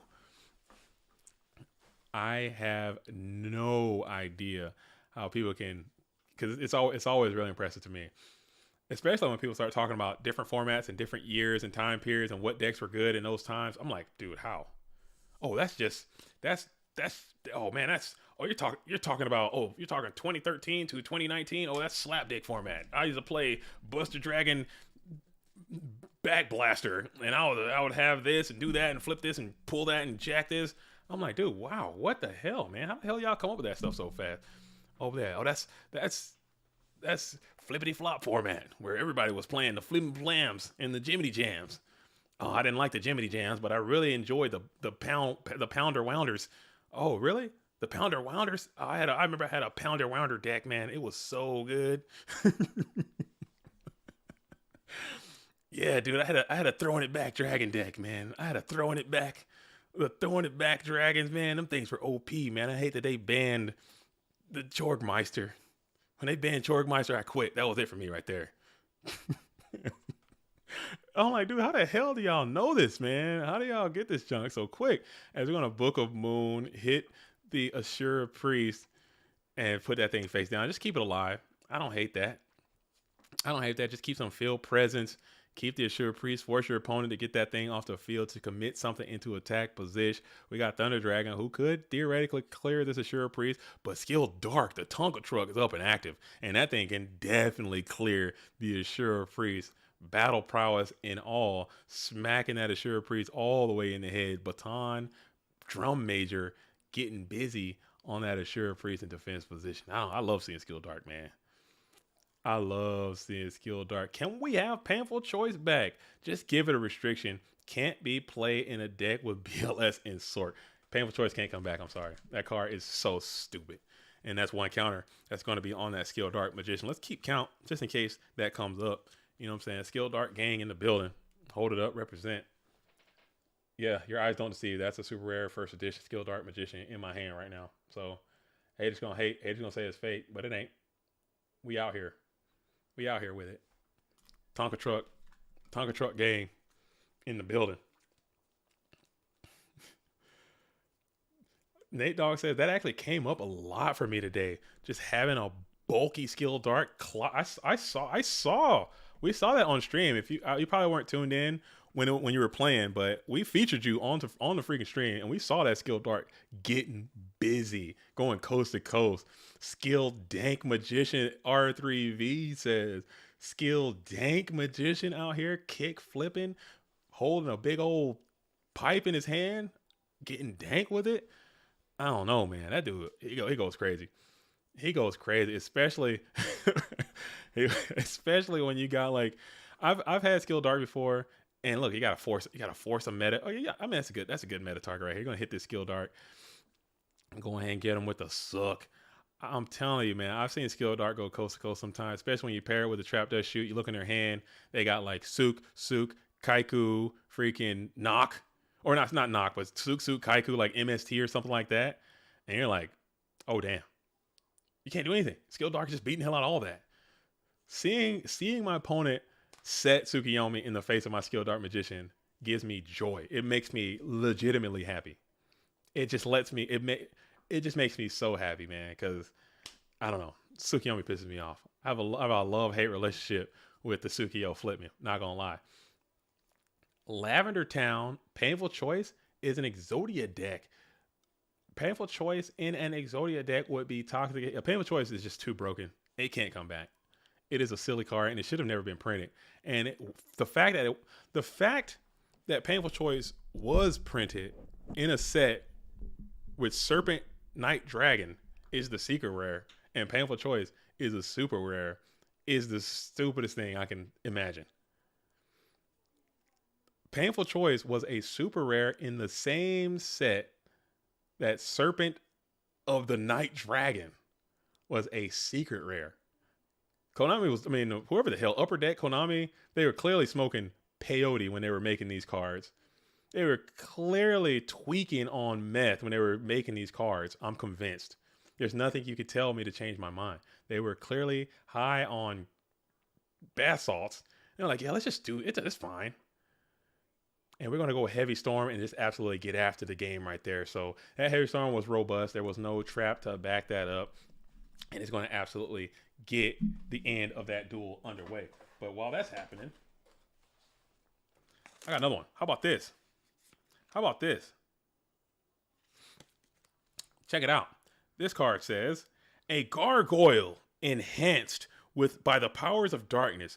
Very sharp talons make it a worthy opponent. One more time. A gargoyle enhanced by the powers of darkness. Very sharp talons make it a worthy opponent. Does anyone know what that is? What is that card? Okay, what is that? What could it be? Like, what is that? A gargoyle enhanced? I need a full name. I mean, Bob gets it. Over Justice set it up, but Bob seals the deal. It is in fact Ryu Kenshin powered. Oh no, you don't, Bob. You spelled Kiru Kenshin. Kiru Kenshin is we're gonna give collaborative points to Over Justice, Bob Nope, and David Hume Go format, because they all kind of came together and got that. But man, Ryu Kenshin powered. Now I played this card too.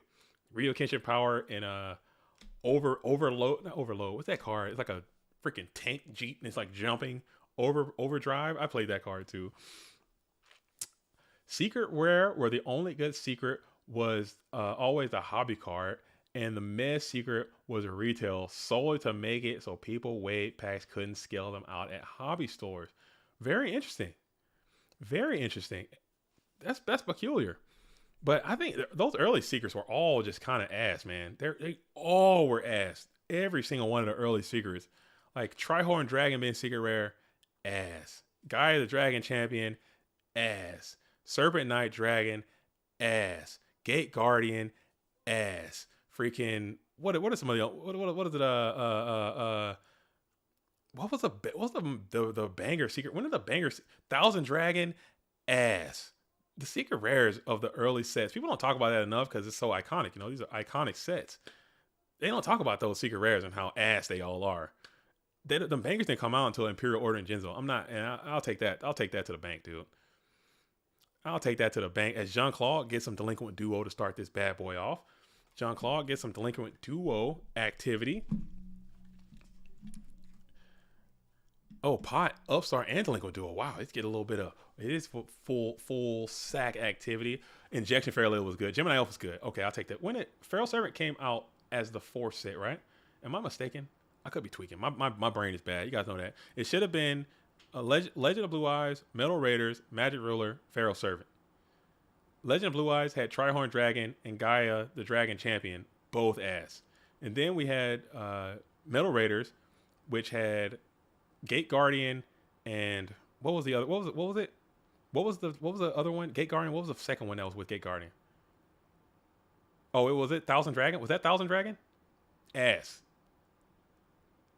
Okay, just butt. And then we had Magic Ruler, or Spell Ruler as they call it now, and that had Tomb Blue Eyes and freaking Serpent Knight Dragon, both ass. Both of those cards were ass. And then they were like, okay, we got to stop delivering so much butt, dude. We got to bring some heat. And that's when they gave us Imperial Order and they gave us Genzo. And those were bangers. Day one to banned. Day one for a lifetime. Those were just hits. And then it was after Pharaoh Servant, that's when we had Labyrinth of Nightmare. Right? Damn, my brain is so bad, dude. Labyrinth of Nightmare, and that had Gemini Elf, and that had Yada? No, Yada's LOD. Gemini Elf and Injection? I don't freaking know, dude. I feel stupid. I gotta look this crap up. I should know this. I'm supposed to be the GOAT guy, dude. I should know this crap. Magic Cylinder, that's right. Bangers. Gemini Elf and Cylinder were hits, dude. Chase cards. And I think that's when they started to understand. I think that's when they started to understand, like, okay, we got something here. Let's go ahead and milk these kids for all their milk money. Let's take them for what they got. Let's make the bangers, the chase cards, make them buy these packs. And that's when we all got these addiction problems. As Exile Force is going to come on out, pop the Singing. God dang, if I see another Exile Force pop Singing, I'm going to cry, dude. It hurts every single time. It never gets any easier. Never gets any easier. Then they hit us with Injection and Yada. Bangers. They hit us with, then they dookied on us again, though. No, they gave us Ring of Destruction and, what was the other one? I don't know. Pharaoh, and then it was Diffusion Wave Motion Cannon. What the hell? That card sucked butt. That was ass. And they gave us Dark Magician Girl, which was a hit, dude. I don't care what anybody say. Dark Magician Girl was a banger, dude. People wanted that card so damn bad. People still want Dark Magician Girl. I don't know. People just be simping over Dark Magician Girl. I don't know why. For me, Dark Magician Girl I never simped over Dark Magician Girl. I'm not gonna lie. People be simping for Dark Magician Girl so bad. And it's sad, man. Dark Magician Girl mid as hell. It was Dark Magician CDRM. It was CDRME. It was Dark Magician Girl and Diffusion Wave Cannon. Diffusion Wave Motion. Something like that. Lavender Town said I simped over Mystic Elf. I simped over Dark Elf, dude. I simped over Dark Elf and I simped over Thunder Yan Yan, dude. Those are my two simp. I'm not gonna lie. I'm not gonna sit here and pretend I never got my simp bag too. Come on now. I'll simp over Magician of Faith. I'm not simping over Dark Magician Girl. It ain't gonna happen. I'm a little sus, man. I used to simp over Tsukiyomi up until recently, until I found out some information about Tsukiyomi. I'm not gonna lie. I'm gonna keep it real. You know what I'm saying? You guys know me in the booth. I keep it a full stack all the time. All the time. Even if I embarrass myself, I keep it a stack. I used to simp over Tsukiyomi, man. Until somebody's like, hey, man, you know what? Real talk. You know what I'm saying? Tsukiyomi is a dude, you know? And I was like, damn, for real? They're like, yeah. I was like, shit, okay. All right. Still simping. I don't care. You know what I'm saying? When I get my simp bag, I do what I got to do, man. It's life. It's life, man. It is what it is. It is what it is. Don't hate me. And look at this boy. Look at this skill dark. Trucking along. Princess of Sarugi. That's simp material. Penumbral Soldier Lady. DD Warrior Lady. I'll simp over DD Warrior Lady. That's DD Warrior Lady is my girl. DD Warrior Lady is my girl. I will Injection. Gemini Elf. Come on. We need to make a simp tier list. We need to make a simp waifu tier list. And I'm telling you, Gemini Elf's S tier. Gemini Elf S tier. 2 for the price of 1. S tier. Skilled dark on the field, crushing souls as he do. As he do. Oh man. Sean says, can we take a moment and realize that this game has been going on for too long? Sean, I am lost in the sauce, dude. These duels are beyond my scope. I'm trying to tell you, this is game 2. It felt like they've been playing for 2 hours, man. He's been playing for 2 hours. As Shogun, the Shogun in the building says, I used to simp over Summon Skull because I thought it looked dope and powerful for being a 1 tribute. That's a good reason to simp. You're simping for power. As you got no choice but to creature swap the skill Dark Magician, that thing gets a counter. No big deal. Slap it on there. And Joey says Shogun sucks. Shogun sucks because do I sense some bone on bones violence over here? How's Bones looking in the playoffs? Are you guys going to win the GOAT format War League Season 3? Is that going to happen? Are we going to see the worst generation lock it up? I believe Joey Cornejo is none other than the sauce. And we got Shogun Lopez in the building. And we got Jean-Claude Van Damme and Grump Nasty was in here too. And Saul says they're going to sweep 100% sweeping through. Don't hate to see it. As we got Justin, go ahead and using the tribal infecting virus to go ahead and clear and poke. Sean Valverde says Amazon is Paladin. Amazon can get in there. I want to make them all A tier, but man, I can't. I can't even do it. Amazon is Paladin is lit. All the Amazonas are good. Simp material. Simp wise. As we're going to go ahead and poise for attack. This could be the end of it as Jean-Claude is hoping for no Karibo, and that is going to get there. Get there and get there. GG's all around. GG's all around as Low Bounty is saying E4, the Elite Four, the Rampage Syndicate of the GOAT Format War League Season 3 is actually going to be superior and hoist the trophy at the end of the day. And here we go. We are still in Dogtown, folks. But that was a long grind. We had Jean-Claude Van Damme just finished playing Just Wink and continuing the dog run. And it's going to go into Bernie Socialist, a.k.a. Michael Gray, who's been waiting in the wings for hours. Okay? 4 hours. And we're going to get there. Sean Valverde says all the Elemental Charmers. I'm not familiar with Elemental Charmers. Are they GOAT cards? Elemental Charmer. Are they... What set did they come in? Elemental.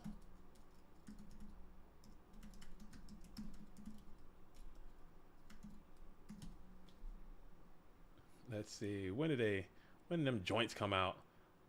Oh, these things. I think I've seen these cards. But they look a little too new age for me. They're a little too. Are they GOAT cards? But they might be pushing it to that too much. They're in the too much vein for me. Just for me. I mean, I'm not trying to say they're invalid. Maybe they could still be simple, but they're a little too. They're a little bit. It's bro socialist. Oh, not Bernie Bro. So I'm sorry. I thought it was Bernie Bro Socialist. Did you change that? Hey man, do you? I'm sorry. It's Bro Socialist. Okay, Scrub for Life is Bro Socialist on Dueling. Hey man, on Discord. I'm trying to get it right, man. Thank you for setting the record straight. Keep me in the loop. Keep me in the loop. I'm looking through GC cards on Dueling Book. Okay, are you trying to just get a simp waifu collection going down? Simping over Tsukiyomi is insane. What? Really? I didn't know. I didn't know, man. Don't judge me. Dropped off. Don't judge me, man. Come on, man. Let me live out here. Man. This is 2023, man. Let me live, dude. Let me live. Dark Magician Girl is high. I think I don't simp for Dark Magician Girl because there's too many simps already. I think Dark Magician Girl's simp quota is through the roof. What am I reading here? You said not bro socialist. Bros, what am I saying? What am I saying and what are you saying? What am I saying and what are you saying? We are starting. Okay, let's do it. Let's get in there. We're gonna hop on in. I'm just gonna call this duel as Michael Gray. I'm not even gonna your Discord handle is whatever it's gonna be, but we're gonna hop on in and see what Michael Gray and Jean-Claude Van Damme are doing.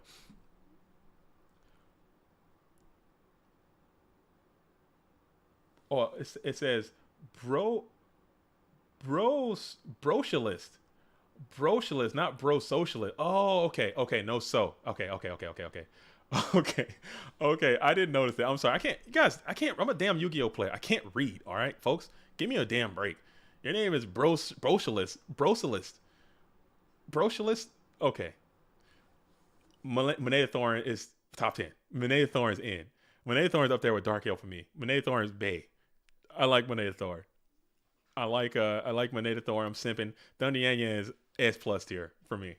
I'm sad. Okay, I'm sad. All right. I'll get my scent back from time to time. Nate Dogg says I'm only simping for Dion Keto. That's it. Oh, I especially that Japanese art. They were tweaking with that one. They did not have to do all that. They did not have to do all that with that Japanese art. They're over there tweaking in Japan with that one. They don't put guns on their cars, but they can have an old lady with a titty out on the car. What are we doing now, Japan? What are y'all trying to say? What y'all trying to say? As you're gonna go ahead and hit trap dust shoot, target the hand.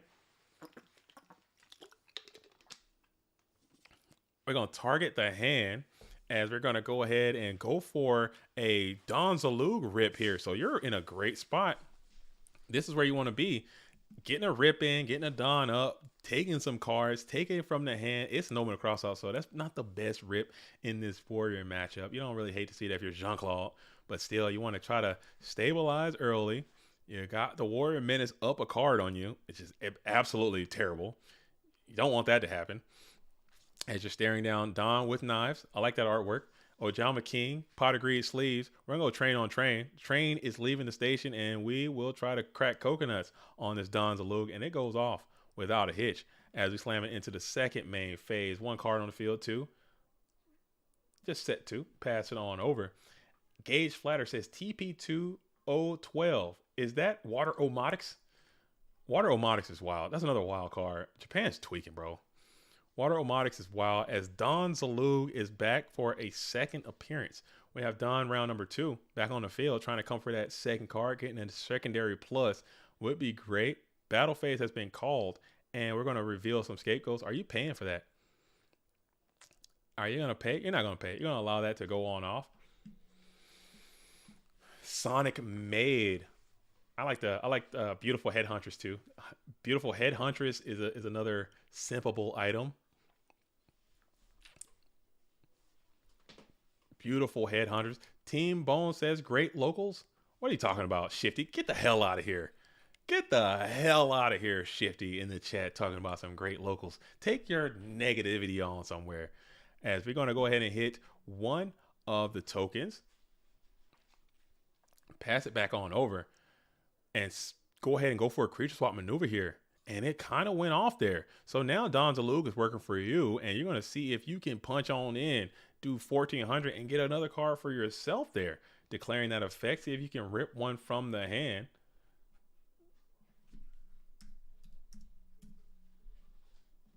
The one and only Don Zalug. There you go. Look at that. A little late. Better late than never. Better late than ever.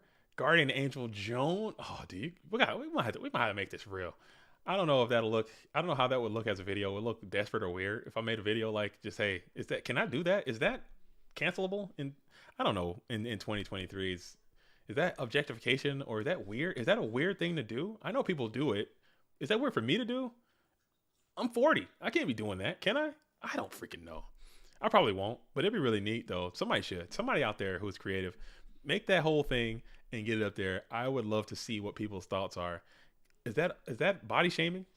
Is that objectifying? I don't freaking know.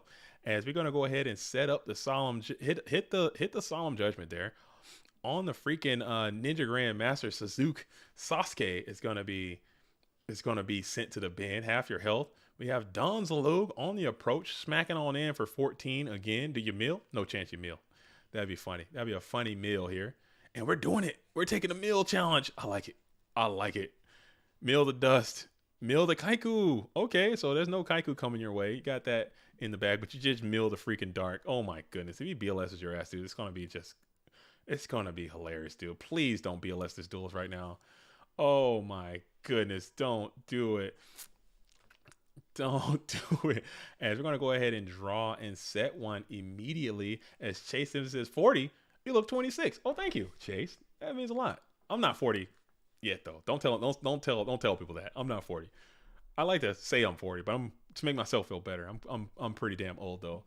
I'm pretty damn old. Definitely too old to be making simp tier lists, but here I am, and that's what I want to do. It's calling out to me. as we're going to go ahead and use the Sakuretsu armor to get rid of that Don Deluxe. So after all of that, it did convert to another plussing type situation. So your advantage that you did generate has now been kind of taken back from you, as you got 2 cards on the field, 2 fake cards in these scapegoats, 3 sets, and 1 card in hand. Maiden of the Moonlight. Yeah, Sean, you might have to make the whole list. You might have to make the whole. Where would Penumbral Soldier Lady fit on the simp tier list? Probably the C tier. But Penumbral gets no love, man. Penumbral Soldier Lady gets no love from the simps out there. Unhappy Girl, the emo list. The emo list. Probably Unhappy Girl. For the emos out there, for the emo people out there, shout out to the emos in the building. The Unhappy Girl. What about I mean, if we're getting weird with it, like how weird do we go? Like how humanoid do we have to go? How weird? How left and right? What about Insect Princess? Is that too weird? Is that too weird? Rocula. I don't even want to repeat that. But thank you for the fun fact. You know what I'm saying? I'll have to keep that in mind. I'll have to keep that in mind I'll take that with me. All right, Magician of Faith is top tier. Magician of Faith top tier. Gemini Elf top tier. DD Warrior Lady. It's too many top tiers, man. We might have to break it up. And now John Claw is paying that patent pending Giant Trunade, showing some immense value out of this card. It's so freaking good in this deck, man. And it's just that it's just a one of. This thing's been rocking and rolling all freaking season. Just clearing up those traps, making your opponent pay for Solemn to negate it. And if you can go meta here, you're getting that plus back. Or you just, pay, get a discard here. Not discard pre. Come on, it can't be discard pre.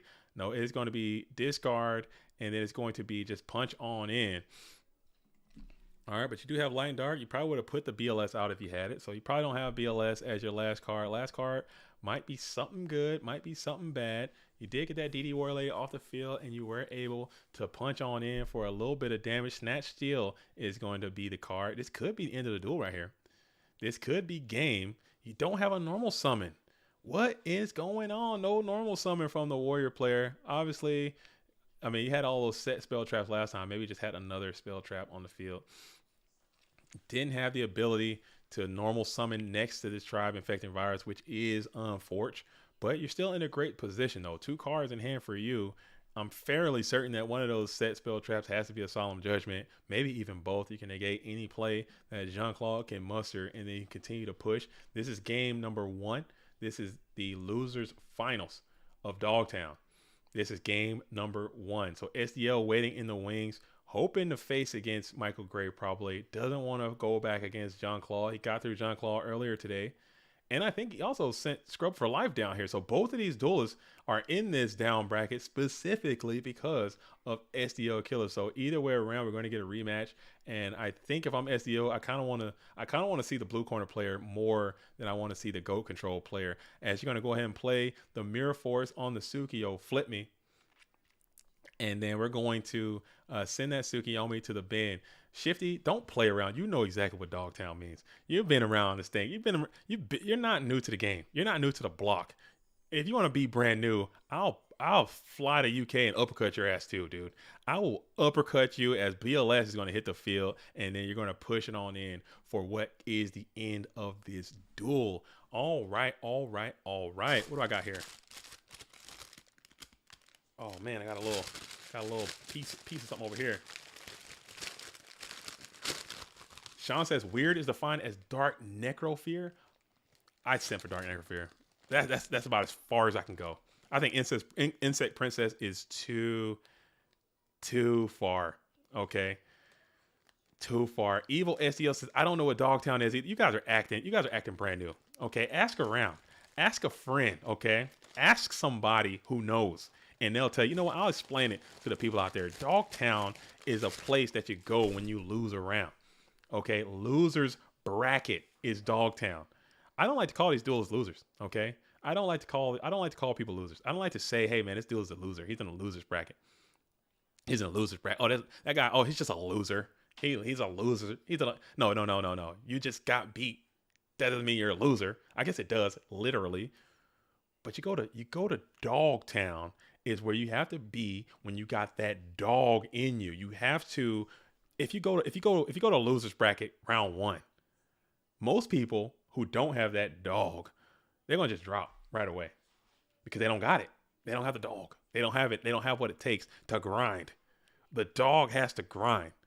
The dog has to scratch and scrap and survive and fight to come through. This is Dogtown. Dogtown is where the dogs live.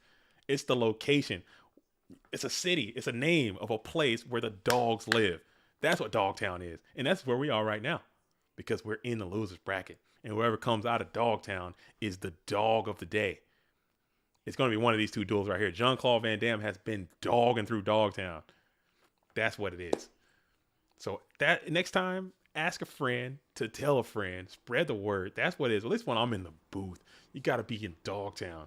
We're not going to be, this is losers round 4.5, round 5. I'm not about to sit here and do that. You've lost your damn mind. I'm not about to, we're in losers round, quarterfinals, extra. No, we're not doing that. I'm not doing that. It ain't going to happen. What round are we in? We're in losers, semi-quarter, 8th top final. Get out of my face. You're a dog. You're in Dogtown. That's where you are. It doesn't matter. Because it literally doesn't matter until you get back. All these rounds, you're just gonna have to grind. You gotta keep grinding and keep your head down until you make it to where you want to be. That's Dogtown. Any more questions? Anybody have any questions? Anybody have any clarifying responses to anybody need any more illuminating information on Dogtown? All right, because you don't know. You might not have it. Okay? And that's fine. And that's fine. That's fine. As Breaker, the magical warrior, is going to go ahead and pop the Sakuretsu armor. Because it happens a lot. Some, especially in some streamers and people who stream these long tournaments, these tournaments last 7, 8, 9, 10 hours sometimes. And if it's double elimination, sometimes people are like, okay, we're going to watch the winner's side and then we're just going to turn the whole stream off. I'm going to leave and then I'm just going to come back at the winner's final. People do that. It's a very common practice in this whole online tournament streaming world. All right.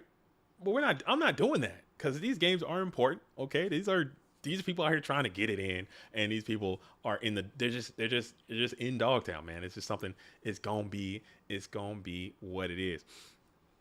HMVB asks, what kind of dogs are in Dogtown? Great question.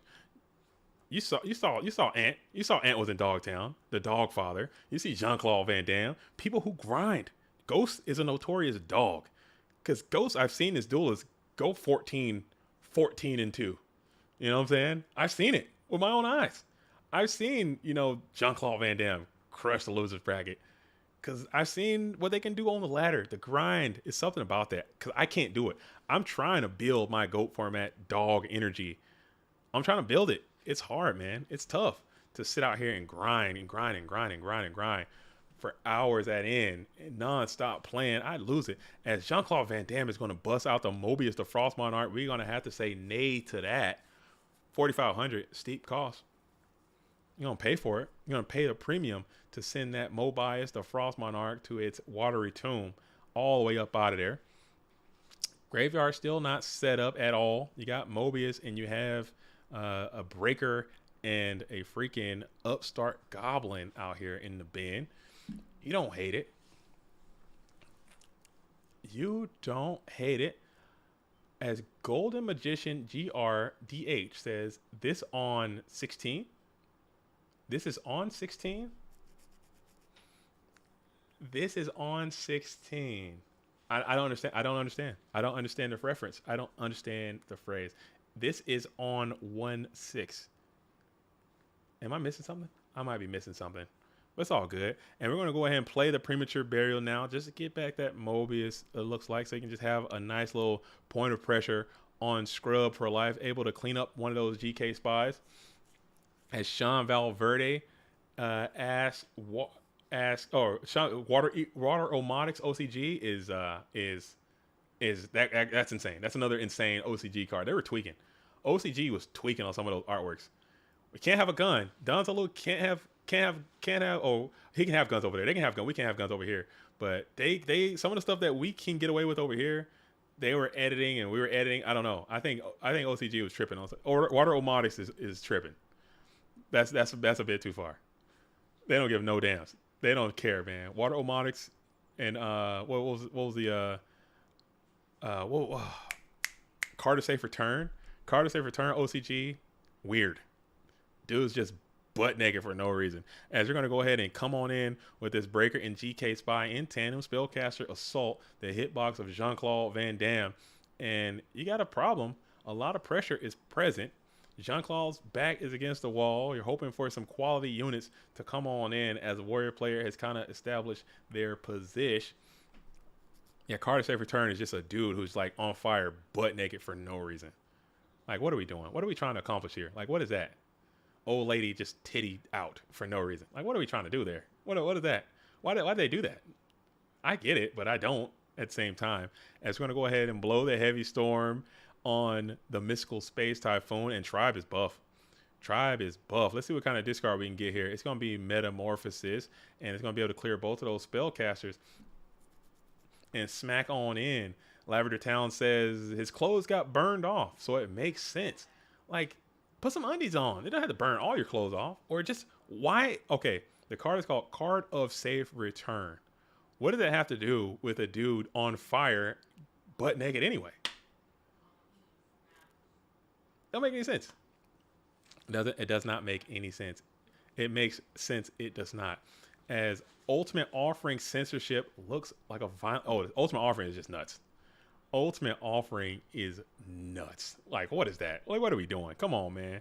Ultimate Offering to the Doom too. Both of those just look very, very insane. Japan's tripping, but it's all good though. They got some good stuff going on too. As King Tiger is extremely buff here as well. You're hoping you can figure out a way to get this Tigery Menace off the field. 2 cards in hand, 1 set card on the field.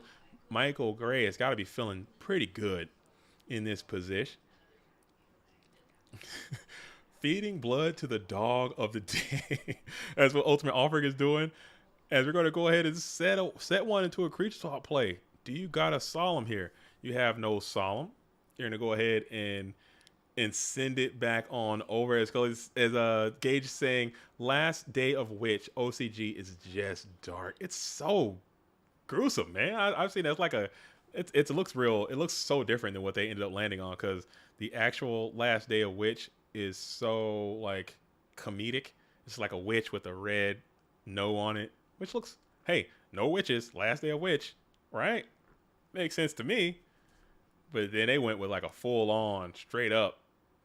I don't want to talk about it. We're not going to get into that. As Tribe Infecting Virus is going to go ahead and clean up the King Tiger. So Michael Gray has got to be sensing some desperation coming on in from the red corner. Got to be kind of feeling pretty confident in their position. You got the Tribe up. You can slap them on next to this Tribe and feel pretty confident that you can get on in there. You're feeling better. You're feeling pretty good if you're Michael Gray. You know, this is where you kind of want to be, getting so close. You got that invitation coming your way. You can almost taste it. You're up a game right now. You're in a great, fantastic position, and you're vibing. And you're gonna go for a brain control play here. Brain control to a second Mobius is pretty neat. If you could just summon them on and just go for it, that's also pretty cool too. Or you could just try to attack in and pitch. That's probably the option you're going to go for here. You're going to go for attack with Tribe, do 16, and then send.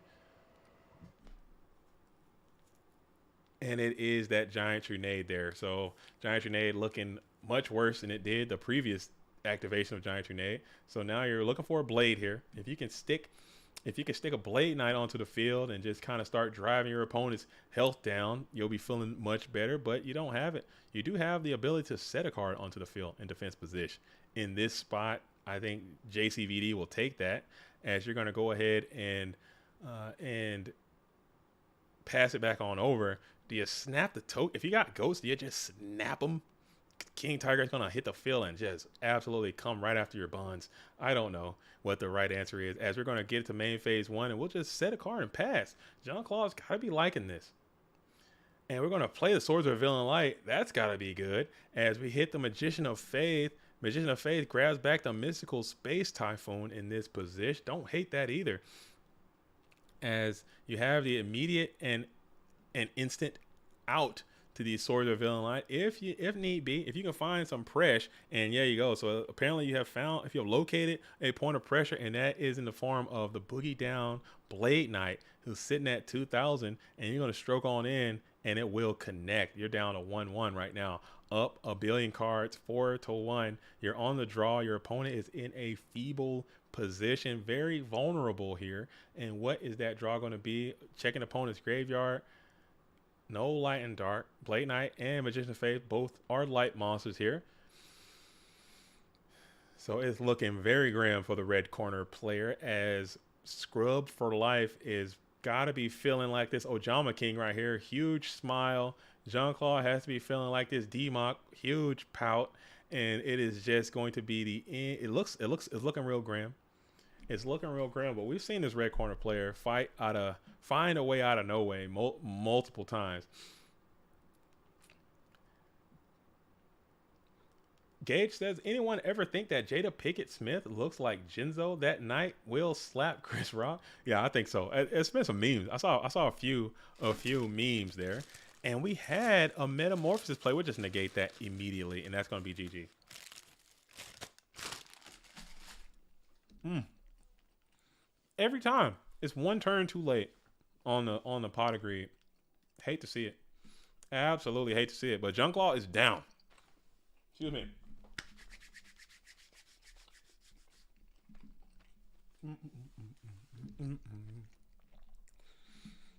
Junklaw is down. All right, and here we go. For all those naysayers out there, we are now exiting Dogtown. And SDL is already hosting up. He's been waiting for several hours, waiting in the wings for his opponent to present himself. And I believe, as I stated earlier, I believe SDL has got to be feeling a little sigh of relief. I'm sure the duelist didn't care which way it went or who he would face, but I believe SDL would feel that they have a much better matchup against the deck that Michael Gray is playing, opposed to the deck that Jean-Claude is playing. So again, huge shout out to Jean-Claude Van Damme, making it extremely close again, but just not having the ability to get over that threshold, make it to the Go Format World Championship. It is what it is. They still have a few opportunities left, especially in the Go Format World League. There's a way you can get there through that. There is more Patreons, more obelisks, all those things that we're talking about. So I still think it's time, and I think that duelist is definitely good enough to make it in. Okay, so Michael Gray is taking a quick break, and we're going to get on in. So I'll update the chart to reflect where we're going right now, and we're going straight to the dog of the day is brought to you by Michael Gray. Jean-Claude Van Damme made a valiant effort to get to that position, but was not able to capitalize and finish the deal. So let's make this smaller here, and then I can move this over there. All right, one more, a little bit smaller. Dang it, I need to get another monitor, guys. I'm sorry. I'm a one monitor Harry over here. So we're going to go ahead and take that off of there, and we're going to put in. Oh, I'm not on the right screen. Let's see.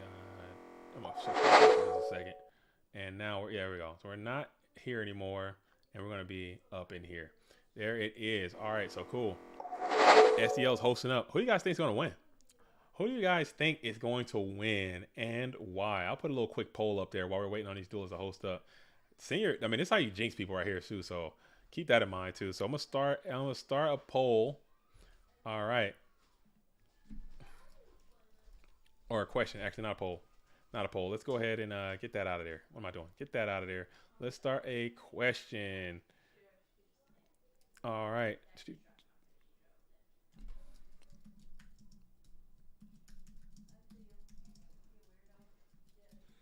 Do 42.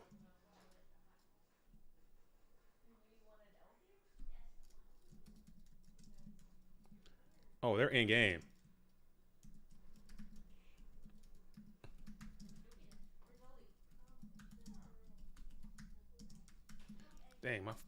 computer? Oh, there we go. I'm gonna send that out there, and we're gonna hop on in, folks. We're gonna hop on in, and I just want to hear from you guys. Who do you guys think is gonna win? And I also want to know why. Who do you guys think is gonna win and why? Give me some good reasoning. All right, and we are absolutely about to get in there. I thought I was in. What's going on? There we go. Here it is. All right, and we are locked in, folks. We are locked in, and thank you all again, as always. Thank you guys for hanging out with us and being here with us all day. If you've been rocking with the program all day, shout out to you. You're an absolute real one. If you haven't, you're a mark buster, and you know what I'm saying. You're gonna get what's coming to you, and it's gonna come in the form of fist of fury from me to you. As we're gonna start it out, Scrub for Life, get to go first, getting a good pot of greed going. We have the Trapdoor Shoot as well, getting some value out of Trapdoor Shoot and pot of greed early in this Warrior Mirror. You don't hate that.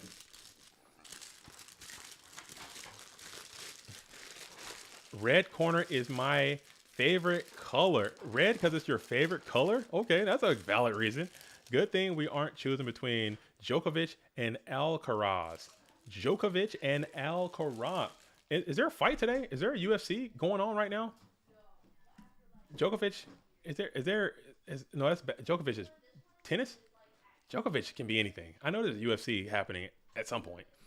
At some point, as the hand is Torrential Tribute, Shoot, Saku, Kaiku, and Delinquent Duo. So going, that's so funny. That's so, oh, never mind. So you really have to get some value out of it.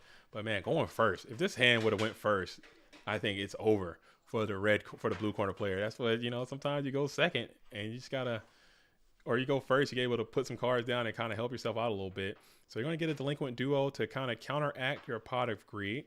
And then you're going to summon forth the Kaiku, the Ghost Destroyer.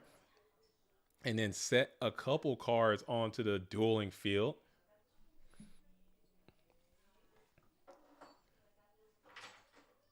Before just passing it on over. Okay. So we're sitting here.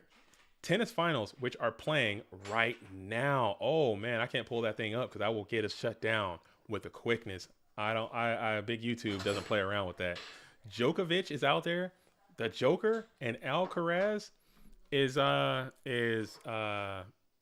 Rafael Nadal still tennis? Does he still play? He was my favorite when I watched tennis for a little while. When I was big into sports and watched tennis, I would like to see Nadal play in the Spanish, the clay courts. I like seeing the clay courts, and I like seeing that duelist get around and playing some tennis, man. I don't know. I like Nadal. Does he still play? Is that something? As Breaker the Magical Warrior is going to be summoned to the field. Now, do you take the Breaker challenge, or do you try to snipe a card and then crash and then come on in? Let's see what you're going to do. As Bob Nope says, Nadal, I think, is injured and possibly retiring soon. Yeah, it's going to be what it is. As we're going to go ahead and pull the Torrential Tribute, but you're going to pay half your life for that. And now you have Breaker with counter. You could probably roll the dice, and you're electing not to roll the dice. You're just going to crash here.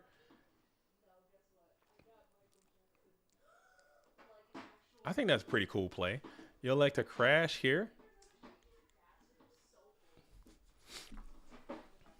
I think that's a pretty cool play. A lot of people will try to attack in with Breaker and then crash, but at least this way you get the option of just trying to go for it and keep the body of that Breaker on the field. I think that was a pretty neat way to coordinate that attack, as you don't have to risk rolling that dice and popping beforehand, and it's still going to hit the Sakurazu army anyway. So nothing was lost.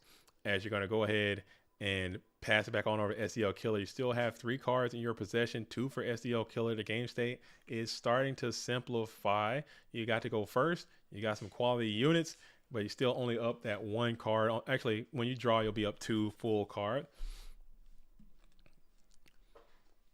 As we're absolutely getting it in. And DD Warrior Lady is going to hit the field in attack position, electing not to set, just trying to crash into that Breaker, the Magical Warrior, and take a quick 100 damage. Get that Breaker out of there. Light and Dark is already established, and this card is known to your opponent. So that is a scary, scary spot to be in. And you know that thing is DOA.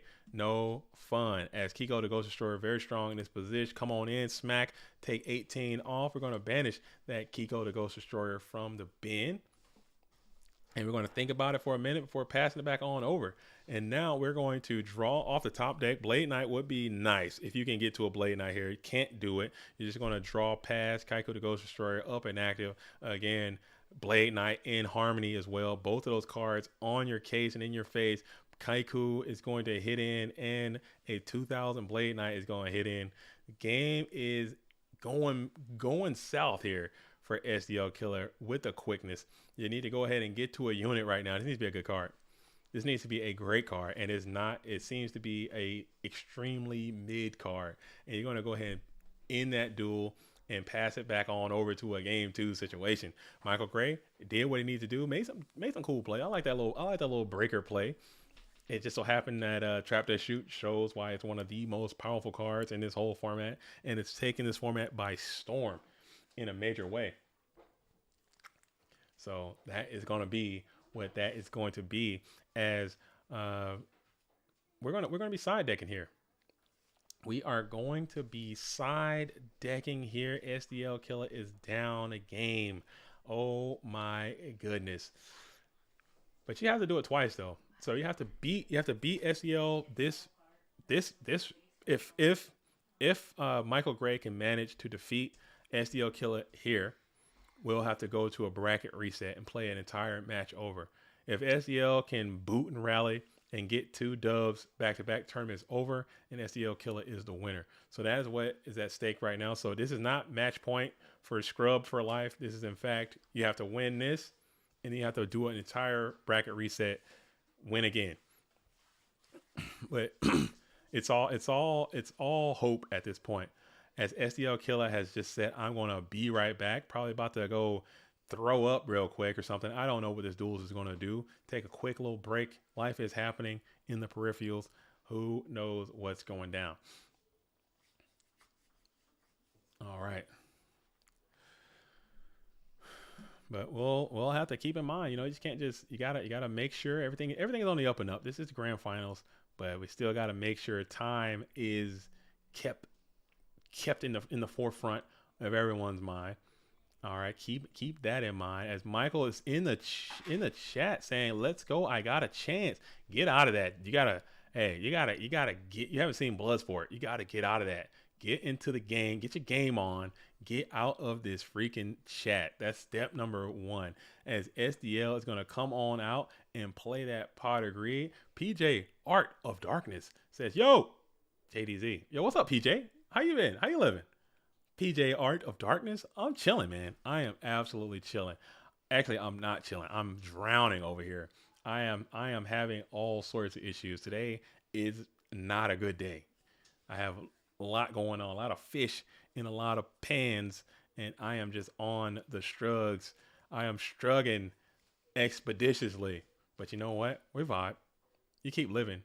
You vibe and you thrive. As Exile is going to come on, hit a timely GK spot. You don't hate that. You don't hate hitting a GK spot. It's better than hitting Sangin. That's all that gang's been ganging up on today, is just Sangin after Sangin. Seeing that guy hit something is pretty cool, as Kiko the Ghost Destroyer is going to hit the field in attack position. And Michael Gray will think about it, and we'll just splash that TT right there. Keep going 1 for 1. SDL is fine with that. Who won game number 1? Danny asks. It was Scrub for Life. Blue Corner won game number 1. Blue Corner won game number 1, as it's burning a lot here in Canada. You guys got those wildfires going on, and we're getting some of those. I don't know if that's on the East Coast or the West Coast, but we're getting some of that smoke from that as well. And it is what it is. Yeah, if you look outside, that's why I'm looking like I'm in a haze right now. You guys asking, like, why is J Diesel, the Teenage Weasel, sitting here like he's in sepia right now? Well, that's because the entire world over here where I am is sepia. Like we're in some type of film set in Mexico for some reason. Sepia is just all over the place. As Breaker is going to go ahead and get a quick pop on the Zing Zen Hu, but run headlong into a GK Spy in defense position. So Spy is up and active. Bane of the Warrior player's existence. SEL has been here before. I think it's one of the duels that kind of put this strat onto the map, and it's kind of taken over the entire Warrior mainframe right now. Spies and Warriors coming in game 2 is a patent pending SDL maneuver that this duelist has been doing for years at this point. So we're in main phase 1. We know the red corner player does play an abundance of Mobius the Frost Monarch. Will we see one? Just like that, here he is right on time doing his thing. Mobius is going to hit Solemn for Solemn. Will we go for it? Will we take the Solemn Judgment challenge? As life points are at a premium here, as SDL does have a very good Solemn discipline. Let's see if this duelist runs the numbers and elects to play Solemn Judgment in this position. And yeah, so there will be Solemn for Solemn. Does Michael Gray have a secondary Solemn? There is not. So we're going to pay that 3,800, 4,000. The life points are now halved. Dust Tornado is also going to be played to target that Mirror Force as well. Can you do that? Yeah, you can definitely do that. Okay, what am I talking about? Can you do that though? Yeah, you can do that. I think, right? Hold up. Can you? Summon? Yeah, it's because summon's good and you target. Okay, I'm tripping. Anyway, so we're going to go Premature Burial here. Premature Burial. We're going to go for the Exile Force, but they didn't exist. We're going to go ahead and hit the Mystical Space Typhoon on that. 2 cards left in hand. SDL 2 cards in hand with a very threatening Mobius the Frost Monarch on the field in attack position. We're going to think about this for a second. 3 cards left in hand, and we're going to bring forth our own copy of Exile Force here, targeting that set. Hits Magician of Faith. That's a great timely hit for an Exile Force. You're going to smack Mobius into a Mirror Force. Flip Decree here, and you're a genius, and you don't have it. But Mobius is going to find itself on into the bin as well. So 3,800, you're looking vulnerable now. Electing not to get that GK Spy active. Keeping that defense is priority number 1. But it doesn't matter, as the Ninja Grand is going to go ahead and slice and dice Sakaretsu. Do you have another one now? So still, whatever that set card on the field, it is not able to stop these battle traps as they are coming in bunches right now for the blue corner player. Main phase 1, we're going to set another one on the field. Does SDL have another Mon that can come into this GK spot? Upstart Goblin. I'm not feeling these Upstart Goblins. I'm being completely honest, but it's going to do what it's going to do, as Upstart is going to yield up. Well, Upstart would be hilarious, but we're going to Upstart into a set Mon, pass it on over to Scrubbed for Life. Scrubbed for Life on the play. GK Spy doing exactly what you pay him for right here. It's going to be in defense position, but you're not able to make another normal summon. You're just going to pass on that. We'll set another card onto the field before passing back on over to Scrub, as both of these duelists are starting to get more and more resources in a Cold Wars type state. Both duelists electing not to send any Mons onto the field. Scrub for Life, checking that graveyard, really kind of telling a story of some of the information that they might have. You got to keep that in mind when you're looking into your graveyard. Both duelists checking opponent's graveyard. Okay, so Light and Dark is established. And we have Light and Dark established for the red corner as well. Both duelists hanging on to the ability to make Black Luster Soldier. We're going to go for a Snatch Steal here. Snatch Steal taking control of the GK Spy. We're going to see if we can bait. We're going to summon the Kaiko the Ghost Destroyer. If you have a Solemn, this game might be an over right here. And it appears as if the GK Spy will connect the Kaiko the Ghost Destroyer. We'll think about the Kaiku attack here. So trying to preserve the contents of the bin. Let's see what we elect to do here. We're going to just eat that 18 and get some quality banishments in. Now knocking Chaos offline all together. Getting the Exile Force and actually the Magician Face. So leaving the GK Spy is cool. Probably trying to play around Call of the Haunted, and there is a Sakaretsu armor that is going to take the Blade Knight out of there, and you have Call of the Haunted right there to just end that thing right on time. So here we go. Here we go. We're going into a game 3 situation. SDL gets game number 2. Michael Gray got game number 1, and here we go. Here we go. Oh, man. So if SDL wins, the tournament is over. If SDL wins, the tournament is over and we're done. If SDL wins, the tournament is over and everyone around me is cheering for... I have to be unbiased. I have to remain unbiased. And everyone is cheering for SDL because I am on a clock myself. Like, I absolutely... have to be somewhere soon, but I'm gonna keep it rocking. I can't end it on the GOAT World. And I'm not trying to root against Michael Gray because it still deserves it too. He's been working hard. He deserves it. Hey, if you want to go, I can meet you over there. If you want to. But all you have to do is try to use that cutter. Just cut off a little bit up from where I cut it last time, and then I should be there. If you just start prepping. You got the stuff? Yeah. Did you get more glue? What? The purple, the primer? No, there's still enough in there. There's still enough? Okay. I'll be there soon. I'll meet you there. All right.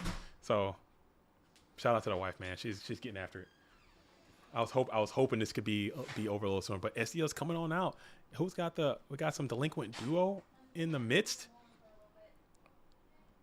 We got delinquent duo in the midst. We got a threatening set on the field, 3 cards in hand. SDL's trying to get after it. Opening duo, opening pot. Last time opening duo ain't too bad. And now we're going to smack on into the Dust Tornado, getting a plus value there, and it is GK Spy again. So we have a repeat of what literally just went down last time. Damn, JZ, don't get yourself in Dogtown, if you know what I mean. Oh, I'm already a resident. I might have to sleep outside tonight. I'm not even gonna lie. I might have to sleep outside tonight for my own safety.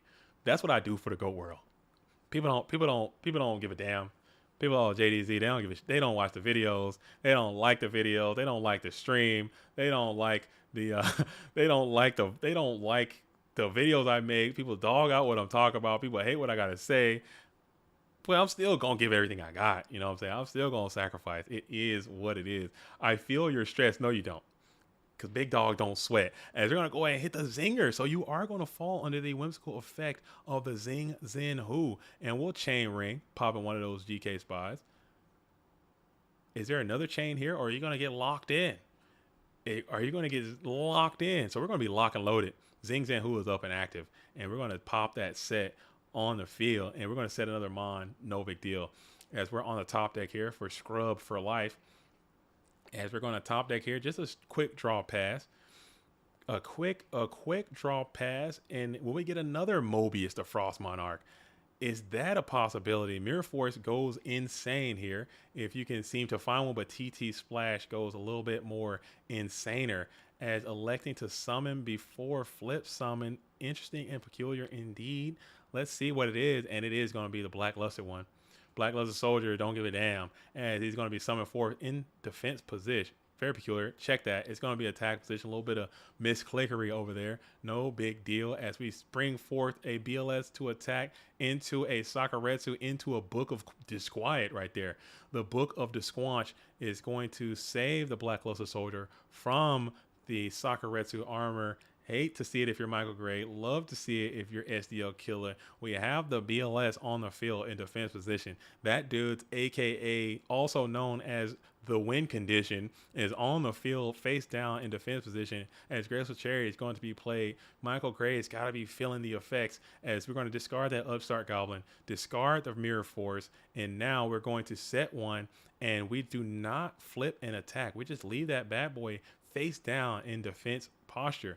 Even though TT has already been utilized, we're just going to save that BLS from a potential snatch steal situation. I don't hate it, as we're going ahead and go reinforcements of the army. Rhoda up here. What are we grabbing? Is it Blade Knight or is it Donald Zalug? Is Don out of the deck? Who knows, man? I don't know what the grab's going to be, but we'll find out here shortly.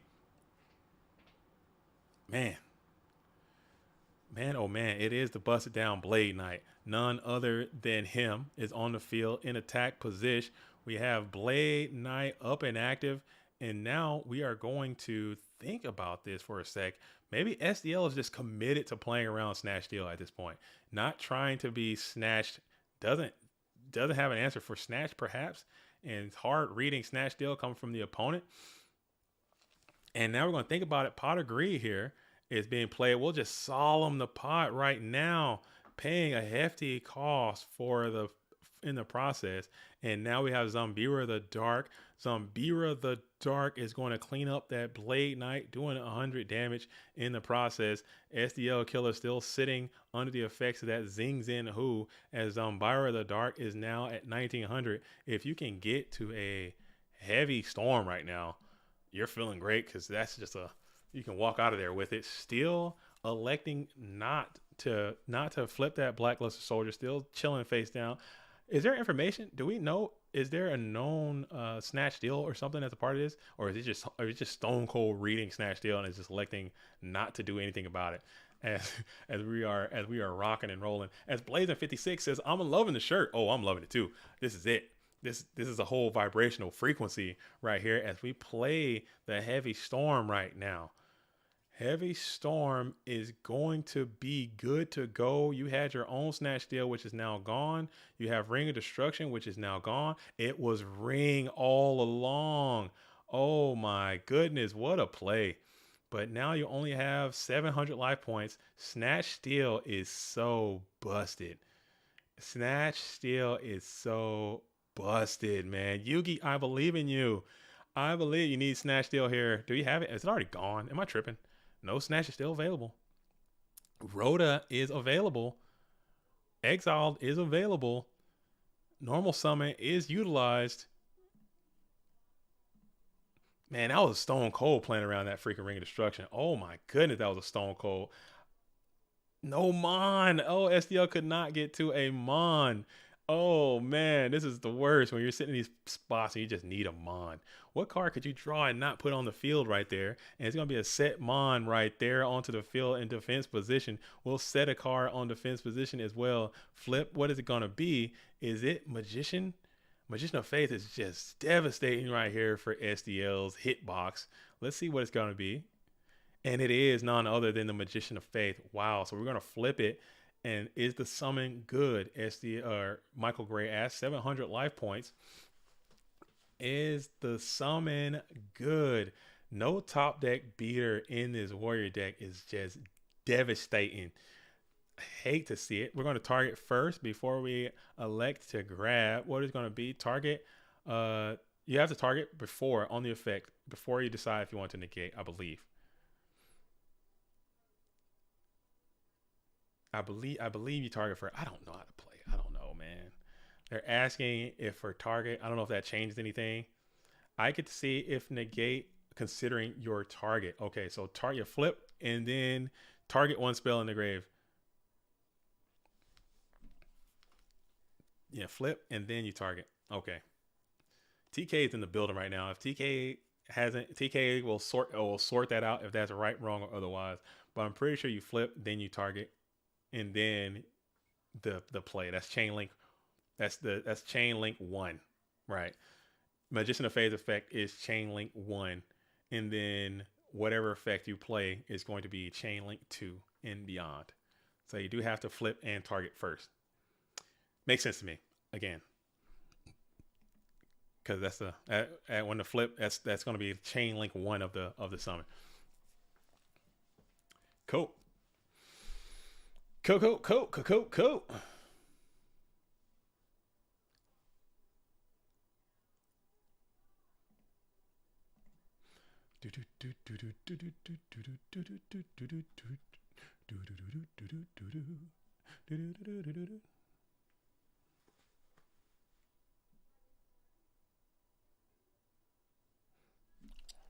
Okay, so TK has ruled that you cannot solemn. Okay, so maybe I was wrong. Again, we're learning.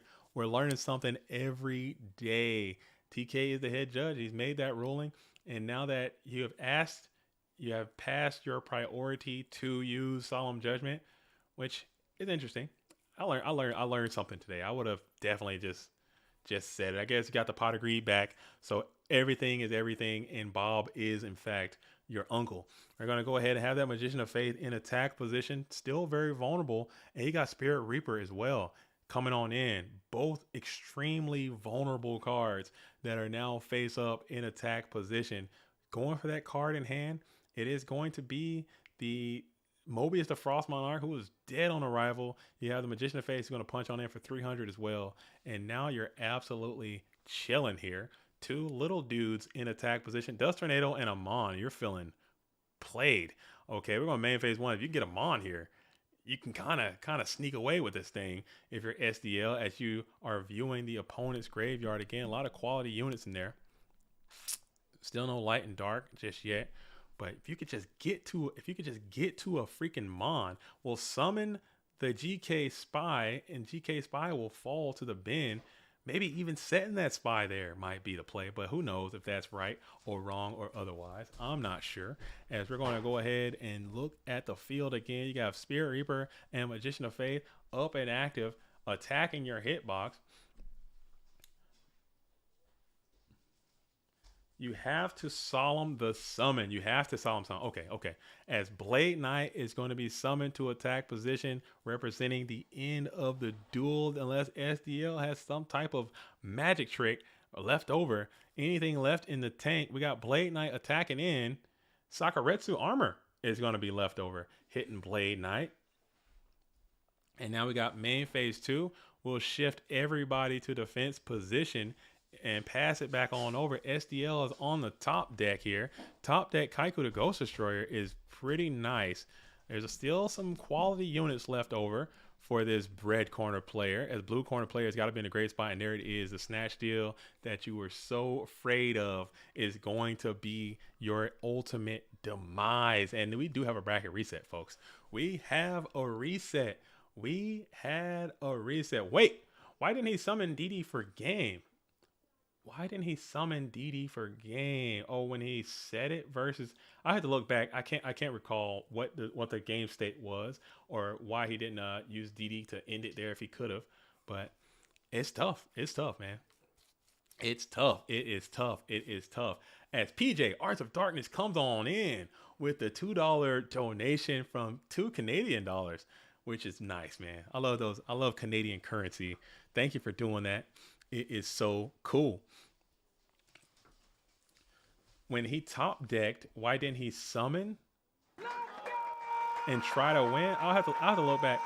Yo, thank you. PJ Arts of Darkness, I really appreciate it. That will go back into the GOAT format dueling experience, some form or another. I think that is a way that's going to be. So thank you for doing that. As we are waiting on a little bathroom break here, SDL is going to get to go first this time in this bracket reset. So we have a bracket reset. We have a reset. We have a walk-off. We have a reset.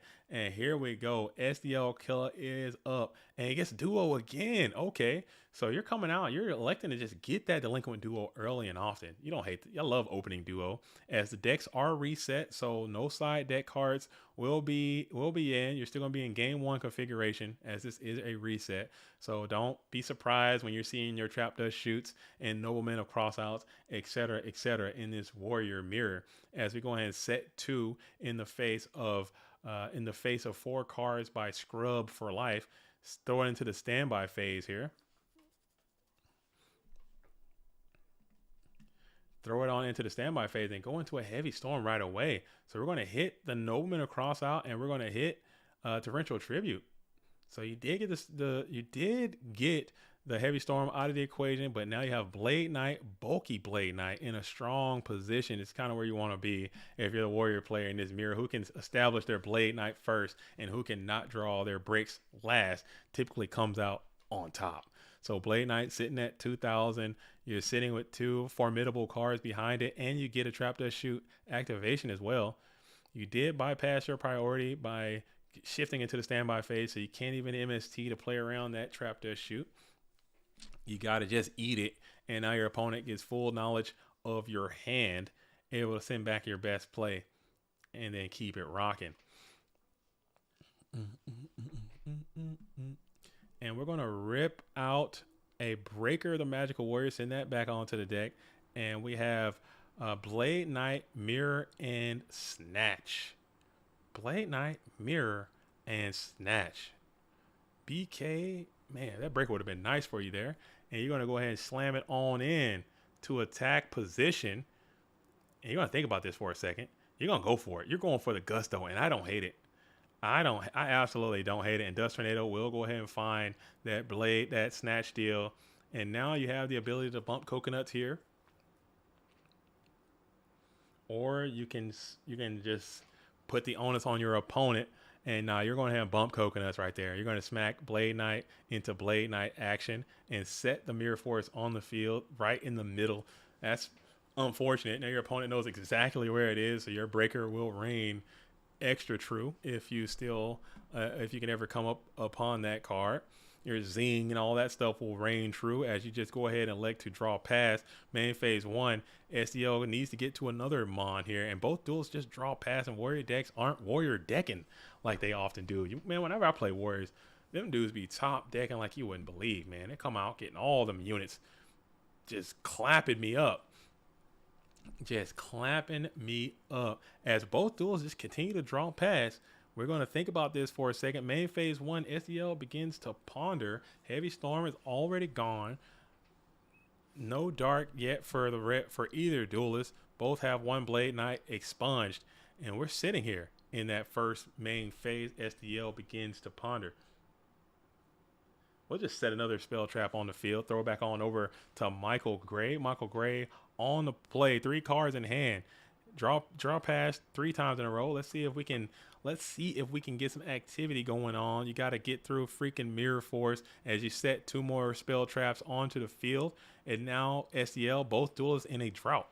Haven't put them on out just yet for either one. Breaker has now been returned back from deck to hand after being sent back to Trap Death Shoot. Both duels will think about it here as Breaker has hit the field.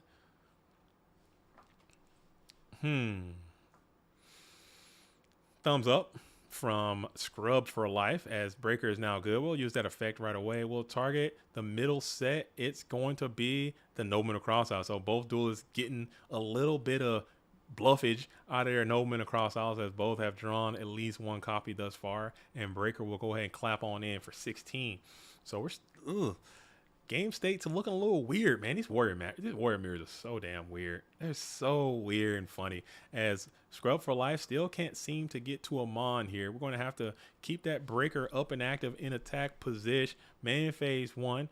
Go ahead and bypass all that, smack it on into the battle phase, crack on in for 1,600 directly, and you're going to eat that. Scrub for Life drops down to 4,800, and now we have 1 knock safely in the graveyard, so SDL feels comfortable to set 1 mon. Could be anything with these SDL type warrior decks, literally anything. I don't know, when that duel starts setting cards, I feel terrified as 1 card on the set back row is going to be none other than Snatch Steal, targeting the Breaker, the Magical Warrior, and now it's going to be free and clear to smash on into that set mon. We'll go ahead and use that Mirror Force, getting a 2 for 1, and you get that known Mirror Force out of the play. Snatch Steal getting a plus is always great. Graceful Charity is going to be played in the second main phase, so we'll get a true Graceful though. So we're gonna have to send 2 of those units to the bin. Tells a lot about what card you keep based on the cards that you throw away. So we'll see what it is and what it's gonna be.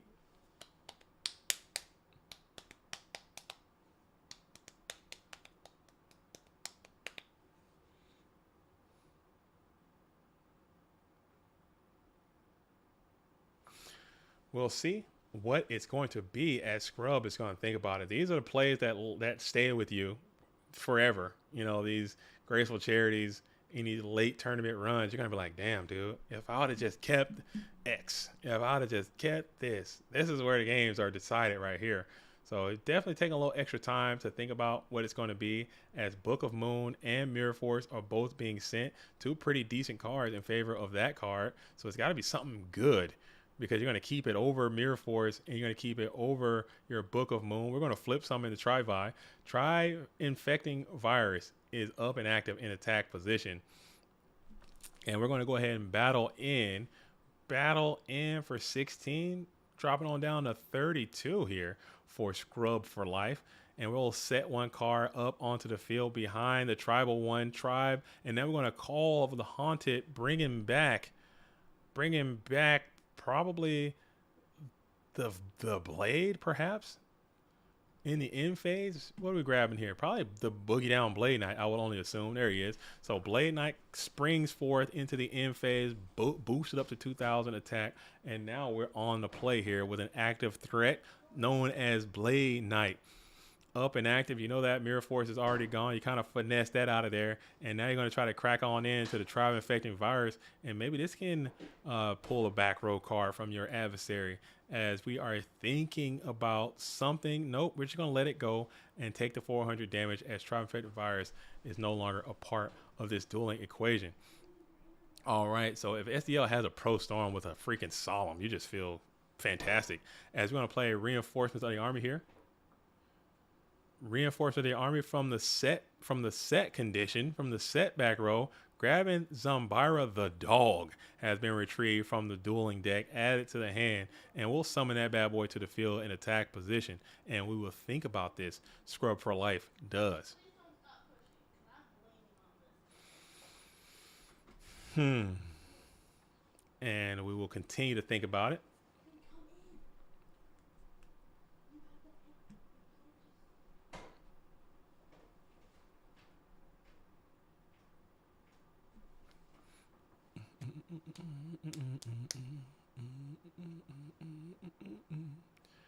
Oh man, yeah, this is gonna be a bad day.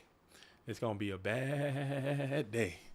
Oh man, yeah, I'm definitely I might just pitch a tent and just sleep outside. I really might have to. I might have to, guys. I might have to.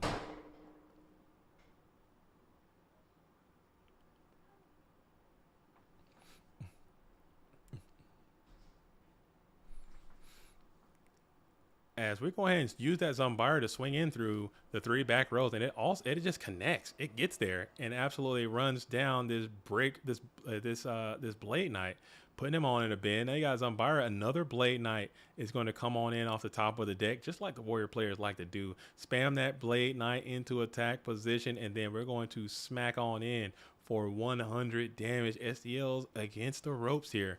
SDL is against the ropes here, but you have your graveyard is established. Pot of Greed is a great card to draw in this predicament, as Scrub for Life has to think about this. And we're going to slam the Solemn Judgment as well. So you did hear that door slam. I don't know what my damn kids are over there doing. I really don't know what they're over there doing. Freaking slamming doors. And we're going to immediately spam that Blacklisted Soldier to the field as well. And then TT Solemn here is just nutty. And we'll play Ring of Destruction. And that's going to absolutely get after this game. Wow, SDL played that very, very well. Both duels are playing lights out. I think SDL made some cool plays. Like, I don't want to say anything about that Blacklisted Soldier, but Rutherford's Zombira there just kind of led me to believe that that was a part of that scenario coming down. But still, how you see with those cards was really, really cool. Well done. Well done. I would have fumbled that bag somewhere in there. Michael Gray was also playing lights out too. It just happens that way sometimes. But we're in game number 2. We've kind of made it through the rigors of that first game of freaking of your knocks and dust shoots and all that kind of stuff. So side deck, it might take a little bit of time here, but we've already been here before, and this is it. This is not it. If SDL wins, SDL is holding match point right now. If SDL wins this next game, the tournament is over. SDL will win. SDL will be your PWCQ 42 winner. We'll get an invitation to go from our World Championship. Another World Qualification mat. Invitation number 1. The proverbial monkey will be off of the proverbial back, as SDL is now evil SDL. I forgot to mention that his duelist is now in their evil arc. Okay, and said, you know what, no more Mr. Nice Guy, as Scrub for Life is going to lead off with some Delinquent Duo activation this time. SDL's been hanging on Delinquent Duo this grand finals, and now you're getting a little bit of Divine Retribution, as you're going to go ahead and rip that Smashing Ground. And what is going to be the second card here?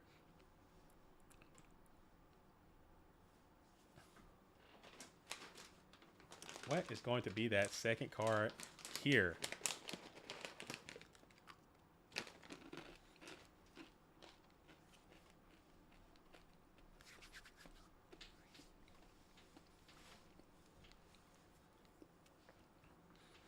All right. Man, oh man, oh man.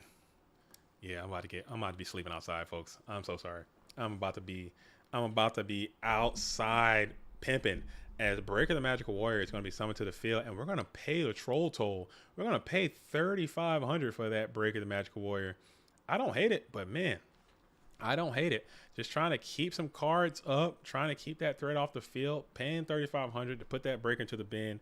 I don't hate it. As Ninja Grand Master is going to be up and active, we'll think about here in that summoning window. Main phase 1 is good. Battle phase 1,800 will come on in and connect, bringing SDL down to a 62. And we'll set 1 card on the field. Volcanic Akuma 55 says life points is just a number. A very important number. A number that will determine if you win or lose. And I think it's a critical number. And you want to make sure you try to maintain those bad boys. You don't want to just be throw them away all willy-nilly.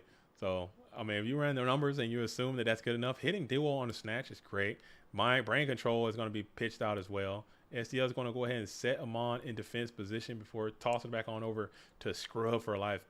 Slam Nobleman right now, and I'm just going to fence my way out of this window. Don't have it, but you do have Tribe Infecting Virus, and now we will think again. So thinking here in the first main phase on that Tribe Summon, SDL will ponder and will splash the TT right here, and now Scrub for Life will think about it as well, and we'll solemn that as well. So you're dropping on down to 1750 as we're going to see what that set card is going to be. Battle phase, it is going to be the Tribe Infecting Virus hitting into the Kinetic Soldier. Ooh, man, hitting into the Kinetic Soldier with a Tribe. That could have been a mess. That could have been a absolute mess if that would have went a different way. Premature Burial might be the end of this duel if you can get to it. If you can get to a Snatch Steely or something like that, could have been the end of it. We're going to continue to set cards on the field here in defense position, trying to turtle up. 1550 is not a lot. As we're continuing to smack on in with this Tribal Infecting Virus, it's going to be GK Spy, so that's an additional 400 points of life taking off of Scrub for Life, as we're going to send forth another GK Spy from the deck, electing to just use the GK or use the Ninja Grandmaster's effect. Will you pay here? Will you pay? Electing not to pay. Mobius here is just nuts. If you can just top deck Mobius, that is just a rough ride. If you can get there, I don't think it'll be game, but it'll be a lot of damage and it will feel pretty bad. But we're going to go ahead and bring forth Blade Knight in attack position. Blade Knight up and active, and Blade Knight will go ahead and think about coordinating these attacks. Where do you send it? Do you send it into that tribe? Do you send it into that set? What do you do? And we're going to send it right into that tribe, of course, and go ahead and kill that thing, doing an additional 400 points of damage. So 750 remain for Scrubs for Life. Back is against the wall. You're still in a good enough position. You have this very threatening Blade Knight. You have this GK Spy that's up and active in defense position. You have Rhoda, which is a great Rhoda here because you're going to be able to clear the entire board position if possible. If we go for Zombira the Dark, which is a great card in this exact scenario, you're able to clear the entire position and keep 2 bods on the field. And now SDL will ponder here. SDL will ponder here as you will think about how you want to break the rest of this down. SDL says, this tight spot. You saw him the Zombira. What do you do? Torrential is gone, I believe. Solemn would be pretty, I don't know. Solemn, at least you maintain your board position. You maintain your spot. Man, oh man. As we're still thinking about it, we're still in that summon window. We go ahead and Solemn there because there is no Lightmon in the grave. You do have Zombira the Dark. You don't have enough to play a Premature Burial. And you're going to, yes, go ahead and continue the assault. Ninja Grandmaster into the Gravekeeper's Spy, and then you're going to set a card onto the field before passing. Main phase 1 all around. We're going to go battle phase. Blade Knight is going to go headlong into the Ninja Grand. We're going to clean that up. So that's another 200 points of damage. So you got 550 left over. Oh my goodness, you're so low. You're so close. You're sitting at 2,600 versus 550 life points. Scrub for Life is in a vulnerable position. You do now have Light and Dark established though, so you can make a chaotic play in a moment's notice as you have 2 threatening set cards on the field. Whatever that card, that monster, hasn't been flipped yet, so it's got to be something cool. It's got to be something neat. Let's see if SDL elects to go into it, and he won't. He'll just maintain the body of this Blade Knight on the field and force the opposition to make the first action, as we are going to see what is in fact going to be 2,600. You still have an option to ring your way out of it, as Michael Gray has no choice but to draw pass, toss back on over to SDL. SDL's on the play. And we'll think about it here. We'll bring forth the Zombira and we're going to say, let's play. We're going to bring forth the Zombira the Dark, and Scrub for Life will think about it here. Scrub for life. Well, think about it and splash the TT. Splash the TT is super dangerous there because now you open yourself up for BLS Solemn. Let's see if that is what's going to happen. And no, there's no BLS Solemn. There's no BLS at all. We're just going to set another card on the field. Toss back on over to Michael Gray. You had to do it, though. You absolutely had to do it. And we're going to EMST, shotgun, target the Sakuretsu armor. One set card on the field. It's going to be an Exile Force on the approach. Exile Force attacking. Very risky.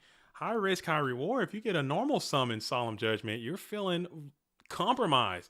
It's just another set spell trap on the field. Oh my goodness, it is not good enough. These Exile Force might be strong enough. They might have the longest legs in history, and they might be able to get there. The gang is all back in town, and we're going to go ahead and pass back over. SDL sitting at 600 life points. Can you get to a Mon?